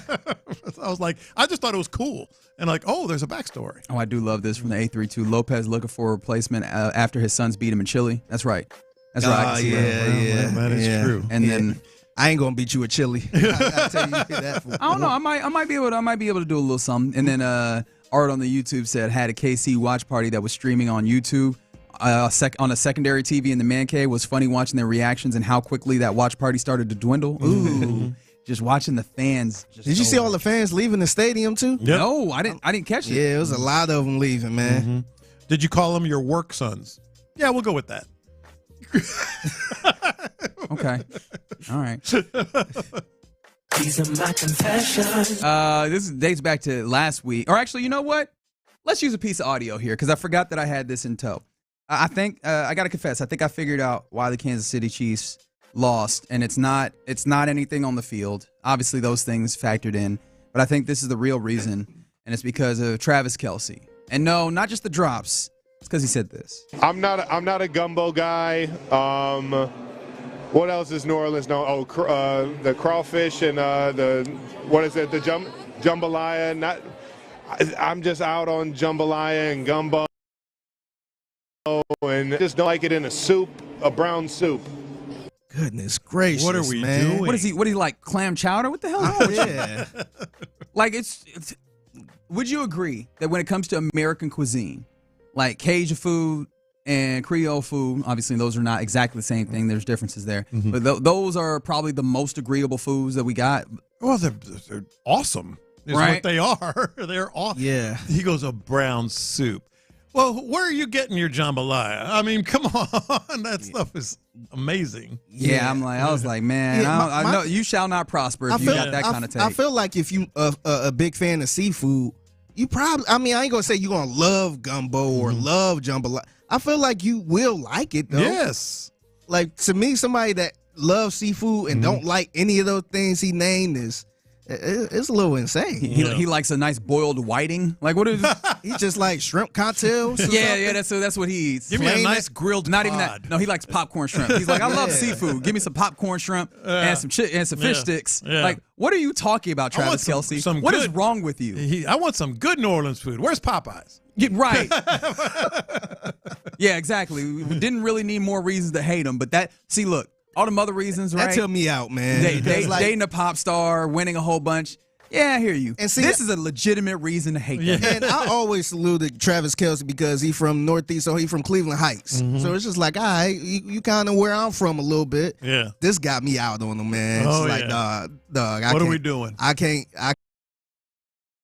associate you Cleveland Heights. It's something different if he's like, I have a seafood allergy. Sure. All right. Sure. Or I don't like seafood. Some people don't like seafood at all, which I totally get. That's Personal fine. preference. Yeah. You like seafood, but you don't like Cajun food.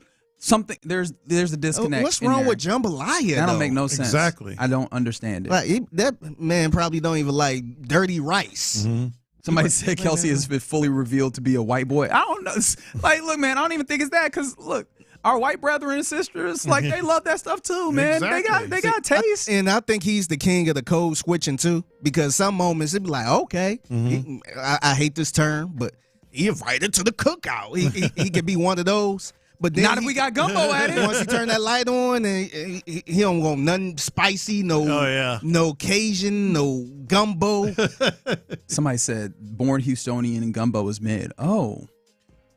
Huh. I mean, but you still, it's okay though, right? I'm not saying you gotta love it or anything. I do wonder. Travis Kelce said he don't like none of that. We've gotten to a place where the definition of mid is like gotten too wide. There was a point. It's almost like an insult. Where it started. Yeah, no, it absolutely is. Yeah. Where it started was like, this is a thing that is acceptable, but not like great. Mm-hmm. Yeah, it's average. I kind of look at mid as average. Right, and now it's just like, it's bad. So I wonder how that person meant it. I know some people that don't really care for gumbo and all that stuff, but to me, he rattled off a lot of things. Yeah, the whole thing. He pretty much said he don't like. He said he don't like New Orleans. Yeah. Basically, to their face. Like, what are you eating in New Orleans at this point? And he must not know about New Orleans because you don't tell them that you don't like them to their face. This is true. Something, man. And this is chicken nuggies. And what I've got to say, I felt like the people that was eating gumbo was catching the football. That's all I'm saying. This is true. That's all I want to say. This is true. But there you go. Those are our lunchtime confessions. Hopefully with more gumbo right here in the loop on Sports Radio 610. All right, coming up next, let's give the Rockets a little bit of love. I understand there was a lot of Super Bowl action. The Rockets played twice over the weekend. What's more concerning to you? Is it the back spasms that popped up yesterday, or is it just the downturn in focus and offense from this Rockets team? 713-572-4610. Let's talk about that next. The Texans have their new OC. Former Rams tight ends coach and passing game coordinator Nick Caley is coming to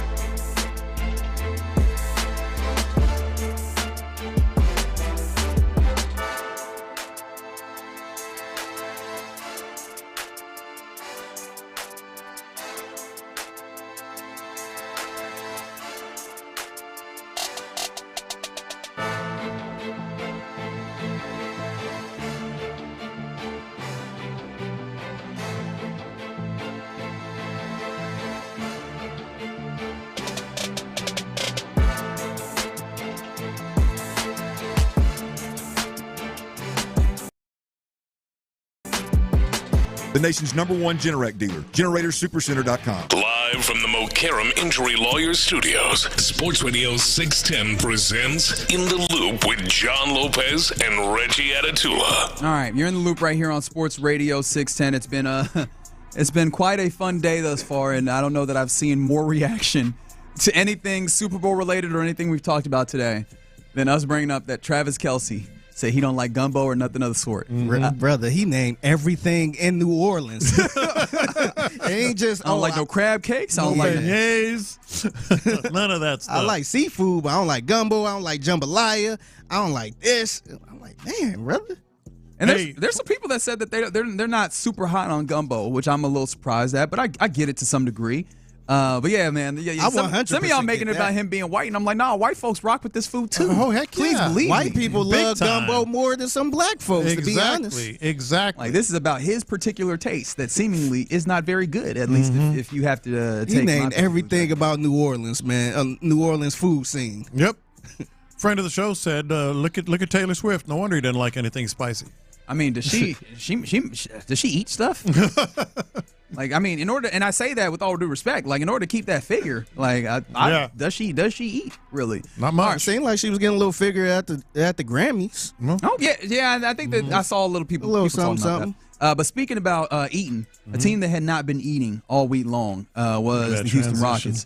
The 6-game losing streak that they had coming into yesterday. Raptors got a win, but it was a sloppy one, 94-87. I mean, they got a lot of their scoring done. Think about it. 94 points total, 36 of those in the fourth quarter. Do some basic math, and you see that they was playing in 1998. Good. It was awful. It was not good to watch. And so, like, we're getting to a point where and we had someone text in earlier that was like, yo, this team is annoying me. It's frustrating me. That's a great way to put it. It's just annoying. Right. And so what for you is the biggest part of it? Because one of the things that was really concerning for me in the Raptors game, well, I mean, first and foremost, what was concerning for me in the Mavericks game was that you had a couple of bigs that were tearing your ass up all the way up the middle in that game when you had Daniel Gafford, which, you know, whatever, he's playing center. He's an athletic guy. But really, Anthony Davis, seeing that guy play at the high level that he did, tearing you up for about a half of basketball. That's one of them. But then on the other side of it, like seeing the Raptors game in which Alperen Şengün leaves the game pretty early on with back spasms is what happened. Now, back spasms are an interesting thing because I'm leaning on you here. They're dicey.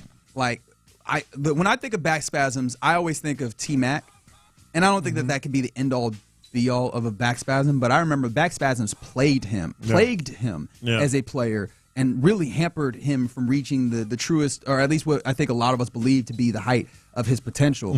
And Alperen Şengün is a very young player who is pivotal what you do in the middle, and now he has back spasms. We'll see what it ultimately looks like. I'm not trying to paint a picture of that, like this is going to be a gruesome injury or anything, but is that more concerning for you or is result that seems to have happened. There was a really poor offensive game there, but like it seems like there's been a lot of like just a lack of effort, just generally lack of juice. It might be the best way of saying it from this team over the last like week or so. Man, I can't put one over the other.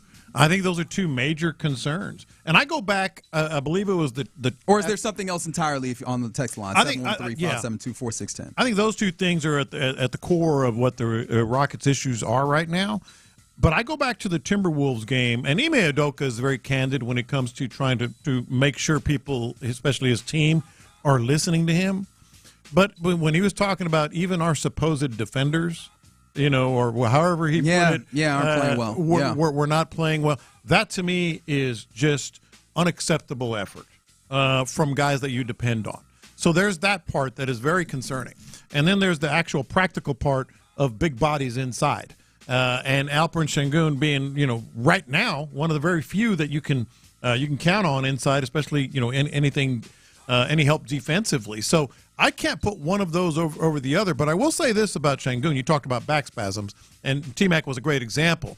Is it code for something else? Because teams like to, and he had some injury stuff all that's season. Exactly that's what a I great was saying. point. Remember the first week of the season. Yeah, the first week of the season. He would have either a heating compress, I didn't know what it was, or a cold compress on his lower back for about 4 or 5 games in a row. Right. And now he has back spasms, and we're 2-3 months, into the season. Don't tell me the Rockets are turning. Hey, and how can I forget what he was doing? And they were saying, no, that's nothing. And now he has back spasms. I mean, it is possible that they are not attached. However, it's code. Maybe I think it is fair to question that. And if that is like, if this does fall in with like a pattern, one of the things that I often say is trick bags don't stop tricking, right? Is this going to be something that follows him in that it's because you're already pretty bereft when it comes to bigs. I think that's one of the issues that's been there with this team is being able to this team has been a defensively oriented team, at least in its construction, except they haven't been that. Since the turn of the calendar. I mean, they've been in the bottom third of the league defensive rating-wise since then. And one of the reasons why I was looking at it is they can't rebound the basketball. Like, they're not ending possessions, and some of that is like the size. Rebounding is effort. It's part of it. It's a large part. I think rebounding is largely effort, but continue. But, I mean, some of the guys that they lean on to rebound pretty heavily, right, they and the reason why I went, I guess, in stopping my momentum immediately here, part of the reason why I say partially is because you played against the Mavericks, right? And the Mavericks came with a whole bunch of size. And you saw the distinction that happens when it's just like, oh, those guys are just bigger whether you have effort, right? The Rockets get rebounds by crashing the glass, specifically the likes of Amen Thompson, Tari East, and those guys just kind of crashing the glass, using their athleticism, get up, get the ball. And they can do that pretty well. When you had two bona fide 7-footers or two bona fide center types in there, it was tough. Since the turn of the calendar, when it was probably a better idea of hey, how many of the defensive rebounds that are available to them that are out there are they mopping up? They are 28th in this, and the reason why I went specifically defense, offensive rebound percentage, by the way, since then they're number 1, so they're still pulling down those rebounds to get themselves second opportunities. Which that's a little concerning that the offense has kind of been up and down with that being the case. But defensively, they're not ending possessions, and that's leaving them out there. I think that some of these things might all be tied together. I think they're getting tired. That's what I'm saying. I can't put one over the other. I think they're getting tired out there because they're having to try and exert themselves defensively. They're playing a lot. You're stretching some of these guys' minutes because of the injuries, and Amen Thompson starting and playing 40 minutes. Tari Eason, who started the Raptors game, instead of being the catalyst spark plug, now doing some more of those things. Guys are getting some more minutes and being stretched. Yeah. But then also, I think they're being pulled into different places. Amen Thompson having to guard a little bit bigger, more consistently because you don't have Jabari Smith Jr. out there. And having to handle the ball a little bit more because you don't have Fred VanVleet out there. Or some of the mental fatigue of having to, run offense because Fred VanVleet isn't out there. I think that they're starting to see some of the effects of all of that. Yeah, I that's why I can't separate one from the other. You mentioned mental fatigue. I don't care how young you are, especially when you're thrown into a role that you're really not, they don't define for you on this team normally, but you're in that role. And the season gets to be a little longer. And I'm not making excuses. I'm saying what is their issue right now? I think they are playing fatigued and without effort and rebounding. You mentioned the stats. Rebounding to me is probably 75% effort at the NBA athletic, and they're all tall and they're all big and all that. I think it's effort and it's just biting them right there. Yeah, but with all that being the case, I still think that the most concerning thing is Alperin. Mm-hmm. Like Alperin at this point, at this juncture, has been kind of at least the easy answer to go. That's your best player, right? I know that we've had conversations of, is Min that guy because of the versatility that he brings and the ways in which he can kind of get it. But like the dude who's scoring damn near 20 a game is Alperin Sengun. The dude who one of the guys that you actually try and run your offense through as a hub is Alperin Sengun. And he's a big who's trying to get better at defense and is charged with banging with those other bigs in the league. The physicality of his position, and if he's now having something in the trunk of his body, obviously the back, if he's having spasms there, that's able to take him out of a game very early into it. I think that is the thing that is scary for me because again, he's young and you've already paid him like a foundational piece of what you're doing. Not to say that it's impossible to make some level of moves, but I think. And again, I'm forecasting forward. We haven't gotten enough, word back to say that, hey, this is going to be a nagging injury or anything to that effect. But that's the part. That's where my mind went immediately, and I was like, oof, is this going to be a T-Mac thing where it hampers what he can do? Because Alperin is very foundational to what you're trying to do as an ascending team in this league. And let's keep an eye on where he is because you mentioned this earlier. The Rockets have 3 days off? Yeah, they have. Yeah, they had today. They have today off. They have tomorrow off, and then they'll be back in action on Wednesday. On Wednesday, late Wednesday. So yeah, 8:30. So I believe. Basically, 3 days off. If it's just spasms, you should be able to go. In fact, Ime Udoka said he expected him to go. If he doesn't, all right, then we have to start raising an eyebrow a little bit. Yeah, man. Somebody said 713. Week of the trade deadline came. The Rockets just fell off a cliff. Yeah, and that's the thing that's also wilder is that.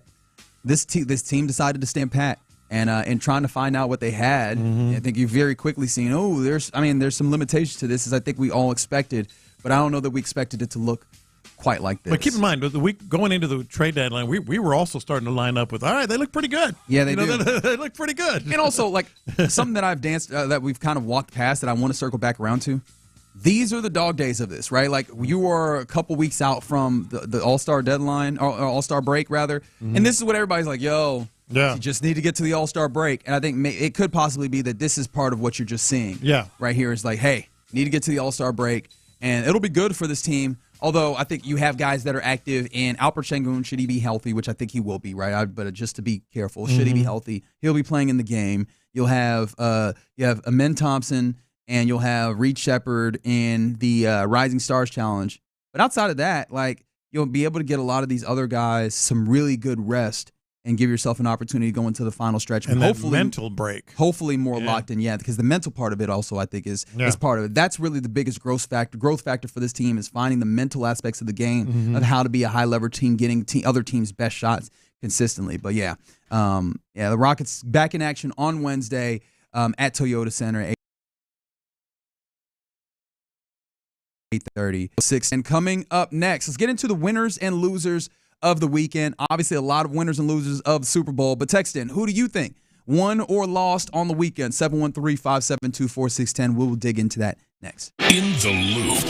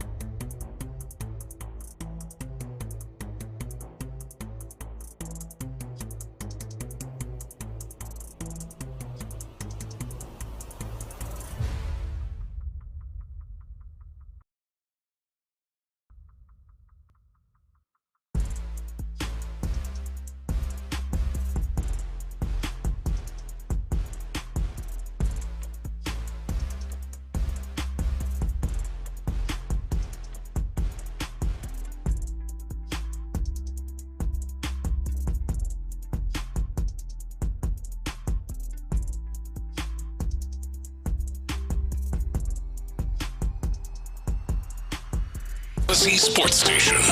Sports Radio 610 presents In the Loop with John Lopez and Reggie Atatula. Hey, shout out to all the fine folks listening here in the Loop right here on Sports Radio 610, including Patrick Creighton, host of Area 45, here that weeknights here on Sports Radio 610. He weighed in. He was like, "Look, man, I'm white.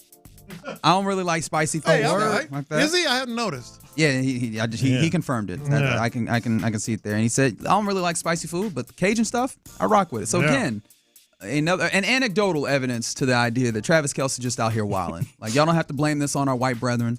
Y'all don't have to blame this on spicy foods or nothing. He just got weird taste. He does. He's got untrustworthy taste. At the end of the day, he's still a white boy.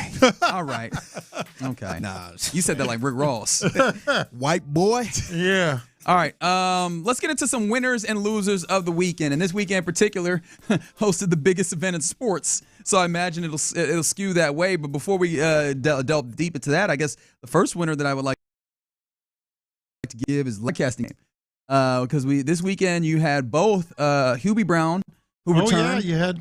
Who returned, and he did broadcasted his final game. He did Sixers Bucks, which happened basically the same time as the Rockets playing the Raptors, which was tough for me trying to watch both of those at the same time and listen to both of them at the same time. Yeah. But also, Dick Vitale returned to that. the sideline. I believe that was Duke Clemson was the game that he was calling. Of course, he would go figure back to a Duke game. Are you? Yeah. You're surprised in any way, shape, or form? But no, he returned. Obviously, he was dealing with cancer, so it was really cool to see like a legend, the Dukies, baby, and all that. See him return to the broadcasting bench, I guess. So shout out to those guys who, again, bring a really good environment to the sports and always do a good job. So, yeah, salute to those guys. Big winners. That would be a big winner. And before we get to the Super Bowl big winners and losers, you had Jimmy Butler. Jimmy Butler. Oh, yeah, Jimmy Butler looked great in his first. Yeah. His first. He won. He won.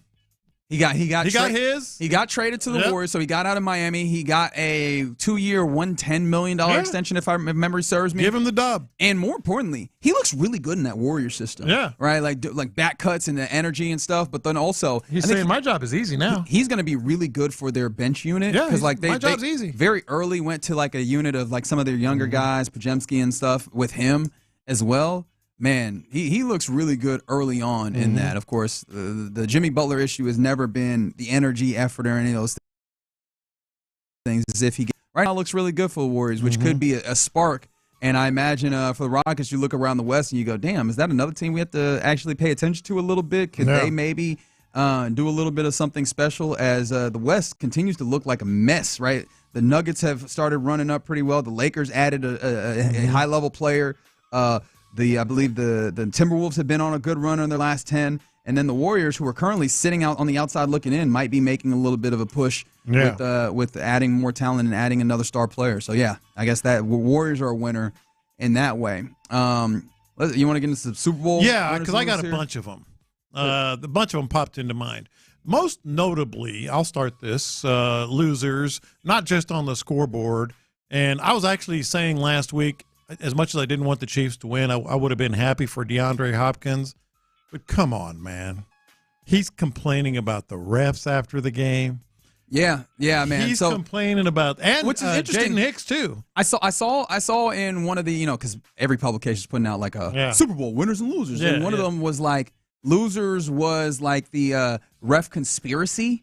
Because because obviously you did not get you didn't get a lot of penalties, but you didn't get what felt like just like a lot of penalties leaning towards the Chiefs. Is that how you felt when watching this game? Did you feel like, on the first drive, that conspiracy is definitely done now? No, it's not. And on the first drive, it looked all the world like, oh Lord, they're going to be brazen about it. They're going to go ahead and just say, yeah, we heard your conspiracy theories and take that. Yeah, we seen no memes. Yeah, I guess DeAndre Hopkins, former Texan, now Kansas City Chief. He didn't feel that way. This is what he had to say after the game about the whole ref situation. I saw a lot of things in the media about the refs, but obviously, what y'all gonna say now about the refs and us when there was a lot of touchy calls? Are y'all gonna report that? Are y'all gonna talk about the refs now? Dude, you got steamrolled. Yeah, I was like, dog. You got steamrolled. Yeah, it wasn't close at all, man. DeAndre. You know, we got love for you in the city. This ain't the look, my boy. That is not it. Yeah. This is not. Are you for real? Hey, we gonna talk about officiating right now, my boy? I would have liked to have seen what happened if the game was close. The game was over at halftime, man.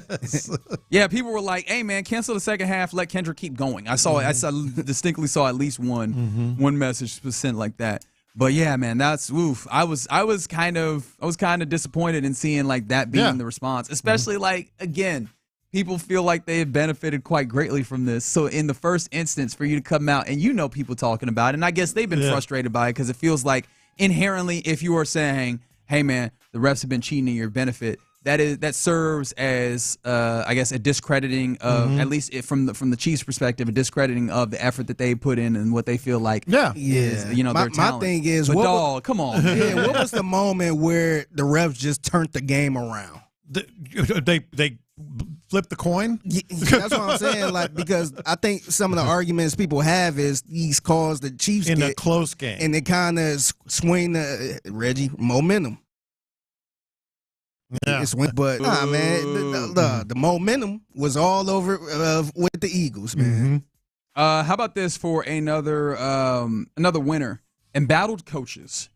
Because Nick Sirianni joined Ryan Day as coaches who received heavy criticism to the point of maybe having people in their local fan base asking for them to be fired to ultimately go and win championships. Remember Ryan Day, Ohio State, they won college football national championship, and now the Eagles win it. And I have to admit, right, I think I've lightened up a little bit on Sirianni because I just have had the constant feeling that this. The victories that they have had as an Eagles team and an organization speaks more to the talent that they have and the coordinators that have been there to specifically call the plays. Like as an overarching, man in charge, I don't have as much respect or credit given to Sirianni. But it feels like they all respect him to a great degree. Although there was a moment in the game where you remember A.J. Brown over there seemed to be jawing back and forth, him and Sirianni. They seemed to also and they were hugging. And he was over there smiling and chatting about the book that A.J. Brown was reading. So I guess he just has his very particular style that seems to work for them. I got a winner from the weekend, and I'm surprised this was actually first on my list. Jameis Winston. Oh, big time winner. He was the winner of the weekend of the week. Dominated. Yeah, he was the winner actually of the whole week. Correct. That brother was everywhere. He was having a good time. All that content owning was great. I'm surprised ain't nobody signed him to a contract. Well, they will. Some type of show. You got to keep this going every offseason. And it didn't look like an act. He was just authentically loving life. Every clip I saw was so entertaining, man. Yeah. I didn't get tired of it at all. Yeah, no, that's a good one there. All the way into Sunday. Sunday he was still posting stuff. Yesterday, it was good. I got a winner that, shout out to grumpy old men. Grumpy, surly, never smile old men. Who are we talking about here? Vic Fangio. Oh. He started coaching in professional football 1984. And then he got professional football. That was in the USFL. His first NFL gig was with the Saints. Was with the Saints. We saw the picture of that in 1986. Was it 86? Yeah. Okay. But he started with the USFL in 1984. That dude was, and like everybody, and we were guilty of it as much as anyone. Oh, Steve Spagnuolo. I would genius, I don't know. Genius. I gave Fangio his due. No, we talked about him a little bit, but he ran circles around Fangio and Andy Reid. I mean, I feel like it was just, hey, look He how. means Spagnuolo. No, he meant around. I mean Spagnuolo and Andy Reid. Okay. Yeah, I mean, I feel like it was just, hey, man, look at how big and strong these boys are. Yeah. What's your offensive line going to do with Nolan Smith stonewalling them? Like, I ain't about to blitz. I'm gonna see what y'all. I'm gonna let my offense or defensive line do the work. He said, you know what? I'm gonna do you a solid. You only got to stop 4. Former Texans defensive coordinator too. Yeah, absolutely. Sure was, and one that again talk about being embattled on his way out. It was a little tough there. Yeah. I feel like he's also a loser for another reason. I don't know that I've seen a worse drop in quite a long time. Oh, man. That wasn't even DeAndre Hopkins like. Yeah, no.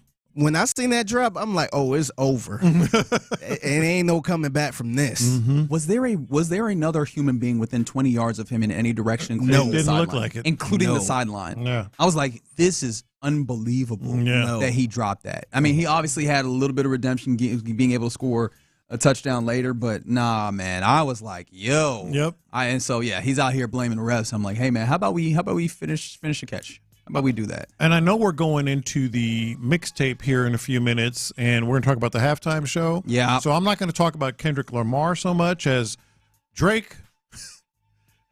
Game over. I said, game over, as they put in the stand. I mentioned this a couple weeks ago.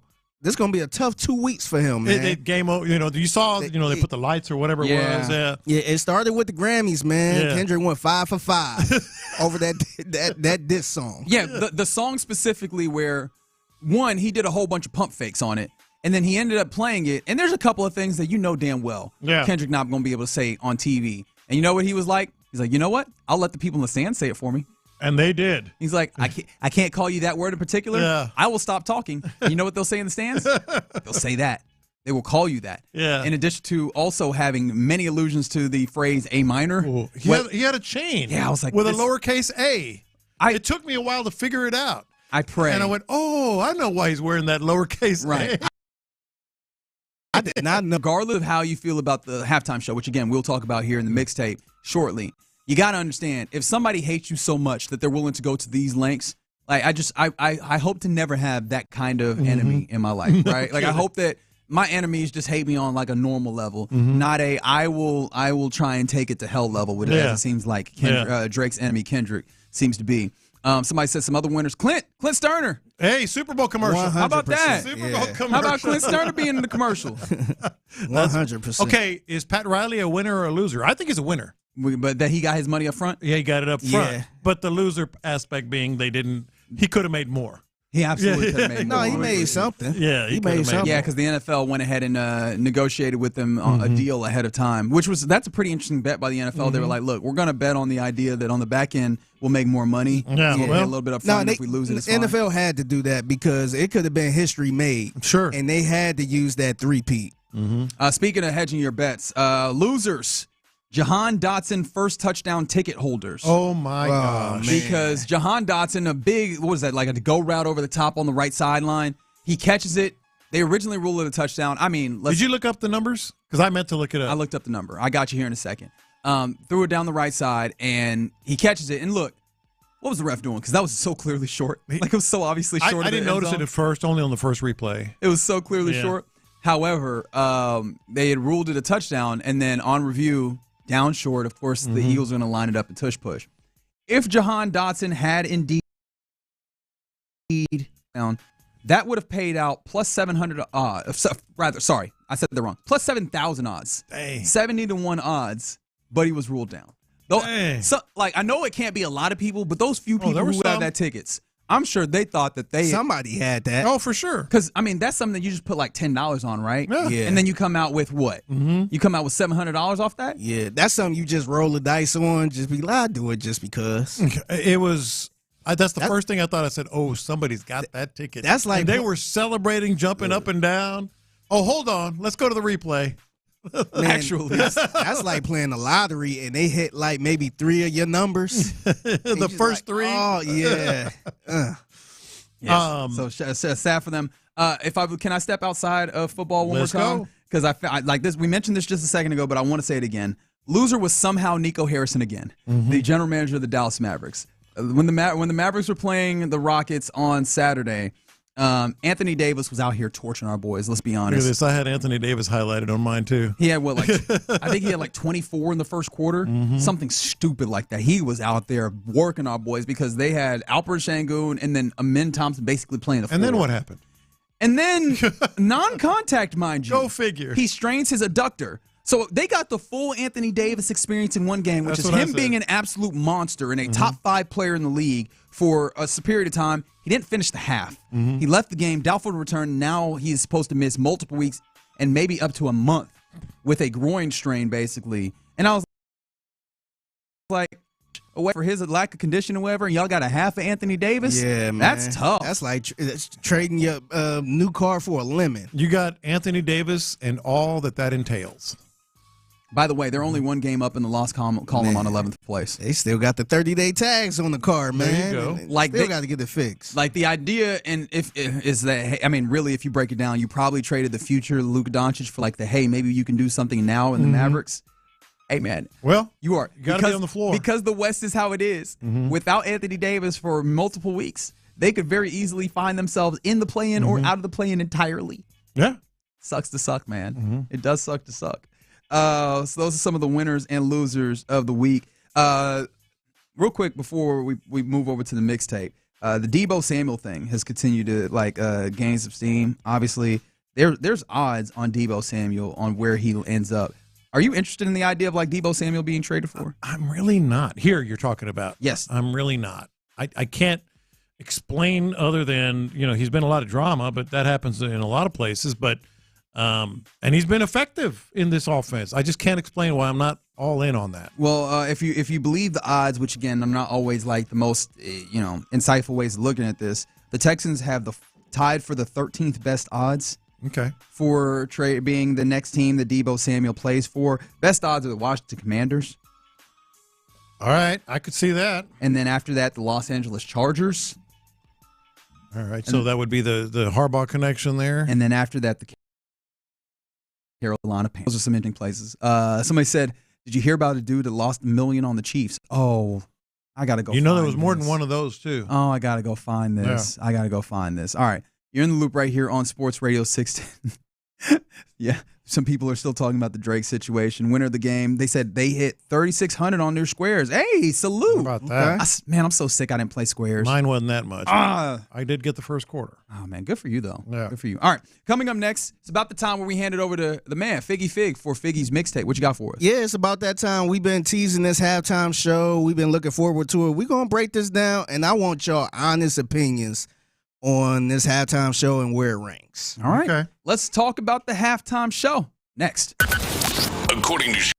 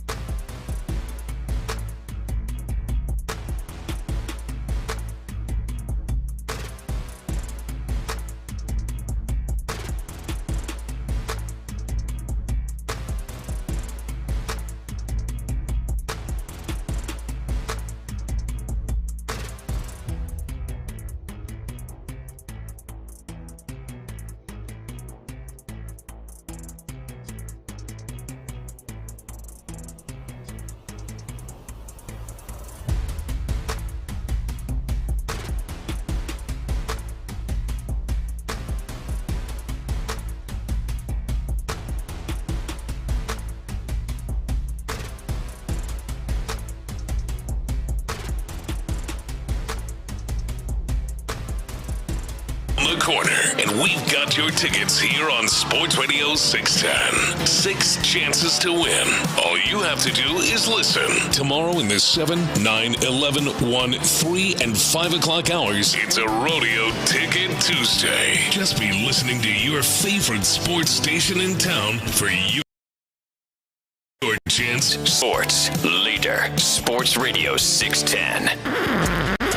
Pass the aux cord and crank up the volume.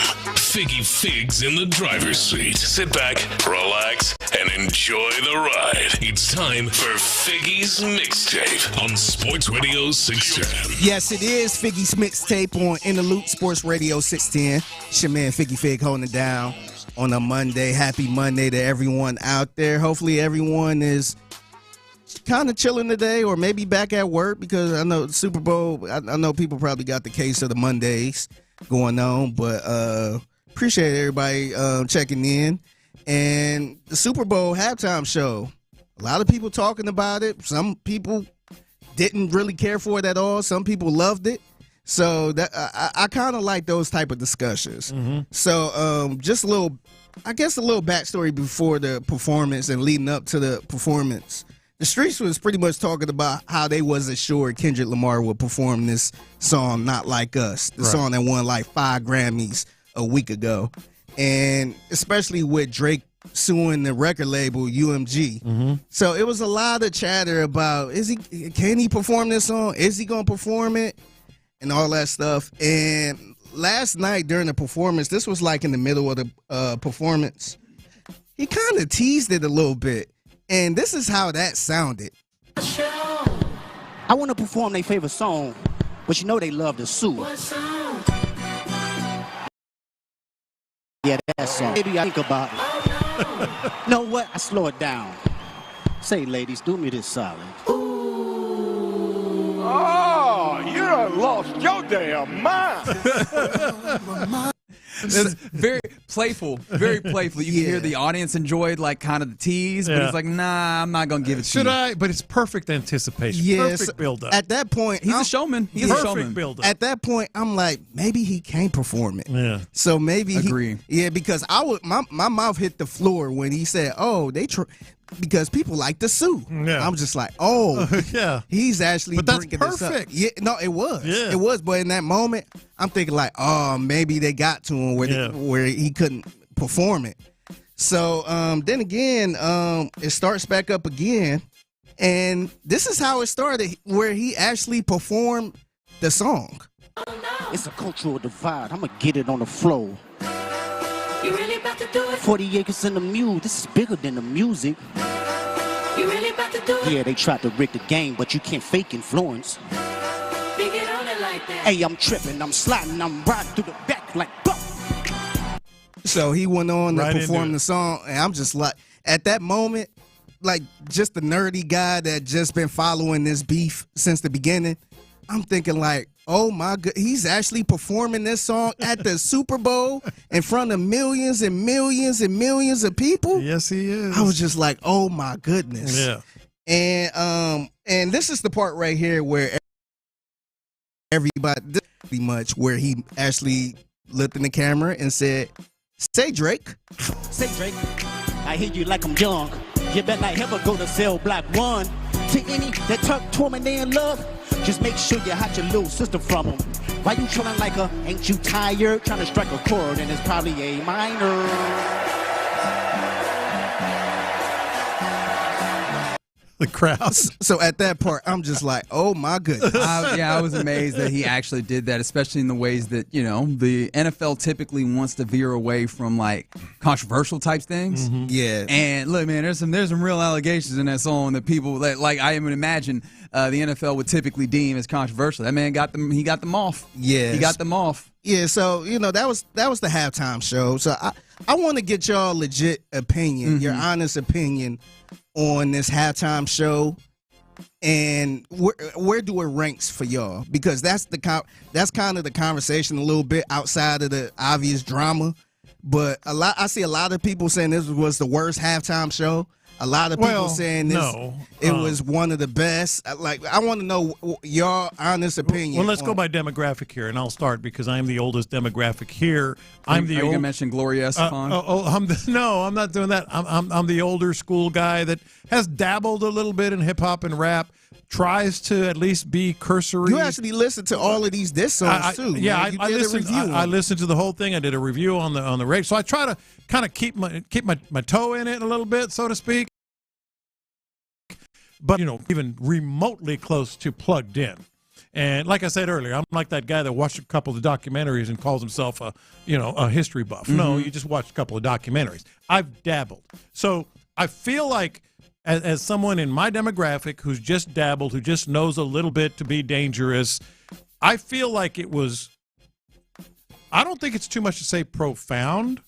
I'm not going to say it was the best because it wasn't showy. It wasn't, fireworks and megastars that go across every demographic and every, style of music. Like, country fans and hip hop fans and rock fans all know this person, or it's Lady Gaga or something like that. It wasn't that. So my feeling is, and I want to get y'all's thoughts, it will never be considered one of the best ever. It will never be that. But I thought it was profound. And the reason I chose that word is because his messaging and his theme, he deliberately knows how to send a message, and it wasn't flashy, but he delivered it with authority. And I thought, what's it always about with the NFL? That money, that demographic, expanding the footprint. I feel like it's not too much to say that putting Kendrick Lamar out there on that stage with that audience did as much or more for a certain few demographics than playing a game in Germany or London. That's an interesting perspective. I really do.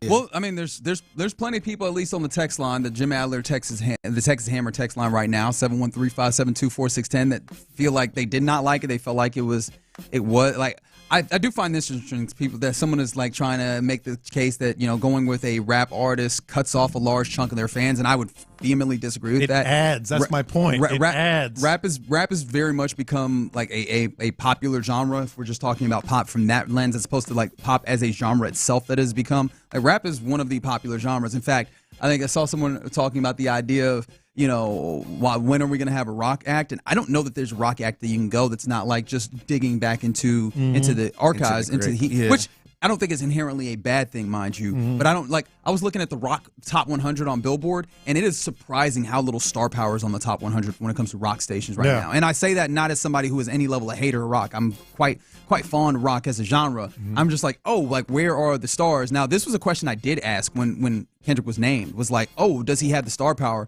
And I'm surprised that there was no level of trying to, hedge your bet in a way. Adding some extra. Adding someone else that has, because we've seen some of the big ones that have done really well, rather, where it's hey, whether it's, it was 2 years ago or 3 years ago was more in Los Angeles, that was more of a salute in some ways.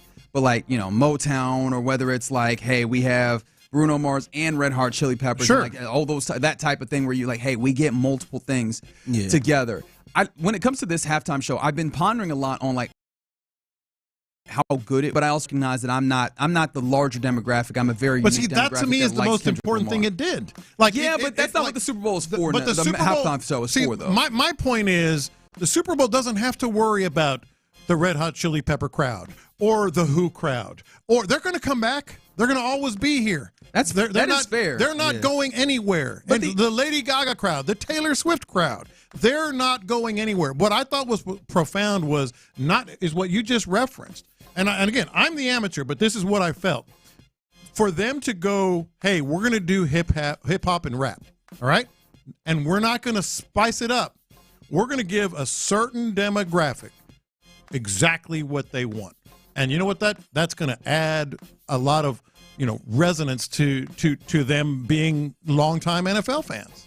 Yeah, I maybe so, but I think for me also, in thinking about this one of the things I was wondering is how much was the focus on the beef Like, how much did that take away from like the general idea of the performance? Because if you were in on the beef, then there was a lot of things that were really interesting to you, and it was a very targeted show in that way. But I was like, I wonder how much the show appealed to somebody who's like, I don't care about the beef, but maybe I'm just here. I'm here with an open mind to hear what the show is. Yeah, see, that's the thing. Like, me just kind of been following the beef for all that time. I thought it was kind of cool because I'm like, I know exactly what's going on. I know what this means. That means he's taking a shot at Drake and Serena Williams. Right? I knew what everything meant. So me being a messy person, juicy right here. I wonder what Drake feel about this. But to some, like, everybody don't really know about this beef. But that's kind of my point. And see, like, I'm not going. I didn't know like 90%, just 80%, whatever of what it all meant. They don't care about me, and they shouldn't. Yeah, I'm always going to be there. Yeah, no. But Gen Z, Gen X, I mean, they were appreciating it. But see, my point of bringing that up is, I'm not mad at somebody who said I did not like this halftime show. Yeah, I just don't understand, because I felt like he missed a couple songs he could have performed. But I felt like Kendrick was on a personal mission. I felt like he wasn't there trying to play every one of his Billboard hits. I felt like he was on a personal mission to kind of slander this guy he been beefing with for over the past year and years, if you want to be technical. I think it was a personal agenda, and you have to be following this beef a little bit to kind of understand it and really appreciate it. I hear you, and I'm interested. But I'm not mad at people who don't really care for it. I'm interested in y'all's opinion on my other point here. You're right. It was probably personal, but I thought I said this earlier about his messaging and sending a deliberate message. The way he used Samuel L. Jackson and the way that he used the guys dressed as the American flag, like, I think he was trying to say, pure rap is here. And this is whether you like it, because Samuel L. Jackson was kind of saying, what did he say? You're too ghetto, and all that stuff. Of course, Samuel L. Jackson, who there as Uncle Sam, was that like the America Society tells you should or should not be. So he was messaging. Like, what the hell are you doing, man? You can't do this. And maybe I'm reading too much of it. It's the writer in me or whatever. But no, I think he, Kendrick was saying, no, we are here, in this space, in this country, and we're not going anywhere. And I think the younger generation, I can't speak for them, it really resonated with them. Yeah, I think that is fair in some ways. And then Kendrick is like very much from the particular place that he's from, which is Compton, California. He tries to put on in that way. Yeah, I mean, he's uniquely himself, and I think he wanted full autonomy to have that show and have his particular messaging. I can understand how, like, some people, maybe it could be a little subversive for some folks, and that did not hit them in the right way. And I think some people, like, there's a lot of people on the text line talking about, I don't want politics or whatever. I think it really wasn't that. It was more like cultural. I really look at it. And then also, political. I feel like there's a lot of music that you believe to not be political that has a political undertones. Like, there's a lot of things that, oh man, the Beatles aren't political, except they absolutely are in various ways. So I think that ends up being a missed opportunity in understanding it. I don't know that this was like going to have a wide appeal, and I'm still trying to parse like how good of the actual show I believe it is in and of itself. But I did enjoy it. I don't know that I would put it as like the best, but I definitely it'll never be like, ranked. I think that there's an inherent want to make something like polar, where it's like either the greatest or the worst, and I think it's in there. It was one of the ones I appreciated it for what it was, but it definitely wasn't. I will say, if you follow Kendrick Lamar a lot and the whole Drake beef and all that, it was a memorable moment of him performing this song that won 5 Grammys last week. And now he's on the biggest stage in the world performing this song and say, I heard you like him young. No, it'll never be ranked among the best ever, but it never meant to be. And, it was targeting a specific person. Now, one of the things I will say is, sorry to wrap this up, like, there are some people that are like, I like Kendrick, and this is one of my complaints, which I think is, I would argue is fair, is because of like the way that he's going with the beef, and also because like he's very particularly gearing this towards his latest album. He didn't play some of like his hits. He played nothing from his first album. Right, and I feel like if he played his hits, I think it goes over a little bit better, because that's one of the things that Super Bowl tends to be, is like, a celebration of a full accomplishment or a full catalog, which it didn't feel like. He played this more as like a tour stop almost, and I think that's one of the reasons why people didn't enjoy it. And I think, and honestly, I think some people, I think B. Scott tweeted something like this, like, it's okay. I mean, the show wasn't for everybody, and that's perfectly fine. And that's what they wanted. We went through. I mean, it's a bunch of the Who. That show wasn't for me, but it's totally fine. It's nothing wrong with that. I'm still around. I'm gonna still watch the Super Bowl. I'm gonna still look at it, but a lot of these shows ain't for everybody, man. And that's okay. It's nothing wrong with that. Yeah. Somebody said it was the 59th best halftime. Oh, you have not seen 59 halftimes. I guarantee you it's not the 59th best halftime. But you know what? Hey, the Grambling Band was in 1 and 2. Don't say something that's gonna get you in trouble. No, I'm saying they were awesome. So. Okay, I was about to say, hey, don't start coming for the.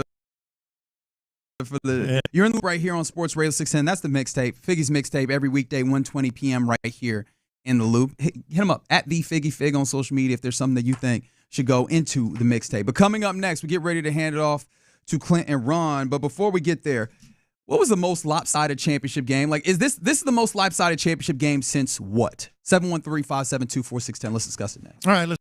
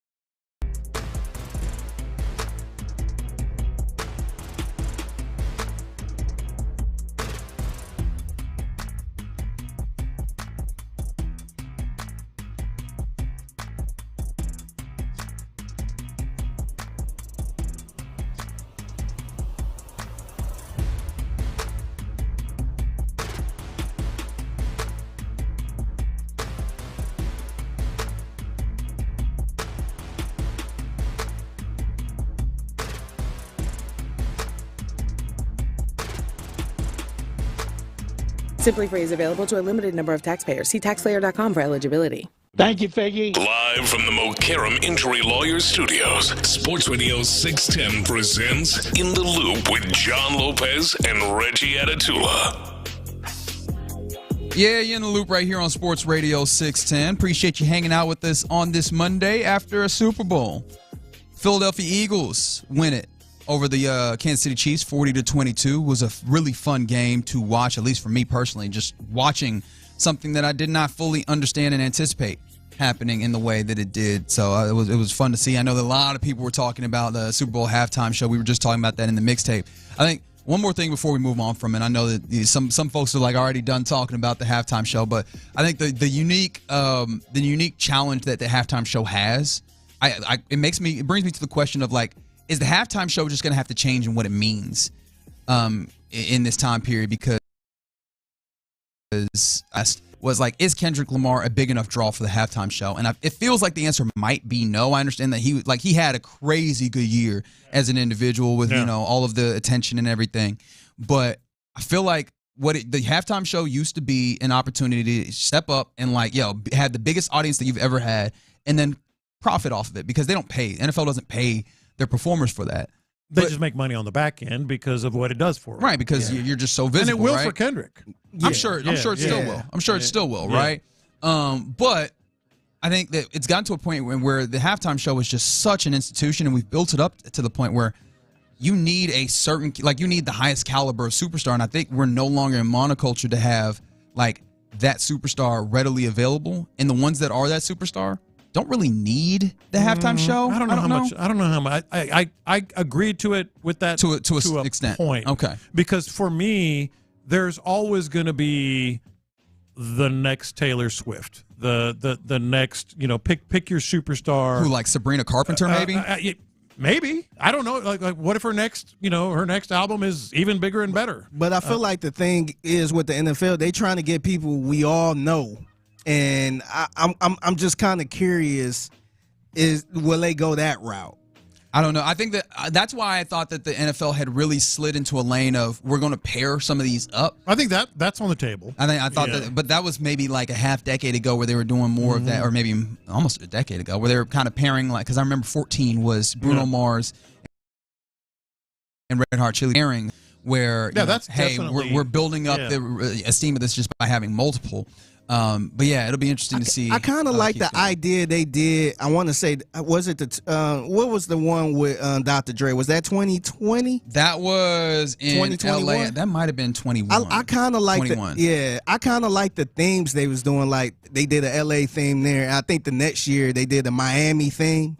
Where they had Shakira, I do like 2020. I do like that. They kind of had like a Latin type of theme, and it would have been great. To me, it would have been great if they did some type of New Orleans tribute theme. And I know people kept saying Cash Money, no limit and stuff like that. I don't know how that would have went, but it would have been cool to do, maybe depending on what city they in, kind of focus on a theme like that.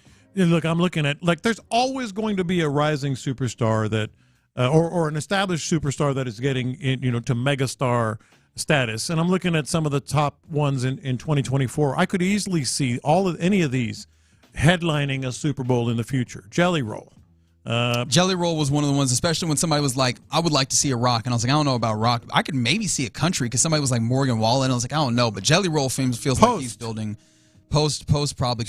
My point on this, guys, is there's always going to be the next Patrick Mahomes, and there's always going to be the next superstar in music that the entire world gravitates to. We'll see where it goes. So, but I do think that's on the table. Yeah, we'll see where it goes. All right, I asked the question. This was the most lopsided Super Bowl since when? It was a question that I asked, and I really started thinking of. And I mean, obviously, the one that for me I'm like most recent on the. I mean, that's the way I asked it. Mm-hmm. But I mean, there's other ones. Most recently, the one that I think of is a couple years ago in the college football playoff national championship game, Georgia TCU, where TCU just looked like. But the only thing about that one, I think that was like 60 points. Georgia, I mean, that one was over before it started. It felt like, but I feel like that one in particular, I think it was evident coming in that this was like a battle of David and Goliath. Yeah. That's not how I felt about this Kansas City Chiefs. No, there were no expectations really of TCU. There were of the Chiefs. So it's a good point. Like, in terms of like shocking, a shocking type blowout, I might have to go way back to, the what were then called the Redskins against the Broncos, and I think putting 50 on them, 42-10 or something like that. And more recently, it's the expectation for the team that got worked wasn't quite as high. Yeah, I think someone was talking like I can go back to Bears.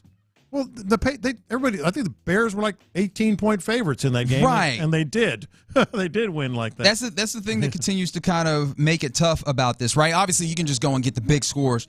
How about 2014? I guess the 2013 season where you get Seahawks over the Broncos. That one I thought of 43-8, right? That's one of the ones that's really big. That's the safety early on, right? Yes. Yeah. I mean.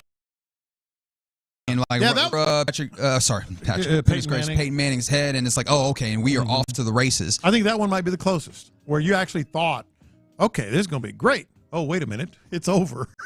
It's already over. Someone mentioned the Patriots over the Bears. That was one of the ones that gets mentioned on the text line. No, the Bears over the Patriots. Or Bears over the Patriots, sorry. Yeah, that's the one I was talking about. Like that was an 18, 19 point, I think they were 18, 19 point favorites. Right. Someone said Bucks over Raiders. Was that like a blowout? I mean, I know the Raiders got kind of whooped on that one. Yeah, they ain't been the same since. Yeah, I'm like, I feel like, man, it's hard to find that lopsided Super Bowl. People keep bringing up that Washington over Denver game, and yeah, man, it feels like this we just haven't seen, or we hadn't seen something like this, particularly with the two teams as situated, right, in the same way. I was even trying to look at some of the other, and somebody said Denver versus San Francisco, 55-10, Super Bowl 24. Yeah, that was in that. So John Elway had a bad couple of years there. He had a bad couple of years. Is it even possible to have that situation, have this kind of feeling in a series? Because I feel like a series inherently, because you have more samples, like more games, it's going to feel like this leans towards the place where I'm thinking of some a team NBA. who is inherently better. Because, I mean, you can go, I think the last sweep that we had was 2018 Warriors over Cavs, but the Warriors felt like they were much better inherently coming in already. Maybe you go back to like 07 Spurs Cavs when that's the first one. I thought of, and he's that story, and the Spurs are like, nah, he carried that hot garbage to the finals, man. Yeah. Right, like, nah, we still here. Someone said Philadelphia versus Oakland. Baseball. Oh, okay. Let's see, some other ones that come in. It says Super Bowl 24. People kept, somebody said we getting old, y'all. Yeah, man, like that, and that's the thing, is just like seeing a Super Bowl of this caliber. Somebody said Dallas Buffalo, Super Bowl 27. Oh, that's a good one, too. That was supposed to be a little better game. That's the one. That was the one in the Rose Bowl, wasn't it? I believe so. But yeah, it was like it's kind of incredible that we had a game of this caliber with teams that you imagine coming in were of some. Although, look, we did say it. I feel like everybody felt comfortable saying, no, the Eagles are absolutely the better team. The but was the mysticism that we kept bringing in, which is, all right, Andy Reid and Patrick Mahomes, they just don't lose like that. Or really, they just don't lose in particular. But that's kind of how it played out. With that, somebody said Rockets over Orlando. That's sweet. Yeah, I can see that. I like what we're doing there. Again, shout out to Nick Anderson. Always appreciate your fine work. But we now turn to our fellas' other drive. We got Clint. We got Show. Fellas, how y'all living? Yeah. It was a hell of a night, wasn't it? I mean, you tell me. Listen, I'm going to tell you what, and I've told Clint this a lot, and this is fun, sports.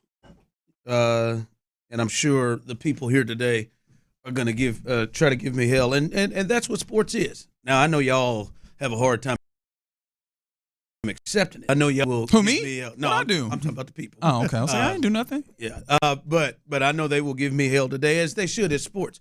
But I've told Clint this a lot. That's how I want to lose. You'd rather? Really? Oh yeah.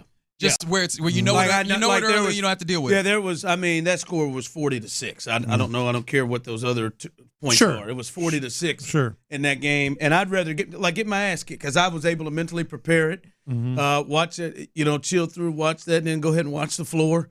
And when was it over? You watched the floor. You didn't change the channel. The Floor is one of my shows. It was really. Oh, I love the Floor. Oh my God, it's one of the best recent invented game shows I've ever seen. I'm spiteful. Any show that they try and put after the Super football Bowl game. bitter? No, not even just Super Bowl. Any football game. I'm like, oh, y'all trying to get me to watch this? Nope. When was it over for you? That's a good question. Mm-hmm. That's a good question. A lot of spaces it was over. I think Hopkins on the drop. Oh, the drop.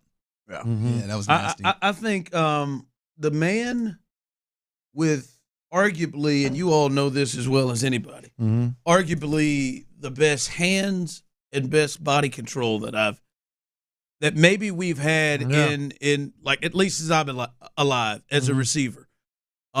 Great hands. Nobody within 20 yards of him. And I mean, somebody put a stick up out of that grass and reached up and tripped him, and then he dropped his hand. There's just moments like you're like, damn, it ain't your day. It ain't gonna happen. Like it ain't your day. I mean, DeAndre Hopkins couldn't come down with that one. I said it ain't. Or Kelsey not coming down with a couple of third down pass the sticks catches. Hell, I don't know. I mean, one of them was spiked into the ground. Yeah, that's what I told. The second or Patrick Mahomes just looking like that. Also, thrown behind the him. second one was Yeah. So they were that. It was embarrassing. They got their ass kicked. The Eagles beat the brakes off of them. But again, as I said, I'd rather I'd rather get my ass kicked. I'd rather get my ass kicked than losing heartbreaking fashion than to lose the way the Eagles lost 2 years ago. All right, I see what you did. No, I'm just or the way that the Niners lost last year, or the way those are the close games. Lose close. I'd rather. Because that one I'd be struggling with. If we're playing Would You Rather, then you got it right. I got it right, baby. No doubt about it. I got it right. That was an absolute Cooper DeJean rolling in. I'm like, all right.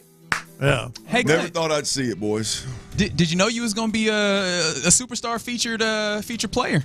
I didn't know that me and Jalen Hurts were going to win our first Super Bowl together. I didn't know it, boys. He's winning. I'm winning. Hell, I didn't know it was coming, man. I was like, oh, look at Clint. Come on, my little girl sees it. Daddy, was that you? Well, hell yeah. Yes, it was. You're darn right it was. Daddy's a damn star, baby. TV star. Come on now.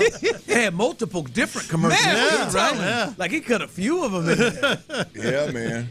It was good times, man. Oh, Mo Karam Injury Lawyers. 281-222. Here we go. They bring you the live stream, by the way. That'd be hard as hell to say, but he's in it now. Hard as hell to say. They bring you to the studio. I'm glad that we're back here. It was fun the last week. It was good to be back in the friendly confines here. All right.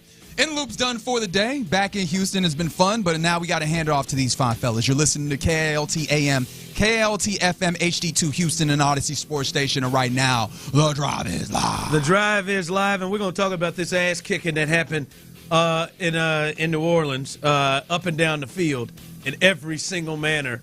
They dominated. Shout out to OG and Reg. Clint, for a guy in Reggie who has told us a lot. Like before we went to this Super Bowl, Reggie, oh man, I'll never go out, man. I just sit at home, man. I just watch. That's what Reggie told. I just sit at home and watch basketball, man. I don't get out. Boy, Tyler, let me tell you something. Reggie, he put his party pants on. Oh, come on, man. I told myself I'm gonna keep up with you. I bet he woke your ass up every night walking in, J-Lo. That man, sit at home and just play and just watch basketball and football. My ass. Party. And Clint said, I don't know how Reggie could do it. I don't know how he's doing Reggie's up at 8:30. It's not easy. Dressed and showered. Reggie got in after 2 multiple times. I'm gonna put him out there because I was with him. I took Reggie him to the convention center. Took them to the convention center every morning. Yeah. And I think every morning that I rolled in, and I was cooking Danish, man. I think every morning I rolled in there except for one, he was already there working. Yeah. And the one morning he wasn't, he rolled in 8:30ish. Damn. I mean, it's just like he's young, whatever. Do it a couple times, but it was. I mean, you get into four straight nights, it's got to hit you. Well, I'll be right there with Reg if I ever go to one of these Super Bowls. We'll have us a grand old time. Yeah. No, I was with him. I stayed with him most of the time. I think maybe one night Reg got me, but I stayed with his ass. I'm proud of Reg. I love to hear it. I wasn't up showered down there in the kitchen at 8:30 though. I tell you that. I knew what time I had to be out there. All right, 713-572-4610, YouTube and Twitch. This is what it's about. Many of you have hit me up all night long, and hell, do your thing. I'll read some of the best. Is Arrowhead going to be called Jalen Head or Eagle Head now? You can do better than that. What I do want to get to, when was it? Because that was the moment for me. You can text it to. When was the moment? Somebody texted in that pick six was the dagger that they threw that I'm looking at and watching right now, where it looked like none of the Chiefs actually wanted to put a hand on him to tackle him. What was the moment? Because it was when I've seen the Chiefs down 10-0. Hell, every one of their Super Bowls they played in, all the ones they've won, they've been down. Hell, all the ones they played, they've been down at least 10. I've seen them down 17. You all have seen them down 24-0, and they were down all of those. What was the moment? Because for me, it was when D-Hop got in a fight with that ball by himself. Mm-hmm. What was the moment? For me, it was the next interception after the pick six. Yeah, the one inside the 10. Yeah, or inside. It was immediate points. Because I think the biggest thing there for me was, and it happened twice because they were able to score so quickly after that interception. When they had the ball twice within the last 3 minutes of half, and they didn't go down and get points, knowing that they were getting points coming out, getting the ball. I'm sorry, in the second half, like they needed to double dip. I mean, in a way that they've never needed to double dip before. Yeah. They needed to score. Because you can see 17-0. If they go and drive and get a score, they get the ball coming out of half. You got I could have even seen it at 24-0. Hey, go get points, but then you don't get points there either. But yeah, I think the second interception when you get with 17-0, you give them the ball on the 10. Towards the end of the half. At that point, I knew even Pat, this is going to be. We can go back and look at the 28-3 where Brady came back, but boy, that would be a stretch. Yeah. Someone said the shot play in the third quarter made it impossible. Come on, y'all. It was over before that. That shot, the one that Jalen Hurts, this one, it was over before that. Yeah. That thing, when to me, when D-Hop dropped that ball and got into that fight and lost, and then Chris Jones just fell out on the ground from his seat. Like that was the point. The part to me is I've never seen the Chiefs sideline look like that. Yeah, they were like you could see it. That's why to me, and we can get into it. I'd like to hear Clint your opinion on why this thing was lost. Who is it? You put the blame. I don't care how you say it. To me, I think Patrick Mahomes is the best quarterback in the world and the best player in football. And he has gotten the lion's share of the credit when they have won these championships and they have done what they've done in this run. Oh, thank you. He should get the lion's share of the blame in this loss. He was awful. He was pathetic. He played his worst game since White House. He to me, I know the offensive line was bad, and you jump in here, Clint, and tell me but I think the team was shell-shocked by him in his performance. I think it permeated throughout the whole team. I have watched them be down almost. This is what they do for some reason. Even in the Texans, if you remember, and I'm not trying to bring this up, but if you remember the Texans game when they were down 24-0. Hold on, so he's walking up and down the sideline. We're good. He was sitting in there like Sam Darnold seeing them ghosts. And then you could see it on the field. They're like, damn, this is the first time I've ever watched this, and this joker don't got it. And his poor play, the picks, the panic, he panicked and pressed. I think it was felt throughout the whole team. To me, Mahomes tops the list. To me on his. I mean, he ran decisions. It didn't have to be 24-0 at the half. Like they were in. I've never seen him look like that or play that bad. Yeah, look, here's the deal. The reality of it is that whole entire team, that entire organization is used to getting bailed out by one of two guys, whether it's Pat Mahomes running around, dropping the arm slot, off schedule, off script, making plays with his feet, or Andy Reid with some kind of game plan that is just unfair. Right? And both of those guys failed miserably last night. And it wasn't even failed miserably out of the gate. Clearly the plan out of the gate wasn't good, but the adjustment aspect of it, again, where those guys have in their entire career have been great Hall of Famers doing this, they failed miserably. I was shocked that Pat Mahomes and Andy Reid kept dropping back, holding the football, and trying to drive it down the football field. There was no run game, even effort to run the football. There was very little to no screen game and quick game, and they've been so good at that all year long. It's like, I don't know if it was they panicked. I don't know if it was, hey, this defense was vulnerable and they had planned to take shots all week long. They just were late getting away from it. I don't know what the reasoning is, but to think that those two guys who, again, have first ballot Hall of Fame careers doing the opposite of what we saw them do last night, the inability to adjust or willingness to adjust in that moment blows my mind because they got dismantled. But you talk about the team, Ron, like the team is so used to, and most teams with a quarterback are this way, or a great coach, they're so used to, they don't need to panic, man. Our guys got us. Even if we mess around and give up a couple touchdowns, we get down early. Hey, Pat and Andy got us. And the truth is, last night, Pat and Andy could not stop the bleeding. Forget winning the game. They could not stop the bleeding. They couldn't get competitive.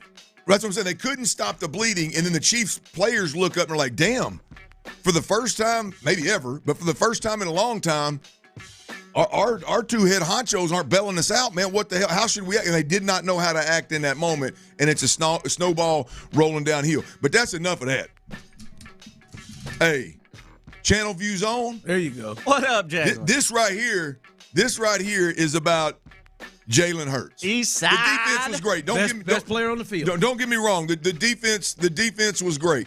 But a guy that's been disrespected, a guy that's been doubted, literally a guy that this year, as much as 6 to 8 weeks ago, folks were going on national TV and not just doubting, but talking about how great the team is. Yeah, but can they win the big one with Jalen Hurts? Can they beat Pat Mahomes with Jalen Hurts? And it wasn't just a question to create a little back and forth. It was a tidal wave of hell no negativity about Jalen Hurts. And Jalen Hurts goes out there and gets it done in Jalen Hurts fashion. I mean, there were several monster throws that he dropped dimes. There were moments in the second half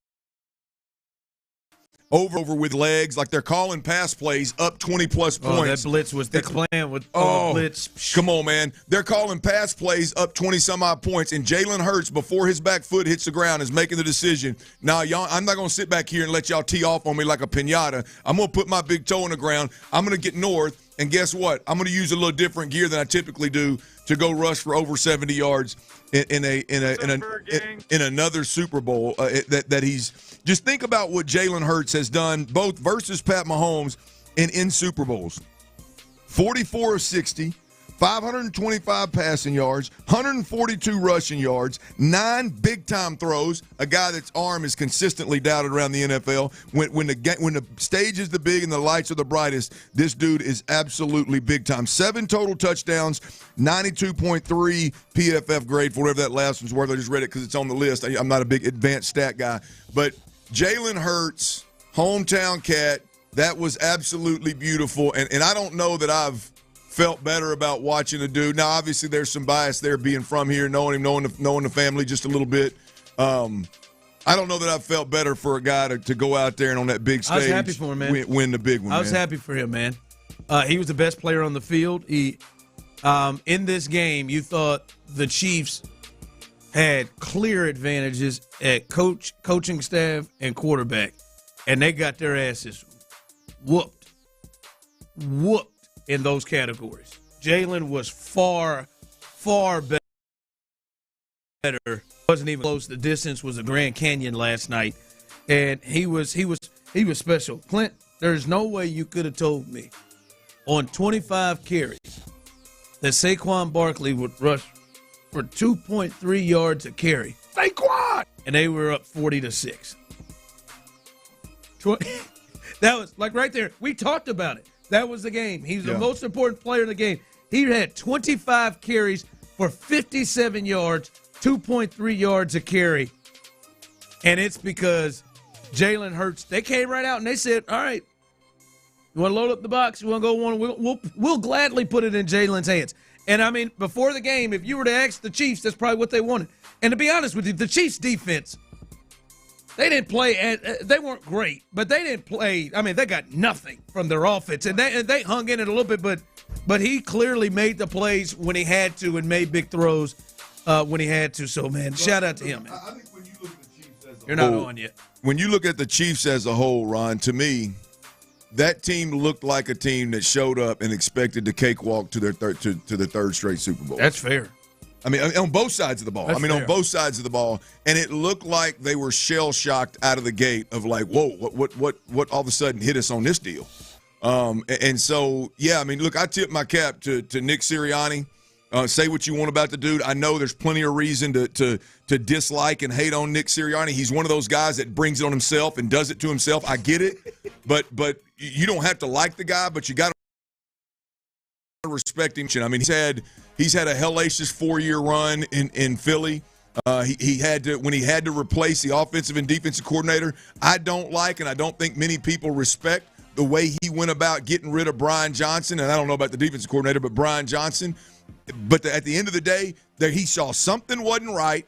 I've got an opportunity to go get better at both coordinator positions. He went and got better, and it worked out like a charm. It was absolutely beautiful. There's something about when it ain't right, the old Jerry Jones will just let it ride for 2-3 more years, and next thing you know, you've wasted 2-3. No, there's something about the coach and organization that says, nope, we got to make a change now. It's not going to be popular. We're going to make a change now. They make that change. They bring in better pieces. And the polos on the sideline for the Philadelphia Eagles were absolute weapons the entire game. Kellen Moore was in his bag big time. What he did to Steve Spagnuolo was just – and like I said, the defense didn't play great, but, I mean, their adjustments weren't there. Yeah. They clearly had a plan. Like, it seemed like Philly never had to deviate from whatever their initial plan was. Right? You know, you talk about adjustments. It felt like – they never had to adjust. They were never forced to have to just not send 4. They were never like not by rolling out, not by the run, not by the short, nothing. They were never forced offensively or defensively to do what they planned to do. Ron, I think there's two things here that as we kind of look at this through the Texans there, but oh yeah, it's coming up next segment. There's two things, Ron. If you have an interior defensive line presence that gives the quarterback nowhere to push up to, and more importantly, gives the dudes on your two defensive ends the ability to pin their ears back and just eat and not worry about containment, not worrying about running past the quarterback. If you've got those dudes inside, you can be you're an absolute monster. I'm not talking about role players. I'm not talking about a good 8-man rotation. I'm talking about dogs in the biggest moment that are game changers.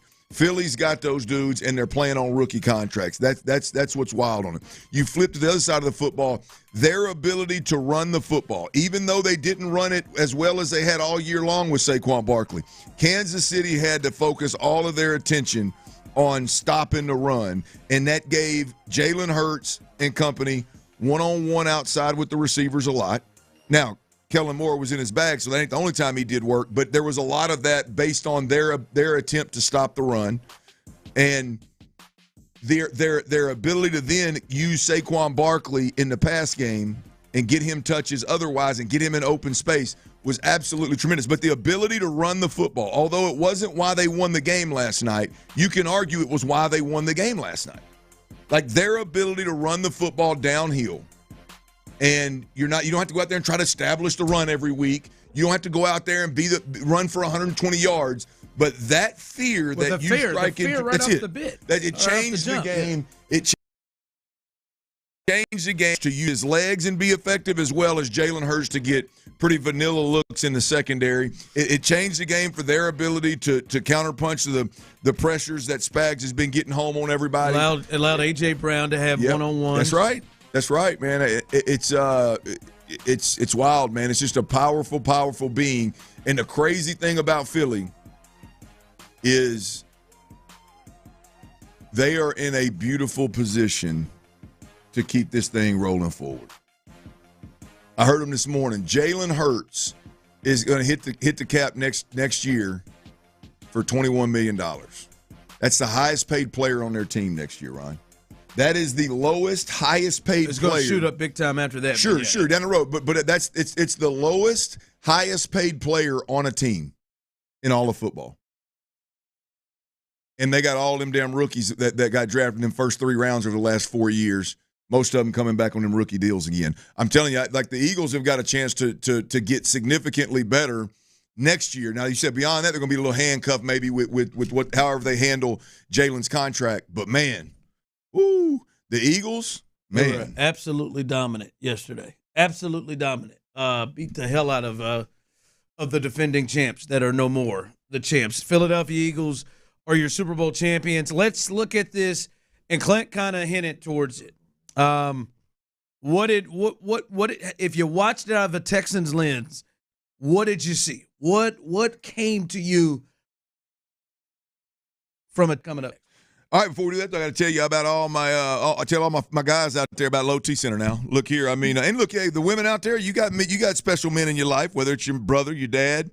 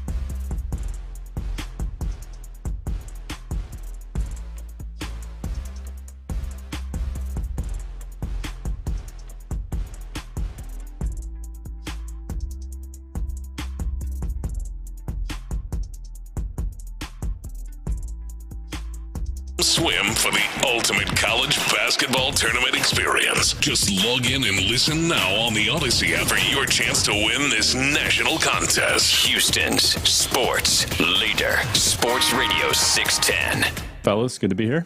Live from the Mokaram Injury Lawyers Studios, Sports Radio 610 presents The Drive with Stoerner and Hughley.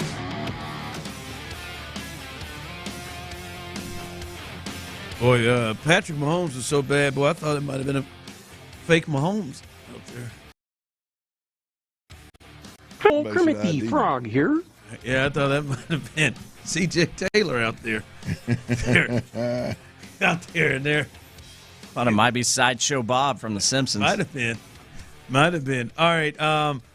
Yes, the Super Bowl ends the football season, and now starts the offseason, and now starts to look at, especially here with the Texans and what they need to do. But if you watch the final game of the year from the text line, no cigar last night, Ron? No, I didn't smoke a cigar. Neither did you. I'm sorry. That was me. You've never smoked one. It was good, though. I mean, you never smoked one in, victory. Maybe for the Astros you smoked one. But, Clint, when you watched that yesterday from a Texans perspective and you saw that game, and obviously it was dominated by the Eagles, just dog walked their ass at every single manner. What did you see from a Texans lens watching it? Well, no, look, I think the overall overarching takeaway from the game. There's several, obviously, with when you slay the dragon like the Eagles did. There's a lot, but I think the overarching was how dominant Philly was on both sides of the football in the trenches.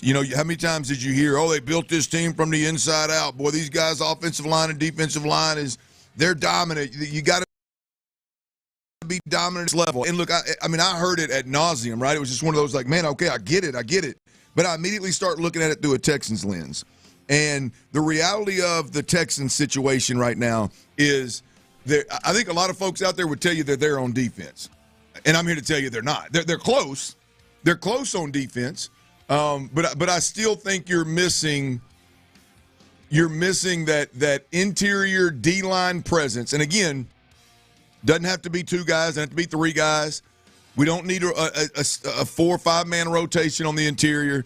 They're missing that one dude that you put in there, and he absolutely commands a double team. Whichever side of the center he's on, the defensive end of that side is getting one-on-one, or he's going to have to get help from Travis Kelce, or he's going to have to get help from a running back or something. That the defensive ends, at least one of them, if not both of them, are going to get one-on-one matchups. Like that, to me, as I'm watching it, our defense, the Texans' defense, we're close. We're close. This defense, to me, this defense is one dude away from being able to compete with the likes of what you saw last night with Philly.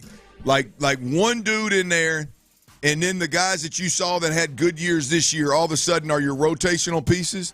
I think you're close on defense. Now, the problem and the painful part of this is I think you're a country mile away on offense. I think you're a country mile away on offense. I think you're closer. Oh, hell. Yeah, you're closer to what Pat Mahomes had to deal with on offense than you are what the Philadelphia Eagles benefited from, both in their game plan because they could run the football so well, and their sheer size and physicality. Biggest offensive line across the board, I think, in Super Bowl history, 6'6", 338 or something like that is what they average. Biggest offensive line. And then you saw it in Jalen Hurts, just how comfortable he was back there. You saw how they were able to keep – now the score may have had a little to do with this, but they were able to keep Chris Jones from becoming too much of a problem on the defensive side of the football because of how good they are up front, their identity up front, the style of football that they're playing. The truth of the matter is the Texans are close on defense. They're a country mile away on the offensive side of the football. I've never been more convinced, Ron, that the Texans, they got to make big changes up front. We sit around here and talk about Kenyon Green all year long. I said they need 3. I said I think they need 3 new offensive linemen. No, look, at the very least. I'm gonna rub some folks wrong here. Rub them. If I'm Nick Caserio, what's the Kansas City Chiefs general manager's name? Brett Veach. If I'm Nick Caserio, I'd be texting Veach at halftime. I'd have been calling him first thing in this morning. Y'all got any interest in Laremy Tunsil? Y'all got the conversation all night was, boy, they got to find Pat some protection. And they were right. I tell you what, Pat and his offensive coordinator did a poor job of protecting the offensive line, which I talked about a lot this year. But I would strike while the iron's hot. If I'm Nick Caserio, I'm calling the Kansas City Chiefs right now. Any interest in Laremy Tunsil? You want to shore up that pass protection? Get you an anchor over at that left tackle. You ain't got to help him. Get you an anchor. And I'd get all I could for Laremy Tunsil, and I'd start this thing over up front. And I would look for dudes like we're in them green uniforms last night. I'd look for dudes that the physical side of the game, you don't have to instill it in them. What's up, Bird? You don't have to beg them to be here when it's not mandatory, and be here as in participating and getting it work in. Like that's. I think that's it. Watching this thing through a Texans lens, it was painful to think how far they are in the offensive line away from being able to compete at this level. And on the defensive side of the football, it was nice to see that, hell, they ain't far. So I think there's some good and some bad, but I ain't joking. If I was Nick Caserio, I'd be on the horn.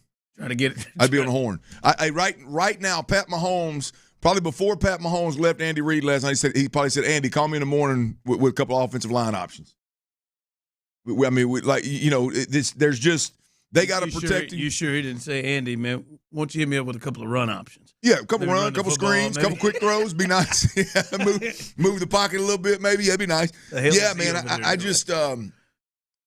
I would damn sure. This offensive line has to be completely overhauled. It ain't just about the interior guys, Ron. It's not. You got 2 tackles that can pass protect, but you got 2 tackles that are the highest paid guys on that offensive line, and I question the mentality of what's the level of dog? What's the level of commitment? What's the level of accountability? You listen to Jalen Hurts talk about what it took to get to the Super Bowl and win a Super Bowl and the level of commitment. You listen to D'Amico Ryans talk about, hey, man, as soon as the Super Bowl's over, we got to get guys back here working, everybody back here working. It is a resounding point that's made until you start talking about one player and everybody wants to downplay it. Everybody wants to minimize it, right? No matter where you're at, when you're talking about winning a Super Bowl, it's about the work that you're putting in. And I'm not talking about teams that have been there 3 straight years and can maybe do things a little different. I'm talking about the drive to get there and what you hear, what level of commitment and accountability these guys are putting in, at least what they're talking about on TV, and what D'Amico requires his defense to do and what D'Amico says to the media. And then when it comes time and the one with the C on the chest on your offense isn't there, it's, that's Larry, man. He'll be all right. That's Larry, man. He'll be good. He's a veteran, man. He's been there. They got to overhaul this offensive line in a major way if we ever, as Texans fans, even hope that they get on that stage right there. All right, coming up, what's going on at the Toyota Center? What's going on with the Rockets? We'll discuss that coming up next right here live on The Drive. But before we get there, fellas, I'd like to keep your bedroom issues a secret, but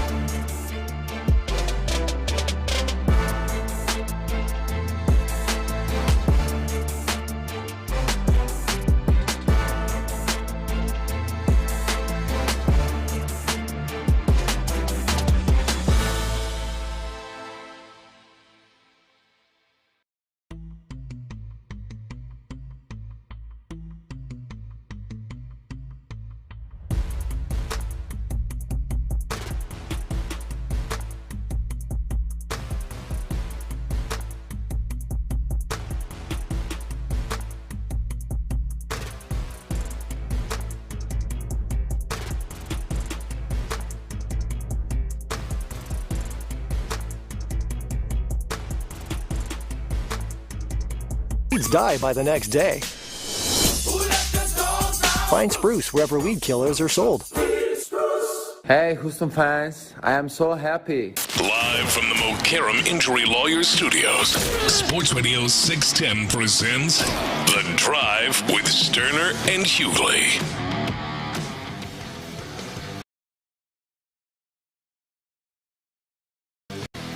The Super Bowl was yesterday, but earlier in the day, thankfully the Rockets were able to break that 6-game losing streak they were on. And I ain't gonna lie to you, it was not looking good. I was gonna say, now hell, if they're gonna lose to the damn Toronto Raptors, like we may really have some major concerns. And they were down at the half, and I feel like at the half, multiple starters had 0 points. It was a struggle, and really they won the game, but it wasn't great. I mean, they still pull up 94 points in the game and struggled in this thing, but Clint, it is clearly still an issue. They're a half game over the Lakers. The Lakers for the 4 spot. The Lakers play tonight. Luka returns tonight, and they could go up above. Hello, they could go up above the Rockets tonight here and take over the 4 spot. And so this is getting to be a little bit of a bit of a free fall right now. 6 games they've lost in a row. And my thing is I can't figure out what it is, Clint. I can't figure out if this is like, hey man, it's a real issue going on right now with the Rockets, or is this just a really young team that is struggling? Those of you on the Jim Adler, the Texas Hammer text line, 7-1-4-6-10, you can jump in with your thoughts. Do you think this is just a young team that is struggling, that's going to have ups and downs, or you think this is deeper than just youth right now? Because this ain't looking good, even the game they won. Yeah, look, I'm going to tell you, man, I watched them before the Super Bowl. And I'll be honest with you, I didn't even recognize them. I did not even recognize. I watched about a 10-minute stretch of basketball, and besides the fact that Jock Lindell was clearly the best player on the floor, Sengun did get hurt. Yeah, back. That's not great. So now he was doing work now to his credit, but there was about 10 minutes where I think Jock actually touched the ball in the paint a couple of times, but I watched Cam Whitmore recklessly throw up threes, just come down the floor and just no ball movement, no nothing, just jack. Then I watched Dylan Brooks, who actually was filling it up early, had 10 points quick, and then kind of fell off. But I watched him at least 2 or 3 times come down and again recklessly just throw up threes. And then I'll be damned if I didn't see Jock walk his big ass out there beyond the 3-point line and catch a ball. I thought, surely he throws one up. And every one of them. Oh, by the way, Reed Shepherd. I don't think I've seen Reed Shepherd make a damn 3 since before that the real basketball started. I thought Tyler was going to say since the war. I mean, it's just. But Ron, I didn't even. And look, that are injured, you're clearly going to lose firepower. You're going to lose control of the game the way that Van Vliet has complete control. But man, I'm just.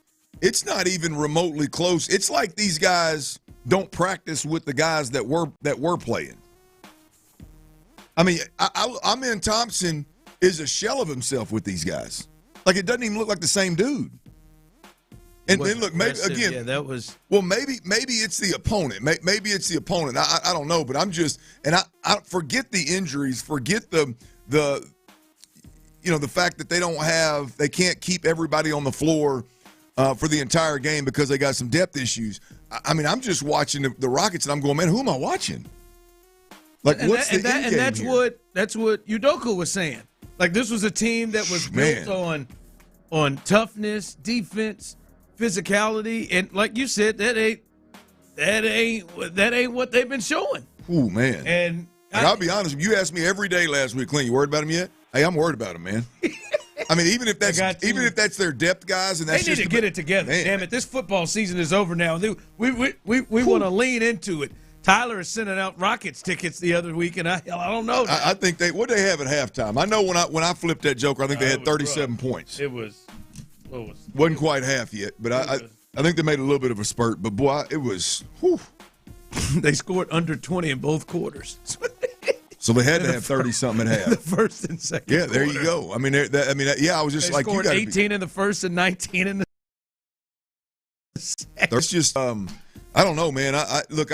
Maybe I thought that because I talked a lot about the depth and the rotation and being able to throw these guys in there. Man, it was ugly. And again, not expecting them to play with these guys and always win. It's more about like they weren't even trying, didn't even appear that they were trying to execute a similar offense to what we watched them do earlier in the year when guys were healthy. And just the physical nature of how they played just seemed. Again, as I said, what do you think it is? Is it youth? Some people are saying it's a young team struggling without their veteran point guard. I mean, yeah. I didn't think Fred should mean this much. But that was my take last week. Yeah, now Fred does. But I think to where Udoka is going, this is deeper than just Fred not being out there. This looks like a team that's unrecognizable right now, that is struggling in a major way to figure out what they need to do. And I don't know, fellas, I do watch this.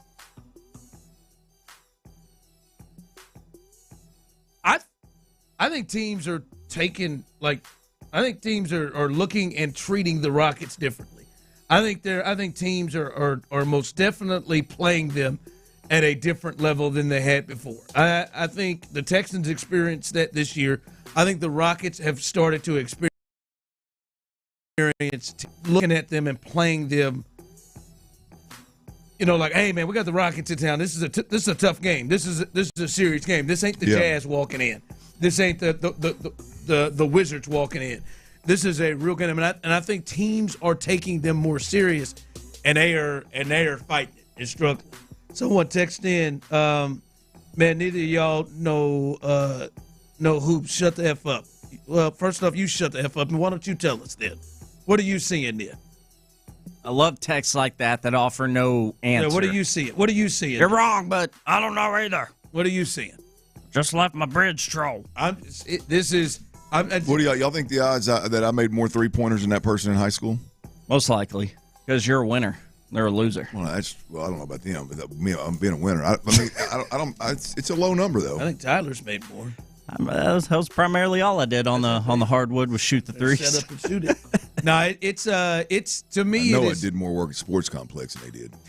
It is starting to get concerning, and Fred, and clearly Fred does something for them, and I knew he was important, Clint, but I didn't know it was 37 points important in the first half against the Toronto Raptors at home.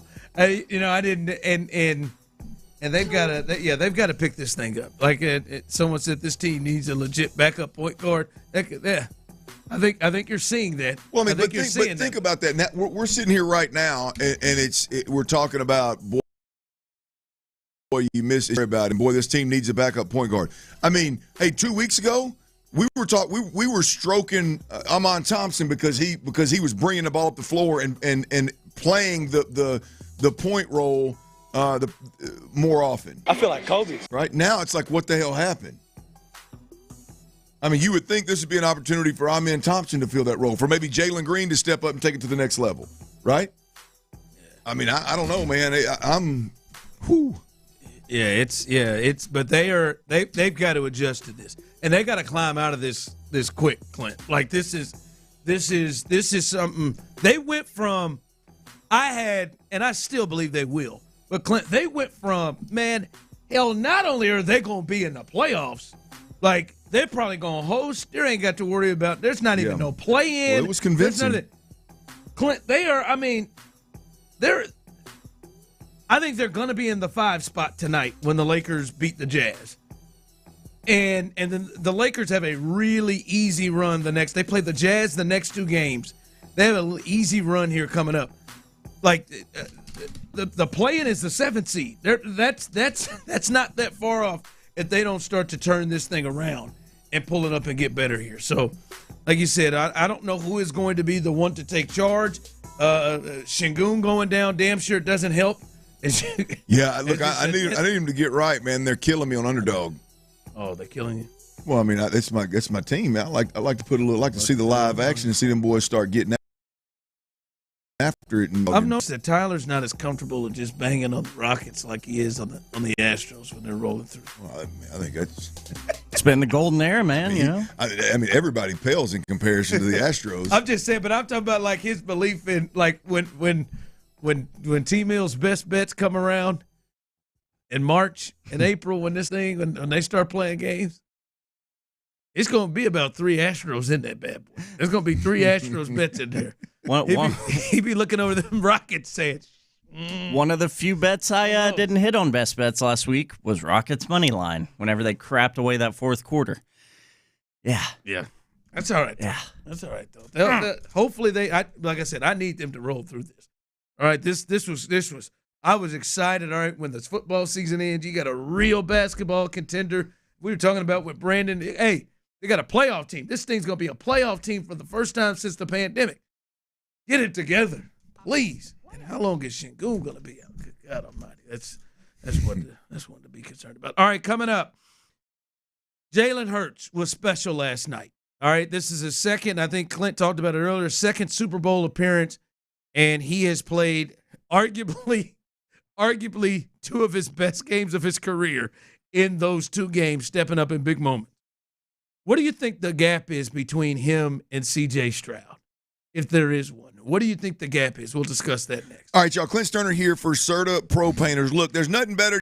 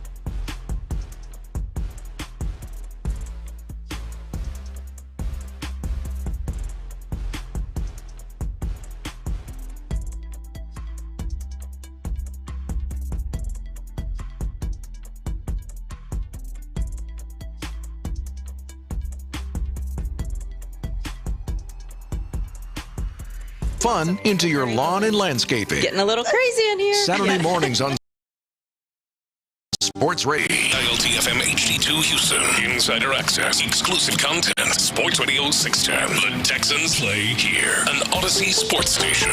The top-ranked show in the city. Sports Radio 610 presents The Drive with Stoerner and Hughley.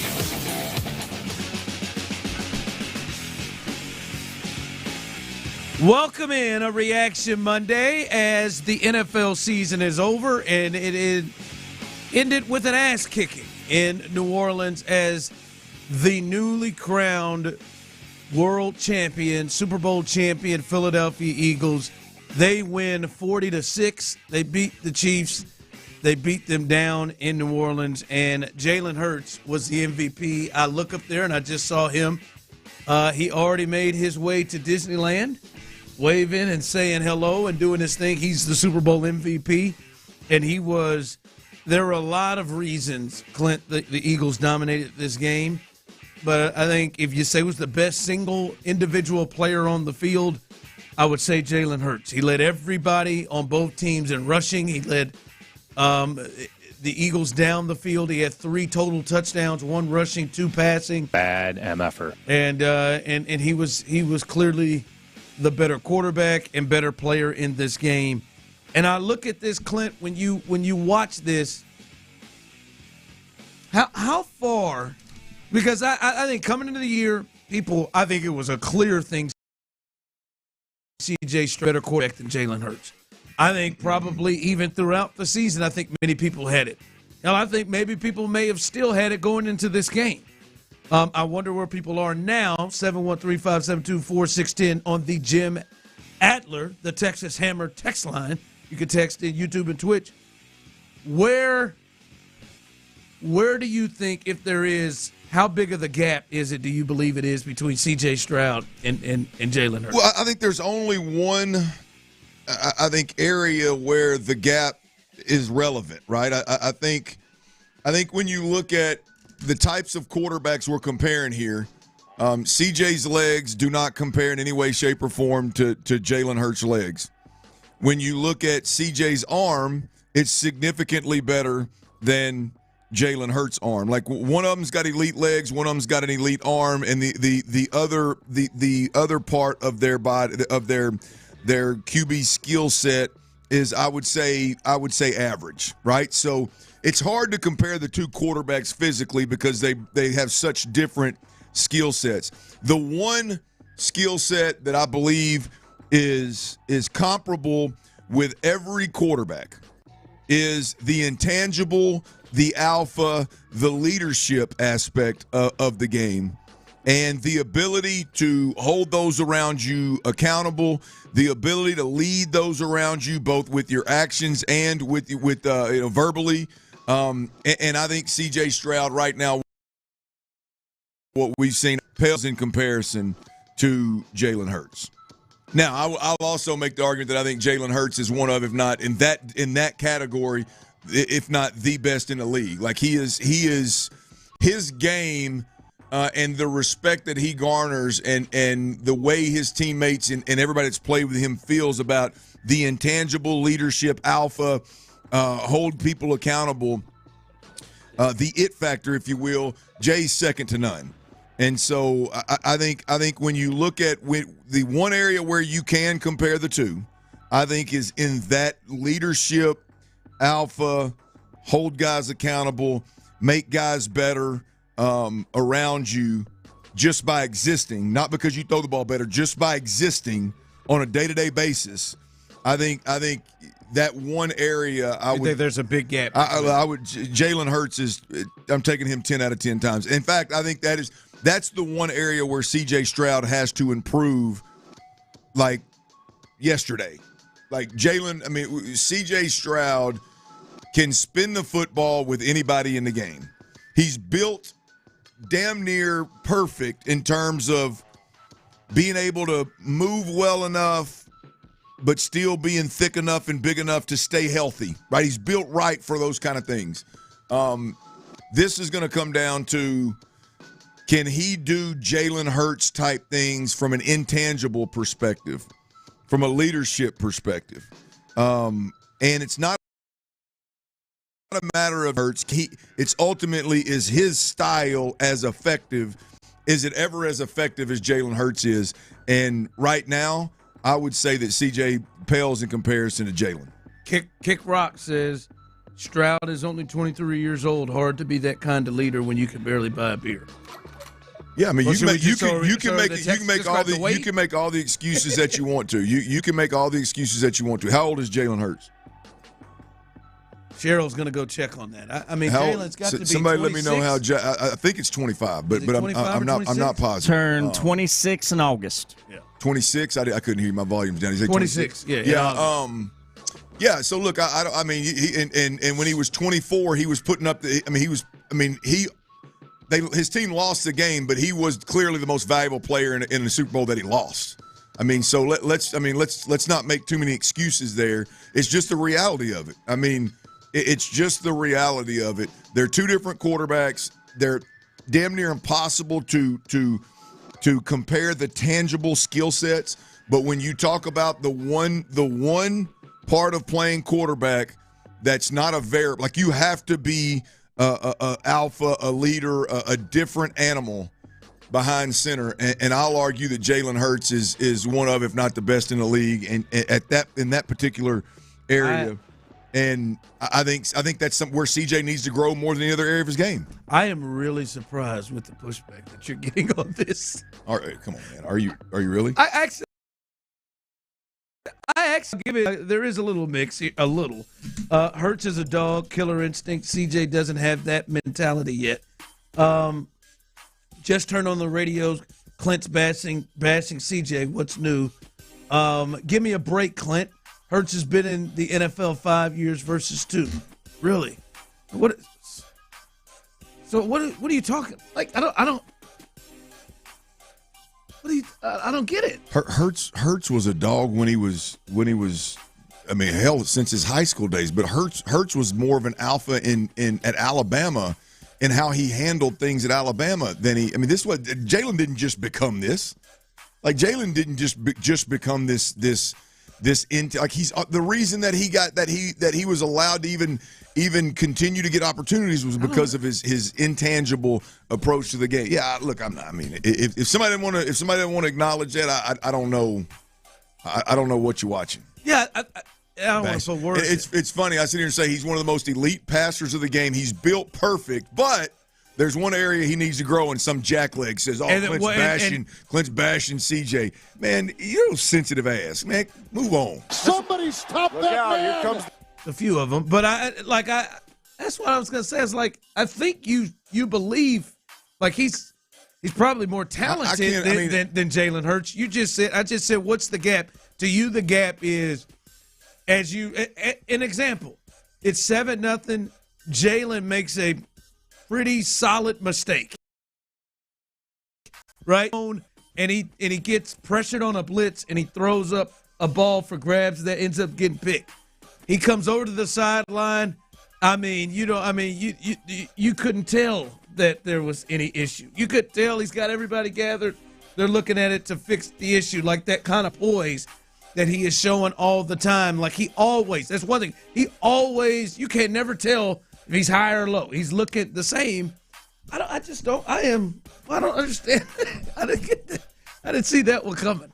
Yeah, I mean, look, I don't care. Yeah, I know it's 2 years versus 5. I don't care if he's 10 years younger. We're talking about two quarterbacks, and the reality of it is I believe in one category, Jalen Hurts is the elite of the elitist in that category, and the other guy has that's where his game, in my opinion, needs to improve the most. Call that what you want. If you're sensitive, you'll call it bashing. If you watch and have an open mind, you'd probably say, yeah, that makes a little sense here. That's fair. I'm good with it. By the way, with Jalen Hurts,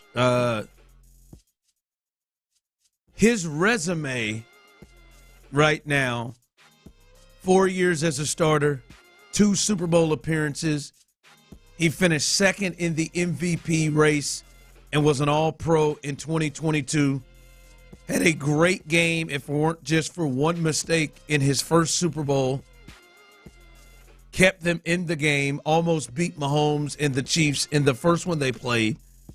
He's been to multiple Pro Bowls, and now he is a Super Bowl champion. And his resume says elite quarterback. Do you put Jalen Hurts in the elite quarterback camp right now? Yeah. Is he there now? Yeah, absolutely. Absolutely. I mean, in fact, I tell you what. Because I don't think people said that before this game.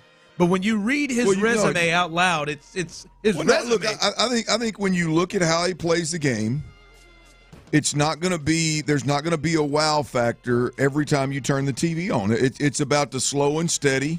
It's about the biggest stage, brightest lights. What do you do?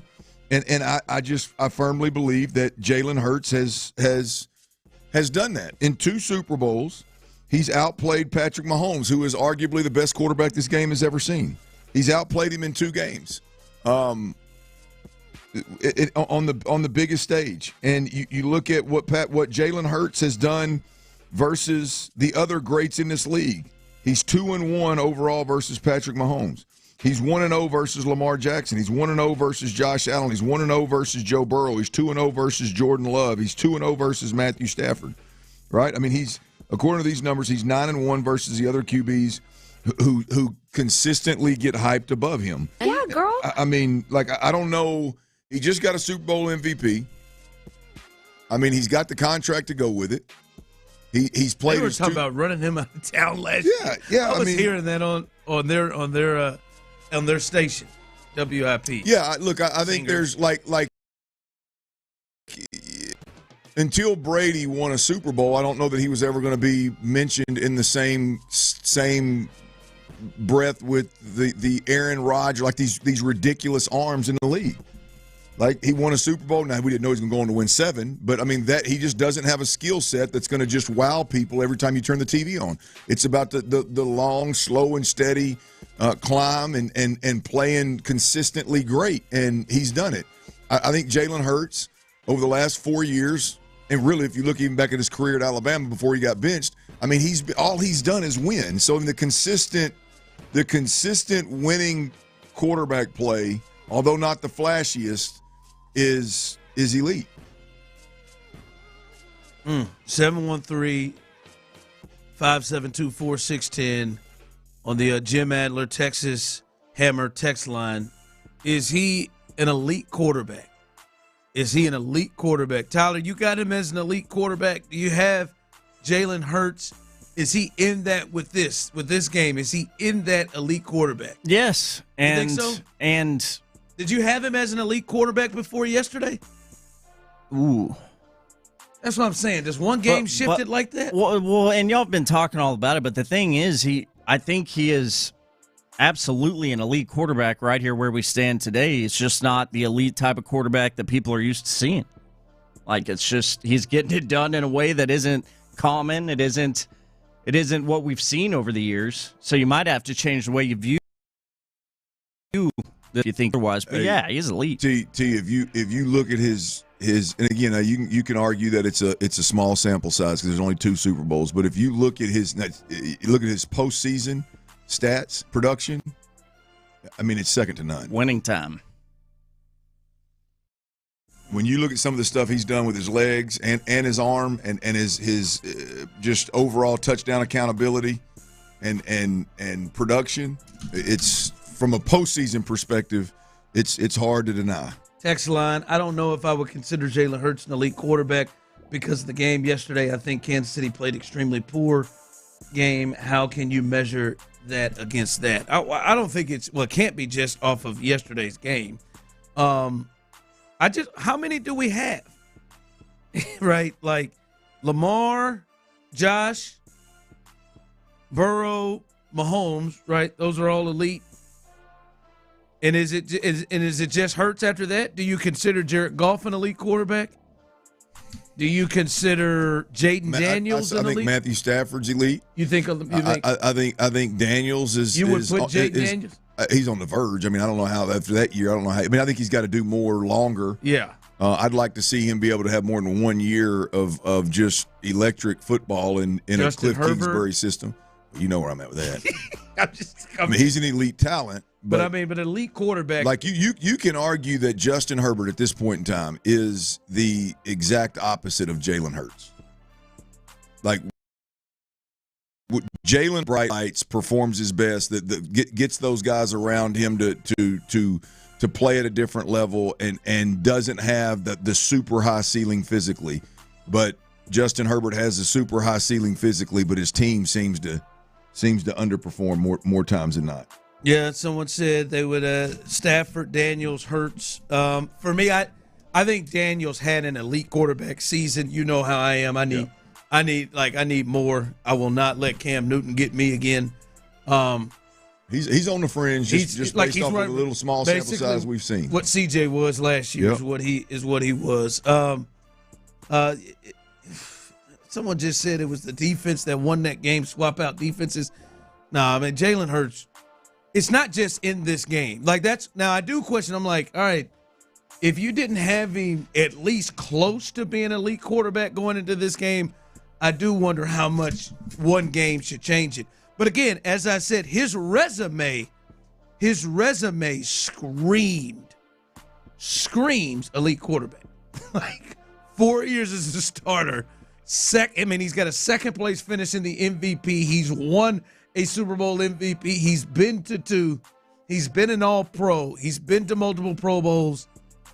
It screams that he is an elite quarterback. I guess I have to say he is. I think those 4 that I said, and I think maybe Jalen Hurts jumped into there. We'll see where Stafford is. It feels like he is kind of falling back a bit. And Mahomes has regressed. He is jumping back. Is he regressed? And I don't know if that is the case, but you give your opinion. Is his reputation tarnished? Did that game change how you view Patrick Mahomes yesterday? We'll discuss that coming up next. All right, all my sports fans in the beautiful city of Houston.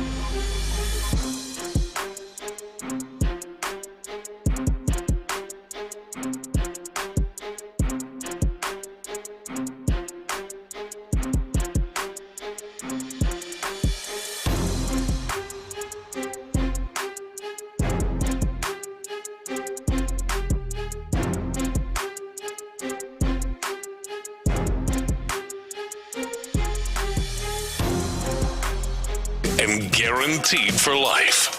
It's that time of year again. The Houston Livestock Show and Rodeo is around the corner, and we've got your tickets here on Sports Radio 610. 6 chances to win. All you have to do is listen. Tomorrow in the 7, 9, 11, 1, 3, and 5 o'clock hours, it's a Rodeo Ticket Tuesday. Just be listening to your favorite sports station in town for your chance to win. Sports leader, Sports Radio 610. Sports Radio 610 presents The Drive with Stoerner and Hughley.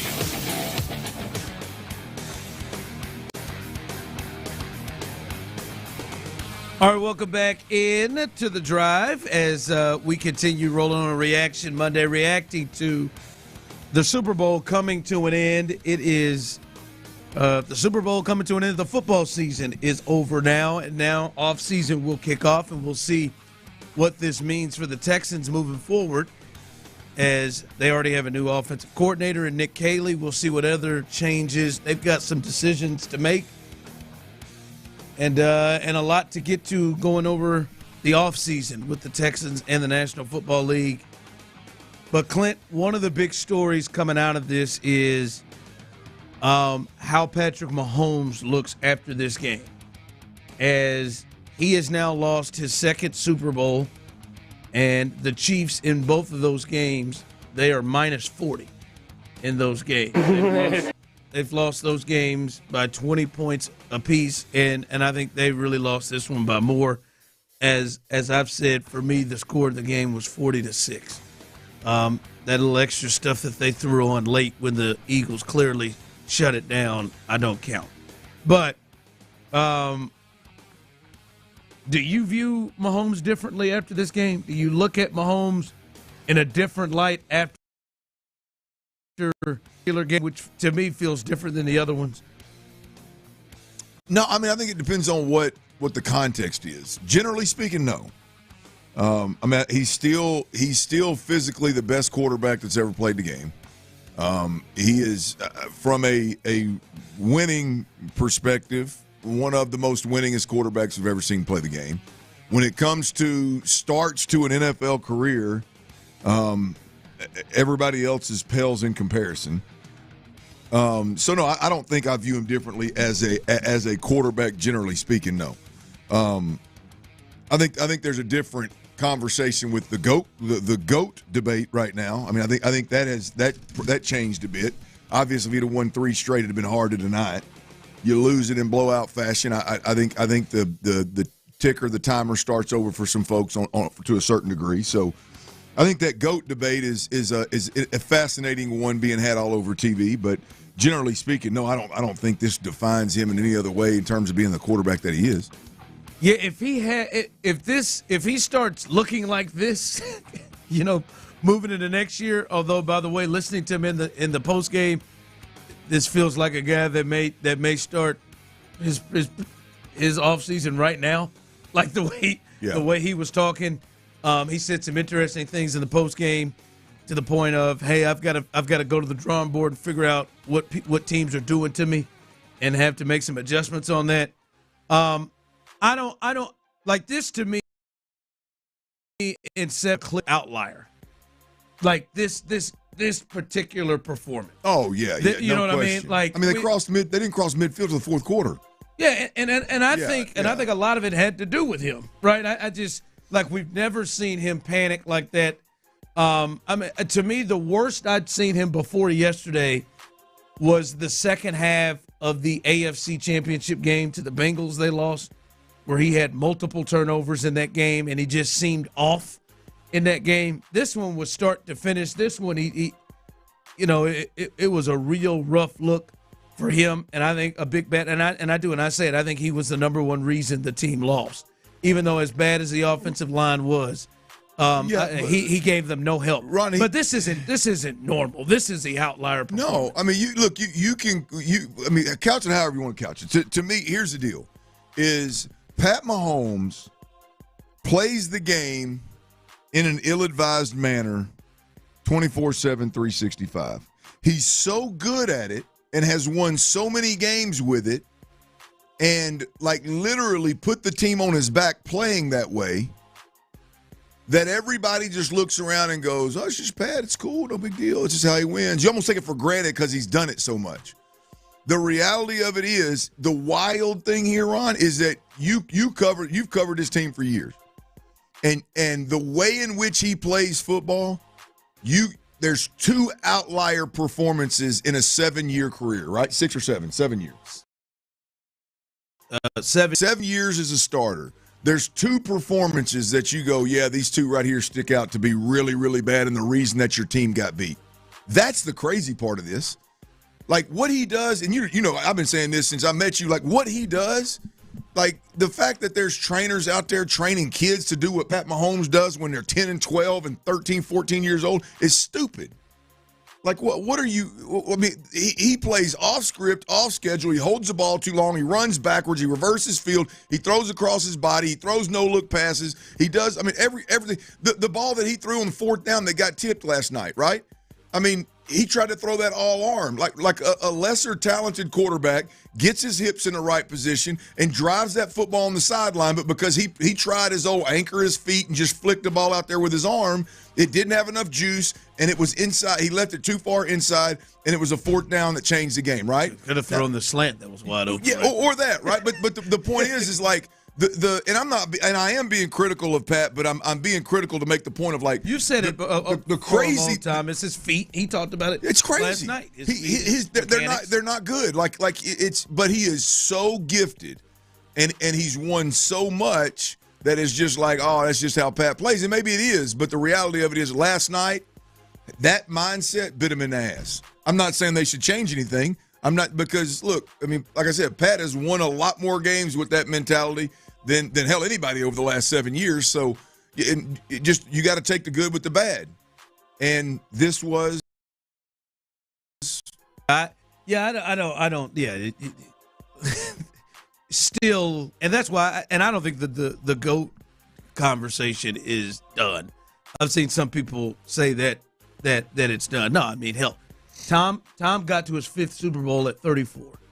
Right? Like, this is Mahomes' 5th Super Bowl at 29, and they were both 3 and 2 at that point. Yeah, I think for me with him, it's more about like he's got to get to 7.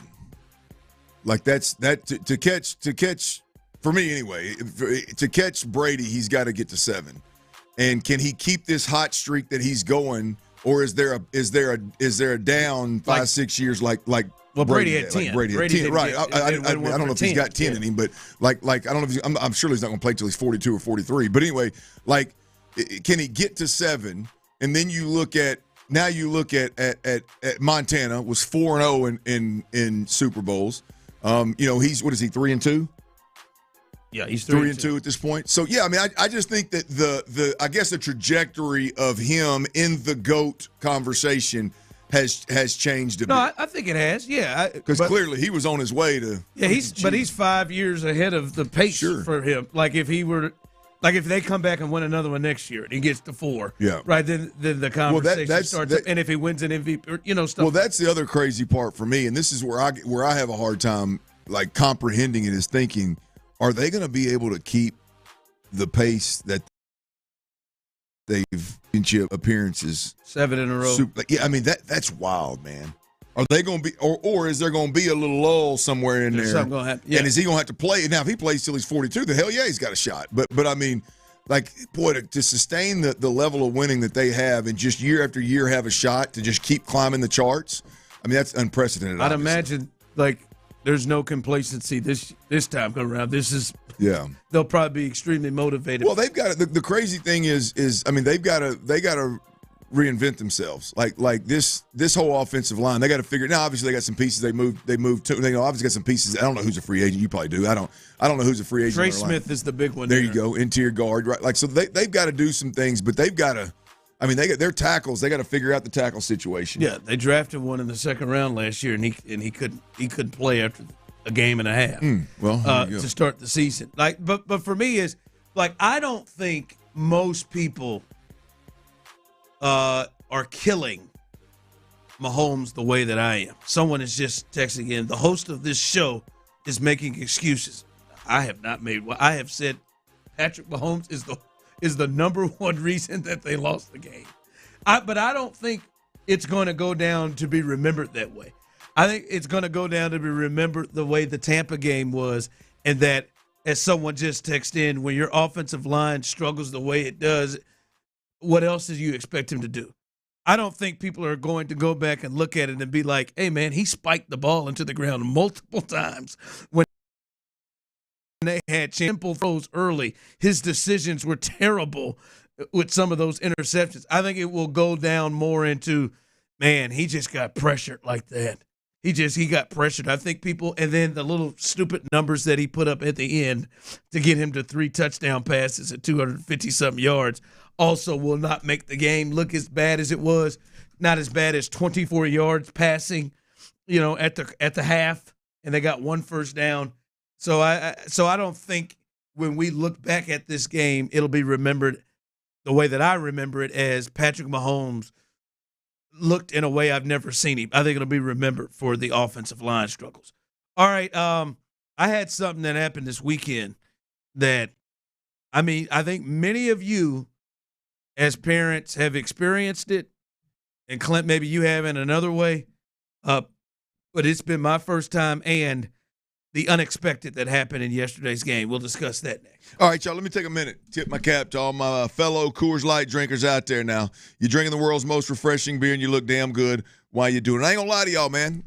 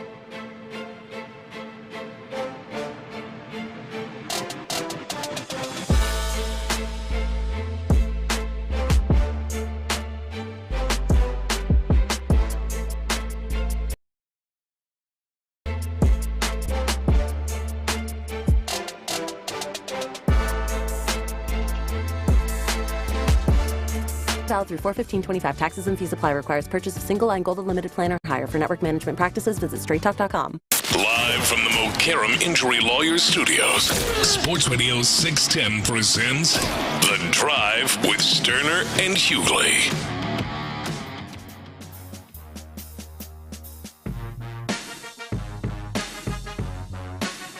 I did want to run this by you as I'm seeing this, and this is a little bit, I don't know, unexpected or not. You were talking about, what receiver were we talking about last week? Cooper Kupp? Yeah. Saw what the 49ers did yesterday? Sure enough did. Would that blow your skirt up a little bit, Tyler?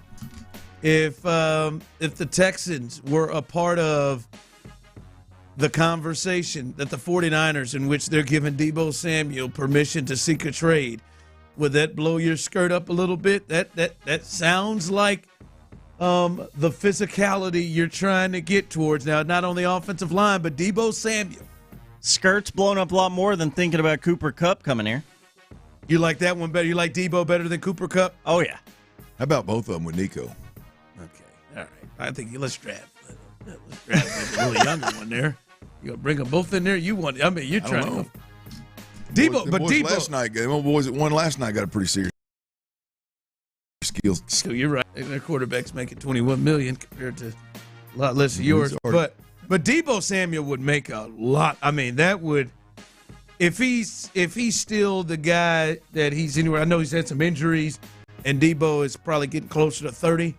But that would make a lot of sense. He knows, I believe, potentially the offense that Nick Caley is bringing to the table, and he is very, very versatile in how you can use him, and brings that physicality that I know you're talking about. Maybe not at the offensive line spot, but he does it, from the receiver spot offensively. Well, he's a personality that commands it. I've said this many a times. I love Nico Collins. He's an absolute monster. He's quiet as kept. I mean, he's just nice and cool, goes about his business and doesn't bother anybody. C.J. Stroud is not that in-your-face alpha. This offense needs guys that are like many believe Deebo Samuel is. I don't know. I've never seen him in person, but this offense needs those kind of personalities. Deebo Samuel under one condition. Now, assuming he's still got tread on the tires, and those that do all the due diligence knows what he's got left in the tank. Let's assume he's got some left in the tank. 29 years old, by the way. The reality of Deebo, things ain't gone real well for Deebo from a football perspective since whatever the dust-up was about him getting too many touches and him wanting to play just receiver and not play running back. Like, if we're honest, like, it hadn't gone real well for Deebo, right? So, Deebo, for me, to be remotely interested in him, you got to do whatever I ask you to do. You got to be willing to come in here and be a weapon. Deebo does nothing for me personally at the wide receiver position and wide receiver position only. If he's not a guy that I can line up in the backfield and hand it to him, and he can be my counterpunch to Joe Mixon, I can line him up in the slot and hand it to him on a speed sweep. I can bring him around in a swing motion, and I can toss that thing to him off the edge. And, yeah, I'm kill it in the screen game with him. If he's not interested in basically saying, hey, man, I'll do whatever the hell y'all want me to do, and let's get back to that mentality like when he first got in the league with the 49ers, then I don't want nothing to do with Deebo Samuel. I like him, good receiver. He'll be productive for somebody. But, man, if he's not interested in being more of a weapon and just being another wide receiver, we can go. I would like go in a different direction. Yeah, in last year in 15 games, Deebo 670 yards receiving, 3 touchdowns, and 136 yards rushing and 1 touchdown, which compared to his breakout year where he's 77 catches, 1,400 plus yards, 6 touchdowns, and he has nearly 400 yards rushing with 8 touchdowns. Like but you know what? That was 2021. It's a while ago, wasn't it? 4 years ago? That was 2021. Three seasons? Since then, he's had some injuries, but 632 yards the year after that to 2023 when they went to the Super Bowl. He played 15 games, but just under 900 yards and just over 200 yards rushing with 5 touchdowns. And that's when he got the contract and started to shift things in what he wanted in his style of play. Well, that's when McCaffrey showed up too, right? Here's the thing too is like I'm typically not a father time. He's getting older. I'm not as worried about age as a lot of folks are. The style and the weapon that I need Deebo Samuel to be, I would be a little concerned about the tread on the tire. I'd be a little concerned about the age, the wear and tear, because I need him to be able to handle a workload. Yeah. You know, and in order to do that, man, you gotta work like a dog from a prep standpoint. Like, it's a different animal. Like, this is one scenario where I would worry about, man, can he handle a punishment? Can he do everything that he needs to do to keep his body right so he can be available and play be the weapon that I would because what you need him to be, he's got to be able to line up all over the sure, absolutely, to get the most out of him.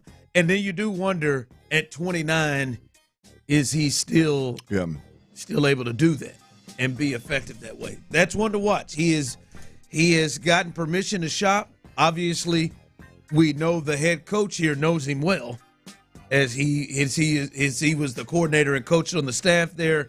Some of the guys on the staff know him well, so I think are ones to potentially look at. All right, my oldest son came in Saturday. Man, had AAU tournaments. What you do now, Trey?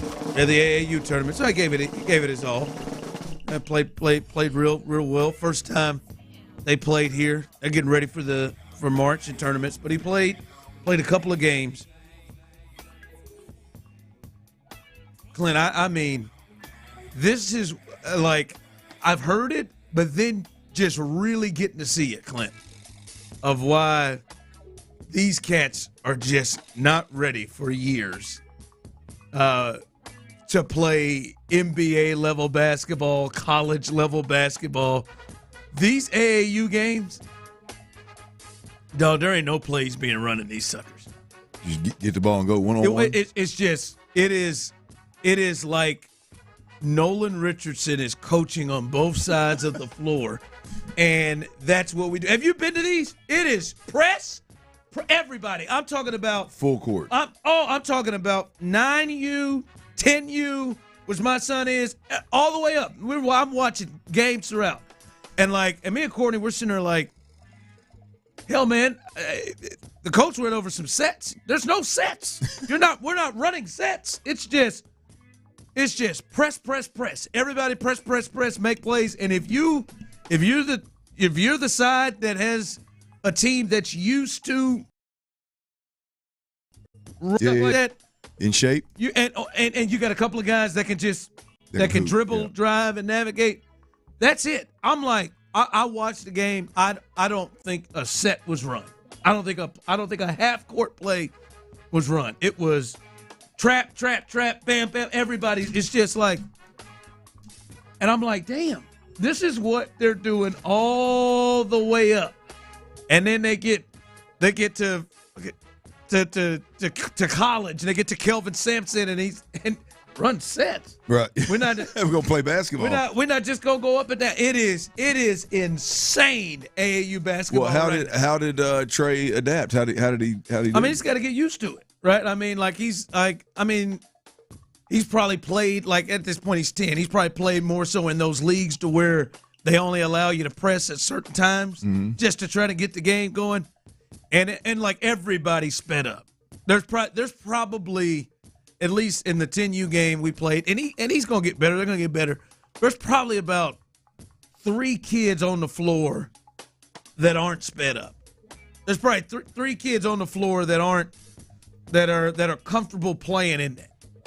And it was just like, I saw one of the kids on our team try to hold up his hand for number 1 or tap something. Out. He was trying to call. To call a play, gotcha. And then he just got trapped right there at the top. It is a tough watch. I'm not gonna lie to you, and it is, and I can see the understanding of why of why when these guys get to college and they get to the NBA that it is so rough. I mean, I'm just like, damn. That's all we're going to do is just press. Just press. It's like, damn, Nolan Richardson out here is just. What is the plan here? What's the And that's the part that kind of I'm kind of frustrated in is I'm not frustrating in his coach because I think his coach they have their team they've got anywhere from I think 9 or 10U all the way up to 16U.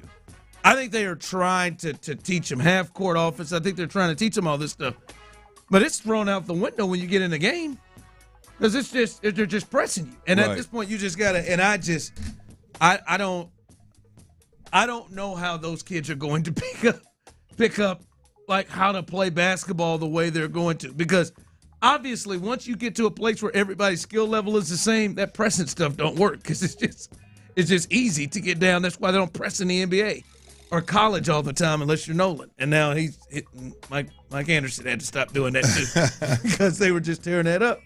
Yep, somebody texted AAU is a money dump. I'm not a money dump. It is. I was just like, damn, this is just all this is, up and down. Frustrating, man. All right, what you got coming up? All right, I don't know if y'all have heard it or not, but Jalen Hurts' new Nike commercial dropped immediately after winning the Super Bowl. It's absolutely beautiful. And there was a halftime show last night. We didn't talk about Kendrick Lamar at halftime or the commercials, which I got a favorite, but my favorite commercial last night in the Super Bowl. But we got to hit all those topics. We'll do that next right here on Sports Radio 610. Before we do that, though, got to tell you about Dr. Matoran. Look, breathing is one of the most essential parts of living, y'all. You got to breathe well to sleep well. You got to sleep well to live well. Pretty simple concept that we all take for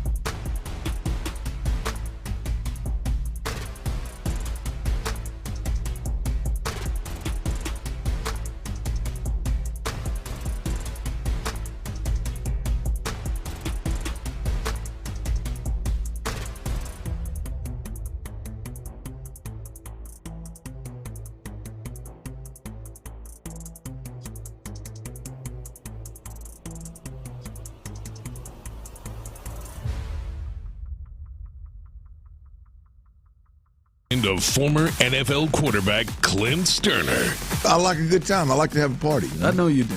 It's Dirty's Daily. Yeah, it is, and we got a little Reaction Monday Super Bowl edition. Eagles win the Super Bowl 40-22 over the Kansas City Chiefs. We got this thing rolling, and nothing like the last Reaction Monday, at least football Reaction Monday of the year. Also, I want to remind everybody out there, the Odyssey app is the way to listen, y'all. Twitch, YouTube, we greatly appreciate you. Stay plugged in right there. Tell your friends about it. Like, subscribe, all the good stuff. We appreciate that. If you listen on the AM dial or the FM HD2 dial, we greatly appreciate you there as well. But the Odyssey app, y'all check it out, man. The Odyssey app, you can take us everywhere that you go. But right now, Odyssey, we've got a contest that's rolling, and the contest is very easy to enter. In fact, you can enter it 13 times, 14 times counting today. If you're just now hearing this, if you've already heard it, you know what the hell I'm fixing to say. All right? This contest is big time. Now, in order to get one entry, you have to download the Odyssey app, log into the Odyssey app, and listen to Sports Radio 610 for 1 hour per day. Right? If you listen to it for an hour today, you get an entry. You listen to it an hour tomorrow, you get another entry. It goes until February the 23rd. So you can get 14 entries into this contest I'm fixing to tell you about. All right? Here's the contest.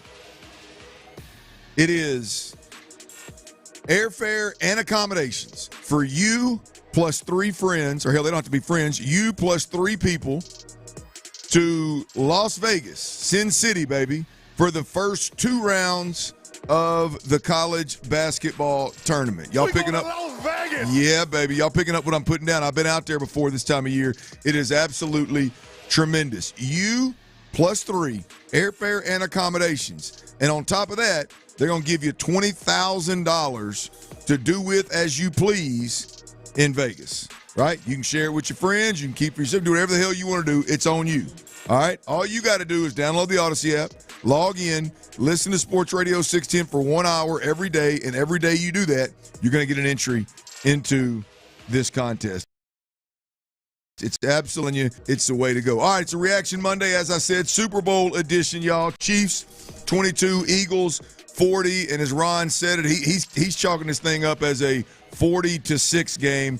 Those that late that late stuff that Pat Mahomes, and I tell you, Xavier Worthy ended up having a hell of a day. Like, historically great Super Bowl day, 150 some odd yards. I think puts him fifth. First 100-yard game. Puts him 5th on the Super Bowl charts, Ron, of biggest game from a wide receiver. But this is all about Jalen Hurts, y'all. Jalen Hurts, it's his first Super Bowl, obviously. He was 17 of 22, extremely efficient, 221 yards, 2 touchdowns, 1 interception, and it was a bad interception. Left a go route versus a blitz, left it underneath and inside. One place you can never leave a go route if you're a quarterback. Pressure got to him.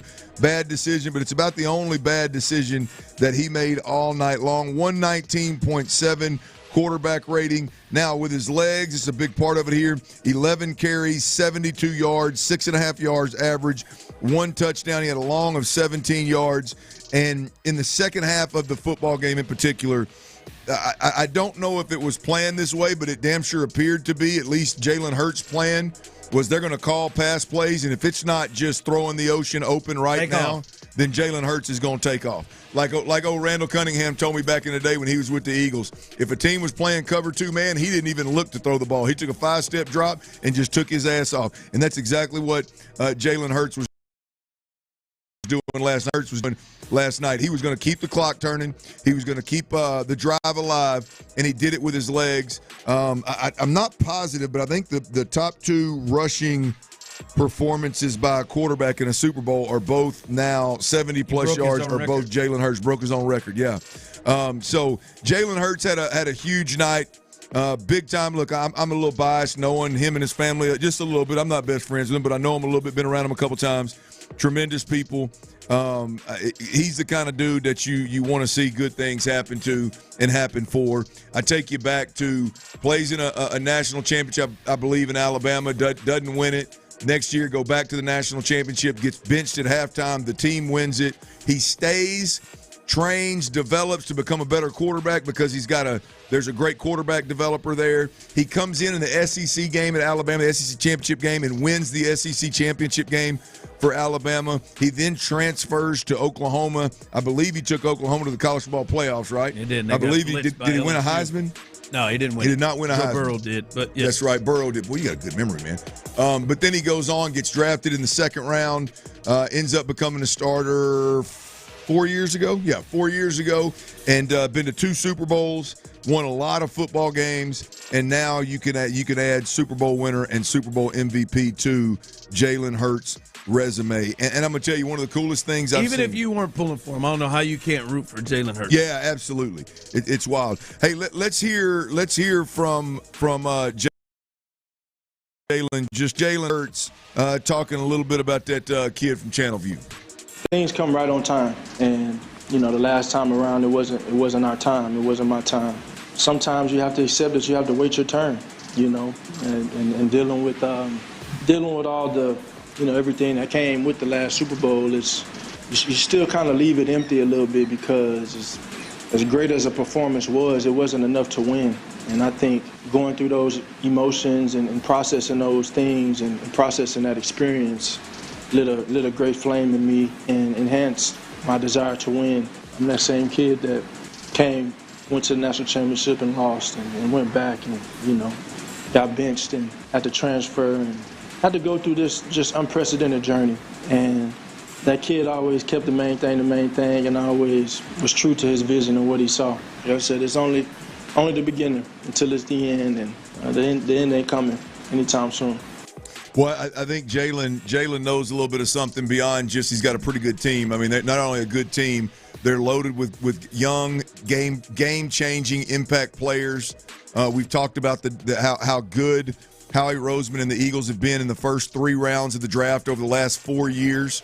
Those guys are game-changing, impact-type players. That's not going to change. Those guys, a lot of those guys are still going to be on rookie deals, producing at a high level. Next year, Jalen Hurts is a $21 million cap hit, I believe, which is the highest paid player cap hit for the Eagles next year, which is the lowest, highest paid player in the league. And if you compare him to other teams, and so they've got some cap space. They're drafting really good. They're already have the ability to be really, really dominant on both sides of the football. And so I got to believe, Ron, that this Eagles team, after that performance last night, again with all the things I just mentioned in terms of their youth and the impact players, I got to think this squad is going to be a problem to deal with for the next handful of years. Yeah, they should. They should continue. That offensive line is intact. Obviously, Saquon Barkley comes back, and all those guys you named, that young secondary that they rebuilt in a year. They should be right there, right? There's, who's that? Detroit maybe is the other team in the NFC. We'll see what Washington does as they jump up in their division, Rams. But they should be right there. Yeah, here's the other thing too. You mentioned they got 2 rookies that are Pro Bowl corners. I mean, 2 of the most expensive positions on football. I mean, on the field, you've got those 2 guys on the defense. And one of them, Cooper's just like a Swiss Army knife. Yeah, can play all of them. Yeah, which helped them last night. They were able to. The guy that got benched, I believe, for Cooper DeJean, actually ended up coming in and playing quite a bit. He's the one that batted down that 4th down pass that thwarted one of Kansas City's drives. But yeah, I think he knows he's got at least for a few years here. He's got a real chance with these youngsters. They've got a real chance to keep this thing rolling big time. Just a real quick note. I talked about his MVP performance last night. Hurts in 2 Super Bowls that he played, Ron. 44 of 60, 525 passing yards, 142 rushing yards, 9 big-time throws. A lot of people question his arm talent, his arm ability, which it's not as sexy as the others. But, boy, when the stage is big and the lights are bright, he makes big-time throws. Made 3 last night, at least maybe 3, maybe 4 that were I don't know what constitutes a big time throw, but boy, they were game changers. 7 total touchdowns and a rating through the roof for Jalen Hurts. There's no doubt that when the lights are bright, my man puts on the cape and has his best performance. Now you can argue. I don't want to sit here and act like Jalen was a one-man show last night. There ain't no doubt about it. That defense was absolutely 100% special, super special last night versus the best in the game. Ron, one of the coolest things about the Super Bowl forever has been commercials, right? I'll be honest with you. I watched, I think, every bit of that. Well, I don't know. I didn't watch the last couple of minutes. Once I realized it was over, it was time for me to shut it down. I got to go back and watch commercials. I was pretty annoyed every time they went to commercials. Yeah, I bet you were like, man, to hell with this. I was somewhat dialed in. I don't remember any commercials really jumping out at me. The one that jumped out at me was Seal. You beat me to it. That was my favorite one. That's one that stuck in my mind. Yeah, he couldn't Seal get that became a seal. He couldn't get that Baja Blast open. The damn hand. I was laughing my ass off at that commercial. That was strong. I didn't see that one. But Martha Stewart dancing and jumping. I did. She took off running real fast or something. Yeah, it's just AI. Both of those were AI generated where she is, clearly it wasn't her, but they were. I don't even know what they were selling. I just remember cracking up. Well, the commercial that caught my eye, as I'm sure a lot of folks out there dialed more into social media damn near than you are the television, but Nike dropped a Jalen Hurts commercial. Literally, I think as they were winning. I'm not sure if they waited till the game was over, but they dropped this commercial, and it's absolutely beautiful. Here it is. Hate that you said he wasn't a top 10 quarterback? Hate that you said he couldn't throw the ball? Hate that he got over when push came to shove? Hate that he always say the right thing? Money is nice, championships are better. Hate that in your all-knowing, armchair wisdom, you were sure he'd come up short. Hate that you got it wrong? Looks like another love TKO. Off the top. It ended the graphic you couldn't see. That's a good song right there, boy. That was fire. You get my dad going right there with that one. Hey, the graphic at the end of it, Ron, I don't know if you saw the whole thing. At the end of it, in big bold letters, it said "Love hurts." That's how it ended right there. Yeah, that's fire. It was good, man. It's just so. I mean, he's got to be right. I mean, again, tell me if it's because I'm a little biased here, but I mean, he's got to be like a marketer's dream, right? I mean, just from the way, the way he handles himself. I mean, he's not a huge personality, but he's a good-looking guy that seems to be likable. Yeah. Well, you just got to lying, man. I know a few ladies. I'm sorry. I know a few ladies that just love the way this fool looks.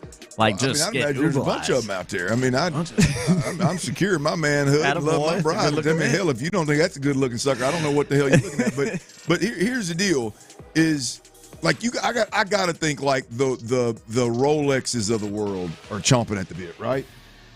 Yeah. I mean, I got to think the Louis Vuittons of the world, like I mean, I got to think that the whatever the highest high-end fashion, you got to think that they're just chomping at the bit. And hell, he probably already has those deals. But I mean, you think about like Bentley. Like Bentley or Rolls Royce or I don't know, but it's got to be one of them high end. Like they got to be chomping at the bit to throw cars at this dude. You mentioned cars. I mean, somebody over at Hertz Rentals is sleeping because this is a golden opportunity for them. They could. That's the easiest marketing available. I think Hertz. I'm thinking, damn, were you trying to put I just mean it would be Hertz or Hertz. I think he'd turn it down. Think so? I think he's looking for something a little bit more. Now, I'm an enterprise guy myself. There could be some money that may not turn him down, but I think he's looking for something a little bit more classy. Yeah, I don't know. I don't know Jay well. Like I don't think Jay. He's not a Toyota Tundra fella. Who was that the other day? One of the players was it AJ Brown? Did AJ Brown pull up to one of their playoff games? He was in a Toyota? Was he? Maybe. Or it was AJ Brown. I think that's who it was. It was like an older Nissan, like a Sentra? Yeah. No, it was an older one. It was because there was a video that surfaced. I don't think Jay's hopping out anything. I don't think Jay's hopping out anything other than the Bentley or the Rolls or something like that. I don't know for sure, but that would be that'd be my guess. Jaguar. Real quick. Get a little bit more Teddy P out here, baby. Turn on. Give me a little Teddy P in here. Oh boy. I don't know. By the way, who's he marrying? Did you see her? Who, Jalen? Jays. I saw him give her a kiss after the game. Where'd he find her? Like he's putting in work. Well, one of those beautiful ladies. I doubt he had to work real hard. I just didn't know if she was. I would assume, just guessing, if you had a gun in my head, hard to scrotum, Facebook. Oh, you think Facebook? I think Jalen saw her and shot her a message on the book, huh? He went in there. And my wife and I met on Twitter. Did y'all? Yep. I don't know that I knew that. Mm-hmm. On Twitter? Like, how did you There's some other elements involved. Did you jump into DMs there? She jumped in my DMs, actually. And that's not me being just, big King Dingling in here. My wife just flat hunted me, so we got something in common. What was her line? Oh, yeah. What was her line? Well, you see, we might have to explore this another time, but we did meet on Twitter. But it was also, there was a connection there kind of because in the past, she had dated a friend of mine at A&M for about a year or so.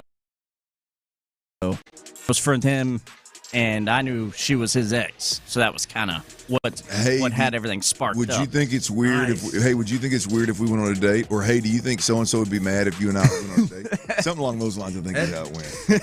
And before some of y'all jump on this Jim Adler text line, the Texas Hammer, bam, to hammer me, I went to my boy. He wasn't one of my real close friends, but I went to him first.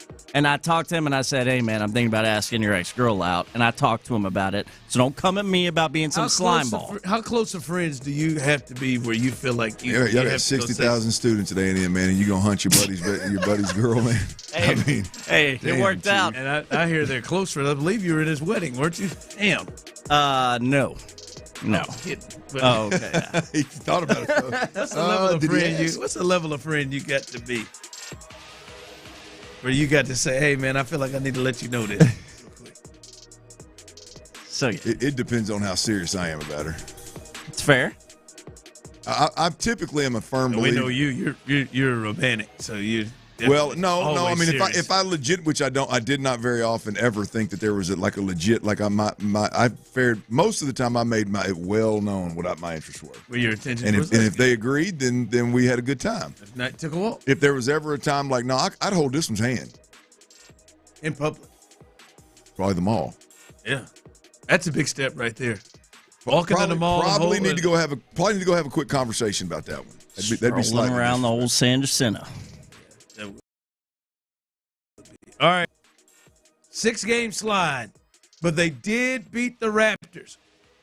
Do you feel like your Houston Rockets are about to get back on track? We'll discuss that next. All right, if y'all watched Super Bowl last night, y'all saw your boy. Talking about Super Bowl commercials. Y'all saw your boy.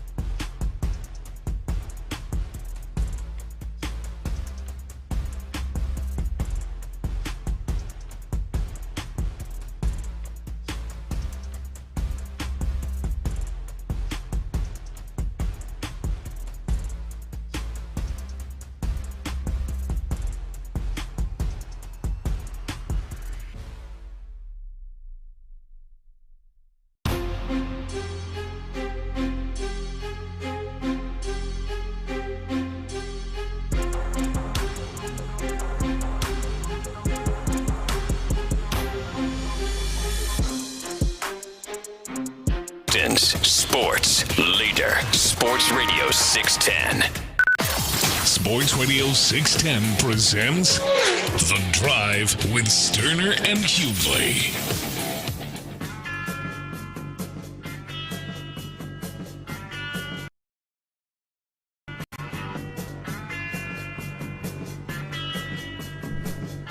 Text line rolls through. No, we don't play that. No friends. We don't date each other's friends. We don't play that. I mean, I just, you got to understand the level of friendship. Yeah, level of friendship. Because, some people call what I would call associates. Yeah. Associates and not friends. Like you friend texting in, I'd date your girl in a heartbeat. But my best friend, probably not. There you go. I'm just saying it. I don't know you. Like right now, if I had a chance to date somebody that Ben dated, I don't think I would hit up Ben. I'd just go do it. Yeah, I don't know that I'd expect you to. Right? Like I'm just trying to give an example of a level of closeness within it. That adds up. Just saying. It's like a level. We're associates. Yeah. Level of that thing. There's levels. There's levels to it. And I think it was nice of you to do it. Thank you. I thought it was the right thing to do, and conversation went well. And now I've been married to that girl for over 10 years. Big one of them. Are y'all still friends? You and me and that guy? Yeah. Nah. But hey, he's a big Eagles fan. Did he quit you, or did you like? Well, we just kind of after I started dating his ex pretty seriously. It's a little. Y'all couldn't find much time to hang out, huh? Not really. I just have one more question here. Yes, please. How long was their relationship? Was there long term or just a? It was Megan's long-term relationship when she was at A&M. I think it was like a year and a half or so. Was he from Baytown? That's probably awkward. Yeah, that's probably awkward. He's from the great city of San Antonio. Well, then you couldn't have been that close of friends with him. You were from Baytown, so what were you up there? I didn't meet him till A&M. So you're in the same college campus for a year and a half where you started? Yeah, no. He started selling me something. Okay. That's how we met. Well, there you have it. His dealer. I like to be honest with the people. Allegedly. And there's plenty of those out there. Allegedly, his book dealer. He's who he bought his books from. Yeah, sure. Yeah. Brought his books from. Books about trees. Yeah. Yeah, trees. All right. What do you make of this Rockets collapse? What, like, when you, or I don't know if collapse may be too strong, but this slide they're on, man, they were well on their way, Clint, with a 37 under 40 point first half yesterday against the Toronto Raptors, who are terrible and not even playing with their best player, Barrett. But they were well on their way, Clint, to losing that one as they were down at the half, struggling throughout. Now, they come back and win, and they win, I think, 97-84. But they're on their way to losing their seventh straight. They've lost 6 in a row, Clint. What do you make of this slide right now?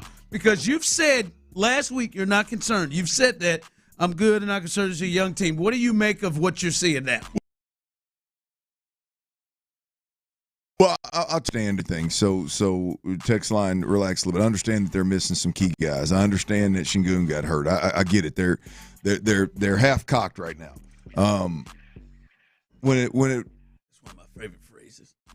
Well, I mean, it could literally and figuratively with the crew, I guess. Yeah, look. Even when their depth guys have played and played extended minutes, it seems like the energy, effort, it seems like they're all working together. They're moving the basketball. They're playing fast. Man, I watched yesterday, and I don't know that I remember this team just jacking up threes the way that they were jacking. And I'm talking I don't know, probably it seemed like a 20-minute span, but I guess it was probably 7 or 8 minutes. I mean, Jock Lindell took a 3. Dylan Brooks took 2 or 3 of them. Reed Shepherd just banged a couple of them off the iron. I mean, it was. Cam Whitmore took 2 that were like he just ran like he was racing Like it was a last-second shot, and it wasn't. Like there was no method to the madness. There was no just putting them up. It wasn't even. It was like push the basketball, and no matter what happens, get a shot immediately. Is what it looked like. Like that, they've always, even when I'm in and everybody was healthy, they were running and gunning, but it seemed like there was a purpose. Yesterday was the first time I watched them, and yesterday concerned me. Yesterday got me to a point where, if this is your depth, then now this team that I was out there talking about, hey man, the depth and the rotation, the ability to throw. Like if this is what you get out of Cam Whitmore, if that's what you're going to get out of Reed Shepherd, if Amen Thompson's gonna for whenever I was watching, I didn't watch the whole game, but just disappear and not be the main guy on the floor with that group I just mentioned out there, like. I'm not sure that depth is a real big plus for this squad either. Well, it clearly shows. Like I think there's a couple of things. One, I do think, although I'm not a big proponent of Fred VanVleet being the guy that has the ball in his hand, taking the last shots or doing things like that, but it is clear that piece of him kind of being the calming influence and running the show is a big deal, and he has been out. Oh, now sure, they were struggling before, but that is clearly, you see just moments where, hey, let's get it together. It does feel like Udoka almost has to go like a college coach almost and just take over and call a lot of the offense and run a lot of the offense and try to be more involved than normal. And two, I do wonder, and this is something I want to keep watching, Clint, is are teams reacting to the Rockets different?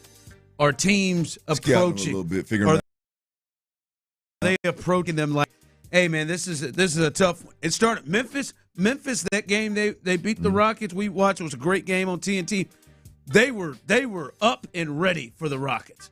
Like, and I wonder, are we seeing teams like that start to get up and take the Rockets more serious and look at the Rockets as, hey man, this is a game. Because what the Rockets did to the Raptors, I wonder at the beginning of the year were teams kind of treating them like that. Because the Rockets just walked into yesterday and just said, I mean, we can win this game.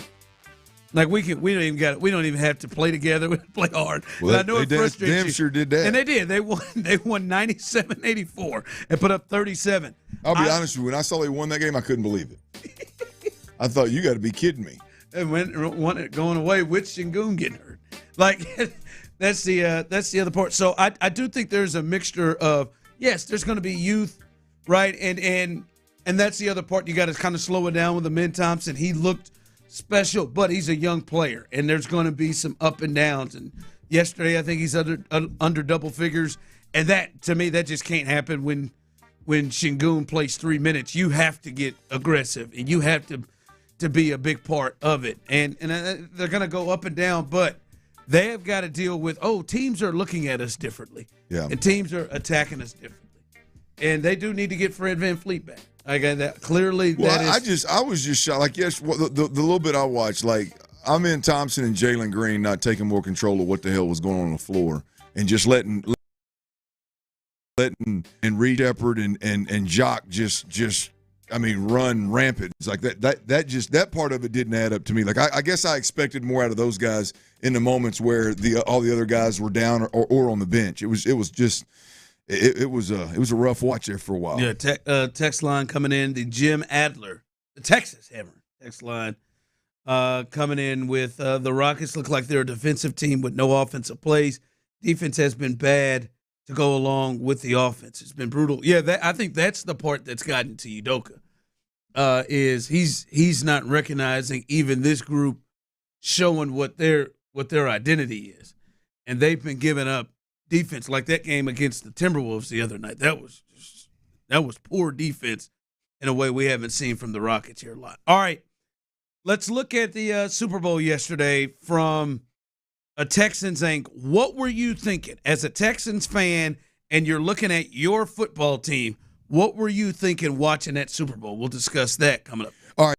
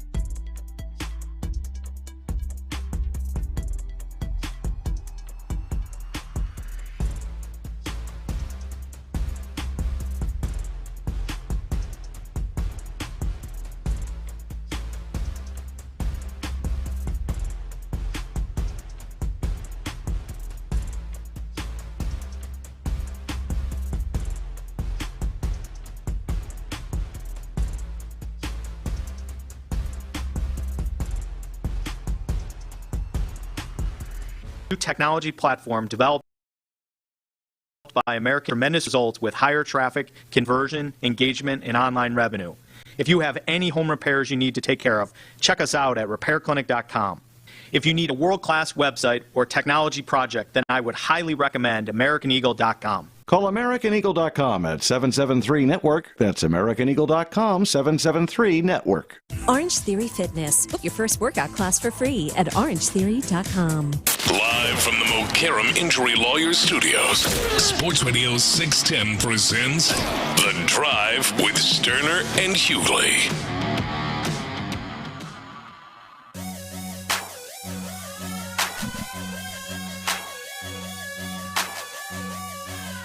How can you take what you saw yesterday in New Orleans as the Eagles mollywop the Chiefs up and down the field, and we're better at every single aspect of the game? And as Tyler would say, down to the water boys and ladies, to the towel boys, they were better. But when you watch that game from a Houston Texans perspective, what were you thinking? What were you, when you were out there watching that game, what were you thinking?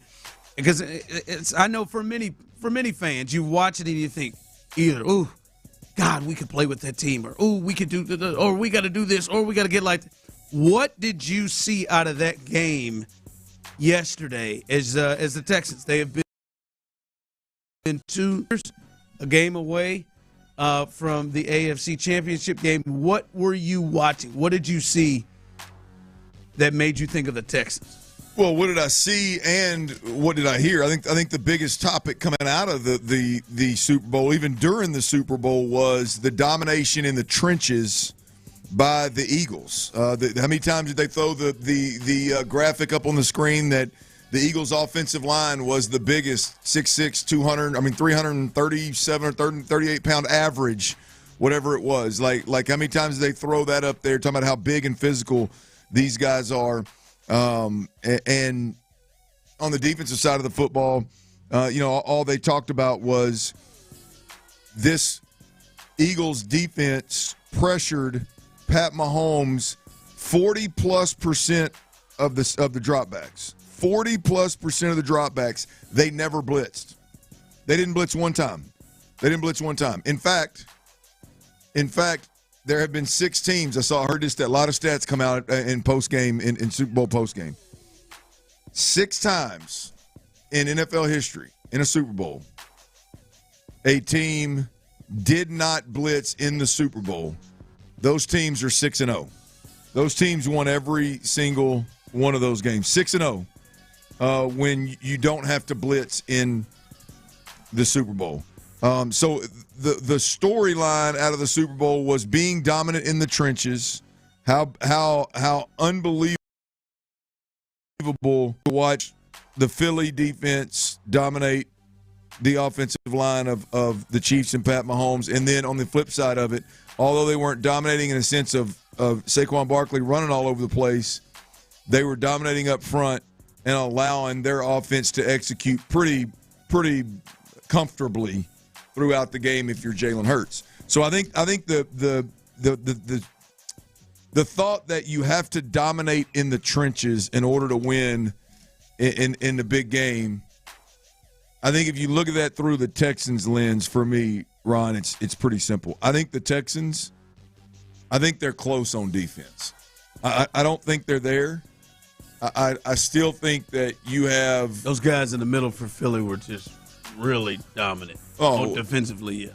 Well, I mean, they're dominant, and when they aren't literally dominant in the moment, they're commanding and demanding double teams, and so now your edge players, you got tackles on an island, right? You end up with Travis Kelce and a running back trying to block George Karlaftis again, right? So Sweat. I'm sorry, yeah. So I mean, it's just one of them like it's just such a, whether it's those guys specifically getting after the quarterback and collapsing the pocket from the inside out, or it's those guys commanding attention and then the edges getting home.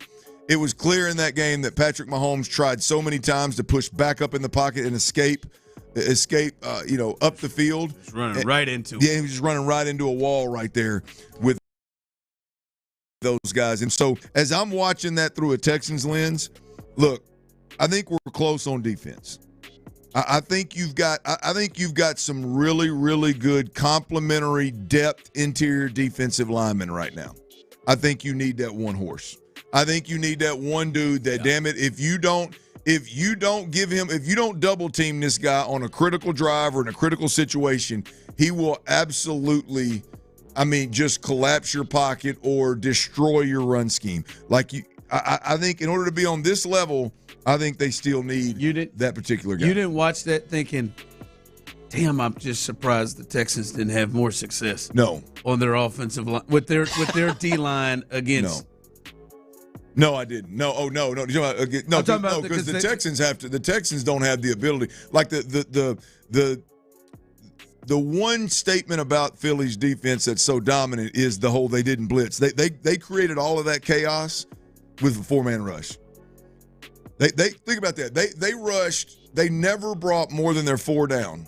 They never blitzed.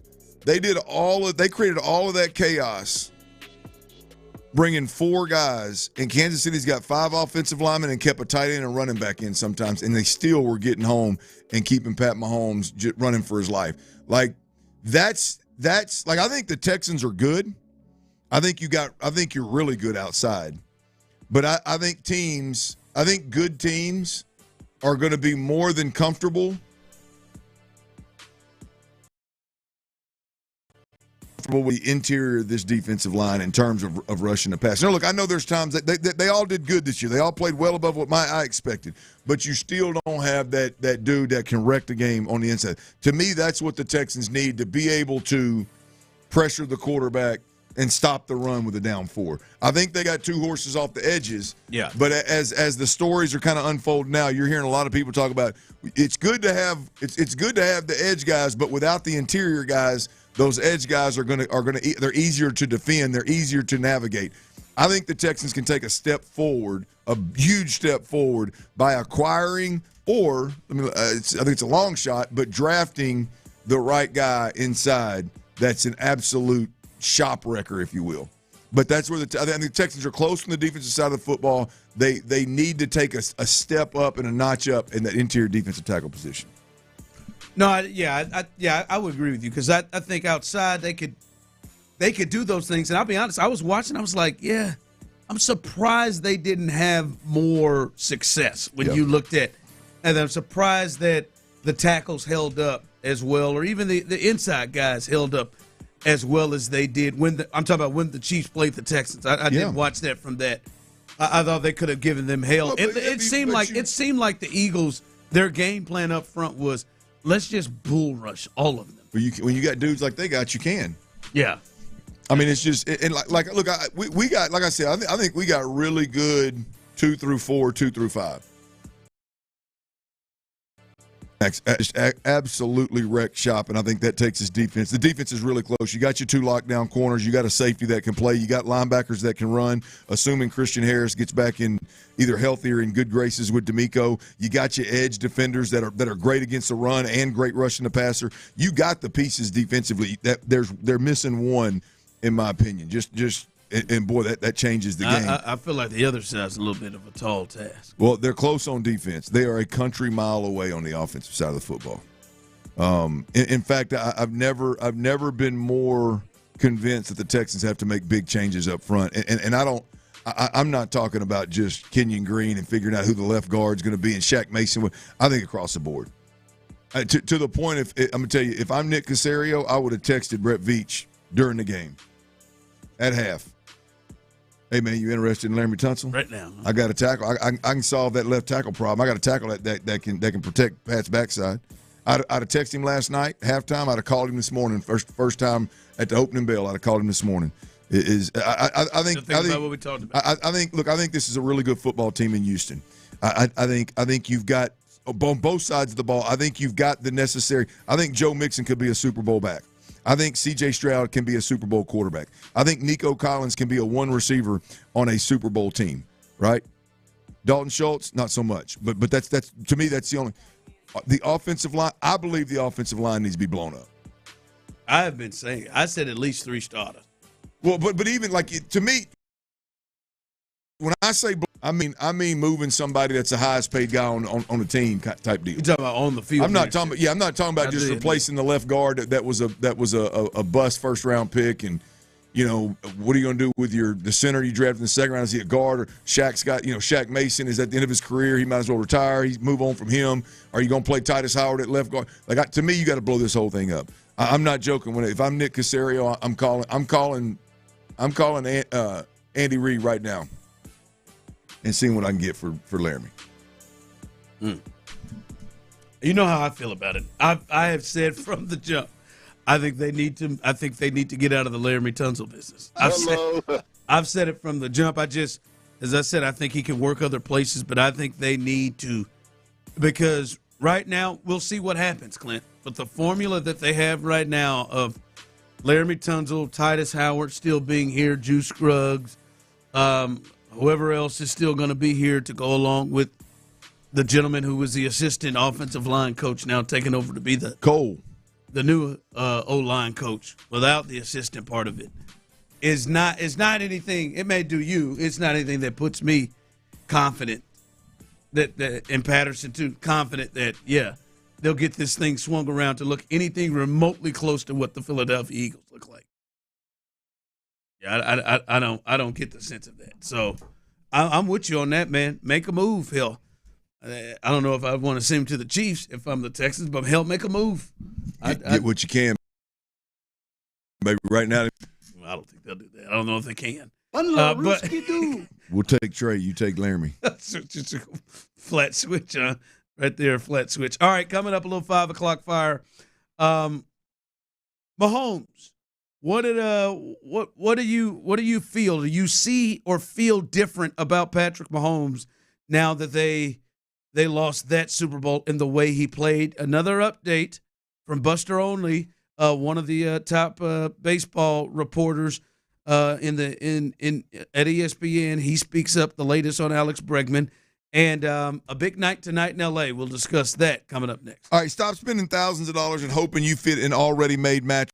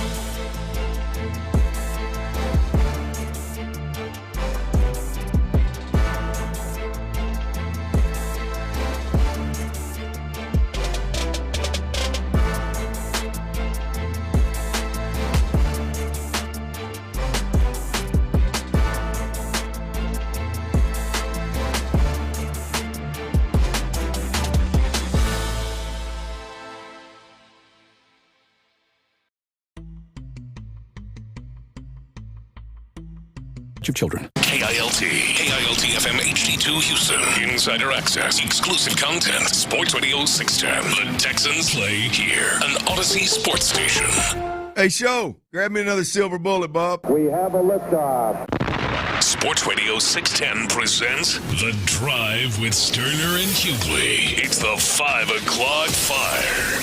Eagle voodoo here in New Orleans as they found the magic spell on the two-time defending champion Chiefs, stopping them with an incredible performance. The bench is empty. The team's over, and the Eagles have beaten the Chiefs convincingly in Super Bowl 59, 40-22. There it is, the great Kevin Harlan. You heard him on with us on Friday. He had the call right here for Westwood One on Sports Radio 610. And it wasn't anything exciting or crazy. The Chiefs just got their asses handed to them. Skull drug, as Clint would say. Mollywopped, drug. Curb stomped. To the woodshed. Dismantled. Had their balls taken from them. Anything that you want to put it. That's what happened. Both of them. One of them, they were dominated. It felt like it ripped my nuts off. Every single aspect of the game, every last one of them. Couldn't get anything done. The first half numbers offensively for the Chiefs were scary, and for Patrick Mahomes as well. And there's a lot to get to from the Super Bowl in this game. But the Chiefs lose 40-22. To me, it was really 40-6. Hurts the Super Bowl MVP. But, Clint, Mahomes is a big subject of conversation in this thing, Clint, just because, going into the game, the thought was he might be on track to really put himself in position for the conversation of Tom Brady, the conversation of the best quarterback to ever do it. Do you view him differently? That was me the worst I've ever seen him play in college or professional. No. I don't view him differently, and I think anybody that does is going to make a mistake, especially if you or your team has to play my man next year. I would imagine that you're going to get as good a Pat Mahomes as we've ever seen come right back and eat up the NFL. So no, look, I think it was a piss poor job by the quarterback Pat Mahomes. I think the other Hall of Famer on that side of the football. In Andy Reid was piss poor. I think the plan stunk. The adjustments stunk.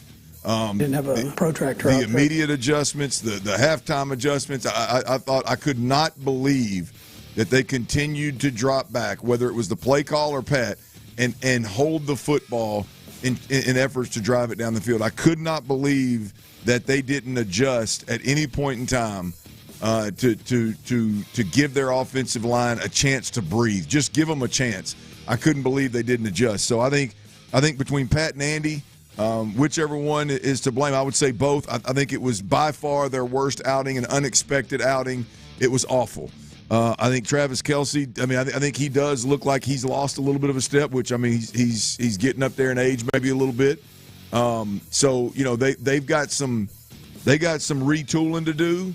I think they've got some moves they got to make up front. But at the end of the day, I'm not at all worried about Pat Mahomes. As it pertains to playing the quarterback position, I'm not worried about Pat. I think you said it earlier. At least the Tom Brady GOAT conversation has to. I think it will slow down and calm down. Yeah. I do not in any way think it is over. Now, some people it may be. I don't think it is over. This is the best 7-year stretch we've ever seen to start a career, arguably in any sport. Although I have to check Wayne Gretzky's. But in any sport, the first 7 years of what he's able to do. It was to me shocking though to watch his performance. I've said it today. I thought he was, to me, even though the offensive line was bad, I thought he was the number one reason they lost this game. He panicked. I'm talking 7-0, Clint. Panic. I'm talking 10-0. Panicked. He panicked in a way I've never seen him. He looked like he just didn't have it physically or emotionally. If you go watch those, I know we'll hear a lot about the pressure and a lot of this be thrown at the offensive line's feet. But if you go watch that, he ran himself into some sacks. He did not have a good feel of the pocket at all. He missed throws early in a big way. It was the worst I've seen him play, Clint. But I do sometimes think we do this right now, and I would say we're guilty of it as well, that we make so much of one game, one thing that, the GOAT debate is over. Well, no, it's not. I mean, like, he's been to 5 Super Bowls before age 29, and he's 3-2 so far. That's what Brady's record was once he reached 5. He was 3-2 at 34 years old, right? I just saw someone text in, boy, Chris Jones is done. All right, hold on. Let's go. The game. Travis Kelce, he's lost a step. Yeah, he's not the way he was. I mean, hell, 3 weeks ago, it was like, what the hell happened to him against the Texans? So, yes, they looked rough, and you're right. They're going to have to make some changes, and you knew they were going to. I mean, it's not normal your left guard's going to kick out to be your left tackle. Yeah. Right, and you bring him back up there. But I think Patrick Mahomes is probably primed to come back with a vengeance next year, and I think what we learned from the Chiefs, that they will do what they need to do. You said it, maybe the Tunsil thing might be a thing that is on the horizon for them potentially. But to me, I still think he is the best player in the world. I'm just shocked by what we saw yesterday, that his poise was just shot. I've never seen him lose it like that. Yeah, I think he's the best in the world, and I'm with you. I'm shocked. I think their entire team, everybody not named Pat and not named Andy, I think we're shocked too. I think that's some of the body language that you saw, some of the frustration that you saw, some of the not having answers. They're used to their big two on offense bailing them out, and those guys didn't get it done. And so, I think you mentioned the GOAT conversation. I'm with you. I think right now it's just on hold, because here's.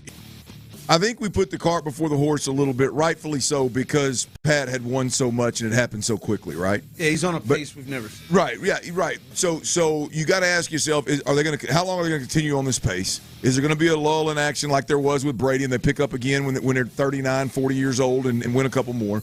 What's that look like? What's the probability of that happening? But for me, it's like, as you compare to just a handful of guys, like, it was going to be hard with the way that Pat started his career. If he would have started 4-1 in Super Bowls and had 4, like Joe Montana's 4-0 is not in the conversation. He's past him. It's over. Right? So now you look at it, you go, okay, he's 3-2, so he's got to win 2 more to win more than Joe Montana. He's got to win 4 more to get to Brady. Like, it just seems like the day after a Super Bowl loss, it seems like it shifted the conversation on a couple of different fronts. So, like, right now, going 3-2 in 5 Super Bowls is comparable to going 4-0 in 4 Super Bowls. Tom Brady's got 7. You're still 4 from 7. I think everybody expected more than likely that he was going to be one closer to Tom Brady. So I think the conversation, the GOAT conversation, shifts. It's a good one to have. But yeah, I'm with you. Like, I don't believe that Pat Mahomes is going to come back next year and all of a sudden have lost it and be anything close to what we watched last night. If he wins 3 in his 30s, that would put him at 6. Like you said, like Tom went 10 years without winning one. Yeah. All right, and then he went off again late. So who knows how long he'll want to play? But no, I think right now it's the moment, and I don't think it's over. Oh, thank you. 5 o'clock fire. All right, according to Buster Only on ESPN, Alex Bregman is likely to land with the Red Sox, Cubs, or Tigers soon. Damn it, just hurry up. I'll be honest with you. I'm with you. I want him to come back to the Astros.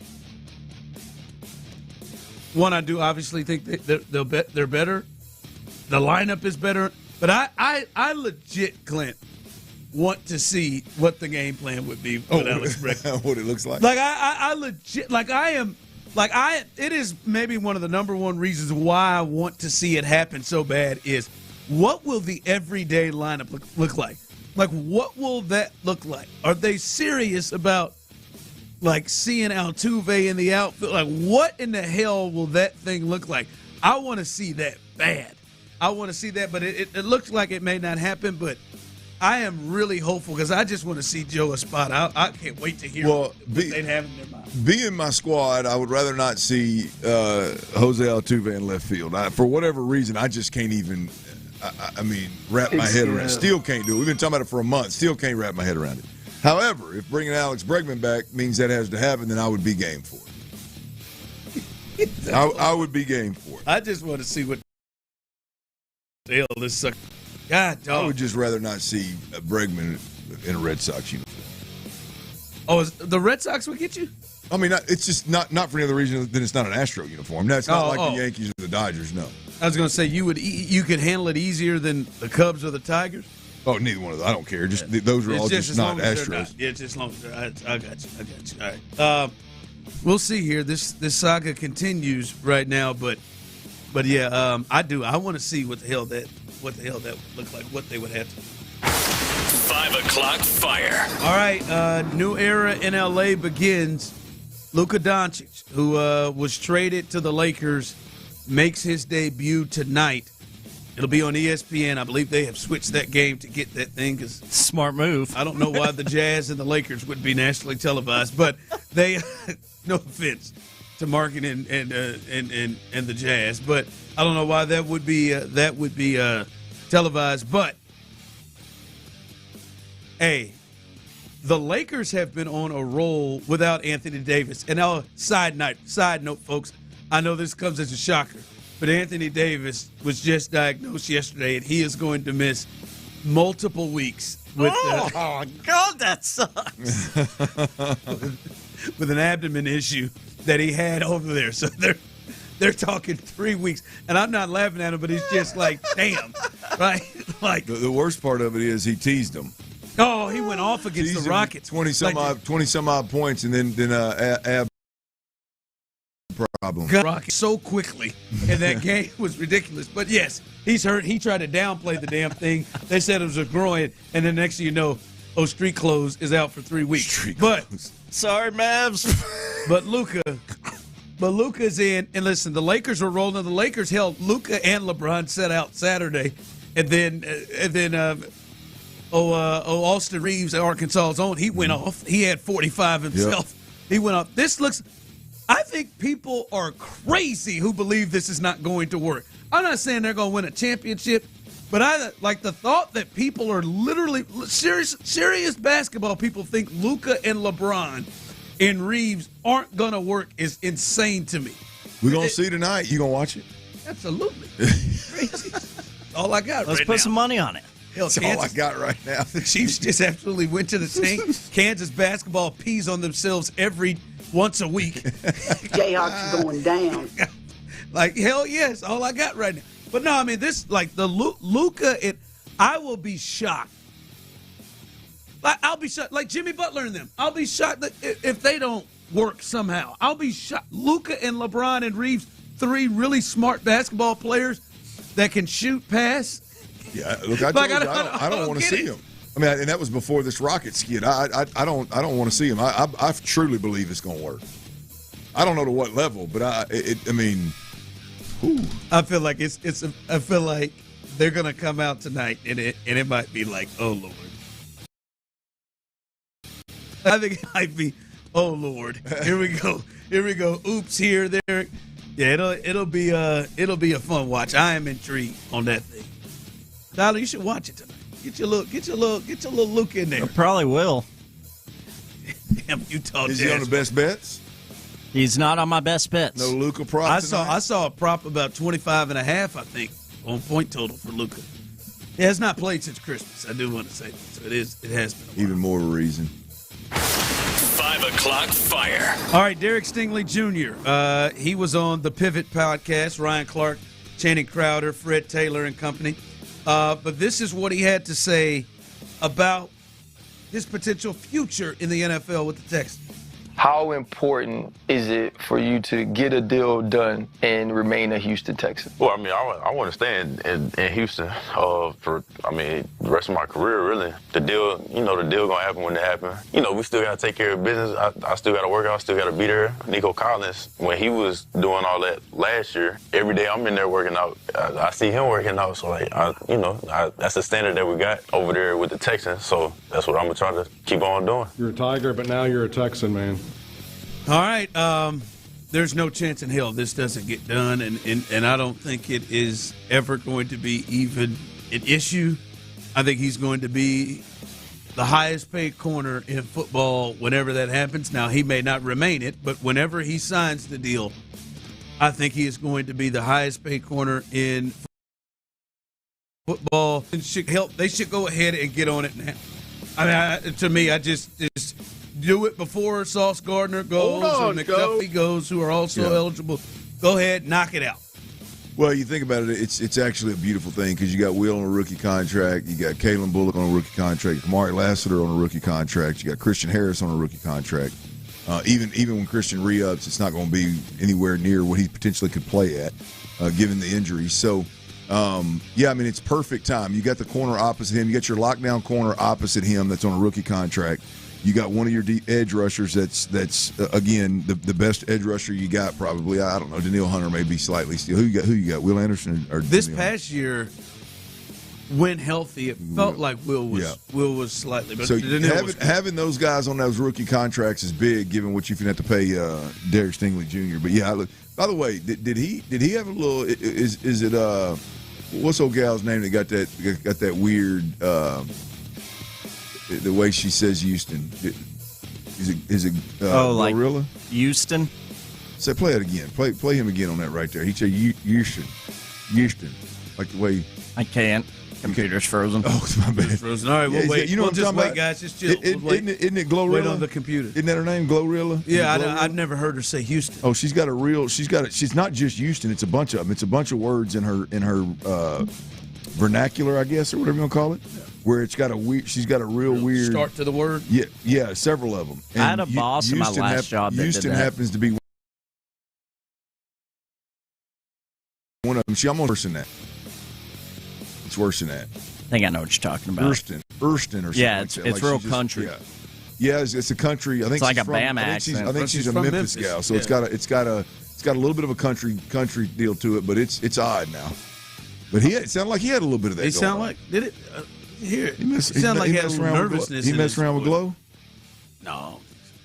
Well, I think he probably hit it. All right, coming up, we watched Jalen Hurts win the MVP. Hell, he's in Disneyland. Again, I don't know how I feel about those like Kango hats that he keeps wearing, but he's in Disneyland right now, Jalen Hurts. How close do you think C.J. Stroud is to his level right now? Or do you think they're on the same level? Where do you think the gap is between Jalen Hurts and C.J. Stroud? We'll discuss that next.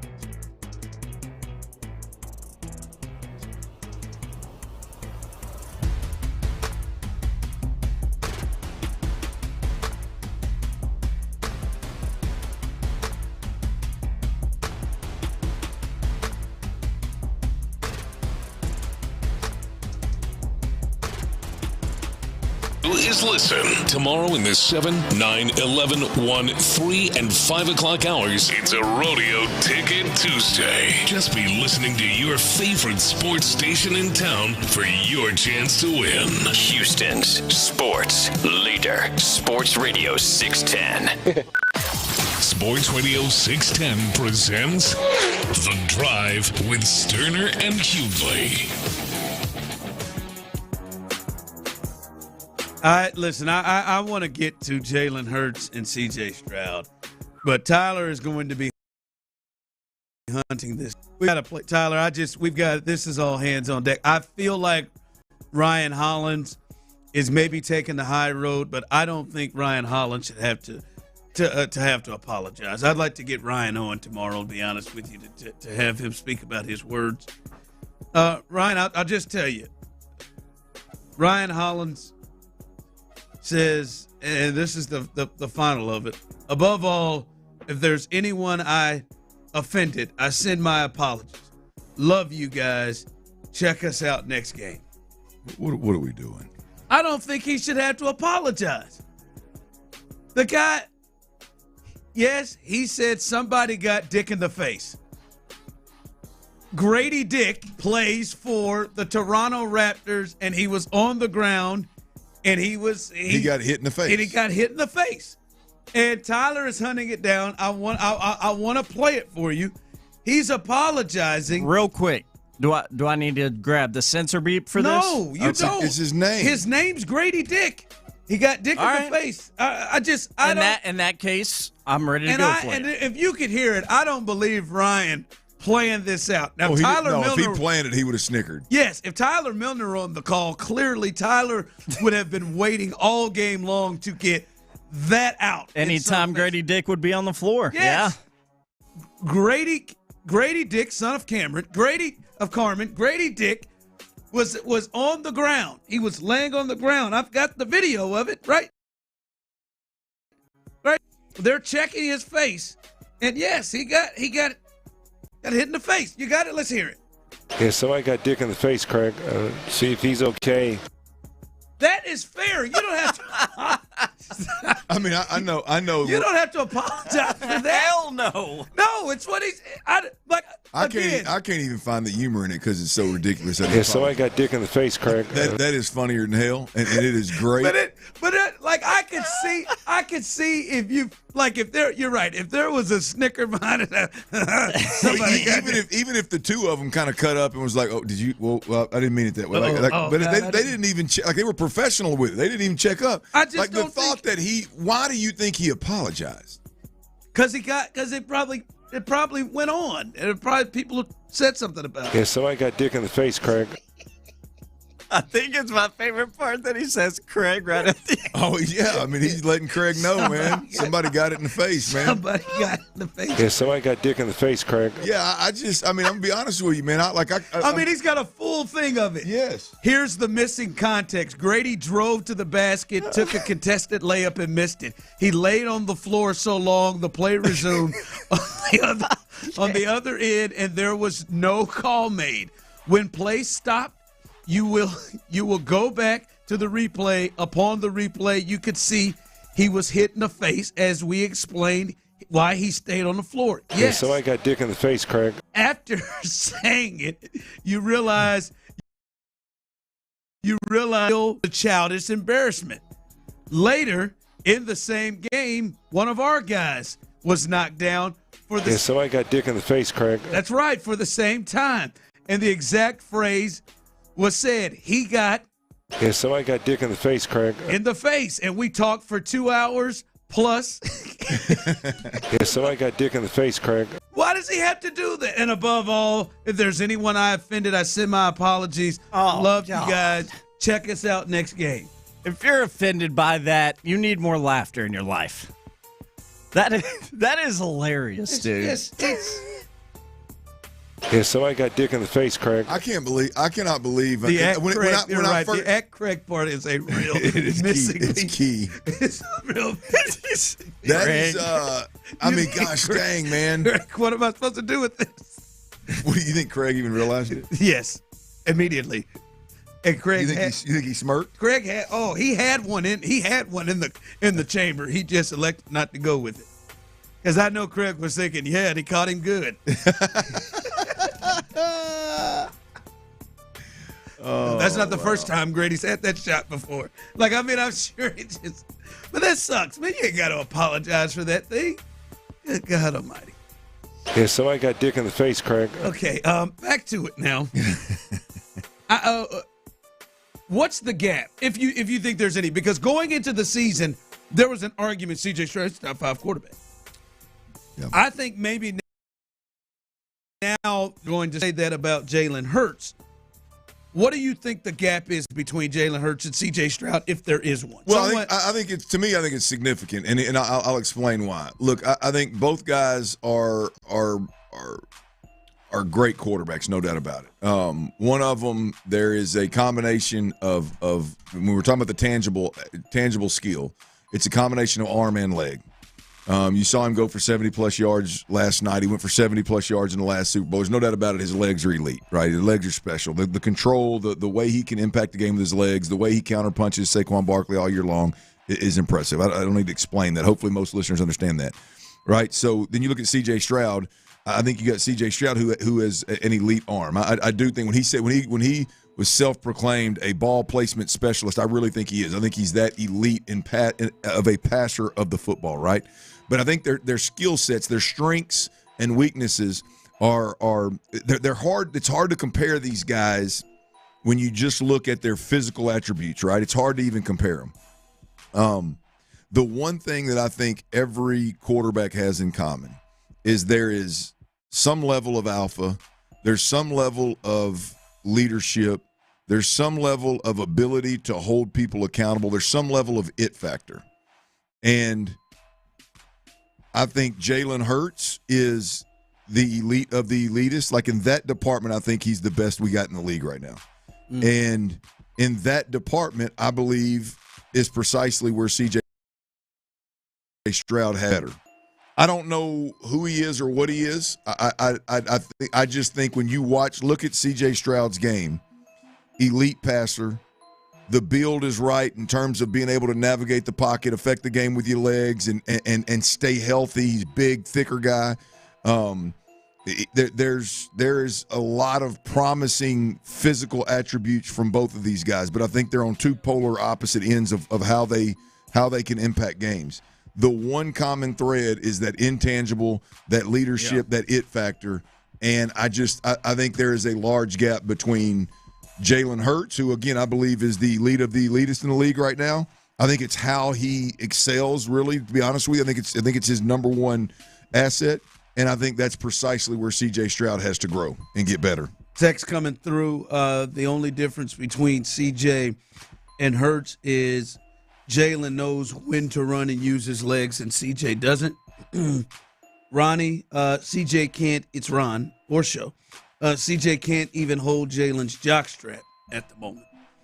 I wouldn't say hold his jockstrap, but I think there is right now. I mean, if you start to just look at the accomplishments of the two and what it is, right now it's not. It's not close in the accomplishments, and I just think that CJ's game looks prettier, if that makes sense, then maybe I think CJ's physically, his ceiling is higher. Yeah, and what Jalen does, and I think that's why people start to look at Jalen Hurts and what he has done in the 4 years as a starter.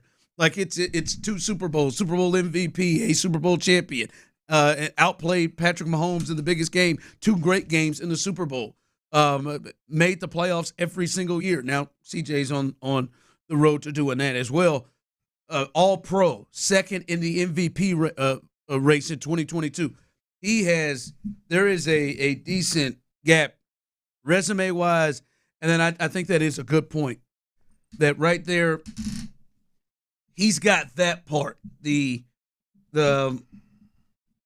adult in the room, the calming force, and not to say that CJ doesn't have it completely. I think there is some in there, but I think it is something that you can clearly see with Jalen, that he's not rattled or affected generally generally at all. And you saw it in the Super Bowl a little bit, even after he threw his pick. So I think I can see that and agree.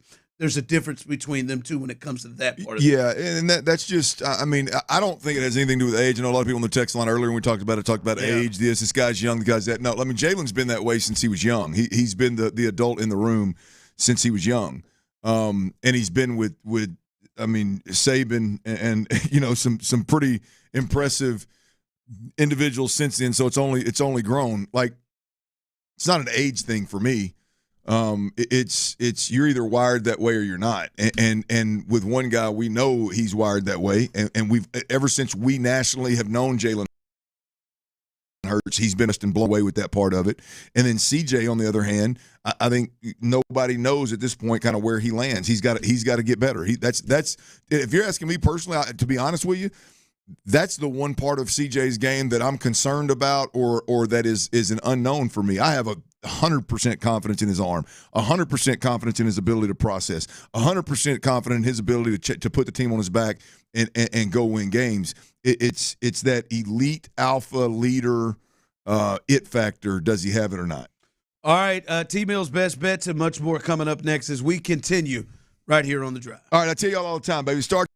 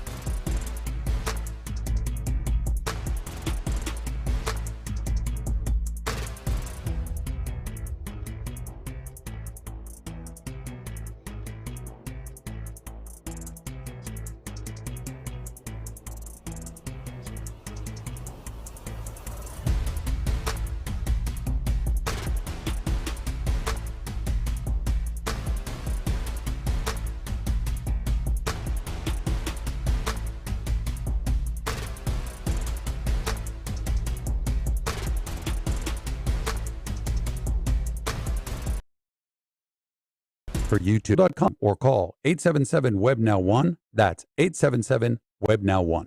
With more than 50,000 active clients today, the market has spoken. Call D&M Leasing before you buy. Yeah, so I got dick in the face, Craig.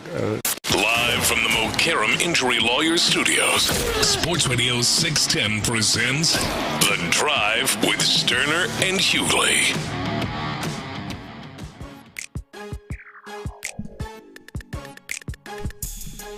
Take it from The Drive. Top 20 show and all of afternoon drive in the country. Ryan Hollins, you're good. Agreed. You're good. You're good. Yeah, and so I got dick in the face, Craig. I really want to talk to Ryan. I really want to talk to Ryan Hollins. By the way, Ryan Hollins and our kids share the same dentist. I saw him in there trying to unfold his legs to get into that seat to get up. I said, that's like when you see a 7-footer, like in real life, that's a big joker. Yeah. That is a big joker right there. Ryan, man, you're good, man. You're good. Coming up behind us, a little Texans All Access. To Texans All Access at 7 o'clock. And then after that, you will hear the boys from Area 45, Sean, Bijani, Patrick. They will take over after the fellas, Texans All Access gets it rolling. They'll get back on the scene now the season's over. We're getting closer, getting ready for the off-season draft, free agency, all of that coming up in a bit. And T-Mill's Best Bets.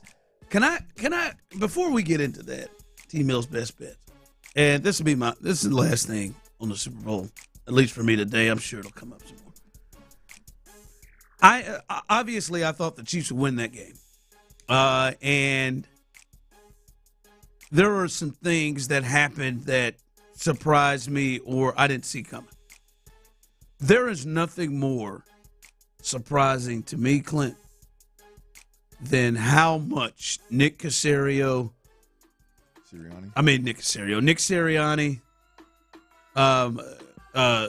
Vic Fangio, what's the OC's name going to the Saints? Kellen Moore, their whole coaching staff, how they pulled the pants down of Andy Reid, Steve Spagnuolo.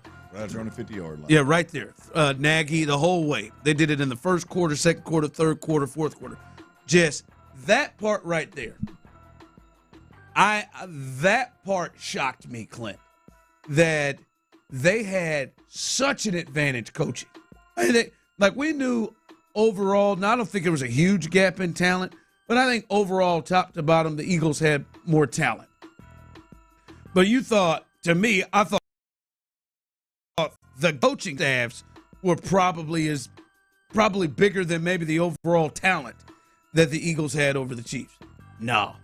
They coached circles around them.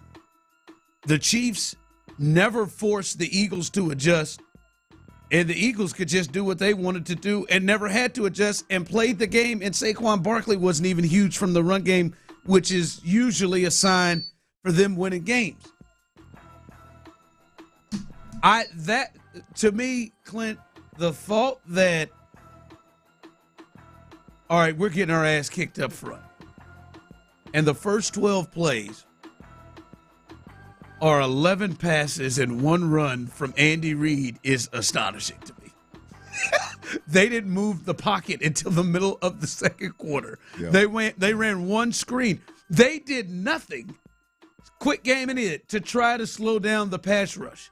Steve Spagnuolo just let him see it. All right, man, you got A.J. Brown locked up by himself all day long. It was just crazy to me how much they got out coached in that game. I'm gonna tell you, Ron. I'm shocked. At the moment, I was as shocked as you were.